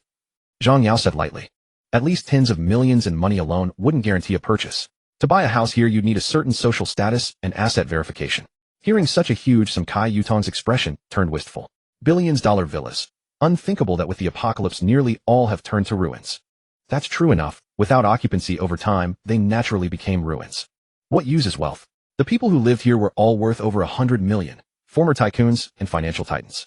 But now that the zombie crisis has erupted, even they'd kneel and beg for a mouthful of food. Compared to that, we're already the lucky ones. It was Yulan who spoke, turning her head to look at Li Mu. Thank you, husband. Without you, I don't know if I'd still be alive. Li Mu laughed. Ha ha, I told you long ago. Being my woman means you'll live well even in this apocalypse. The off-road vehicle soon arrived at the villa of the building's centerpiece. Inside the car, Li Mu took out the villa's remote phone, pressed the door opening button, and the villa's gates slowly swung open. Once they entered, the gates slowly closed behind them. After stepping out of the car, the women looked up at the 4-story villa before them, their eyes brimming with awe. I never dared to dream I'd live in a villa like this. In my previous life, I truly never imagined I could afford such a luxurious villa. I still feel like I'm dreaming that I could ever live in a villa like this in my lifetime. This is too surreal. Surviving the zombie crisis only to move into the most luxurious villa in all of Demon City. In the past, I wouldn't have dared to even dream of it. Li Mu spread his arms wide and declared loudly, Haha, welcome to our new home. Stop being so stunned. Oh, once we settle in, you'll have plenty of time to keep gawking. Li Mu led them to the entrance and held his phone up, causing the villa's heavy door to swing open automatically. Upon entering, the women gasped again, craning their necks left and right throughout the living room. Li Mu clapped his hands and said, This is our new home. How does it look? The women immediately gathered around. Hubby's amazing. Not just good, but absolutely perfect. Hubby is the best. Thank you for letting us live in such a villa. Li Mu waved his hand to hush them. Hold your praise for now. We need to give the villa a thorough cleaning first. Yurong, I'm leaving this to you. Show them around the villa and get the cleaning done as soon as possible. Others have lived here before, so it's best to tidy up thoroughly. I'll check out the backyard, inspect the perimeter walls for damage, and clear out any nearby zombies. After all, this will be our future stronghold. Chen Yurong immediately replied, Understood. Leave this small matter to us. We'll make sure the new home is spotless. After making arrangements, Li Mu stepped out of the villa into the courtyard. He approached the off-road vehicle and patted its hood. This car is really something, reinforced after modification with plenty of horsepower. In this apocalypse, only a vehicle like this is truly useful. Li Mu looked around and noticed a row of single-story buildings in the courtyard. That was the villa's garage. He drove the car next to the garage, spotted an automatic car wash nearby, pulled inside, and pressed the button to start washing. Li Mu also came to the garage area and found that though it served as a garage, it was exceptionally luxurious, with at least a dozen garage bays in a row. Li Mu took out his phone and pressed the switch to open the garage doors. All the doors began to slowly rise. Once the garage doors opened, Li Mu saw a variety of vehicles parked inside. 5 or 6 sports cars among them, mostly limited editions worth tens of millions. Among all these cars, the one Li Mu liked best was an off-road vehicle whose greatest feature was its size. It was even larger than the off-road vehicle he had driven here earlier. The off-road vehicle was purely black, and upon seeing it, Li Mu was instantly smitten. Patting the front hood, he said, Don't worry, when I have time in a couple of days, I'll give you a proper overhaul. From then on, you'll be my exclusive ride. Modifying vehicles posed no difficulty for Li Mu. He had frequently customized his own race cars in the past, so upgrading an off-road vehicle was nothing special to him. After inspecting the garage, Li Mu made his way to the backyard. It had to be said that the lifestyle of the wealthy was truly incomparable. The entire backyard spanned at least the size of a football field, and Li Mu even spotted various golfing equipment scattered about. It was evident that the villa's former owner had treated this space as a private golf course. A few steps forward, Li Mu came upon William's corpse. He had discarded it over the villa's edge, but left it within the property boundaries. Li Mu seized the corpse by the legs and dragged it to the fence, then with considerable force hurled it over the barrier. He exerted himself fully, sending the body flying far beyond the enclosure. By the time Li Mu finished patrolling the perimeter and confirmed everything was secure, evening had already descended. Upon returning to the villa, the cleaning had been completed. A group of women worked with great enthusiasm, finishing the entire villa's cleaning without showing any signs of fatigue. Husband, you're back. Sit and rest for a moment. Sister Yurong and the others are already cooking. Dinner will be ready soon. Meanwhile, inside a villa within the residential complex, several bloodied men wielding weapons pushed through the doorway. On the sofa sat a bare-chested man with a scantily clad woman beside him. Brother Dong, we've got the full picture. He tossed them a cold beer from the table. Then fill us in. Where did that last SUV end up, and who was aboard? Li Mu's drive around the complex that day hadn't gone unnoticed by the survivors, and this group certainly took note of his presence. His subordinate cracked open the beer and took a swig. Brother Dong, the driver's a young man, likely a college student. This afternoon he drove that SUV all around the villa complex. Damn, kids got serious nerve dragging that thing through the complex like this, one remarked. And he ended up at the Hilltop Villa. The Hilltop Villa, known locally as the premier residence, was where Li Mu now stayed. Perched at the crest, it earned its name from its commanding position overlooking the entire complex. Brother Dong studied his subordinate before speaking. The Hilltop Villa? What's he doing up there? That place has nothing. No food, no water. He'll starve within days. The location was genuinely strategic, set apart from the dense row houses, which meant fewer infected roaming nearby. With nothing around, but that single villa, isolation was their greatest advantage. But that isolation cut both ways. Scavenging for supplies would prove nearly impossible with no neighboring households to exploit. Yang Haidong commanded roughly a dozen men and held considerable influence within the complex. More importantly, his men were trained fighters with genuine combat skill. An 8-year veteran of reconnaissance, Yang Haidong possessed lethal combat techniques far exceeding those of ordinary men. Who knows? He only hung around for half an hour before leaving. The hilltop area is too exposed. We could only watch from a distance. But within an hour the kid came driving back. Yang Haidong pressed further. How many were with him? Were they armed? A lecherous grin spread across his subordinate's face. 6 people total, but here's the thing. Only the driver was male. The rest were all stunning beauties, each more beautiful than the last. Yang Haidong perked up instantly. Oh, a single man with 5 women. Are you certain they're holed up at the hilltop villa right now? He knew exactly how Yang Haidong reacted when women were mentioned, so he fed the temptation deliberately. Positive. They went in this afternoon and haven't come out since. We didn't return until sunset, so they're definitely settling in for the long haul. Yang Haidong rose with delight, pacing before rubbing his hands together greedily. Excellent. They're practically delivering women straight to my door. Wait, did you get a good look at whether they carried weapons? His subordinate quickly shook his head. No weapons visible. They were all seated inside the vehicle laughing and chatting, nothing that looked like arms. Yang Haidong laughed aloud. Huh, where does this kid find such audacity? With 5 gorgeous women keeping him company. Doesn't matter though, those women will be mine very soon. There's hardly any food up at that hilltop villa. They won't last more than a few days. Keep your men watching it closely for the next couple of days. Report back immediately if anything stirs. Once the time is right, we'll strike. I'll let the brothers pick one too, as a reward for their efforts. Yang Haidong was notorious for his lust. He'd abducted numerous women in the compound over recent days, cycling through them before handing the weary ones to his subordinates. His vicious reputation had spread throughout the complex, and his depravity was common knowledge. His subordinate spoke up. Brother Dong, do we really need all this complication? He's just a college student. What fighting ability could he possibly have? Let me take a team up there tonight. Kill the man, seize the women, and bring them before Brother Dong. Why so cautious? But Yang Haidong waved him off. No. The fact that he dares to stride boldly into the villa district means he has some ability. Even if his combat skills are limited, we still need to exercise caution. Caution never hurts. The reason I've kept you all alive through this apocalypse is precisely because of that careful nature, so never underestimate your enemies no matter when. Otherwise you could be the one dying. Let's observe for a few days first. They can't escape anyway, and those women will belong to me sooner or later. The subordinate nodded immediately. Understood. I'll handle it tonight. Brothers will take turns watching the villa district and report everything to you, big brother. Yang Haidong nodded and continued. By the way, tell the brothers to gather more supplies over the next few days. It's been quite some time since the apocalypse began and resources are growing scarcer. If we want to survive, we must stockpile while supplies still exist. Otherwise, as resources dwindle further, gathering them will become increasingly difficult. At the same time, keep watch on the other factions. Don't let them set their sights on our territory. If they dare cross the line, eliminate them. Inside the villa atop the mountain, every light was blazing bright. On nearly every floor hung an enormous crystal chandelier accompanied by countless smaller lights illuminating every corner of the residence. In the dining room on the 2nd floor, in celebration of their move, Chen Yurong and Zhang Yao had prepared an impressive spread, and everyone enjoyed a hearty feast. After the meal, the women headed to the entertainment area on the 3rd floor to play mahjong, while Li Mu went up alone to the 4th floor. Opening the floor-to-ceiling window, he sat on a lounge chair on the balcony, enjoying the evening breeze. On the nearby table sat a bottle of red wine.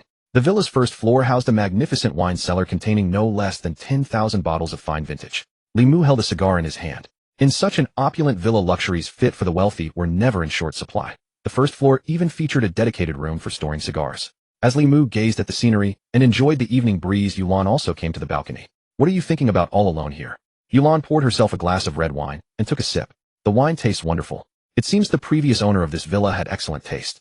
Li Mu took a gentle puff of his cigar. I'm learning to enjoy the life of the wealthy. A life I never dared to imagine before. I never thought I'd experience it during the apocalypse. No, it's not just about experiencing it. This will be our new normal from now on. Yulan swirled the wine in her glass. You're actually thinking about our plans for the future, aren't you? With so many people relying on you, the pressure must be quite heavy. You must be feeling tired. Li Mu smiled faintly. Yulan understood his thoughts, perfectly speaking directly to what lay on his mind. I wouldn't call it pressure. I'm simply planning ahead. To survive in this apocalypse, one must think long-term. We still have no idea how things will unfold in the days to come. Yulan rose to her feet and extended her hand toward Li Mu. You shouldn't overthink it. We are already quite content with this life. I believe what we have now surpasses that of most people in this apocalypse. We don't need to worry about food or shelter for now, so we should truly learn to enjoy life. You need to relax as well. I noticed a vintage gramophone over there. Let me teach you to dance. Li Mu gently grasped Yulan's hand and rose to his feet. Dance. I've never learned to dance before. Yulan pulled him toward the grand hall on the 4th floor. We'll do a ballroom dance. Even if you don't know how I do, and I can teach you. You're so clever, you'll pick it up in no time. We could use a little romance in this tedious world. Approaching the gramophone, Yulan selected a vinyl record and skillfully placed it upon the turntable. You know how to dance ballroom. Yulan switched on the gramophone and beautiful melodies flowed from the speaker. Of course. My grandparents loved ballroom dancing, and after watching them so often I naturally picked it up. Come now, let me guide you. It's quite simple. At first Li Mu struggled somewhat, but with Yulan's patient instruction, he soon fell into the rhythm. The gramophone played a tango, and as the music flowed minute by minute their dance grew ever more graceful. When the song concluded, and they paused, applause erupted from nearby. Wow, that was absolutely beautiful. You danced so wonderfully. If only you had evening gowns and suits to match, it would have been perfect. Hearing the gramophone, a group of women had come upstairs. They had watched Li Mu and Yulan's dance in silence, never disturbing the moment. Li Mu held Yulan's hand and smiled. Come, let us dance together. Amidst the music and song the entire night passed. The following morning Li Mu rose from the bedroom on the 4th floor, slipped on his slippers, and walked to the floor-to-ceiling window, stretching lazily as he watched the rising sun. After breakfast Li Mu went downstairs and exercised in the backyard. He then retrieved his bronze sword. In recent days he had gained considerable attribute points, greatly enhancing his physique, yet he had not yet fully adapted to his new physical capabilities. It was as though his mind still clung to his former limitations, while his body could already accomplish the impossible. With his current physical strength, he could easily clear the 3-meter wall without any running start. As for his raw power, he had yet to test it. Drawing the bronze sword, Li Mu began to swing it. After so much practice, the sword had become an extension of his own hands, perfectly responsive to his will. After about an hour of exercise, Li Mu prepared to head out. I'm going out for a bit. Stay here and stay safe. Call me if anything happens. The women came to the courtyard to see him off. Don't worry, you be careful too. Li Mu drove his off-road vehicle out of the villa gate and headed toward the townhouse district. That morning Li Mu planned to find that female celebrity. Honestly, the old Li Mu had never been into idolizing celebrities, so he had only ever seen those stars on television.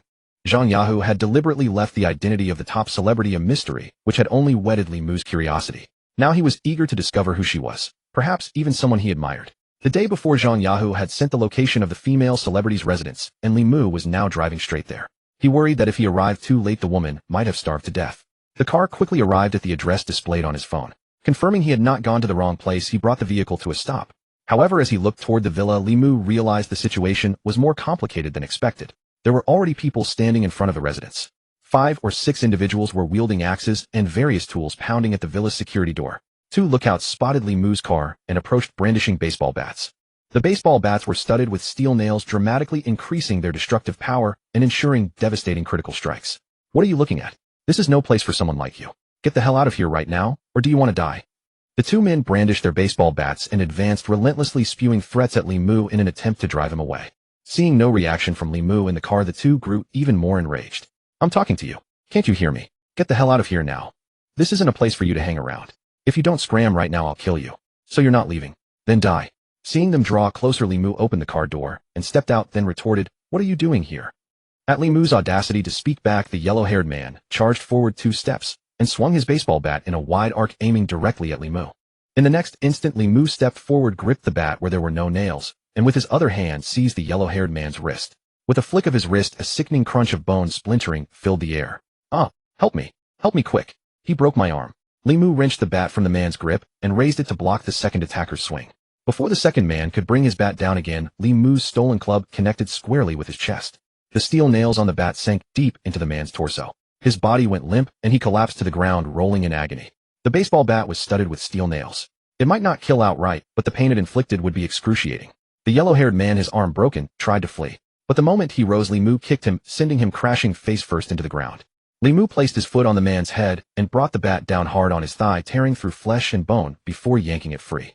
"Oh, spare me. Please spare me. I'll never do this again." They had assumed Li Mu was just an unassuming young man, but now they realized they had underestimated him profoundly. Unable to fight back, the yellow-haired man quickly began begging for mercy. Li Mu spoke calmly. "Tell me what you're doing here, or I'll do the same to your other leg." I'll talk. Please stop, it's too painful. I can't take it." Li Mu said, "Then speak quickly." The yellow-haired man replied, "Our boss heard a famous actress was staying in this villa. He's never slept with one before, so he sent us to kidnap her. But we didn't expect the front door to be specially reinforced with bulletproof glass. So we had to resort to force. There are still a few of us inside trying to break through. They've probably heard the noise by now. I've told you everything. Please let me live. I don't want to die." Li Mu smiled faintly and raised the baseball bat high above his head. "That's enough. You're going to die anyway." The bat came down with terrible force, crushing the yellow-haired man's skull. White brain matter splattered across the ground. Li Mu, dressed in dark clothing, showed no concern for getting blood on himself. Having dispatched one, he moved to the second man and ended him just as swiftly without a word. After dealing with both, Li Mu headed toward the villa. Looks like someone actually tried to beat me to it. Good thing I arrived in time, or that actress would have fallen into someone else's hands. The allure of a celebrity proved to be lethal. In this post-apocalyptic world, everyone wanted to get their hands on her. Li Mu wondered how she had managed to survive this long. Perhaps it was simply luck. To survive in the apocalypse, personal strength was important, but so was fortune. Some might avoid turning into a zombie themselves only to have someone close to them transform, leaving no time to react before being bitten to death. As Li Mu reached the villa entrance, several furious figures came charging at him wielding machetes. What's going on?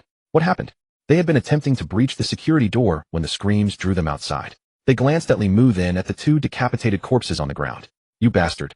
You dare kill our brothers. Do you have any idea whose territory this is? You come onto our patch and cause trouble. You won't leave here alive today. Brothers, attack. Kill him. As they charged, a bronze sword materialized in Li Mu's hand, and he severed one man's head with a single strike. Within a minute, every one of those arrogant attackers who had stood before Li Mu lay dead, their heads separated from their bodies. Stepping over the corpses, Li Mu entered the villa's courtyard and noticed a collection of tools near the reinforced door. All sledgehammers and crowbars along with a compact cutting machine. Nice set of tools. Shame your work wasn't better. All of you, and you still couldn't crack this security door. Just then a phone on the ground near Li Mu's feet began ringing. He picked it up and answered to hear immediate curses on the other end. Have you got her yet? It's taken you this long just to grab one woman. If you can't bring that actress back before noon, don't bother coming back at all. You're nothing but useless trash, wasting all the supplies I gave you. Say something. Li Mu spoke slowly. No need to wait. They're never coming back. They're dead. And forget about the actress. She belongs to me now. There was a pause on the other end before the voice returned, dripping with menace. Who are you? Do you realize what happens to anyone who crosses me in this villa district?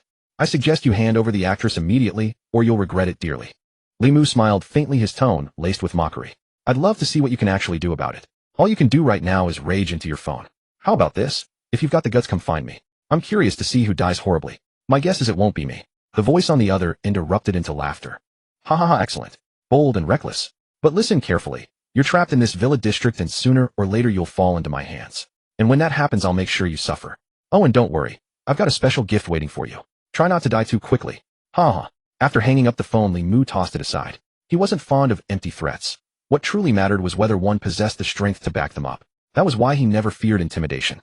Li Mu then approached the broken security door. Glaring at the damage before him, he raised his leg and delivered a fierce kick. With a thunderous crash, the security door slowly folded inward and collapsed onto the floor. Once it landed, Li Mu stepped through the wreckage. Inside the entrance, he spotted a woman in sportswear, standing in the living room, her face bare of makeup, holding something pointed toward Li Mu. Who are you? This is my home. Get out now, or I'll make sure you regret it. Li Mu could tell the woman was terrified. Her legs were trembling uncontrollably. Li Mu studied her features more closely and realized she was indeed a celebrity. Bai Shuang. Even without makeup, Bai Shuang looked barely any different from her television appearances. She was truly a natural beauty. Her striking looks remained impeccable, even barefaced. As a top-tier, currently popular female star, her visuals were indeed exceptional. No complaints there. Li Mu had only ever seen such a famous celebrity on television before. Seeing her up close now, he couldn't help but agree. Her beauty was truly outstanding. Bai Shuang appeared increasingly flustered. She knew all too well that as a celebrity in this post-apocalyptic world, she would attract the covetous gaze of countless people. Many men would certainly desire her.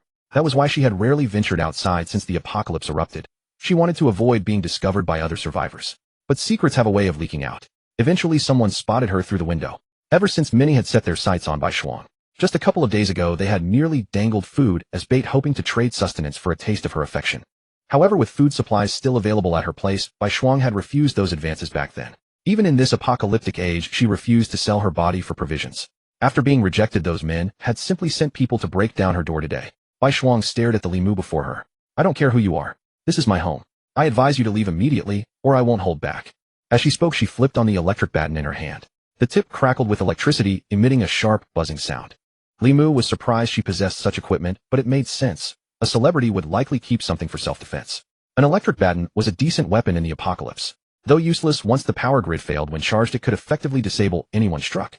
Bai Shuang held up the baton and said, "See, I have a weapon. You'd best leave now." Li Mu smiled faintly. Funny, I happen to have a weapon myself. Why don't you take a look at mine? Saying that, Li Mu drew a pistol from his coat, expertly racked the slide, and added with a smug tone, "What do you think of my weapon?" The moment the gun appeared, deep despair washed over Bai Shuang. How could her electric baton possibly compare to a firearm? Bai Shuang stammered, "What do you want?" Li Mu smiled. "Don't be afraid. I'm not a bad guy. Bai Shuang regarded him with utter disdain. There was no way someone like him wasn't a threat. Li Mu waved the pistol. First, slowly lower your baton. Don't drop it. I'd like to examine it afterward.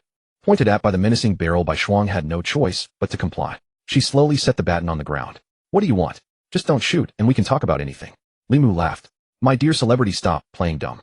Of course I came here for you, a star like you. I want you to become my woman.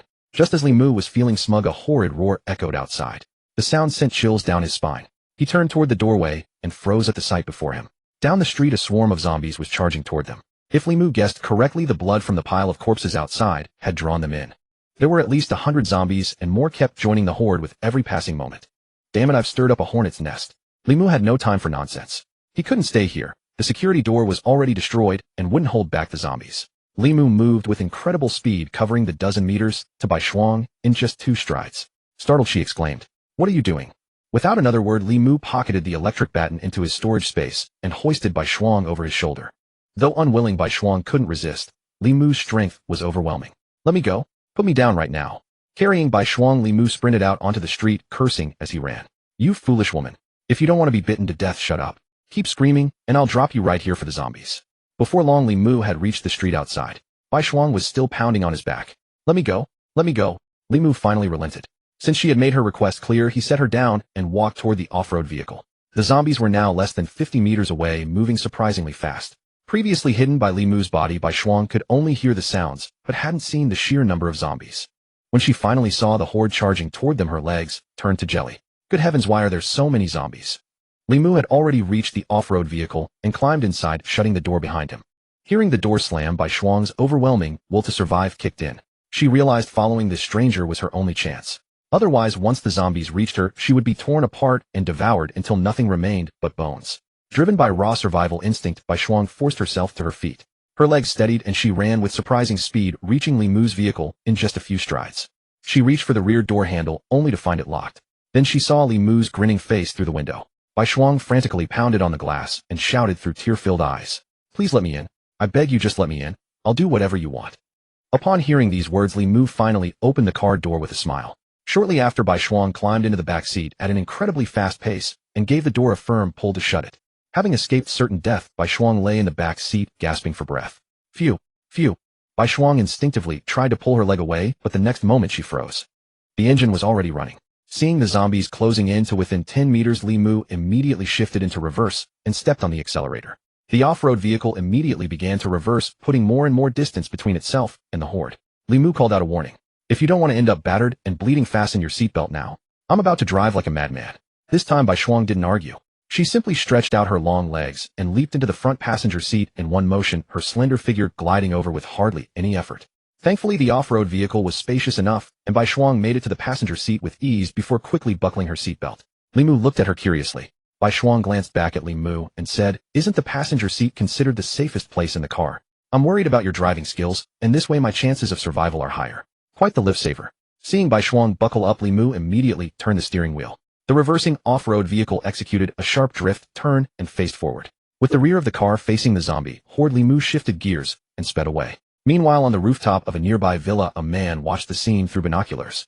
This man was the same person Li Mu had spoken to on the phone earlier, and these zombies were his gift to Li Mu. Seeing Li Mu escape unscathed, the man punched the railing in fury.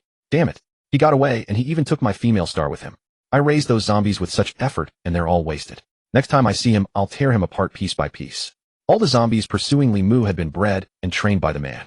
These zombies had nearly zero intelligence and would charge toward anything that smelled of blood. So the man had his men scatter human blood across the courtyard of a villa and toss corpses around it. Within one night, over 100 zombies had multiplied in that yard. In this way, the man cultivated these zombies. Whenever needed, he would have his men douse the road with blood, and the zombies would follow the scent to wherever he directed them. This method worked well for its purpose, though it came at the cost of his men. Nearly every subordinate sent to lure the zombies ended up devoured. But when used against enemies, it was highly effective. The man was named Zhu Feng. Watching the off-road vehicle disappear from view, Zhu Feng angrily grabbed a nearby subordinate by the collar. "Continue breeding zombies. The more the better. When this is done, I'll give you a case of instant noodles. I have plenty of food. All I want are the female stars and that brat's corpse." Zhu Feng owned a fast food processing factory. When the apocalypse broke out, he happened to be inside the facility, so he loaded a truck full of supplies and drove into the villa district. Meanwhile, inside the off-road vehicle, Li Mu could no longer see the pursuing zombies. With danger past, Bai Shuang let out a sigh of relief, and the two began to chat. Little bro, your driving is amazing. What did you do for work before? Li Mu rested one hand on the gear stick, steering with a single hand. No job. I was a student before the apocalypse. But my hobby is driving. Got it, Miss Star? As he spoke, Li Mu's hand drifted unconsciously onto Bai Shuang's leg. She knew the situation didn't allow it. If she did that now, there was a high chance Li Mu would throw her out. She had already witnessed his ruthlessness and had no desire to test him again. So she ultimately accepted it, letting Li Mu's hand rest on her thigh. Li Mu teased, as expected of a top star. Your figure is truly impressive. Even better than what I see on TV. To deflect the awkwardness, Bai Shuang changed the subject. So where are we going now? Do you have a place to stay? Li Mu smiled faintly. Of course I do. But we can't return just yet. If we go back now, the zombies might track us by scent. I don't want to turn our hideout into a stinking mess. So let's handle some business first and head back later. Li Mu then stepped on the brake and pulled over to the side of the road. Bai Shuang's face instantly flushed red. Though she was a big star, this was her first time in such a situation, and she hadn't expected Li Mu to want to do that right here. Her heart was pounding. Stammering, she said, Can we wait until we get back? Doing that kind of thing here seems rather inconvenient. Besides, I haven't been feeling well these past 2 days, and I'm afraid of running red lights. Li Mu was momentarily stunned by her words, then grinned mischievously. Mister, aren't you jumping the gun a bit? Bai Shuang grew somewhat indignant. Didn't you say you wanted to handle business? How did I become the impatient one? Li Mu laughed and turned on the car navigation, beginning to search for a location. The business I meant is different from the one you're thinking of. Besides, I don't want to run red lights either. Let's wait until you're done. You've fallen into my hands now. You're not getting away. Bai Shuang felt both angry and embarrassed. She lightly punched Li Mu's arm. You're so bad. Li Mu laughed and searched the navigation map for the nearest Walmart. Haha, our food supply is running low. I plan to find some provisions to bring back along with some tools. After considering all options, only Walmart has what we need. So we'll have to make a trip there. Hearing Li Mu speak so casually, Bai Shuang was at a loss for words. Oh God, can you grasp the situation we're in? It's the apocalypse right now. Zombies are everywhere, and we just barely escaped their jaws. And you're talking about going to Walmart like it's as simple as a casual shopping trip before the end of the world. Easy to say, but not so easy to do. So I beg you understand the situation. I barely survived. I'm not going to die with you. Feeling her words lack persuasion, Bai Shuang glanced at Li Mu with a hint of allure, placing her delicate hands on his arm. As a top-tier actress, her gaze and movements left Li Mu utterly unable to refuse. Perhaps we could handle things right here in the car instead of driving to Walmart to throw our lives away. What do you think? Li Mu never expected that this woman would employ every possible scheme to stop him from going to Walmart. Her behavior was truly unbearable for him, so he asked in confusion. Aren't you feeling unwell? Upon hearing Li Mu's suggestive tone, Bai Shuang leaned entirely against him, their faces nearly touching. Bai Shuang said with flushed cheeks. I was just lying to you. I'm simply too exhausted, and I don't wish to rush into anything. However, as long as you promise not to go to Walmart, I'll do whatever you want now. Li Mu stroked Bai Shuang's cheek, catching a faint, delicate fragrance. As expected of a major celebrity, you truly are enchanting. Bai Shuang's intention was remarkably simple. She did not wish to accompany Li Mu to Walmart to meet her death, so she had resorted to this method to stop him from going. After a long while, Li Mu returned to the driver's seat with a gentle smile. Why don't you eat something first and rest? Then take a nap. We'll be home soon. He then retrieved a bag of bread and a carton of milk from his storage space, handing them to Bai Shuang. After receiving them, she spoke. All right, let's go home quickly. All I want is a proper sleep. Although Li Mu said such words, the car navigation's voice betrayed him. Now navigating to Walmart supermarket. Total distance, 3 kilometers. Please fasten your seatbelt. Upon hearing this, Bai Shuang immediately sat upright. What's going on? You liar. Didn't you say we're going home? Why are we still heading to Walmart? Li Mu smiled awkwardly. It seemed that once he had achieved his goal, he no longer cared about keeping his promises. But now that he had already succeeded, did integrity even matter anymore? Li Mu shrugged. I never promised you that I wouldn't go to Walmart. Moreover, you needn't worry so much. With my strength, Walmart poses no danger to me. You are my woman now, and I will never let my woman fall into peril. Just stay by my side. As long as I remain alive, I will protect you. Bai Shuang was momentarily stunned, then let out a speechless sigh. What choice do I have? I'm equally helpless. Since we've reached this point, I might as well accompany you. Bai Shuang returned to the passenger seat and fastened her seatbelt. Let's go. I'll eat something first, so I won't lack the strength to flee later. Having boarded this rogue vessel, Bai Shuang could not disembark, so she could only go along with the journey. Throughout the drive, Li Mu listened to music, thoroughly delighted. While driving, he also called upon the system to claim his reward. System claimed the reward. Of course, these were all words spoken within Li Mu's mind. The system responded swiftly, and the reward was granted immediately. Congratulations, host. Reward received, Thunder Lightning Panther. Thunder Lightning Panther, a black panther endowed with lightning-based supernatural abilities. In its ordinary form, it appears as a small black kitten. In battle form, it transforms into a fearsome panther of incomparable swiftness, a peerless divine pet. Congratulations, host. Your storage space has been doubled. Li Mu's primary objective was to expand his storage space. It had already grown to over 800 square meters, so this trip to Walmart would allow him to carry back considerably more supplies. However, he had not anticipated that the system would directly grant him a divine pet with lightning abilities. This reward truly surprised Li Mu. After all, this was a supernatural ability. Li Mu had previously believed such phenomena existed only in films, never imagining they could become reality, and even more astonishingly that his own pet would possess one. Li Mu then opened his attribute panel to examine it. Host Li Mu: Strength 17, Constitution 17, Speed 17, Free Points 1 Items: Crimson Jade, Yin Yang Technique, Bronze Sword, Assassins, Attire, Firearms, Gift Pack, Skills, Danger Perception, Night Vision, Eyes, Pet, Thunder, Lightning, Panther. Li Mu suddenly sensed something amiss and asked the system, my pet has already awakened a supernatural ability. Will humans also begin to awaken abilities? The system's answer was affirmative. Certainly. As the apocalypse progresses, humans will gradually awaken abilities to combat increasingly powerful zombies, though there is a threshold to overcome. Once an individual's cultivation reaches the 4th phase, they will awaken a supernatural ability. The specific ability granted is random. What emerges depends entirely on fortune. Li Mu then asked, so is my pet's lightning ability strong? Top-tier ability. Absolutely formidable. This aligned closely with Li Mu's expectations. With so many zombies now roaming, humanity's only path to survival lay in mutation. Awakening abilities was an inevitability. However, the threshold was considerably high. Li Mu, despite his advantages, had only reached the 3rd phase. To attain the 4th phase, all his attributes needed to exceed 20. Even with his cheat-like advantages, Li Mu was merely at the 3rd phase. The rest of humanity fared far worse. The threshold was indeed daunting. Although the roads were in poor condition, Li Mu's familiarity with the route allowed him to quickly drive to the entrance of Walmart. Before the car even came to a complete stop, a horde of zombies surged toward them. Li Mu unbuckled his seatbelt and said to Bai Shuang, stay in the car. Do not get out. I will handle these zombies. After exiting the vehicle, Li Mu locked the car, then gripped his bronze sword in one hand and a pistol in the other, walking toward the approaching zombies. Walmart was located in the city center, where the zombie population was extraordinarily dense. 40 or 50 zombies were charging directly at Li Mu. Before the zombies even reached Li Mu, he raised his pistol and began firing relentlessly. Bang, bang, bang, bang. With each gunshot, a zombie's head exploded. This was Li Mu's first time using a firearm against zombies, and it proved surprisingly straightforward. This was mainly because Li Mu's marksmanship had sharpened considerably through practice, and he could now achieve headshots almost consistently.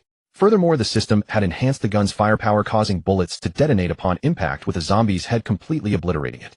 Watching these zombies charge blindly without any attempt to dodge, they resembled prisoners lined up for execution. When Li Mu fired another shot this time, however, the targeted zombie's head did not explode. It was not that he had missed, rather the zombie he was aiming at suddenly ducked and dodged the bullet. Li Mu smiled faintly, his eyes fixed intently on the bullet-dodging zombie. Haha, interesting. This must be a 2nd phase zombie. This is my first encounter with one. He stowed his pistol back into his storage space, drew his bronze sword, and charged forward. Haha, let me see just how strong this 2nd phase zombie truly is. Bai Shuang in the car had long been stunned, her eyes filled with astonishment. So impressive, so handsome. Li Mu's prowess was beyond anything Bai Shuang could have imagined. A single person had slaughtered so many zombies. Such scenes used to exist only on film sets. Yet everything before her was undeniably real. Facing dozens of zombies alone without a trace of panic, he had instantly dispatched over a dozen of them. Bai Shuang felt that Li Mu was far more handsome than those male actors. After all, the coolness those actors displayed on screen was merely performance. But if those actors had encountered such a horde of zombies for real, they would likely have panicked and been torn apart long before. However, the young man before her was entirely different. Far from being frightened, he calmly and methodically eliminated numerous zombies single-handedly. So powerful. He truly wasn't deceiving me. My choice was correct. In situations like this, only by following a man this strong can one survive. Outside the vehicle, Li Mu had already engaged the 2nd-rank zombie. Its most prominent feature was its sheer strength. A massive muscular frame with fangs longer than those of ordinary zombies and equally formidable claws. The 2nd-rank zombie slashed fiercely with one claw, but Li Mu swung his sword downward in response, and half of the zombie's arm fell to the ground in an instant. Yet the painless undead did not halt its attack. Instead, it grew even more ferocious. At that moment, the zombie's other claw swept toward Li Mu's chest at tremendous speed. Lacking sufficient combat experience, Li Mu failed to react in time. Just as Li Mu felt all was lost, he discovered the zombie could not even tear through his assassin's garment. The killer's coat. I forgot it provides protection as well. Unable to pierce the clothing, the 2nd-rank zombie instead lunged directly at Li Mu's neck with its fangs. But how could Li Mu possibly allow that to succeed? He reversed his grip and slashed, severing the zombie's head clean off, then kicked the corpse away. The remaining zombies posed little challenge and were swiftly eliminated by Li Mu. Even after dispatching all the zombies, Li Mu remained somewhat shaken. My combat experience is still insufficient. I cannot make this mistake again. Fortunately, I had the killer's coat, or I would have been in real danger. I must never grow overconfident under any circumstances. From now on I will absolutely avoid close combat, if firearms can handle the situation. If my pistol fails I still have my marksman rifle. I must never repeat this error. After eliminating all the zombies, Li Mu approached the passenger side of the off-road vehicle. Bai Shuang also opened her door and stepped down. Were you alright just now? I saw that zombie grab you. Li Mu shook his head. This garment is tougher than bulletproof armor. Zombies cannot tear it. Didn't you see? There isn't even a scratch. Bai Shuang nodded. That's a relief. Should we go in now? Li Mu drew his pistol. Of course. When we enter, do not run around or shout. Stay close to me, keep your eyes on the surroundings, try to make as little noise as possible, and whisper to me if you spot any zombies. Bai Shuang nodded earnestly. Don't worry, I won't joke away my own life. Li Mu gave a slight nod. Good. If your foolishness causes trouble, I will leave you behind without hesitation. I hope you understand this. Bai Shuang smiled faintly. You really are a handsome, yet ruthless man. Li Mu said nothing further and walked directly toward the entrance of Walmart. Seeing this, Bai Shuang immediately followed closely behind him. The doors of Walmart were not closed, and the two slowly pushed them open and entered. Li Mu had visited this place numerous times before. After all, its product selection was incredibly comprehensive. He could find almost anything here, so he was fairly familiar with its layout. Upon entering the supermarket, everything was pitch black. The windows were sealed shut and the lights were off. Seeing this, Li Mu knew someone had likely already been here. But it did not matter. Darkness was Li Mu's domain. In such a pitch-black environment, his night vision eye came into play. Indeed, after walking only a few steps inside, Li Mu discovered several corpses near the checkout counter, both the remains of zombies and survivors whose throats had been bitten through. Li Mu stopped and whispered to Bai Shuang behind him. It is too dark inside. Hold the hem of my clothes and follow exactly where I walk. I can see the corpses, which means there should be other survivors and zombies inside. Bai Shuang said nothing, but nodded vigorously to show she understood. Li Mu turned his head, gripped his pistol tightly, and continued forward. Though the interior was truly black, pitch dark, one could not see one's own fingers. It appeared no different from daytime in Li Mu's eyes. The two kept moving forward. Li Mu's target was the produce section of Walmart. Compared to the produce section at the supermarket near Li Mu's residential compound, this one was in a league of its own. Walmart's produce section was at least 10 times larger than the one near Li Mu's community, meaning it stored far more vegetables and offered a much wider variety. Walmart was simply enormous, spanning at least the size of a football field, and this was right in the heart of the city where land was worth its weight in gold. The moment they reached the produce section, Li Mu stopped, for his keen hearing picked up the sound of someone speaking. Though the voices were faintly, Mu still caught them. Li Mu immediately changed direction and moved toward the sound. As expected, after turning a corner, Li Mu stopped.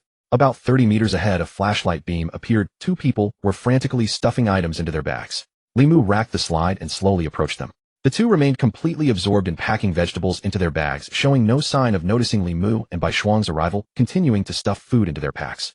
Hurry up, grab what we need and run. There should be zombies in here. I just heard noise outside. Someone probably arrived and is fighting the zombies. Exactly. While the zombies are all distracted, let's grab as much as we can and get back quickly. Suddenly, a chilling voice came from behind them. You probably won't be leaving. If you don't want to die, stay silent. My gun is already loaded and I won't hesitate to blow your heads off. Hands up. The two froze as if electrocuted, for they could feel a gun pointed at their heads and a blade pressed against their necks. Slowly, the two raised their hands. Brother, don't shoot.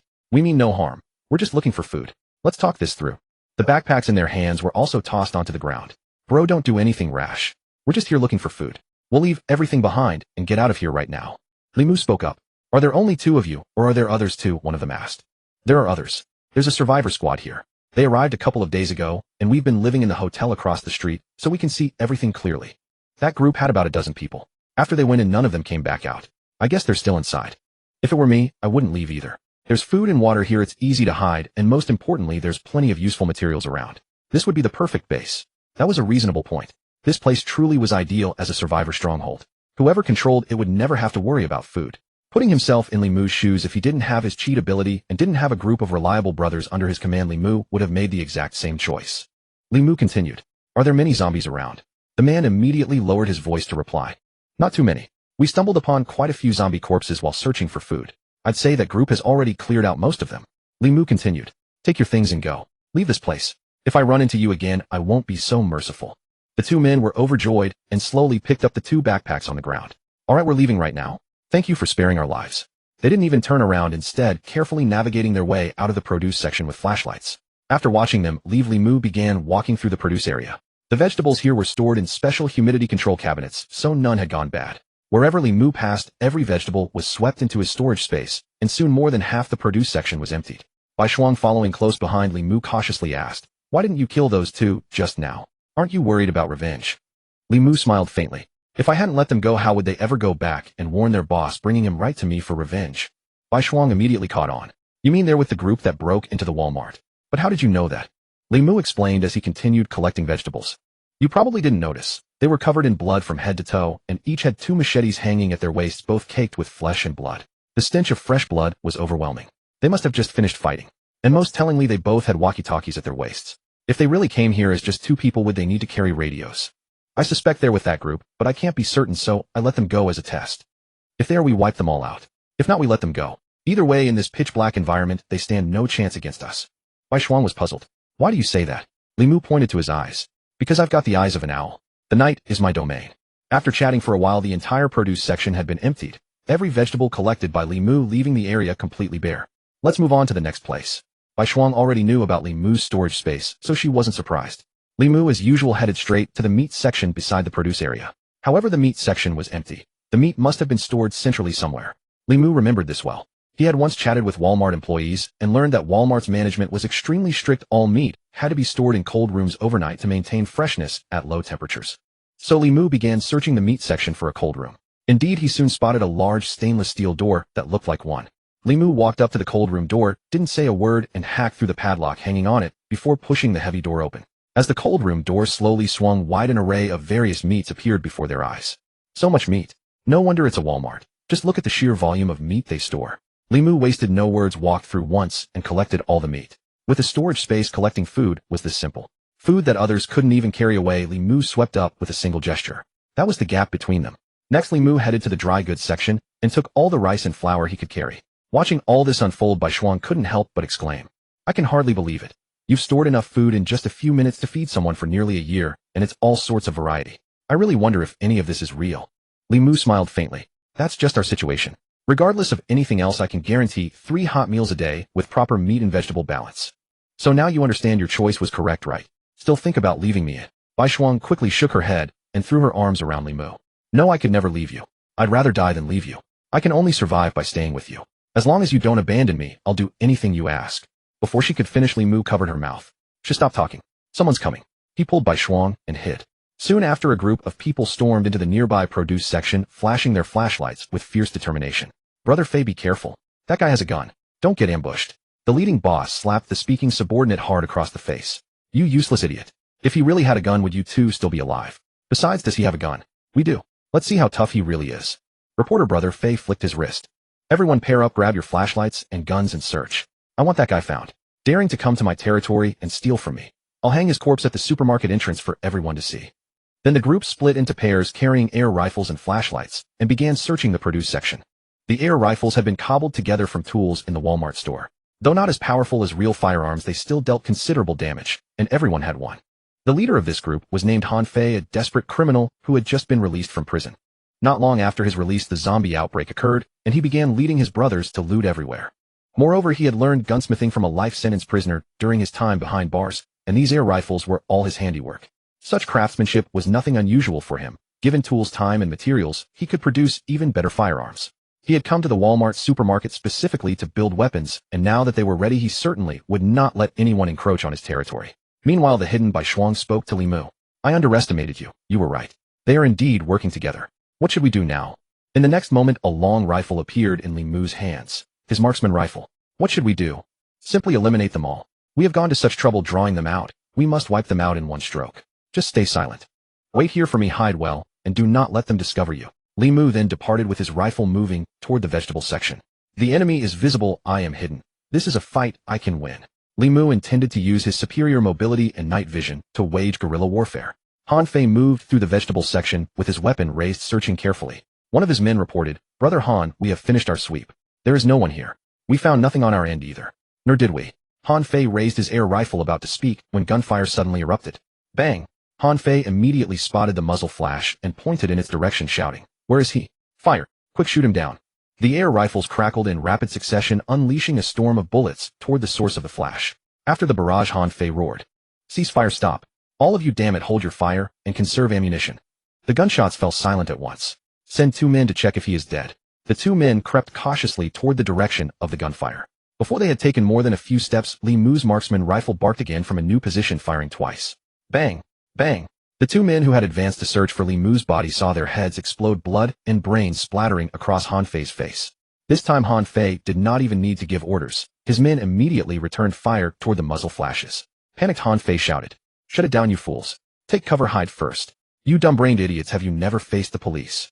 It was no idle question. Aside from Han Fei, everyone present was essentially a novice, and how many had ever seen combat? At Han Fei's words, everyone immediately crouched and took cover. One subordinate cried out anxiously, "Brother Han, what do we do now?" Han Fei wiped the blood from his face. "Damn it, I know a rifle when I hear it. We have encountered a hardened opponent and his tactics are far too flexible, using hit-and-run warfare from cover. Our flashlights are giving us away. If he aims at the light, he will pick us off one by one. We are at a severe disadvantage and cannot continue fighting this way." Han Fei then barked at his men beside him. "Turn off all flashlights, then move slowly back to back. We will all be blind, and once neither side can see, it will come down to luck." Li Mu naturally heard these words as well. He muttered to himself. As expected of a leader, he reacts quickly. "Fortunately, I can see even in complete darkness, or we would truly be at a disadvantage." Li Mu shifted position once more, took careful aim, and first targeted Han Fei, who had just given orders. After a faint smile, he moved the rifle sight to someone beside Han Fei and gently squeezed the trigger. Bang! The man's head next to Han Fei exploded instantly, and blood splattered across Han Fei's face once more. Han Fei immediately retreated to find another hiding spot. "Damn it, he is deliberately provoking me. Why can he see at night? Does that kid have night vision goggles?" Han Fei understood very well that the previous shot was pure provocation. He had been deliberately missed, as the bullet had whistled past his face before striking the man beside him. How could Han Fei tolerate such blatant provocation? Immediately conceived a plan. "Brothers, that guy on the other side can see us. Go turn on the lights, and then we will have some real fun with him. Let us see how he hides then.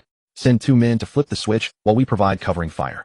However, after giving the order, no one moved to turn on the lights. After all illuminating the area, men exposing themselves to gunfire, and they had no idea where their opponent was hiding. One subordinate trembling spoke up. "Brother Han, perhaps we should surrender. The opponent is so capable that he must be police. If so, they generally do not kill prisoners." Han Fei snatched a bottle nearby and hurled it at the speaking subordinate. "Are you stupid? This is the apocalypse now. Is there any police force that spares prisoners? If we do not kill him today, we all die here." Han Fei then shouted toward Li Mu, "Brother on the other side, am I right?" Li Mu smiled and spoke loudly. "Good, you understand. Now prepare to feel the fear of death." Han Fei was a true madman who, refusing to be outdone, he laughed heartily. "Ha ha, we do not know who will prevail until the end. If you ever fall into my hands, I will flay your skin alive and hang it in my room as a trophy." Li Mu fell silent. In the darkness, there was only quiet. Han Fei turned once more to his men. "Whoever turns on the lights will become my second in command, and I will reward him with 10 women. You have followed me long enough to know that Han Fei never breaks his word. Whoever flips that switch will be my sworn brother from this day forward." True to form, someone hesitated for a moment before rising and sprinting toward the switch. But before he had gone far, gunfire rang out. Bang! The running subordinate fell immediately, but Li Mu's position also drew a concentrated barrage. Covering fire. "Shoot him down. Keep sending men. He cannot raise his head now. Continue sending people to turn on the lights." Li Mu, who had already changed position, decided to stop playing around and end this quickly. "A madman only leads a group of madmen. The lights will inevitably be turned on, so we must finish this swiftly." The firefight grew increasingly fierce as Li Mu weaved through the aisles of the supermarket, his barrel spitting relentless streams of gunfire. Under such chaotic circumstances, Li Mu's accuracy dropped considerably, yet the enemy numbers continued to dwindle. Suddenly, every light in the supermarket blazed to life at once, plunging everyone into a momentary blindness, except for Li Mu. Having grown accustomed to seeing as clearly in darkness as in daylight, the sudden illumination barely affected him at all. Through the haze, Han Fei suddenly caught sight of a figure materializing no more than 10 meters ahead of him, yet he could not force his eyes open no matter how desperately he tried. He could only raise his air rifle by instinct and fire blindly ahead. Meanwhile, Li Mu had already relocated, and with a mere shift of intent, the weapon in his hand had transformed into a pistol. Bang! Bang! Bang! The last 3 henchmen standing beside Han Fei had their skulls blown apart by Li Mu's pistol. The moment Han Fei managed to open his eyes, all he saw was a black muzzle aimed squarely at him, and a wide triumphant grin on Li Mu's face. Li Mu regarded Han Fei with a quiet demeanor and spoke. "My friend, do I look like Rambo to you?" Han Fei surprisingly smiled back. "You're formidable. Are you some kind of cop?" Li Mu laughed and shook his head. "No, I'm merely a college student." Han Fei burst into even louder laughter, this time laced with bitter self-mockery. "Ha ha ha, college student. Just a college student. I've spent my entire life clashing with the cops and never once got killed by them, only to meet my end at the hands of a college student." Before he could finish, Li Mu suddenly pivoted his gun and fired a shot beside Han Fei's ear. It was the brave soul who had just darted off to flip the switch and was now rushing back, now dead. After that single shot, Li Mu's pistol was already pressed against Han Fei's head once more, leaving him no time to react. Han Fei nodded slowly. Fair enough. I accept my fate. Dying at the hands of someone like you is nothing to regret. But the moment the words left his mouth, Han Fei desperately attempted to raise his air rifle in a surprise strike. Clearly he refused to yield. Yet Li Mu merely offered a faint mocking smile. Too slow. Bang! Han Fei's body collapsed to the ground. Li Mu holstered his weapon and walked toward Bai Shuang's direction. Upon arriving, he found Bai Shuang hiding behind a shelf. Seeing Li Mu approach, she asked, "Is it over?" Li Mu nodded. "All taken care of. Now we should really go explore this Walmart." They made their way to the entrance and secured the doors with an iron chain, then immersed themselves in browsing the store. With every light now blazing overhead, Bai Shuang finally got a clear view of the sheer scale of the Walmart supermarket. Wow. I never imagined this place would be this enormous. I'd only ever heard about it. I've never actually seen it before. The two strolled through the aisles as they chatted. Walmart is so famous. Weren't you ever here before? Bai Shuang linked her arm through Li Mu's. No. In the past, to minimize my exposure, I rarely went out. Otherwise, being recognized would have been nothing but trouble. Li Mu suddenly recalled this. Oh right. I almost forgot about your identity as a big celebrity. Bai Shuang said, coquettishly, a hint of shyness in her voice. Oh, stop it, I'm not much of a celebrity anymore. I'm just your woman now. As they spoke, they arrived at the clothing section. After gathering the necessary supplies, more than half of Li Mu's 800 square meter storage space remained empty. Li Mu pointed to the racks brimming with garments and asked, "Do you have any other clothes?" Bai Shuang walked over and picked up 2 outfits to examine. None left. I rarely stay at the villa in Shanghai, so there weren't many clothes there to begin with. I don't plan to go back for them. I'll just grab a couple here. Li Mu smiled, gently wrapped his arm around Bai Shuang's waist, and said, "Have you ever experienced truly unlimited shopping?" Bai Shuang looked puzzled. Unlimited shopping? What do you mean? Li Mu replied, "It means no money is involved. You can take as much as you want from here." Bai Shuang shook her head. Of course not. I may have money, but I certainly couldn't afford to spend like this. A single garment at Walmart runs thousands of yuan, easily tens of thousands. Where would I get that kind of money? Li Mu smiled faintly. Then today I'll let you experience unlimited shopping firsthand. As a celebrity, your taste surely can't be bad. So go ahead and pick out every women's clothing piece you find appealing from the entire section. The more the better. Bai Shuang looked genuinely confused. Why not just pick a few pieces? What do you need that many for? Li Mu playfully patted her behind. Including you, I have 6 women now, so these clothes certainly won't all be for just one person. I'm almost tired of what they're currently wearing, even if they change daily. I need to mix things up a bit. Hearing this, Bai Shuang laughed. As expected, a man as handsome and powerful as you would never lack company. Leave it to me. I'll make sure to pick out beautiful outfits for them, plus sexy lingerie and all kinds of stockings. You'll have plenty to enjoy with something new every day. Li Mu chuckled. Good. You understand. Let's get started. The two spent over half an hour picking out items. By then, Li Mu's storage space already contained 2,000 or 3,000 sets of clothing sized and styled for each of his women across every category imaginable. As for the sexy lingerie and stockings, they were too numerous to count. Since garments barely occupy any space, Li Mu's storage still had a vast expanse of empty room remaining. Next, the two headed to the cosmetics counters where every product was of the highest caliber. Naturally, Bai Shuang was responsible for selecting, while Li Mu handled the packing. In no time, the entire cosmetics section had been cleared out. At that point, Li Mu checked his phone and saw it was past 10 at night. Looks like we're staying here tonight. The roads are far too dangerous after dark. We'll head back tomorrow morning. Bai Shuang had no objections. I'm fine with whatever. You're with me, and wherever you go, I go. Li Mu nodded and called Yulan to inform her that he would not be returning that night. He then led Bai Shuang to a room, and the two settled in for the evening. The night passed without incident. The following morning, Li Mu rose early and took Bai Shuang to the tools section of the supermarket. This had once been Li Mu's favorite area, for the tools here were extraordinarily comprehensive. Nearly every implement and part he needed for modifying race cars could be found within these aisles. In the past, burdened by a lack of funds, Li Mu could only admire these treasures each time he visited, waiting until he had saved enough to purchase them. But now everything had changed. He could take whatever he wanted, and even clearing out the entire section would pose no problem whatsoever. Li Mu gazed at the wall brimming with an array of tools and parts, pondering what would be required to modify the off-road vehicle. I'll forget it. There's plenty of room anyway, and it's the apocalypse. Shouldn't I be allowed to indulge myself a little? I'm taking everything I like. Soon, nearly half the wall of tools and parts were packed away by Li Mu. For the first time, his storage space was nearly full. Let's go, it's time to head home. This outing had been a fruitful one for Li Mu. He returned fully loaded and had just experienced an exhilarating gunfight. After getting into the off-road vehicle, Li Mu didn't take the direct route back. Instead, he pulled into a large gas station.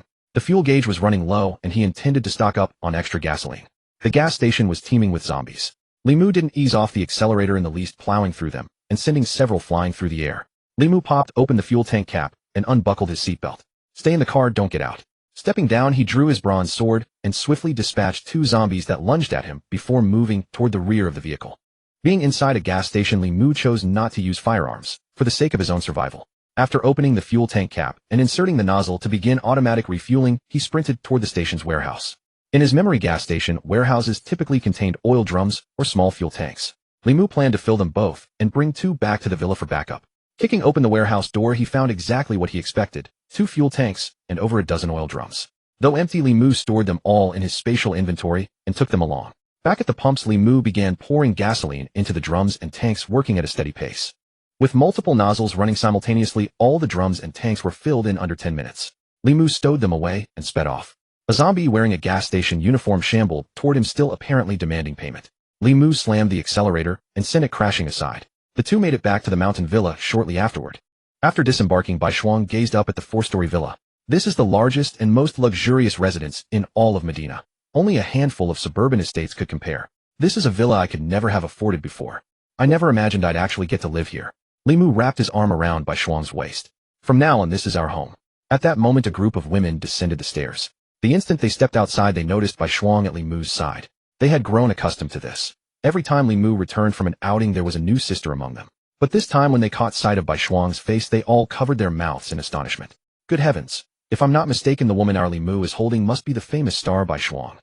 It has to be her. I've never seen her in person, only on television.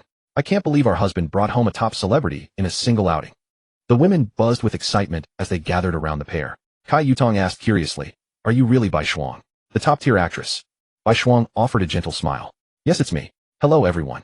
Kai Yutong and Su Ro embraced each other in sheer excitement. It really is Bai Shuang. One couldn't blame them for being so overwhelmed. Bai Shuang was exceptionally famous. In particular, over the past 2 years, she had appeared in numerous television dramas and films. She had even participated in major variety shows, making her recognition virtually unmatched. Many people had seen her work, so encountering her in person was bound to stir such emotion. Kai Yutong was still a university student, and Su Ro had only recently graduated. So how could they not be thrilled at the prospect of meeting a celebrity? Kai Yutong pressed on. "Could you sign something for me?" Su Ro eagerly chimed in. "Could you sign one for me too?" Li Mu chuckled with amused exasperation. He was at a loss. Here they were at the end of the world, and they still wanted autographs.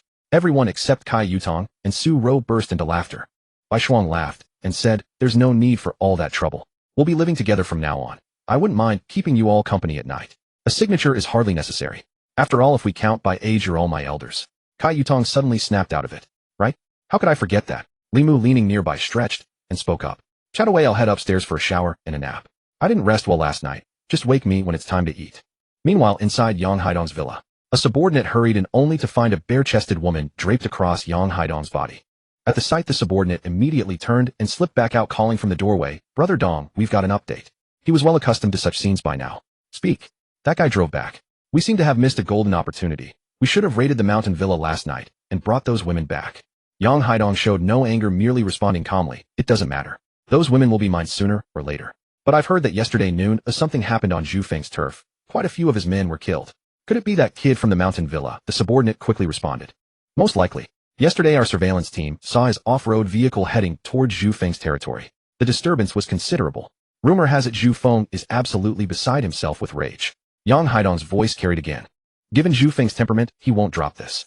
We could simply sit back and watch the tigers fight, waiting for both to fall exhausted. By then, not only will those women from the mountain villa be mine, but I'll seize Zhu Feng's entire territory as well.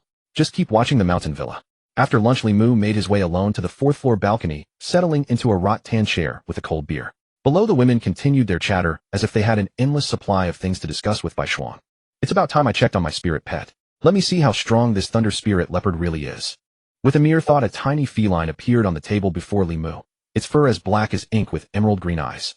Upon seeing him, it leaped directly into his arms. Li Mu stroked the kitten's sleek coat and held it close. "Since you're so dark, I'll call you Xiao Haizi from now on. How does that sound?" Xiao Haizi let out a cry, meowed, as though it understood Li Mu and agreed to the name. Then Li Mu placed Xiao Haizi on the table once more. "Xiao Haizi, let me see your battle form." Standing on the table, Xiao Haizi shook its body and then leaped down onto the floor. Xiao Haizi's body then began to expand gradually until it transformed into a majestic black leopard. Seeing such a handsome black leopard, Li Mu gazed at it with excitement and immediately lifted Xiao Haizi into his arms. "Ha ha, I never imagined I could raise a backpack as a pet." The black leopard in Li Mu's arms obediently stuck out its tongue and licked Li Mu's face. Indeed, the black leopard was handsome, and no matter how large its body grew, it was always as docile as a kitten around Li Mu. Li Mu sat back down, and Xiao Haizi nestled into Li Mu's embrace. "Haha, alright, from now on I'll leave the protection of the villa to you. As long as you're here at the villa, I won't worry about anyone breaking in when I'm away. After moving to the villa, the environment was impeccable, but security was slightly lacking. The main issue was that many people's powers had reached the second tier, and the outer walls couldn't possibly keep them out. But having Xiao Haizi was different.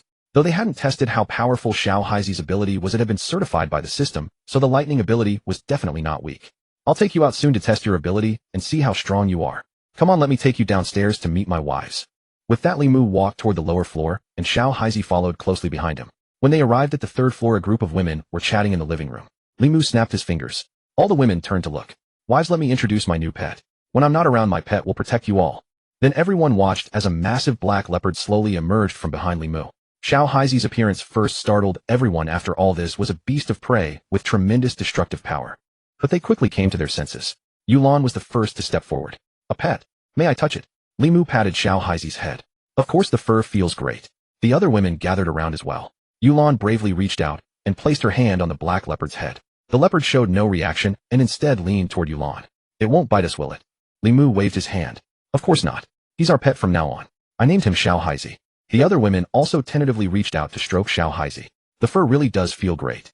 That's right, this is the first time I've ever pet such a big cat. Li Mu laughed. When I'm not home, Xiao Haizi will be responsible for protecting you all. And when you're bored, you can pet the big cat too. Just then Li Mu's phone rang. He picked it up and saw it was a call from Zhang Yao. Let's go pet the cat. I'll take this call. Going to the balcony on the third floor, Li Mu answered Zhang Yao's call. Li Mu, old brother, it's good to see you're well. How have you been lately? Li Mu replied politely as well. Zhang Yao, my old friend, good to hear from you too. I've been doing quite well lately. How is your survivor base coming along? Have you finished building it? Zhang Yao immediately said happily, I won't hide it from you, old brother. In these past few days, I've already integrated all the survivors in this residential area. The survivor base has been initially established, and we've named it the Tianhu Survivor Base. How about that name? By the way, have you received the female celebrity I sent? Do you like her? From Zhang Yao's laughter, Li Mu could tell that Zhang Yao had made quite some moves after Li Mu left. He just hadn't expected him to establish the survivor base so quickly. Of course I like it. Thank you for the gift, old brother Zhang Yao. But I imagine today's call isn't just for small talk, is it? Zhang Yao then became serious and said solemnly. There's news I must tell you. From reliable official sources, in just a few days, all power facilities across the entire magic capital will collapse. The entire magic capital will go dark. So old brother Li Mu, you'd better prepare some generators or solar panels. Get ready early. Don't wait until you have no preparations at all. I've already prepared plenty of power equipment. There are backup generators and solar panels in the residential area. If old brother Li Mu needs them, I can give you a set. Li Mu was quite grateful for Zhang Yao's reminder. Though he didn't worry about the power outage since the electricity he was using wasn't from the magic capital's grid anyway. It was generated by the villa itself. But Zhang Yao had reminded him and even offered to lend him power equipment. Li Mu felt this was already quite generous. It seemed Zhang Yao truly wanted to befriend him. Thank you for the news, old brother Zhang Yao. But I don't need the power equipment. There's a small generator in the villa that should be sufficient. I didn't expect you to have such good information sources, even knowing about the upcoming power outage. Zhang Yao smiled. My former boss had some connections with officials. He was the one who told me this news. By the way, there's another thing. Once the power goes out, mobile phones will lose signal too. So for communication among survivors, officials have temporarily set up a specific communication channel using a special signal. I'll send you the frequency later. Remember to join the channel. It'll make it easier for us to stay in touch. Another big piece of news. Not only would the power go out, but the internet would be cut off too. It seemed the zombies' destruction was getting more and more severe. But having this communication channel would be convenient. At least they could still get some news from the outside world. Alright. And if old brother Zhang Yao needs help, don't hesitate to ask. Zhang Yao smiled. Haha, with that promise from you, old brother Li Mu, I feel much more at ease. There may come a time when I really need your help, and I won't hold back then. Li Mu didn't refuse, either, smiling as he said, in the apocalypse, having one more friend means one more path, and perhaps one more chance to survive. Of course, old brother Zhang Yao can come to me if you need help. What Zhang Yao wanted was precisely this promise from Li Mu. After that, he didn't waste any more words. Alright, I have things to attend to here, so I won't keep you any longer, old brother Li Mu. Whenever you have time, you're always welcome to visit my Tianhu Survivor Base. Li Mu smiled. Alright, I'll definitely come to pay a visit when I have the time. As evening approached, and the weather gradually cooled, Li Mu's family played in the backyard of their villa. A group of women practiced playing golf while Chun Yurong and Zhang Yao grilled steaks on the barbecue, making for that day's dinner. Meanwhile, Li Mu tested Xiao Haizi's lightning ability nearby. He placed a wooden board against the corner wall and pointed at it toward Xiao Haizi. Xiao Haizi, show off your ability. Without any hesitation, Xiao Haizi slowly opened its mouth to reveal its fangs, and a bolt of lightning shot forth from its jaws, streaking toward the wooden board. The electric current crackled as the 5-centimeter thick wooden board was instantly pierced through, leaving a charred hole in its surface. Damn, this power is substantial. I had no idea the lightning ability was this strong. Li Mu stroked Xiao Haizi's head. Looks like I've underestimated you. As a divine pet you truly live up to your reputation. That night Li Mu made his way upstairs with the women by his side. I brought back gifts from this trip, and I'm certain you'll absolutely love them. The women immediately gathered around to massage his legs. You're the best, dear. I love you so much, husband. Li Mu smiled and waved his hand. All right, no need to rush. Everyone gets a share. With a sweep of his hand, over 1,000 outfits materialized neatly from his storage space into the living room. Clothes, so many clothes. Such variety, all clothes. Haha, hubby loves us the most. Perfect timing since we've had nothing to wear lately. So many clothes, and they're all designer brands. They look wonderful. Li Mu stood up and spoke. Everyone gets a share. These clothes were selected by Shuang according to your sizes, so there's no need to fight over them. There are plenty. Seeing the clothes, the women immediately began selecting their favorites, praising Shuang's taste. Sister Shuang, you have such good taste. These clothes all look amazing. Exactly, these clothes are designed right to my liking. After letting them browse for a while, Li Mu spoke again. Alright, remember to put all the clothes in the wardrobes later. The wardrobes are big enough. I don't want my clean and tidy villa cluttered with clothes piled around. And there are cosmetics too. These are all yours from now on since I won't be using them anyway. More beauty products appeared on the floor, drawing another round of cheers from the women. Li Mu sat aside watching the reveling women. Meanwhile, on Zhu Feng's turf, a henchman rushed into Zhu Feng's villa. Zhu Feng was gnawing on a roasted chicken when he saw his man enter, saying irritably, "What's with the panic? Can't you see I'm eating?" The henchman panted, "Brother Feng, we have news about that kid who took the female star." Upon hearing this, Zhu Feng's roasted chicken suddenly lost its appeal. All he could think about was the actress. He immediately tossed a bottle of mineral water to his subordinate. "Take a few sips and speak slowly." Zhu Feng was a generous man, even as long as his men did their jobs well, he never stinted on them. It was precisely through this generosity combined with a truckload of food supplies that he had amassed quite a few underlings in the villa district. Moreover, he had several extremely reliable brothers by his side, men who had built everything from scratch alongside him since their youth, ruthless figures from their days running with the gangs. After drinking a couple of sips of water, the henchman finally caught his breath and continued speaking. "Brother Feng, one of our guys got word from elsewhere today about that lad. He came to the villa district a couple of days ago and is now staying in the mansion atop the hill." Zhu Feng rose to his feet and walked over. "Are you certain?" The henchman nodded vigorously. "Absolutely certain. Today someone spotted that black off-road vehicle pull up to the hilltop villa, and there was a man and a woman inside. It should be him without a doubt. Besides, nobody else in the villa district would have the gall to do something like this." Zhu Feng burst into laughter, then walked to the dining table, picked up the half-eaten roasted chicken, and pressed it into his man's hands. "Good thing we found him. This chicken is your reward." The henchman clutched the roasted chicken with a broad smile, for meat was hardly easy to come by these days. Zhu Feng chuckled and clapped the henchman on the shoulder. "Ha ha ha, good that we found him. Daring to snatch my female star. I'll make sure you die with no grave to call your own. Keep watch on the hilltop villa now, and don't let that brat escape." The henchman swallowed hard. "Yes, I'll send people to keep watch right away." After the man departed, Zhu Feng eagerly pulled out his phone and dialed his trusted brother. "How's he come back? That kid who killed our man and took the female star. We've got a lead. Come back so we can figure out how to finish him off." On the other end, Taozi responded without hesitation. "All right, Brother Feng, I'm on my way. How dare they kill one of our own on our turf? If we don't kill this punk, how are we ever going to run things in the villa district again? I'm bringing the boys over right now. Let's figure out how to take this kid out for good." Zhu Feng nodded. "Good, let's discuss this properly." The next day, in the streets of the villa district, a man clad in sportswear and wielding a katana was engaged in combat with a dozen zombies. The man wielding the katana with both hands moved with incredible speed, his body agile, as he dispatched the undead with the razor-sharp blade. During the battle, the zombies barely managed to reach him before their heads were severed by the katana. The man's footwork was exceptionally nimble, constantly evading the approaching zombies and striking when openings presented themselves. Within 7 or 8 minutes, all the zombies lay dead, and the man was breathing heavily from exhaustion. Beside him, another man wearing sunglasses approached and handed him a bottle of water. "Brother Dong, I didn't expect you'd become this powerful after breaking through to the second stage. You took down more than a dozen zombies all by yourself in such a short time. That's incredibly impressive. You're definitely the first person in the villa district to reach the second stage. Now no one here can match you. I doubt it'll take long before you're running the whole villa district with us at your side." The man who had just fought the zombies was none other than Yang Haidong, who took a sip of the mineral water and leaned against a large tree to rest. "Thank goodness I broke through to the second stage. These past 2 days the zombies have been getting stronger and stronger. In normal times, taking down a single one wouldn't require nearly this much effort." The young man was named Ahu, a fellow townsman of Yang Haidong. Hence Yang Haidong trusted him deeply and delegated many matters to him. Ahu took up the samurai sword and began wiping it clean. Yang Haidong continued, "Ahu, if you want to survive in this apocalypse, raw strength alone won't suffice, nor will a sharp mind. Only by combining a nimble intellect with formidable power can one truly endure. That's precisely why you must find ways to strengthen yourself now. While the zombies remain relatively weak, lead your brothers in hunting as many as possible, striving to break through to the second tier of power. Otherwise, when we encounter second-tier zombies, we'll be in grave danger. Just a few days ago, official channels released news confirming that zombies are gradually growing stronger, and those humans who survive can also undergo transformation. The method for this evolution was clearly outlined. Kill zombies. The more you slay, the stronger you become, eventually breaking through to the second tier. Upon learning of this, Yang Haidong began hunting zombies daily, and just last night, he successfully achieved the second-tier transformation, his power noticeably enhanced. This stemmed largely from Yang Haidong's already formidable base strength. Even before reaching the second tier, armed and equipped, dispatching 3 to 5 zombies posed no real challenge. His extensive combat experience propelled him to the second tier swiftly, though his subordinates lagged behind in comparison. Ahu nodded. Brother Dong, rest assured, I won't hold you back. These past 2 days I've been relentlessly hunting zombies, and I can feel myself growing stronger. I may not have reached the second tier yet, but I'm confident it won't be long. Besides, my natural aptitude simply can't compare to yours, Brother Dong. Yang Haidong laughed and kicked Ahu playfully. Cheeky lad, clever words won't save you here.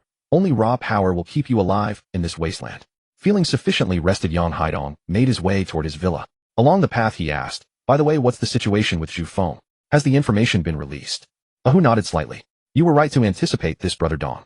Zhu Feng's men are utterly useless. They hunted for that boy like headless flies and came up completely empty.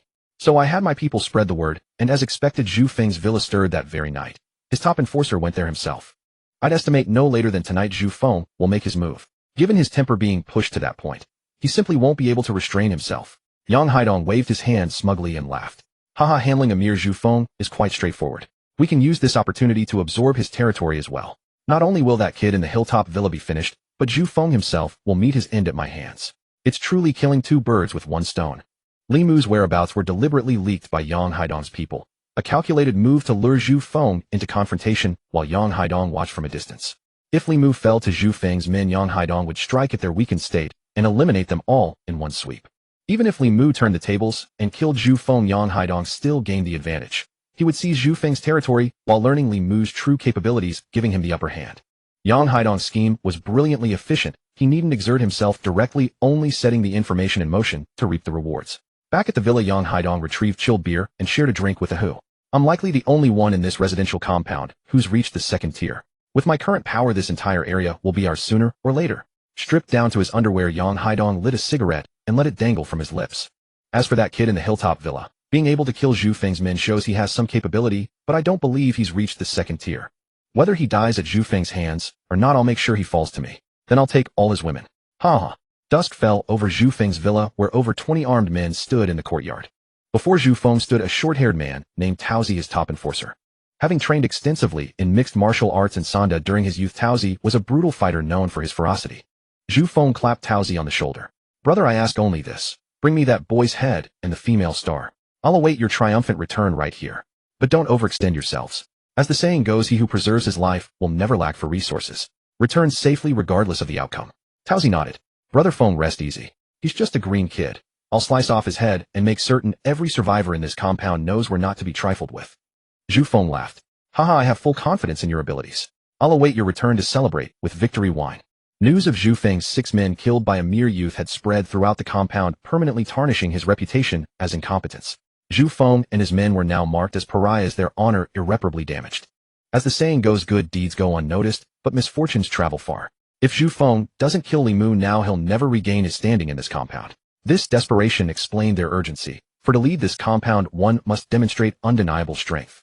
Taozi swept his arm wide and roared, brothers, we move now. Kill that kid, then we feast and drink. Yes. 6 off-road vehicles roared to life, headlights cutting through the darkness toward the hilltop villa. Meanwhile, Li Mu remained on the 4th floor sipping wine and enjoying the evening breeze, entirely unaware of the threat closing in. As he drank, Xiao Haizi stirred in his arms, leaping to the floor where he shifted into a black panther. Ears pricked, senses alert. Li Mu noticed the change. What's wrong? Did you sense something? Suddenly his phone erupted with alarms from the security system. Warning. Warning. Vehicles detected approaching the villa at high speed. Alert. The top-tier defense system springing into action proved exactly what he feared. The HD cameras installed on the rooftop had easily spotted the intruders. Picking up the phone, Li Mu saw the screen switch to the surveillance feed, 6 SUVs hurtling toward the villa at full speed. Li Mu quickened his pace to the window on the other side from where he could get a clear view of the villa. Indeed, just as the surveillance footage had shown, 6 off-road vehicles were already nearing the property. Damn it, they're clearly coming for me. There's no way they're here to enjoy the scenery. Without wasting a word, Li Mu bellowed at the top of his lungs. Zhang Yao, take them and hide. Someone's looking for trouble. Don't come out until I tell you to after you've hidden. Zhang Yao, who was watching TV on the third floor, reacted swiftly without a moment's hesitation. She immediately turned to the others and said, quick, quick, quick. Get into the safe room. Move. After shouting, Li Mu didn't idle either. He immediately retrieved the Barrett from his storage space. Once he had the Barrett set up on the balcony, he began aiming at the vehicles. Since the off-road vehicles were driving head-on toward Li Mu, targeting them required no effort at all. You dare come after me? Then let me show you what a dimensional strike looks like. Using the Barrett to take down a group wielding large machetes. What else could that be called if not a dimensional strike? Li Mu held his breath and the crosshair in his scope settled precisely on the driver's seat of the lead vehicle. He exhaled gently, and his finger lightly squeezed the trigger. Bang! A thunderous gunshot echoed across the entire villa complex. The Barrett's bullet, flying at devastating speed, effortlessly pierced through the windshield of the first off-road vehicle and then tore through the driver's chest. The driver's chest exploded in an instant, leaving a fist-sized cavity. The off-road vehicle immediately lost control, swerving wildly on the road before careening off the embankment and crashing into a large tree, where it finally came to a halt. Nietao, seated in the last vehicle, was instantly thrown into panic. Hearing the gunshot, he squirmed in his seat like an ant on a hot pan. What's going on? Why is there gunfire? His subordinate beside him was equally panicked. Shots had been fired and the first car was already wrecked. Who wouldn't be terrified? Boss, they've got guns over there. Someone on the fourth floor opened fire and killed the driver of the first car outright. Through the car window, Nietao immediately spotted a human silhouette on the fourth floor of the villa. When he saw the massive Barrett rifle in their hands, panic seized him. For a moment, he was completely dumbfounded, for he had never expected his opponent to be armed, let alone with a high-caliber sniper rifle. Glancing at the machetes in his men's hands, what difference did they make against a gun? They were no better than sheets of tin. The subordinate was in full disarray. Upon hearing the gunfire and witnessing the first vehicle crash off the road, all the off-road vehicles came to an abrupt halt, their occupants unsure of what to do next. But Li Mu's gun showed no mercy. After aiming at the driver of the second vehicle, he pulled the trigger without hesitation. Bang! This shot served to thoroughly rouse Nietao and his men from their shock. Brother Tao, what should we do now? Should we still charge forward? Nietao delivered a vicious kick to the subordinate in front of him and roared, charge your ass. You want to charge in and get yourself killed? They've got guns. Do you want us to run in and have our skulls blown apart? About face. Get out of here. Run. Nietao's voice crackled through the walkie-talkie, reaching the other vehicles. In an instant, all the off-road vehicles spun around and sped back toward the townhouse villas. Watching them attempt to flee, Li Mu offered a faint smile. Running already? I was hoping you'd have the guts to charge straight at me. But escaping won't be that easy. Li Mu immediately began sweeping his aim across the fleeing vehicles, locking onto the lead car, the off-road carrying Nietao, which was now speeding wildly. After acquiring the target, he pressed the trigger without a second thought. Bang! Inside the car, Nietao instinctively ducked upon hearing the gunshot. No sooner had he lowered his head than he heard the bullet slam into the vehicle. Nietao's heart nearly burst from his chest. However, it was not him who died. The man sitting beside him was the unfortunate victim. The bullet had torn through his chest, leaving a gruesome cavity in his torso. Witnessing this gruesome sight, Nietao screamed once more. Faster, drive faster. Move your ass. If you don't want to die, floor it. Nietao desperately wished he could crawl entirely beneath the seat. He refused to suffer the same headshot fate. Standing on the fourth floor, Li Mu did not continue shooting once the off-road vehicles had entered the villa complex, as they were now out of range. At that moment, everyone from the first and second vehicles, whose drivers had just been killed, burst from their cars and began sprinting toward the villa complex on foot. Watching dozens of men frantically scattering across the grassy field, Li Mu smiled faintly. Just perfect. I'll use you to hone my marksmanship. Gunfire erupted relentlessly, and the men running across the open field began falling one after another. Only after eliminating the last target did Li Mu holster his Barrett. Looks like I've been put on someone's hit list. I didn't expect there to be truly fearless bastards bold enough to come after me. This defense system really earns its keep. Had it not been for the defense system's alert today, Li Mu suspected he might only have awakened once the attackers were already at his door. Li Mu affectionately scratched the head of Xiao Heizi. Unexpectedly sharp of you, little guy. You spotted the enemy from miles away. As befits a fierce beast. Having you watch over the place was truly the right call. I never realized you were this alert. Spotting enemies from so far away, no wonder they call you a fierce beast. Keeping you as a guard was definitely the right choice. Only after confirming the area was secure did Li Mu descend the stairs to awaken Zhang Yao and the others. Meanwhile, Zhu Feng stood at the entrance of his own villa, his face etched with panic, for he had heard the sound of gunfire drifting from the villa district. Zhu Feng knew Nietao had no firearms, so the gun nearly certainly belonged to that young man residing in the villa complex. The moment the gunfire erupted, Zhu Feng's heart leapt into his throat. When the shots rang out, Zhu Feng had already guessed the outcome of the battle. His sole remaining hope was that Nietao and as many of his men as possible would return alive. If both Nietao and all his underlings perished, then Zhu Feng's days as a local boss would be numbered. Within no time his territory would be swallowed by rivals. Worse still, even his food supplies would be seized, and his own death would be inevitable. But if Niatao survived and returned, Zhu Feng might at least manage to cling to life a little longer. In his own selfish interest, he had to ensure his own survival. Lost in these thoughts, Zhu Feng raised his hand and slapped himself across the face, his cheek flushing red instantly. What a damn fool I am. Why the hell did I insist on revenge? If Niatao doesn't make it back, I'm dead too. Damn it. Women really are agents of disaster. If it hadn't been for that bloody actress, I'd never have ended up in this mess. Just as Zhu Feng wallowed in self-reproach, the rumble of engines suddenly echoed from the distance and headlights swept toward him. Seeing vehicles returning, Zhu Feng's face immediately broke into a smile, and he rushed toward the villa entrance. As soon as the off-road vehicle came to a stop, Niatao burst out covered in blood. His other underlings followed, still shaken from the ordeal. Brother Feng, we're done for. I never expected that kid to have a gun, let alone a large-caliber sniper rifle. Before my brothers and I even reached the villa, he spotted us. Zhu Feng seized Niatao by the arm and glanced at the remaining underlings. Seeing Niatao drenched in blood, he shook him vigorously and demanded loudly, "What happened? Why are you covered in blood? Are you hurt?" Niatao shook his head, speaking with the relief of one who had escaped death. "No, that's not my blood. I'm not injured." Zhu Feng exhaled in relief and patted his shoulder. "It's fine. The important thing is you're back alive. As long as you're alive, everything else can wait. I've always said that so long as the Green Hills remain, there'll be no lack of firewood. As long as my brothers are alive, we'll be all right." 6 vehicles had set out, yet only 4 returned. This loss was acceptable to Zhu Feng for as long as they were not utterly annihilated and his men survived. That was what mattered. Even if revenge was not achieved, it did not matter. At least he would no longer fear attacks from other factions. Niatao collapsed onto the ground on the verge of tears. Brother Feng, revenge may not be possible. That guy had a gun, and before we even reached the villa, 2 vehicles were destroyed and 10 brothers were killed.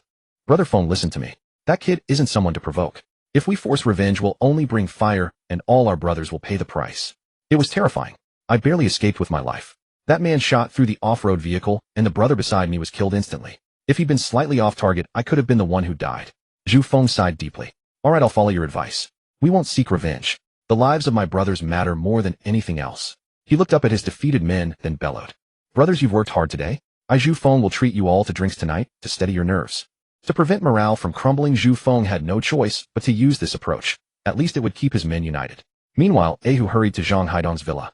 Brother Dong's shots were fired. Gunshots. Yang Haidong remained calm as he cleaned his katana. I heard them. Whose gun was it? Ahu quickly replied. That kid in the mountain villa. It was a large-caliber sniper rifle. One bullet punched straight through the off-road vehicle's windshield. Niatao's convoy hadn't even reached the base of the villa when that kid opened fire, taking out the first vehicle immediately. Niatao turned and fled, but the sniper rifle eventually claimed 2 vehicles full of men. Niatao has already escaped back, and our men who were keeping watch saw everything clearly. That kid's aim is incredibly precise. Hardly a single shot misses. Upon hearing about the large-caliber sniper rifle, Yang Haidong grew visibly alarmed and rose to his feet. What? A sniper rifle? Are you certain? Ahu nodded immediately. Absolutely certain. Our men observed it clearly through binoculars. Upon hearing this, Yang Haidong began pacing restlessly within the room, clearly distressed. If that's the case, this is going to be difficult. I thought this kid was just an ordinary person, perhaps with some basic training and minor skills. But I never expected him to possess a sniper rifle. In Longguan, not even handguns are legal. Without proper connections, they're impossible to obtain. Yet this kid pulled out a sniper rifle outright. Where on earth did he acquire such a weapon? Ahu spoke urgently as well. Brother, now is not the time to debate where the gun came from. What matters is figuring out how to deal with this kid. If we don't eliminate him, first he'll eliminate us sooner or later. Yang Haidong nodded in agreement. Exactly. We need to find a way to get rid of him. A sniper rifle kills without warning. Even someone with training can have their head blown apart from several hundred meters away. You mentioned that kid hardly ever misses, which means he's trained. That makes things even more troubling. If we don't kill him first, we'll never know when he'll put a bullet in our heads. Having served in the military, Yang Haidong understood the sniper rifle's devastating power and its absurdly precise accuracy. Even if his strength had reached the 2nd stage, it wouldn't matter. A single bullet to the head would still prove fatal. Once a sniper rifle appeared on the scene, it became an enormous threat. Any moment of carelessness could cost you your life. Yang Haidong collapsed onto the sofa, stroking his chin as he contemplated. Let me think about how to get rid of him. Meanwhile, Li Mu was already lounging casually on a deck chair, enjoying a drink. Having a gun is incredibly useful. From a high vantage point, I can pick them off one by one. My marksmanship still needs work though. I'll have to practice more. Beside him, Bai Shuang took a sip of red wine and remarked, I suspect the ones who came looking for us are the same batch you eliminated when you rescued me. I seem to know something about their leader. Li Mu responded, Oh, do tell. Bai Shuang continued. The leader of that group appears to be named Zhu Feng, a businessman of some standing. He approached me before claiming to command dozens of men and possessing a truckload of food supplies. That's all I know. The only other thing I'm aware of is that Zhu Feng has a formidable expert under his command, ruthless and merciless, bonded to Zhu Feng through life and death loyalty. Li Mu harbored no concerns about Zhu Feng and his crew. Whether armed with sniper rifles or not, he felt no fear, for his own abilities spoke for themselves. A faint smile crossed Li Mu's face. They dare come after me. It seems I'll need to find a way to eliminate them. Retaliation was Li Mu's principle. He settled scores immediately. He would never allow enemies to harass him repeatedly. There was no need whatsoever. Neutralizing threats before they matured was the soundest approach. Yet now the immediate priority wasn't vengeance. The recent carnage had stirred his blood, and warmth was already spreading through his veins. Those inclined toward slaughter typically possessed intense desires. Though Li Mu wasn't given to bloodlust, he had taken enough lives that his passions ran equally strong. Rising, he scooped Bai Shuang into his arms and grinned. Revenge can wait until tomorrow. For now, let's retire for the evening.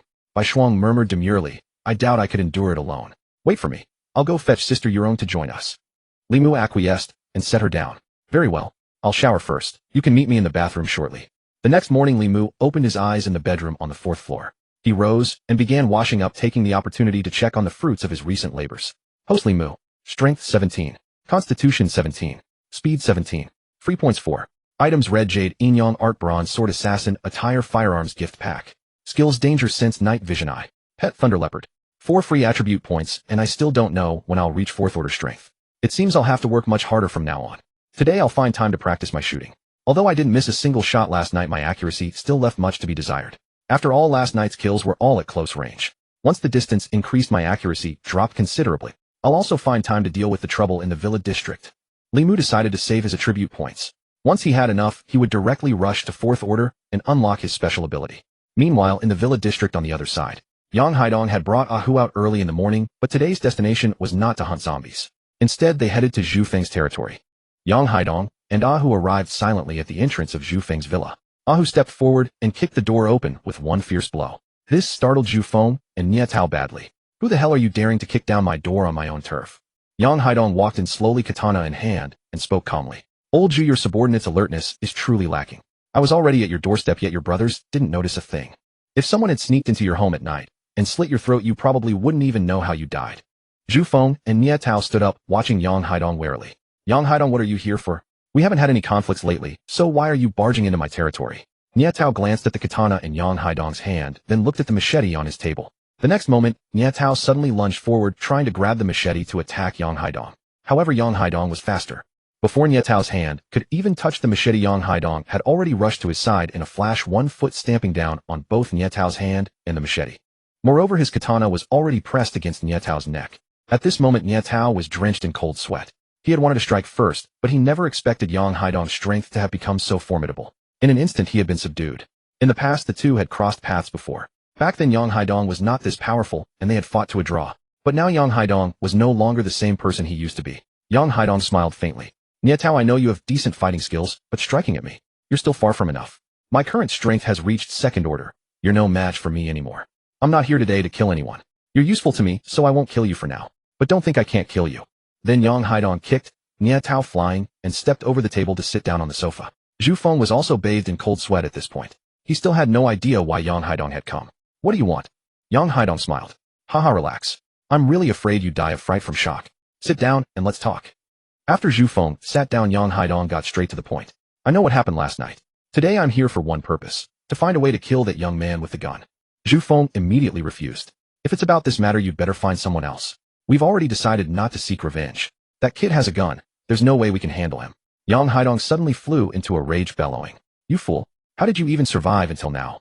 Did you think that just because you said you won't seek revenge, he wouldn't come after you? You tried to kill him. And now that the grudge has been formed, do you really think he'd let you off even if you don't seek revenge? Don't forget, he has a gun. Killing you would be easier than pie. So tell me, at this point, do you still think he would spare you? Yang Haidong grew more and more agitated, already pointing at Zhu Feng's nose and cursing. Zhu Feng had no choice but to endure. He was no match for Yang Haidong now. Under someone's roof, one must lower their head, let alone when his life was in the other man's hands. He could only listen as Yang Haidong continued to curse. That kid didn't rush over last night and blow your head off. That was already your lucky break. If it were me and someone dared to come to my door to kill me, you can be sure I wouldn't let them survive the night. Do you know why he didn't come after you last night? Zhu Feng shook his head. Yang Haidong continued. It's because he never even considered you worth his attention. To him, you're just a tiny ant. He can crush you whenever he wants. Do you really think he's so broad-minded that he wouldn't come after you? Zhu Feng was momentarily speechless because he felt that what Yang Haidong said was indeed correct. He had tried to kill someone else. How could that person possibly not retaliate? Ever since Li Mu killed so many of his brothers last time, Zhu Feng knew that Li Mu was definitely a ruthless character. And how could such a dangerous person easily let go of someone who had tried to kill him? While that's true, the guy has a gun now and stays inside the villa, never coming out. You saw the situation last night. How can we possibly kill that kid? Yang Haidong smiled wickedly. That kid finally seemed to understand. His plan could continue. Of course you can't kill him alone. But if we two cooperate, it would be different. I've already come up with a plan. As long as you're willing to work together, the two of us will join forces. At this moment, Zhu Feng suddenly asked. I'm very curious. Why do you want to get rid of this kid? As far as I know, you two have no grudge against each other. Yang Haidong crossed his legs. I won't hide it from you. I've had my eyes on this kid for a long time. Besides, we now have a sniper rifle nearby. Can you sleep soundly at night? I certainly can't. So this person must be eliminated or he'll eventually kill us. I don't think I need to explain the power of a sniper rifle, do I? Having learned Yang Haidong's purpose, Zhu Feng began to contemplate. Should he cooperate to eliminate this person or not? Zhu Feng turned to look at Nie Tao beside him. Nie Tao had heard everything. After some consideration, he gave Zhu Feng a slight nod, meaning this matter could be handled. This was precisely what Zhu Feng meant too. After all, no one wanted to be constantly watched over by a sniper rifle. We can cooperate, but I need to know your plan first. If it means sending us to our deaths, then forget it. Even if I die, I won't be used as your pawn. Zhu Feng was not foolish. He clearly understood that Yang Haidong had approached him only to exploit him, but he also wanted to see exactly how he would be used. Yang Haidong smiled faintly and raised 2 fingers. Ahu beside him immediately handed him a cigarette and lit it for him. You have made a wise choice. Of course I will not send you to your death. You only need to lure that kid out and leave the rest to me. Zhu Feng quickly caught on. You want to set a Hongmen banquet for him. But what if he refuses to come? Yang Haidong continued speaking. That is where you will have to endure some grievance. You only need to pretend to surrender, show weakness to that kid, and indicate that you are willing to offer him food and women as compensation, then invite him to the banquet. Trust me, he lives in the villa on the mountaintop and rarely goes out, so he certainly does not have much food. For the sake of food, he will absolutely come. Moreover, that guy is extremely lecherous. Hearing that women will be given to him, he certainly will not be able to resist. Zhu Feng nodded. Even if we lure him out, so what? He still has a pistol. How are we supposed to kill him? Yang Haidong smiled confidently and slowly drew his katana. With my current second-rank strength, I am absolutely certain I can kill him before he fires. What makes him formidable now is merely the gun in his hand. Once the gun is useless, he is nothing but a lamb waiting to be slaughtered. Although Yang Haidong appeared extremely confident, as if there were absolutely no problem, Zhu Feng still felt uneasy inside. I still think the reason for luring him out is too far-fetched. If it were you, would you come out? Yang Haidong fell silent as well. To be honest, he himself was uncertain about this plan, because it was something he had improvised on the spot, a last resort with no other option. If Li Mu were not completely foolish, he would never fall for it. At that moment, Ahu beside them spoke up. Brother Dong, perhaps we could devise a self-injury stratagem. We only need a human head, and it should be enough to make that kid lower his guard. Yang Haidong glanced at Ahu. Stop beating around the bush, explain in detail. That noon, inside the mountaintop villa. After lunch, Li Mu, bare-chested, a cigar clenched between his lips and a Barrett rifle in his arms, was preparing to practice his marksmanship. He raised the gun and aimed at a bird perched on a branch by the lake at a distance of at least 800 meters. Bang! The bird was not hit, instead the gunshot frightened it away. Li Mu flicked the ash from his cigar and said somewhat helplessly, as expected, accuracy drops when the distance is too far. I really need to practice more. Just then the phone on the table sounded its alert again. Warning, a black off-road vehicle is entering the territory. Li Mu picked up his phone and checked the surveillance. Indeed, he spotted a black off-road vehicle. However, it was not driving fast, and strangely someone on the vehicle was climbing out through the sunroof waving a white flag. Li Mu walked to the balcony and saw a person sticking half their body out of the off-road vehicle's sunroof, continuously waving the white flag and shouting repeatedly, "Don't shoot, don't shoot." Meanwhile, Nie Tao, standing in the off-road vehicle waving the white flag, was equally uncertain. He was terribly afraid that Li Mu would not show mercy and shoot him. Fortunately, seeing that Li Mu standing on the 4th floor showed no intention of firing, he finally breathed a sigh of relief. Looking at the off-road vehicle below, Li Mu smiled faintly. What scheme are these people cooking up again? These people certainly came with no good intentions. However, Li Mu also wanted to settle matters with them right now, so he decided to see what they planned to do and in one stroke eliminate them all. Only when the off-road vehicle slowly came to a stop did Nie Tao cautiously step down from it, carrying a bloody head in his hand.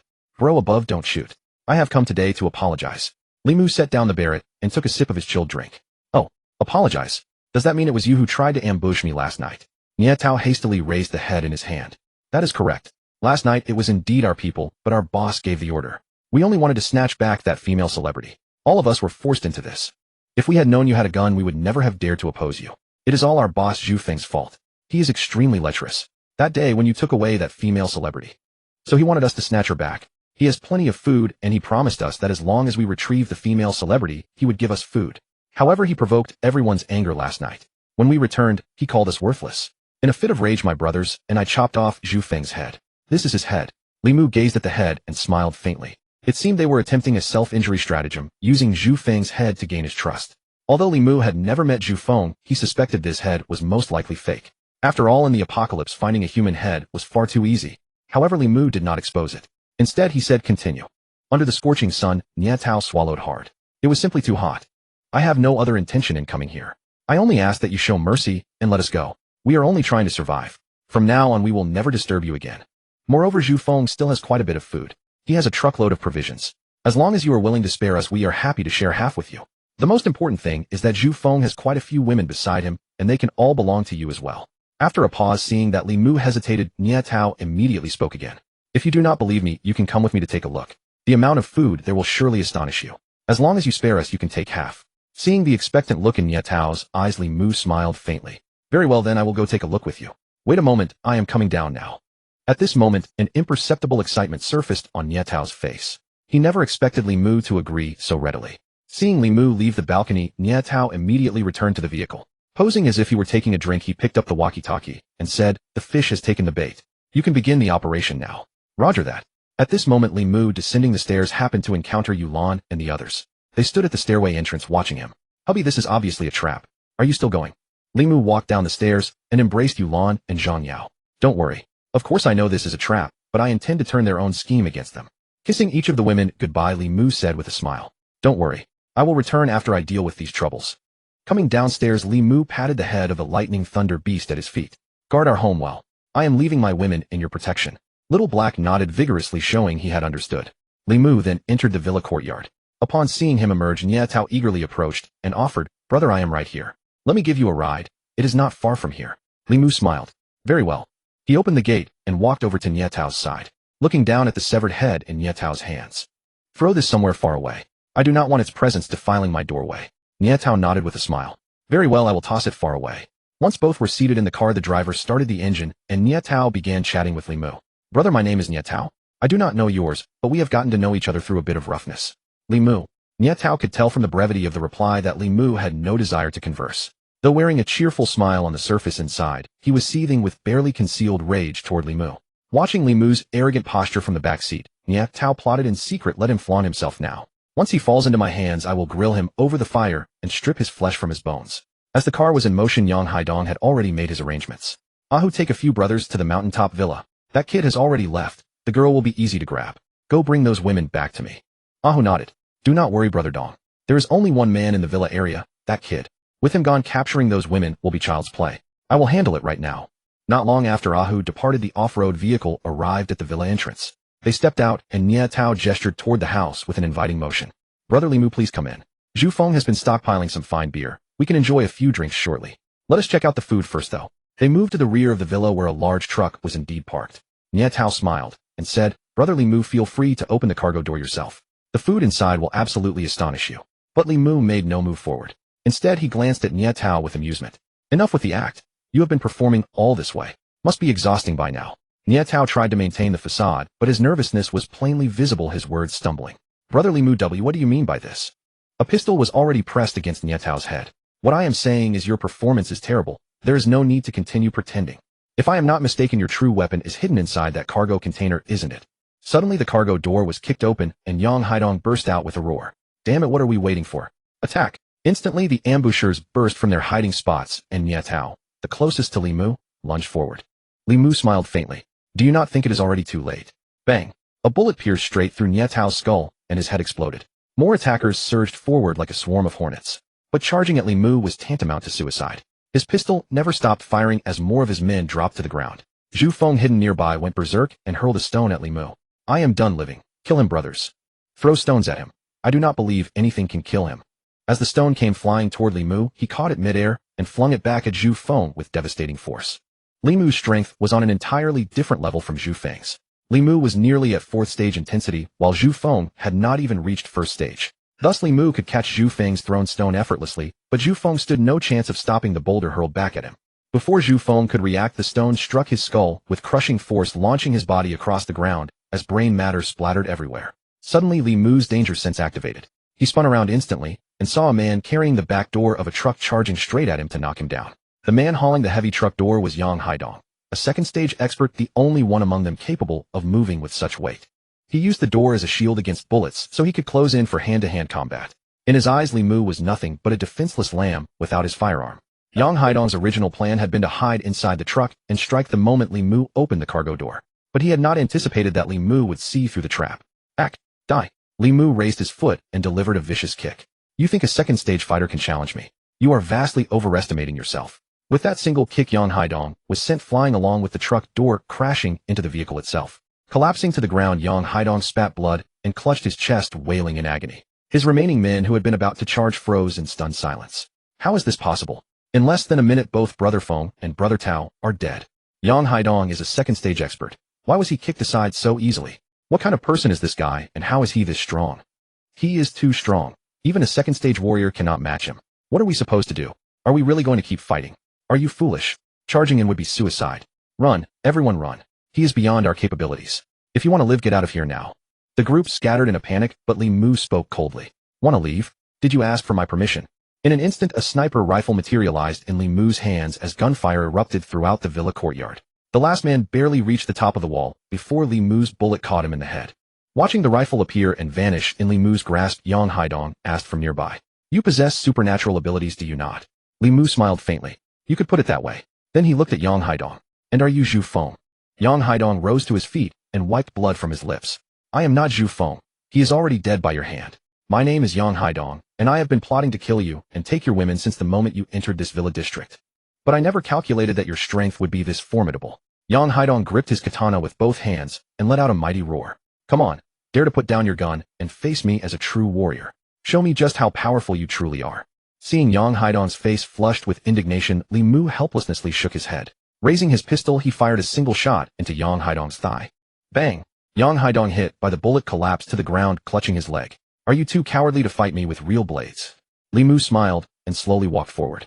I've got a gun, why would I fight you? So you might as well just go die. Seeing that Li Mu was about to fire again, Yang Haidong quickly spoke. Wait a moment.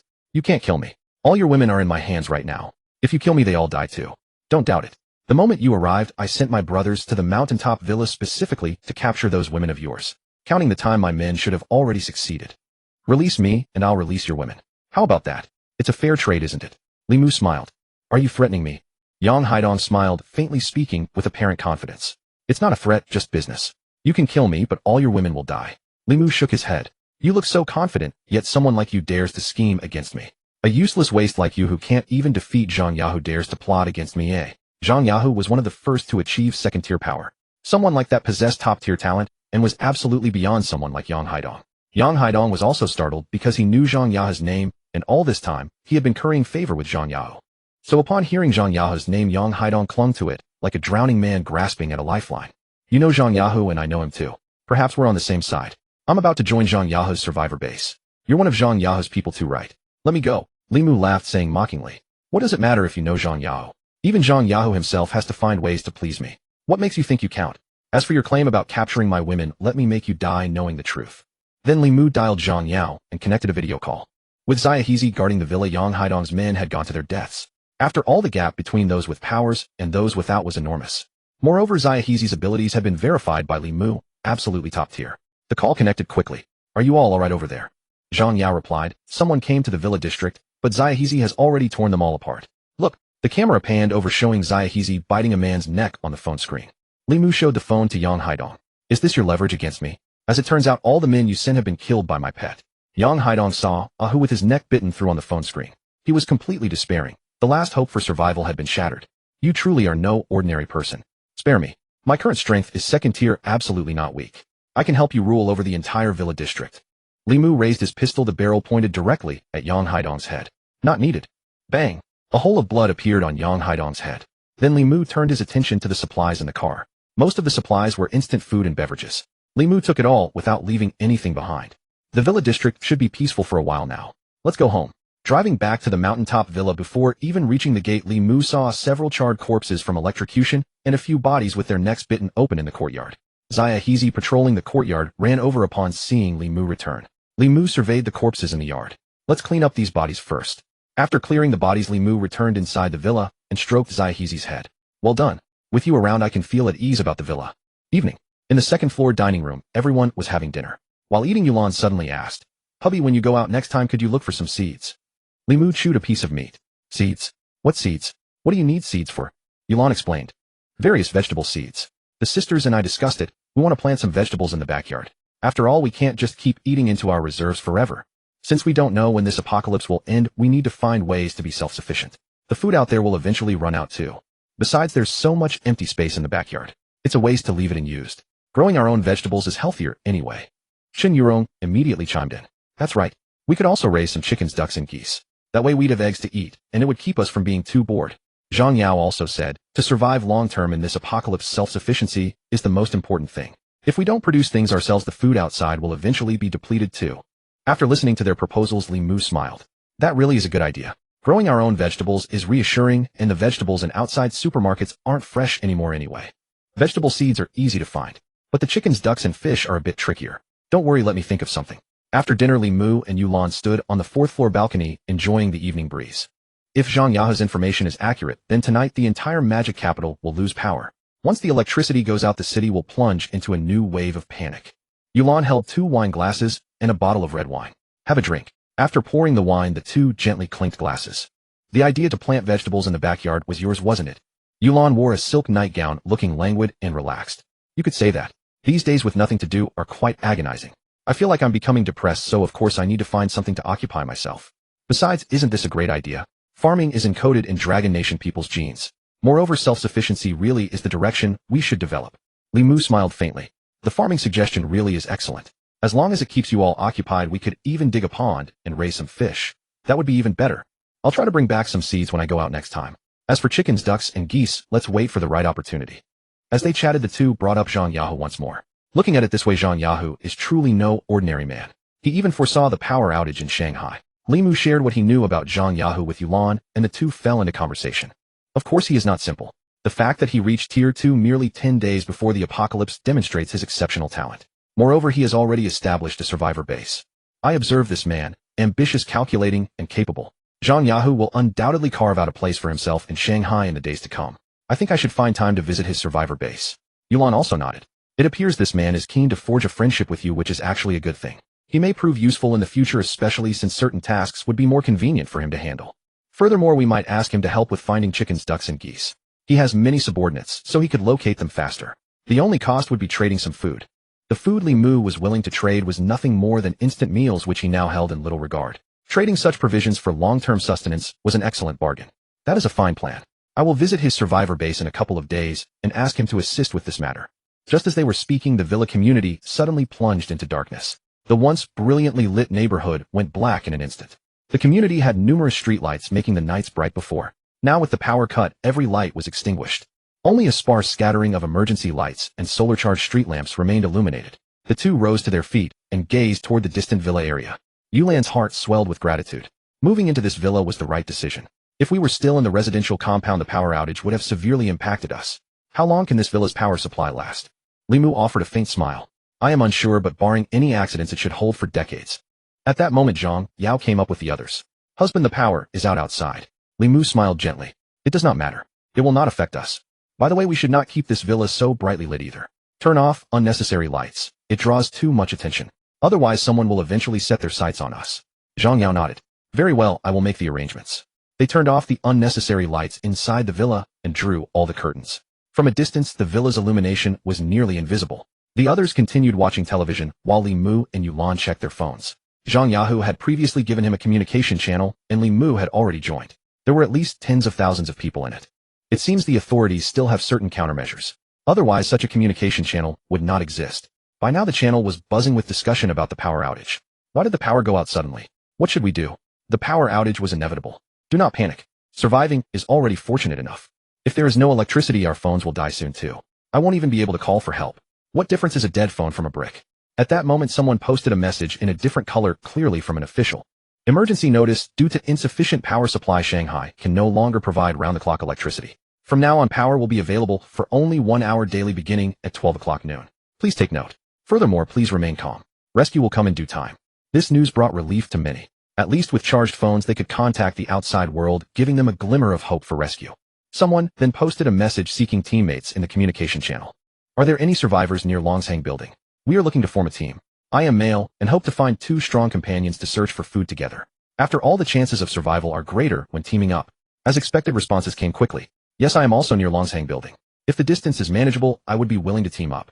Excellent. Let us private message each other. Others who wish to join the team may also private message. Once someone broke the ice, the number of people seeking teammates grew rapidly. Many began searching for nearby survivors to form teams.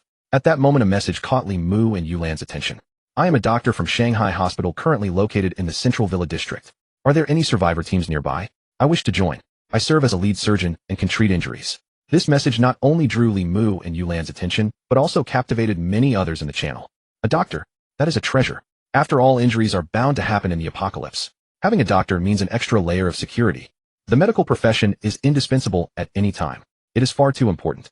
Most importantly, a doctor from Shanghai Hospital. Those who practice at Shanghai Hospital are top tier in their field. Especially in the apocalypse, having a doctor significantly increases one's chances of survival. Unfortunately, he is in the Villa District. It is too far from my location. Otherwise, I would bring this doctor into my team no matter what. In the future, I should also find a doctor. Having one in the team provides an additional safeguard. Li Mu glanced at Yulan. Should we try to bring this doctor over? What they said in the group seems reasonable. Having a doctor is certainly preparedness for any eventuality. Yulan thought for a moment and replied, let us first find out whether he is male or female. If he is a man, let it go. Li Mu shared the same thought. Only one man could reside in this villa. However, the communication channel only displayed a virtual avatar with no name or gender information. They would have to send a private message. Before Li Mu could send a message, someone in the group posted first. A doctor, is it? I am also in the Villa District. If you are willing, you may join my team. I have over a dozen people under my command. If you agree to join me, I am prepared to offer you the best treatment. Seeing this message, Li Mu remarked, it seems doctors are indeed in high demand. We must also make an effort. He then decisively sent a private message to the doctor. Doctor, I am also in the Villa District. You may also consider teaming up with me. The doctor responded quickly. Hello, may I ask how many people are in your team? What is your food supply like? What will I need to do after joining your team? What benefits can you offer me?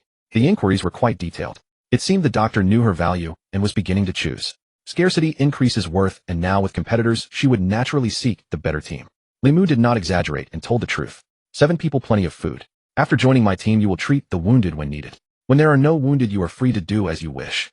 I can provide you with 3 basic meals a day. Since he did not know the doctor's gender, Li Mu could only ask a practical question. If the doctor were male, Li Mu would never have allowed him into the villa regardless of his profession. After waiting a while, the doctor finally replied.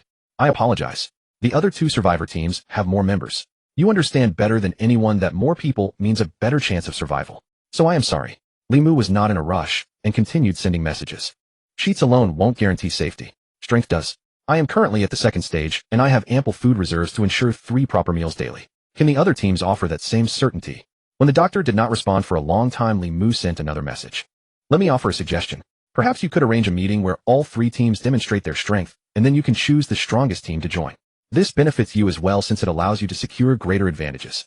In truth, Li Mu simply wanted to know whether the doctor was male or female. Until he met the person in person, he would not make any decisions, so he had to find a way to see the doctor firsthand. Only after meeting the doctor could he plan his next move. Not long after, the doctor sent a reply. I accept your advice. Tomorrow at noon I will inform you of the meeting location. Please be ready to display your strength then. Thank you for your suggestion. Li Mu snapped his fingers and said to Yulan. All right, let us wait until tomorrow to meet the doctor. If she is a woman, I will find a way to bring her over. Yulan looked at Li Mu and said, frankly, you are not thinking of eliminating those 2 competitors while you have the chance, are you? Li Mu shrugged and smiled. That depends on the situation. If she is an attractive female doctor, then I suppose I will have to eliminate the competitors. After all, once they are gone, she will have no choice but to choose me. But if the doctor is male and they do not provoke me, I will naturally let them go. Yulan laughed. All right, then we will see what tomorrow brings. For now, let us rest early. I had a bit too much red wine and feel somewhat dizzy. Meanwhile, within the Villa District, a woman in black pajamas sat on the sofa looking at her phone. She was the doctor who had been messaging earlier. And she had not been lying. She was indeed a lead surgeon at Shanghai Hospital, though she had only recently attained that position because she was quite young. She was only 30 years old, yet her academic credentials were extraordinarily impressive. She had spent 6 years studying surgical medicine abroad at one of the world's most prestigious medical universities, and she had also worked as a lead surgeon overseas for 1 year. Her medical expertise was absolutely genuine. Due to her solitary nature, she had lived alone and remained unmarried all these years. Perhaps this truly is the best choice. I have no food left, and if things continue like this I will surely starve to death. If she still had food, she would not have sought a team to join. She understood all too well that in such chaotic times a defenseless woman would inevitably become someone's plaything. But she had no choice. She wanted to survive, yet clearly she could not venture out alone to find food. Therefore joining a powerful team was her only option. Although the villa was pitch dark, her dignified and graceful features and fair skin were still discernible. She was not stunningly beautiful, but she was certainly not unattractive either. That evening, besides Li Mu, 2 other groups had approached her. She had originally intended to choose the team with the strongest overall capability, and Li Mu had not been her primary consideration. But Li Mu's later offer was simply too tempting. 3 proper meals a day guaranteed every time. That was a condition neither of the other 2 groups had dared to propose. Nevertheless, she did not blindly believe it. After all, 3 square meals daily seemed somewhat unrealistic given the current situation outside. So she ultimately decided to follow Li Mu's plan, waiting until she had met them in person and witnessed the strength of all 3 sides before making a decision. The following noon, as Li Mu was eating, he saw a message from the doctor. Villa 96. You may come now. The others are also on their way. Li Mu immediately replied. Understood. After a few bites, Li Mu set down his chopsticks and walked out of the villa. He went downstairs, started his off-road vehicle, and drove toward the townhouses. Arriving at Villa 96, the one the doctor had mentioned, Li Mu found quite a few cars already parked there and quite a number of people standing at the villa entrance.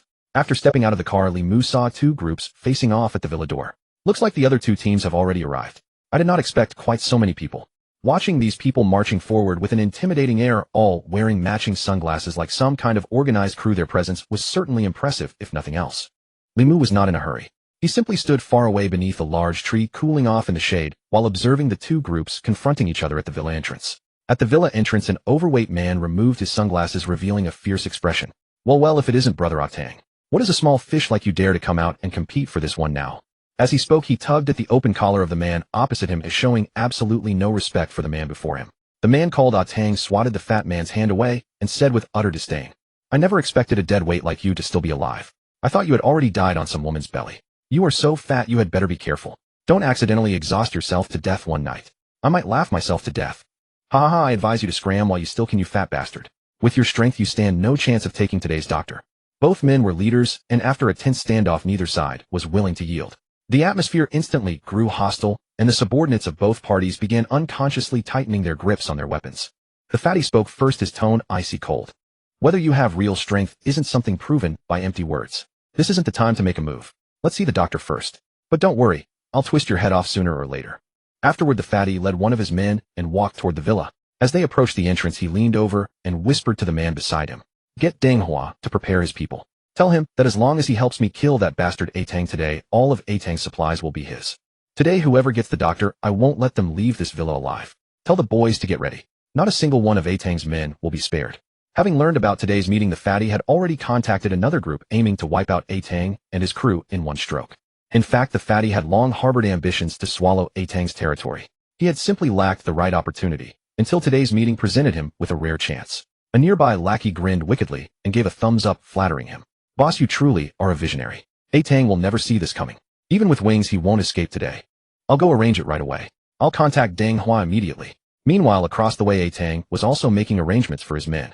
Tell everyone to stay alert today. I have a bad feeling about this. The situation in the villa district has shifted in just 2 days. Zhu Feng and Yang Haidong were both killed. Tell the boys if the fatty's people make any moves, we strike first. Worst case, we kill that damn fatty today.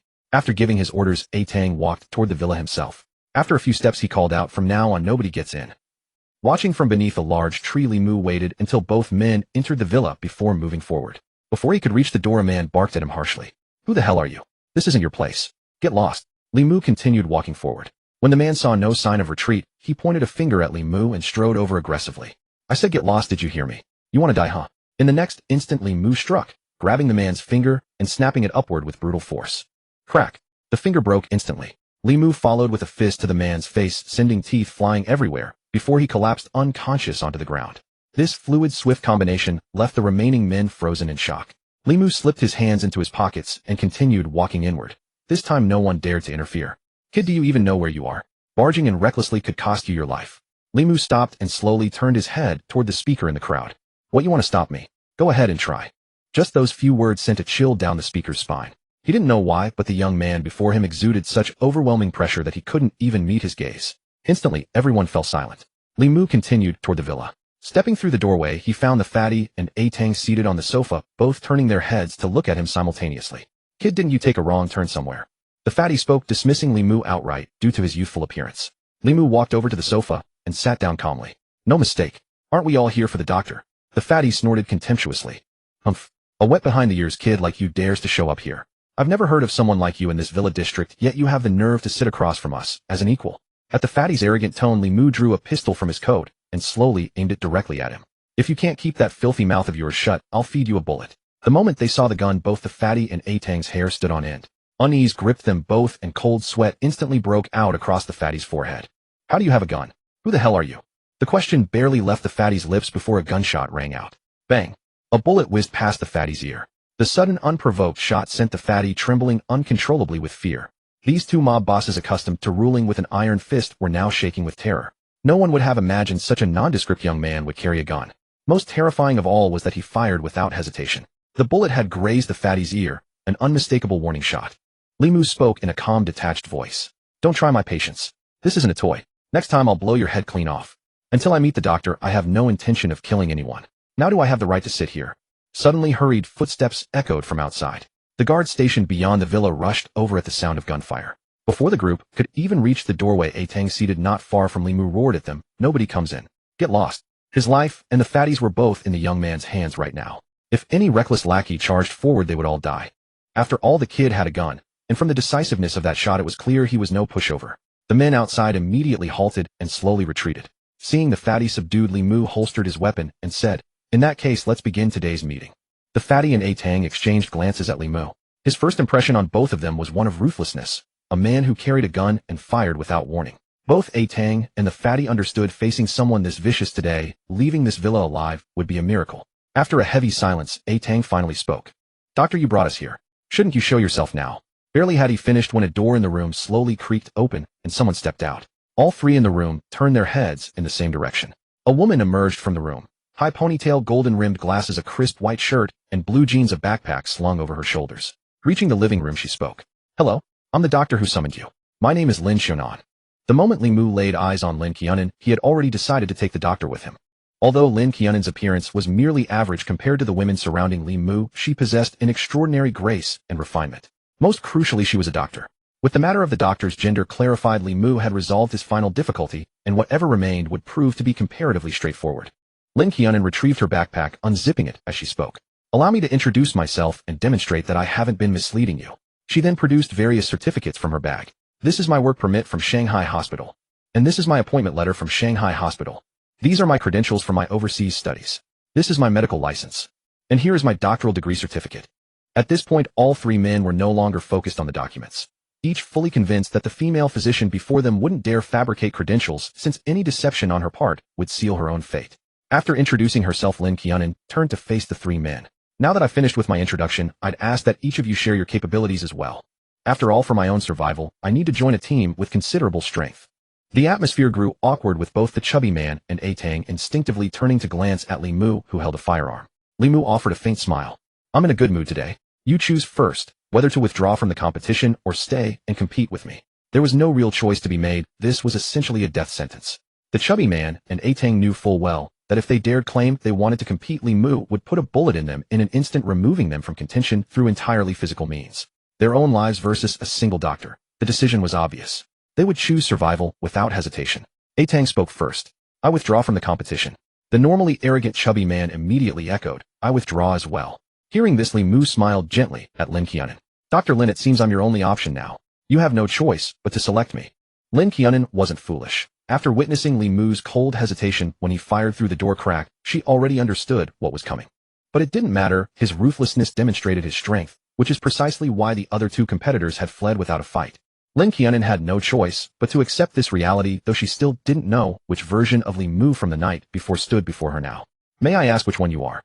"I am Li Mu, the one who promised you 3 meals a day. It appears your choice to meet with me was a wise one."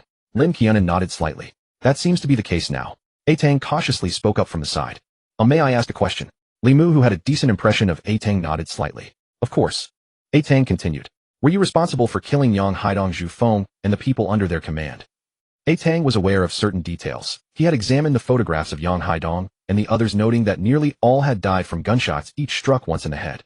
Having just witnessed Li Mu draw his firearm, Tang couldn't help but ask, was it that man with the katana? If it was him, then I should be the one who killed him. Both Tang and the chubby man gulped nervously upon hearing this. They'd heard rumors of a ruthless figure in the villa district, but never expected to encounter such a person so quickly. Tang managed a bitter smile. If that's the case, it seems we won't be leaving today. Li Mu rose slowly and approached Lin Qianan. Dr. Lin, pack your belongings. We'll be departing shortly. Lin Qianan gave a slight nod. Very well. Call me when you're finished here. Once Lin Qianan had departed, Li Mu turned his attention back to the two men on the sofa, contemplative before addressing Tang. What is your name? Tang replied. My name is Tang Sheng. People who know me call me Tang. Li Mu pressed on. Tang Sheng, correct. If I were to kill this chubby man right now, are you confident you could bring his followers under your control? Both men froze at those words, unable to process the question at first. But after a moment's thought, the chubby man regained his composure and immediately spoke up. Brother, please don't kill me. My overall strength surpasses Tang Sheng's. If you spare my life, I'll become your loyal follower. Whatever you command, I'll obey. Li Mu glanced toward the chubby man and offered a slight smile. That's all right. If I eliminate you, doesn't that only make Tang Sheng stronger? Besides, I have no patience for someone with your attitude. He then turned his gaze to Tang Sheng. Consider yourself fortunate that you haven't crossed me and that I'm in a decent mood today. Now answer my question. Can you take control of this man's subordinates? This time Tang Sheng answered without hesitation. Yes. Among the survivors, loyalty follows strength.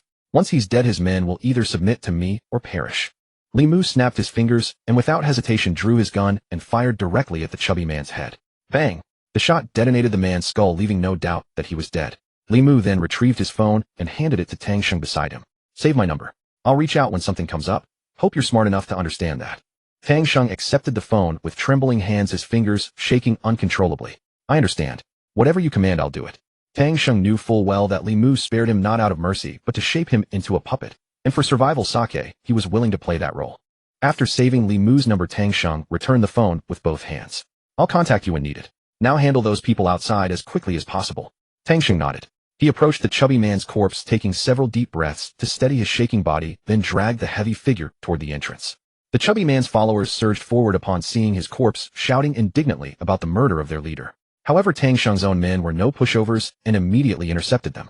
Stand down. What do you think you're doing? Back away, all of you. Step back. As the two groups reached a standoff, Tang Sheng finally spoke from atop the steps. Fatty is already dead. Do you truly plan to risk your lives for him? We are living in the end times now. The reason you chose to follow Fatty was simply to survive. After all this, do you still want to seek revenge for him? Fatty's subordinates below fell silent, for every word Tang Sheng spoke was the truth. Seeing their silence, Tang Sheng pressed his advantage. You all know what kind of person Fatty used to be. Though following him allowed you to survive, a selfish man like him would always find ways to cut rations from your food. But I, Tang Sheng, will never do that. I treat my brothers with fairness and justice, so following me will surely be far better than following Fatty. Now you have two choices: either join my team or get lost. But I believe that if you leave here, won't survive for long. Facing such circumstances, they had no choice but to submit and join Tang Sheng's team. Not far away, a burly man was observing everything happening inside the villa through binoculars. Damn it. I never expected Fatty to be killed. Tang Sheng has gotten all the benefits. He was Deng Hua, who had previously made an agreement with Fatty, and also one of the most formidable figures in the villa district. Behind Deng Hua stood a group of burly men, all bodyguards from a security company. Before the apocalypse, they had been protecting a wealthy tycoon in the villa district. They were trained fighters. Soon after the apocalypse broke out, Deng Hua led his brothers to establish considerable influence within the villa district. Deng Hua put away his binoculars, and a subordinate nearby asked, "Brother Hua, should we make a move now?" Deng Hua waved his hand. There's no need. Fatty is already dead and Tang Sheng's forces are growing larger. A direct confrontation would benefit neither of us. Deng Hua lit a cigarette and said, let's hurry back to our business first. Our pets must be hungry by now. These people are not our targets yet. Once our pets grow strong enough, not only will this villa district belong to us, but all of Shanghai will have a place for us. Deng Hua got into a large pickup truck nearby. Let's go catch some food for our pets first. The other subordinates immediately boarded the vehicle. Brother Hua, will we catch zombies again today? Deng Hua threw the cigarette, but out the window, and said, today we'll capture survivors. After observing for several days, I found that our pets grow much faster when fed human flesh. Feeding them zombies is too slow and we cannot afford to wait. So let's find a way to capture some survivors instead. Hearing that they needed to capture people, one subordinate spoke with some reluctance. Is this really all right? Making those things eat human flesh seems too cruel. Deng Hua turned his head and stared at the subordinate, a cold sneer on his face. What's wrong? Have you suddenly grown a conscience? If you want to be a virtuous man, then perhaps I should feed you to my pets instead. Perhaps they'd grow even faster after devouring such a good Samaritan. Those few words made cold sweat pour down the subordinate's forehead. Looking into Dang Hua's murderous gaze, he knew his boss was not joking. He immediately said, "I'll obey Brother Hua. We'll go catch survivors now." Dang Hua reached out and patted the subordinate's face. "Remember this, I don't need any saints by my side. In an environment like the end times, kindness will only make you die faster, not live longer." The subordinate beside him immediately nodded. "Yes, Brother Hua."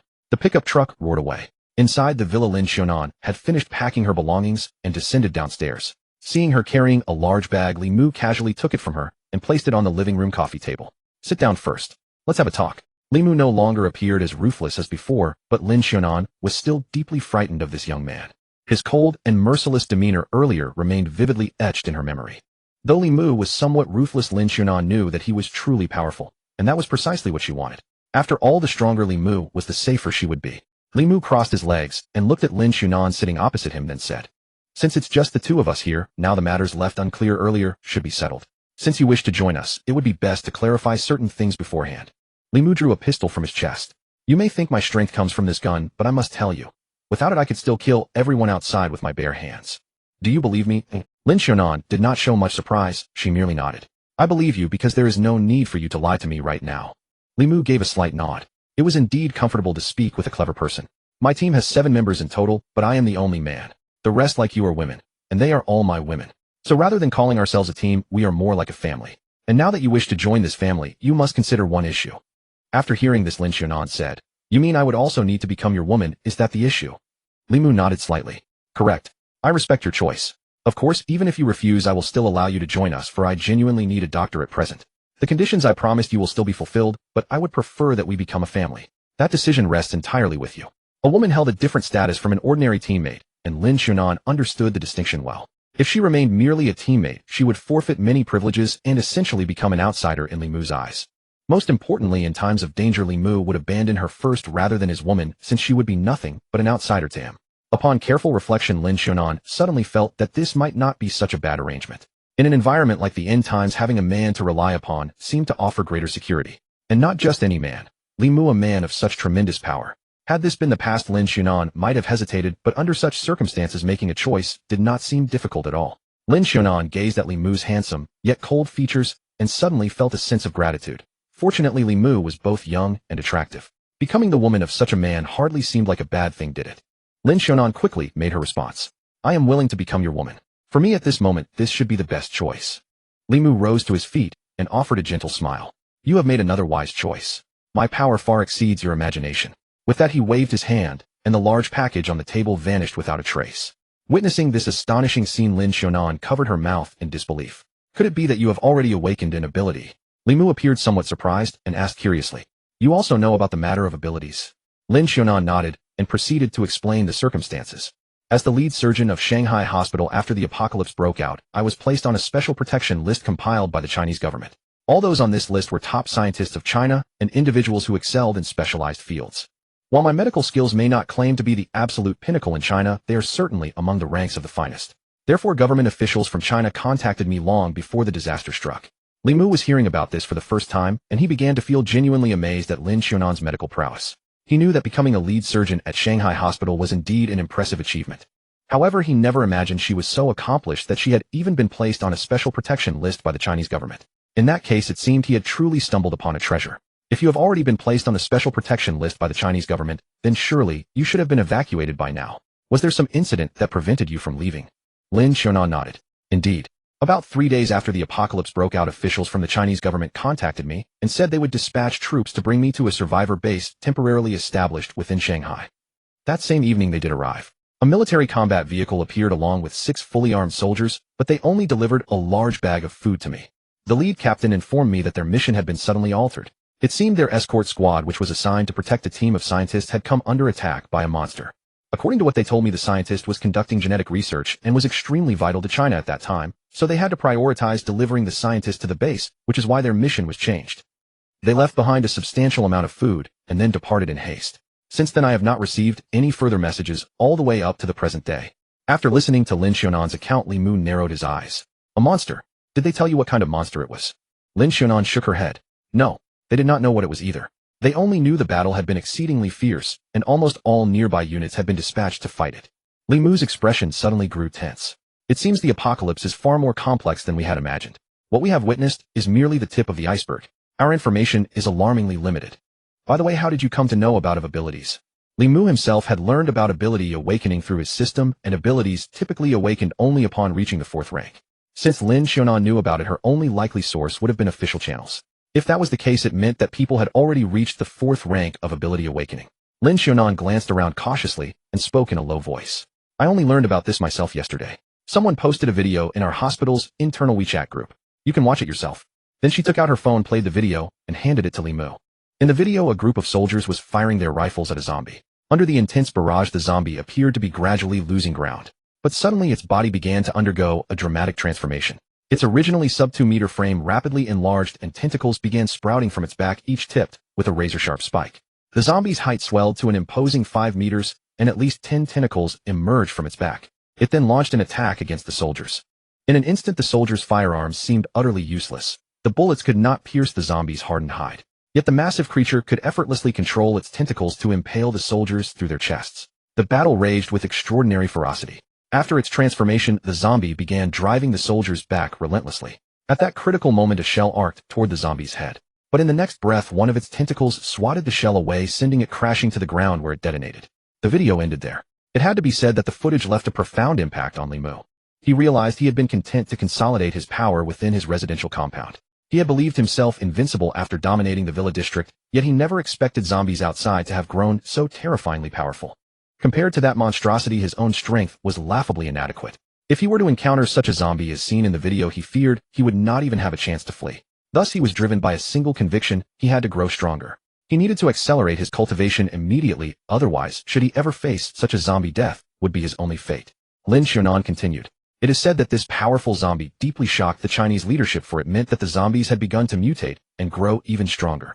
Through research over this period, scientists have also discovered a peculiar energy emerging within the bodies of human survivors, and this attribute continues to intensify. Scientists predict that once human physiques reach a certain threshold, survivors will be able to awaken abilities, though not within a short span of time. As far as I know, no survivor within China, or even worldwide, has yet manifested an ability. I never expected to find someone like you who has already awakened one. May I ask what your ability is? Li Mu nodded slightly. A special spatial dimension has appeared within my body capable of storing objects, and this storage space can gradually expand. He then waved his hand, and the luggage bag previously stored within his spatial dimension reappeared on the living room coffee table. Lin Xiaonan remarked, I cannot believe you are so powerful, to have awakened an ability already. Perhaps you are the very first survivor in the entire world to awaken an ability. Although the storage space was technically not his ability per se, Li Mu had no choice but to pass it off as such. There was no way he could reveal his system to anyone. Using the spatial ability as cover was quite adequate indeed. Li Mu said, perhaps so, but I am still not nearly strong enough. At least against the zombie in that video, I would stand no chance of survival. Lin Qianan remained silent for a moment before speaking. I am yours now, so I feel I should remind you of a few things. If you wish to avoid any entanglement with the Long country's authorities, then you must do your utmost to conceal your abilities. Moreover, I would advise against associating with the authorities for now. Should you do so, your actions will face significant restrictions. Of course, these are merely my suggestions. Li Mu was fully aware of this. He simply wanted to live a peaceful and comfortable life, so he would never entangle himself with the Long country's authorities. My thoughts align with yours, so I accept your advice. Let us return now, if this is not a suitable place for conversation. However, Lin Qianan spoke up at that moment.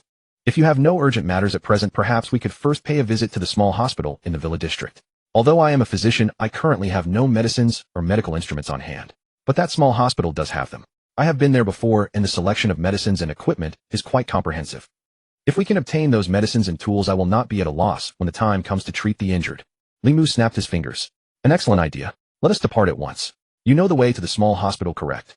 Of course. Let us go. The two stepped out of the villa, only to discover that Tang Sheng had not left. He was still guarding the courtyard entrance with his men. Accompanying Lin Qianan to stand before Tang Sheng and his group, Tang Sheng suddenly signaled his men to bow to Li Mu. Greetings, boss. Li Mu waved his hand dismissively. I am not your boss, Tang Sheng is. Turning to Tang Sheng, he added, tell them to disperse. I have something to discuss with you.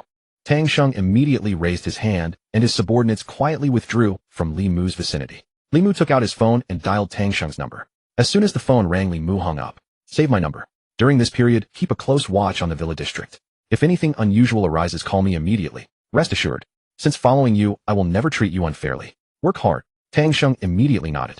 Boss, fear not. I shall dedicate myself wholeheartedly and harbor no divided loyalties. Li Mu patted Tang Sheng on the shoulder. Do you have enough food? Tang Sheng pondered for a moment and replied, there is still some food though not in large quantities. But if boss requires it I can share some. Li Mu smiled and waved his hand gesturing for Lin Qianan to follow as he walked toward the off-road vehicle. No need. I will contact you when the time comes. At this moment food was clearly an excellent means of winning people's loyalty. Li Mu still had a substantial stash of instant meals that no one else would eat, so he could spare some for Tang Sheng. Of course food alone could not make Tang Sheng submit, but the fact that Li Mu could provide food would implicitly demonstrate his strength to him. Only overwhelming power could make Tang Sheng truly submit. After boarding the vehicle the off-road car sped toward the small hospital. By then Tang Sheng's men had also gathered around. Boss, that young man doesn't seem particularly formidable. Why should we swear allegiance to him? Tang Sheng glared sharply at the speaking subordinate. Not formidable.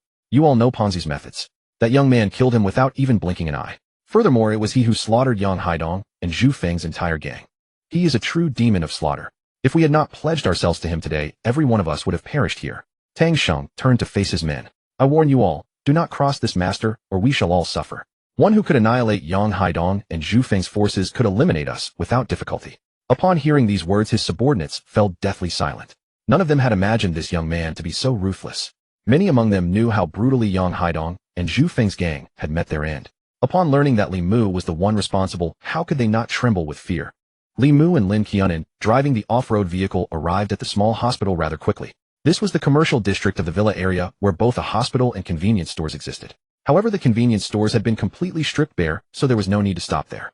They parked outside the hospital and found no zombies lurking in the empty lot ahead. Let us proceed inside together. Lin Qianan nodded and the two stepped out of the vehicle. Upon reaching the hospital entrance they noticed an iron chain locked across the glass doors. Lin Qianan remarked. Hospitals typically keep their doors unlocked.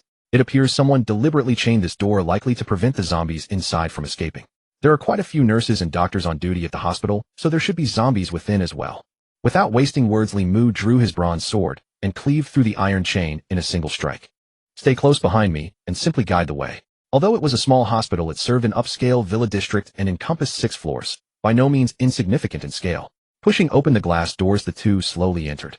The pharmacy should be in the main lobby on the first floor. I estimate there may be zombies there as pharmacists typically maintain shifts. Before they even reached the pharmacy within the lobby they encountered zombies. 2 infected creatures lunged and roared toward them only to have their heads severed by Li Mu's 2 swift strikes. Inside the pharmacy rows upon rows of shelves were stocked with medicines. After dispatching the 2 zombies within, Lin Qianan casually closed the pharmacy's security door. She then approached the shelves to examine the medications. Let me see what medicines we need. While she was still inspecting, Li Mu had already begun stuffing all the medicines from the shelves into his storage space. No need to check. Take everything. We will sort it out back home. Witnessing this ability, Lin Qianan said no more. In less than 2 minutes the spacious pharmacy had been completely stripped bare. The two then proceeded directly upstairs. Now let us head to the hospital's storage room. There should be various liquid medications such as physiological saline and glucose along with a range of small medical instruments. Upon reaching the 2nd floor they entered the inpatient ward where corridors were filled with zombies donning patient gowns. After fighting their way through, the two successfully located the hospital's storage room. As expected, a doctor understood the hospital best. Indeed, the storage room was packed with various medicines and small medical instruments, syringes, gauze, sterile gloves, and disinfection supplies. With his storage space completely empty, Li Mu cleared out the entire contents of the storage room. Stepping out, Lin Qianan continued. Let us go to the surgical operating room. All that remains are the surgical instruments we require. The two of them made their way to the 5th floor where the hospital's operating rooms were located, so there were almost no zombies around. When they reached the door of the operating room, Li Mu's ears twitched, and he suddenly came to a halt. Hold on, there's movement inside. Be careful. Lin Qianan, standing beside him, had not heard any sound at all yet. She did not question Li Mu's words. The two cautiously pushed open the operating room door, but upon entering they found it completely empty. There was not a single person inside, let alone any zombies. Just as Lin Qianan was wondering whether Li Mu had mistaken the sound, Li Mu extended his longsword and pointed toward the space beneath the operating table. Come out. Stop hiding. The operating room fell silent for a moment, and then a man slowly crawled out from under the operating table. He was a skeletal figure, his face utterly pale, as though on the verge of death. Don't attack. I'm not a zombie. I've just been hiding here. I thought you were zombies. I'm afraid I mistook you for them. The man labored his way out from beneath the table, looking utterly exhausted, as if he had barely survived. The man continued, I'm a doctor at this hospital. Have you come to rescue me? Li Mu lowered his sword. Not exactly, but there are no more zombies outside now. You can leave on your own. Almost all the zombies in the hospital had already been cleared by Li Mu, so there was nearly no danger in leaving at this point.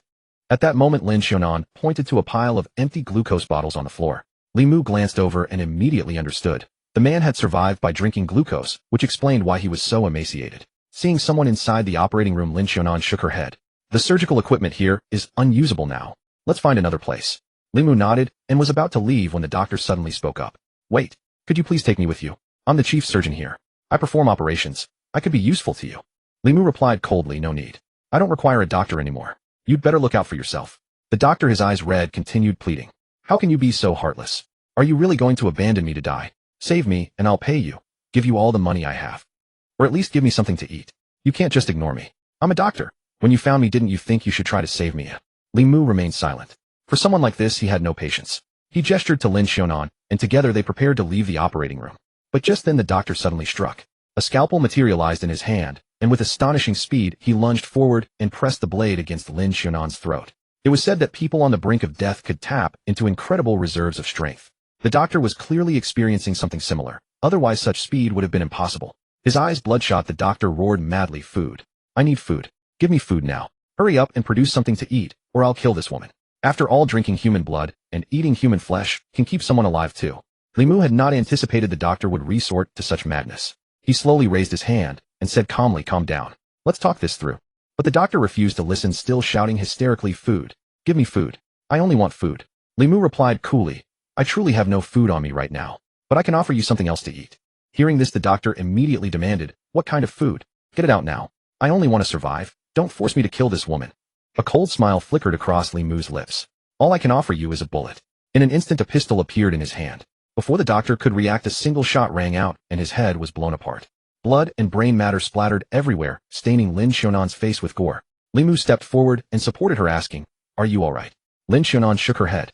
I'm fine. Just a slight ringing in my ears. It'll pass soon enough. Noticing her face covered in blood, Li Mu asked, would you like to wash up first? You haven't even vomited. He took several bottles of mineral water from his spatial inventory. As Lin Xiaonan washed her face, she said, don't forget I'm a surgeon. I've seen far worse bloodbaths than this. It's nothing to me. All right. I almost forgot. After a quick cleanup, the two moved to the adjacent operating room and packed away a complete set of professional surgical instruments. Their purpose for coming to the hospital had now been fulfilled. All right, we've got everything we came for. It's time to leave. The two headed toward the stairwell, preparing to descend and exit the building. But after only a few steps, Li Mu stopped once again. Noticing his pause, Lin Xiaonan asked, what's wrong? Li Mu approached an office door and opened it. Zombies are coming. Hide inside the office and wait for me to call you before coming out. Without giving Lin Xiaonan a chance to ask further, he pushed her gently but firmly into the office. Standing alone in the corridor, he gripped his bronze sword tightly, his gaze fixed intently on the staircase. True to his prediction, within moments, two zombies emerged from the stairwell. What made them particularly dangerous was that each of them possessed a pair of sharp, elongated fangs. Ordinary zombies would never grow fangs this long. Clearly, these two had already reached the second tier of mutation. I never expected to encounter two second-tier zombies in such a small hospital. I was actually worried I wouldn't find suitable practice targets. Now you two have delivered yourselves to me. Li Mu surmised that the gunshot earlier had attracted them. Regardless, it was a fortunate accident. They would serve as excellent training dummies. In the next instant, both zombies charged toward Li Mu in unison. Come then. Li Mu met their charge with equal speed, rushing straight toward them. With his current third-tier strength on the verge of breaking through to the fourth tier, facing two second-tier zombies was nothing but a trivial exercise. As he closed the distance, Li Mu launched himself into the air and delivered a devastating kick to one zombie's chest. The tremendous force sent it flying backward like a rag doll. It sailed from the middle of the corridor all the way to the far end, demonstrating just how terrifying Li Mu's strength had become.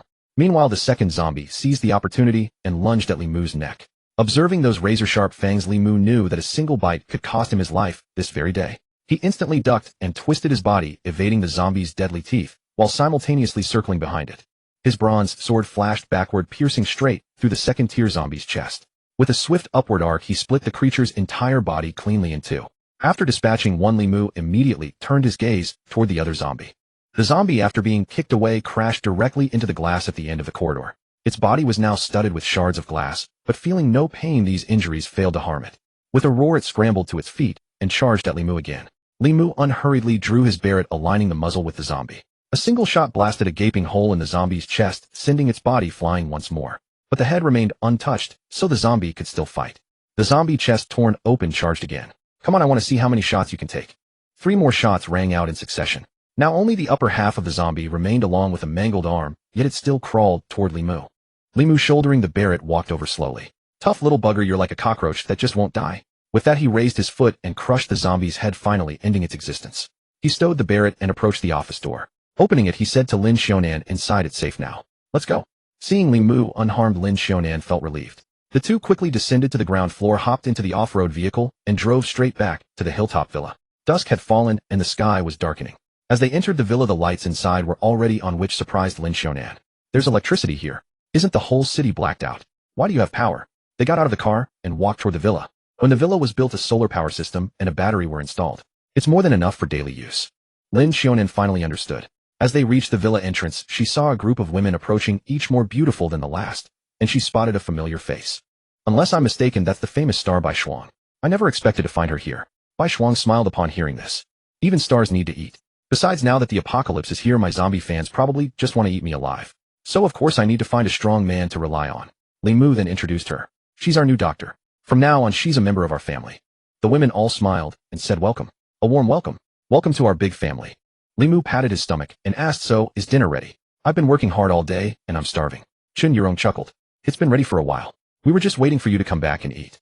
Li Mu nodded. "Then let's eat. I'll take a shower first. You all go ahead and prepare." After Li Mu went upstairs, the women gathered around Lin Xiaonan and began chatting. "Doctor, come upstairs with us. We're about to have dinner. By the way, we don't even know your name yet." "I'm Lin Xiaonan." The women chatted as they climbed the stairs. "Why do you have blood on you?" Kai Yutong and Su Ro flanked Lin Xiaonan. Being the youngest and most vivacious among the women, they were naturally the life of the group. Lin Xiaonan glanced at the bloodstains on her clothes. "We encountered some danger while collecting medicine at the hospital. That's when I got these." Zhang Yao interjected. "Yutong, take Xiaonan to wash up and change clothes. The rest of us will prepare the meal." Soon all the women were seated at the dining table waiting for Li Mu to come down. "Such a lavish meal. Since the apocalypse broke out, I haven't had a hot meal. I wonder how many people out there can still enjoy a dinner like this. May I ask how often you have meals like this?" Tonight's spread wasn't exceptionally extravagant. The main dish was braised pork, Li Mu's favorite, especially the version made by Zhang Yao. So whenever Li Mu returned from outside, this dish was always on the table. There was also a simple stir-fry with meat, 2 cold dishes, and a bowl of egg drop soup, 4 dishes, and a soup with rice, as the staple since Li Mu loved rice. Hearing Lin Xiaonan's question, the women just smiled. Feeling puzzled, she continued, "Did you make all this extra food just because of me today?" Yulan explained, "Actually, it's not specially prepared for you. We eat like this regularly. This is just an ordinary dinner for us. The only reason we cooked so much today is that our husband was out. Normally we don't eat this much in the evening. Just 2 vegetable dishes and some light porridge." These few words left the newcomer Lin Xiaonan speechless with astonishment. In Yulan's eyes, an ordinary dinner was a feast that people outside could never dream of. Nowadays, many people outside might only have a single sausage a day, feeling satisfied, as long as they barely stave off starvation. Lin Xiaonan believed that this was the reality for most people in the apocalypse, and some couldn't even meet the need for a single sausage a day. But here in this villa, such a sumptuous dinner was described as utterly ordinary. Yet a meal like this, if placed outside, would be something people would risk everything to obtain, a meal that could save many lives. From Yulan's words, it seemed they could enjoy such meals almost every day. And now Lin Xiaonan was about to join their ranks. In the past, even with a large package of official supplies, she would never have dared to hope for such daily meals and a life like this.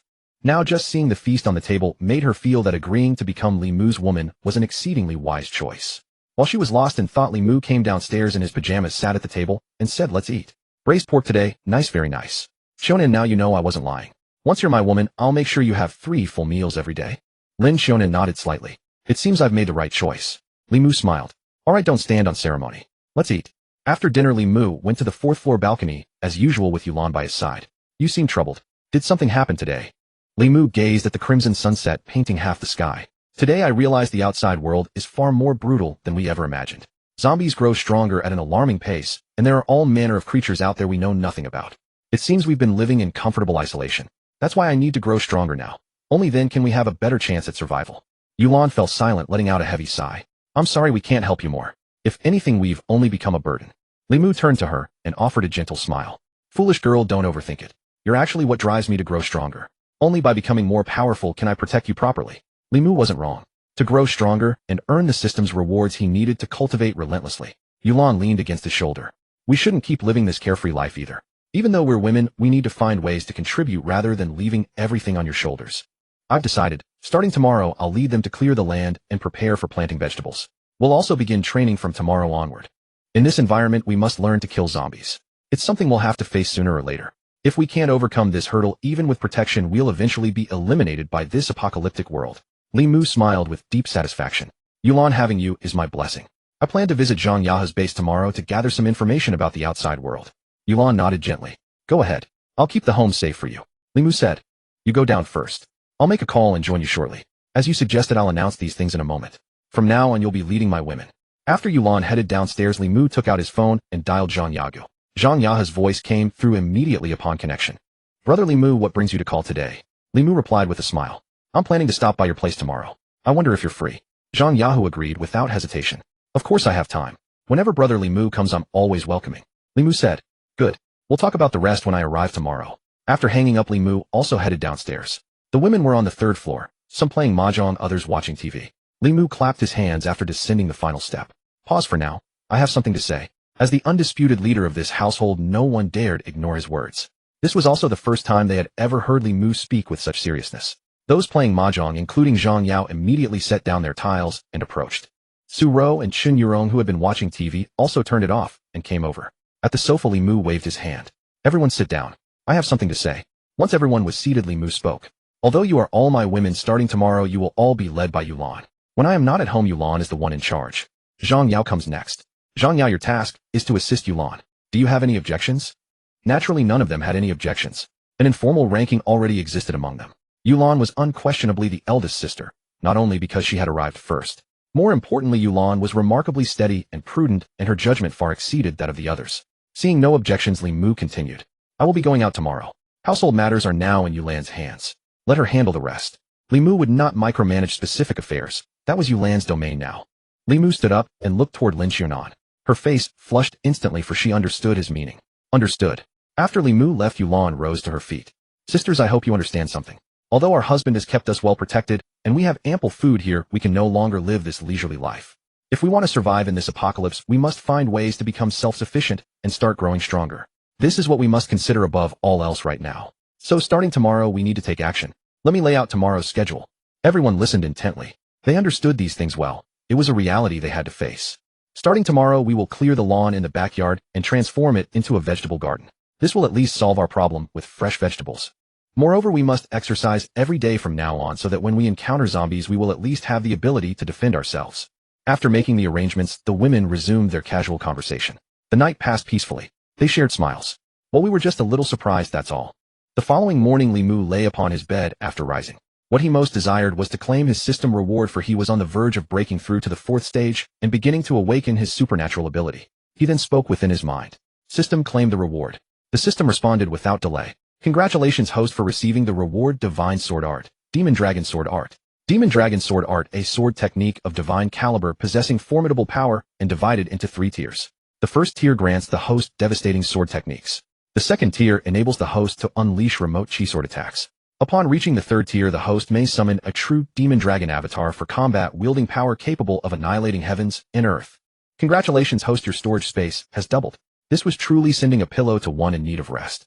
Li Mu had been fretting over his insufficient strength, never expecting the system to gift him a sword art capable of elevating his power. Though he had not yet cultivated it, judging from the rewards the system had previously bestowed, this divine-level sword art was undoubtedly exceptional and would surely elevate his strength to new heights. System, how do I advance this sword art to the 2nd tier? As the host defeats more zombies and those of higher tiers, the sword art's level will progressively increase. His attribute panel then materialized before his eyes. Host Li Mu, strength 19, constitution 19, speed 19, free points 6, demon dragon sword art 0, items red jade, Yin Yang Technique, bronze sword, assassin garb gun kit, skill pack, skills, danger perception, night vision, pet, thunder, lightning, panther. With these attributes, Li Mu stood at the threshold of the 4th stage. He was in every sense already there. The attribute panel now displayed a new entry for the demon dragon sword art, complete with a progress bar. It seemed that slaughtering sufficient zombies would allow him to advance the sword art. Eager and restless after seeing the demon dragon sword art, Li Mu rose from bed, washed up, and prepared to test the newly acquired sword art in his backyard. Arriving in the courtyard, Li Mu drew his bronze sword and addressed the system. System, commence cultivation of the demon dragon sword art. Cultivation of the demon dragon sword art has begun. In the next instant, a phantom materialized in the sky. A figure clad in armor, wielding a long sword crowned with the fearsome visage of a black dragon head. Without warning, the phantom plunged directly into Li Mu's body. Immediately thereafter, the phantom's image appeared in his mind, and the dragon-headed warrior began brandishing his long sword, demonstrating a fierce and relentless sword technique. With eyes tightly shut, Li Mu's body moved in perfect synchronization with the phantom within his mind, replicating every move and technique flawlessly. Upon completing the entire sword form, the phantom vanished from his mind, leaving the techniques of the demon dragon sword art deeply imprinted within Li Mu's consciousness. Beyond the sword art itself, a vast reservoir of combat experience flooded into Li Mu's mind, this being the most crucial element. The former Li Mu had sorely lacked combat experience, but after cultivating the demon dragon sword art, this critical weakness was remedied. Li Mu was now undeniably a warrior rich in combat experience. Having felt the formidable power of the demon dragon sword art, he immediately opened his attribute panel once more. It is time to break through to the 4th stage. I wonder what manner of ability I shall awaken. By the way, system, are there any side effects to awakening a supernatural ability? Could there be any danger? Hunger. Awakening a supernatural ability consumes immense energy, so the host will experience intense hunger afterward. Aside from this, there are no other side effects. Good. Let us begin the breakthrough to the 4th stage now. Host Li Mu, Strength 21, Constitution 21, Speed 21, Free Points 0, Demon Dragon Sword, Art 0, Items Red Jade, Yin Yang Technique, Bronze, Sword, Assassin, Garb, Gun, Kit, Skill Pack, Skills, Danger, Perception, Night Vision, Pet, Thunder, Lightning, Panther. After allocating all his free attribute points, Li Mu's cultivation had finally reached the 4th stage. Li Mu could feel the dramatic enhancement in his physical constitution. Compared to his 3rd stage self, he was not merely slightly stronger, it was a chasm of difference. Thus, breaking through from the 3rd to the 4th stage was truly a watershed moment. At that moment, Li Mu sensed a surge of energy awakening within his body. It seems I am about to awaken my supernatural ability. I hope it proves to be something powerful. Li Mu then sat cross-legged upon the lawn. Minutes ticked by slowly. Half an hour later, his tightly shut eyes suddenly snapped open. Phew. Exhaling deeply, Li Mu slowly rose to his feet. Bloodspawn. This ability truly surprises me. System scan and identify the supernatural ability I have awakened. Ding. Detection complete. The host has successfully awakened the supernatural ability Bloodspawn. Indeed, this was the ability Li Mu had awakened. The system then provided a description of Bloodspawn. Bloodspawn. Those who possess the Bloodspawn ability are often referred to as Lords of Blood. Their true might lies in the extraordinary nature of their blood. The greatest characteristic of Bloodspawn is that anyone or any survivor who drinks the host's blood shall become his slave, falling under his complete control, thus becoming a Bloodspawn. Moreover, after consuming the host's blood, whether human or zombie, their talent and strength shall be vastly amplified, enabling them to advance in rank far more rapidly than ordinary individuals or common zombies. Li Mu had already understood the function of his Bloodspawn ability upon awakening it, but he wished for the system to confirm the details and ensure nothing had been overlooked. It appeared there were no discrepancies. Even now, before having tested it, Li Mu remained uncertain of just how formidable Bloodspawn truly was. It seems I must find an opportunity to thoroughly test the power of Bloodspawn. Most importantly, to observe how much strength it can grant to those who drink my blood. But I dare say this ability is by no means weak. Perhaps I can cultivate an army using Bloodspawn, whether a zombie force or a cohort of survivors. As long as the numbers are sufficient, quantity will ultimately transform into quality. Thinking thus, Li Mu felt a surge of joy. Today, both the system's rewards and his newly awakened ability had substantially enhanced his strength. Li Mu glanced at the time and noted it was already 9:30 in the morning. It is time to set out for Zhang Yahe's Tianhu survivor base. Oh right, I nearly forgot about Tang Sheng. Perhaps I can use him to test my Bloodspawn first. I do need a loyal subordinate within the Villa district. Although Tang Sheng currently submits to me outwardly, in such an apocalyptic world, deceit and manipulation are commonplace. Only when I truly have him under my absolute control can I rest easy.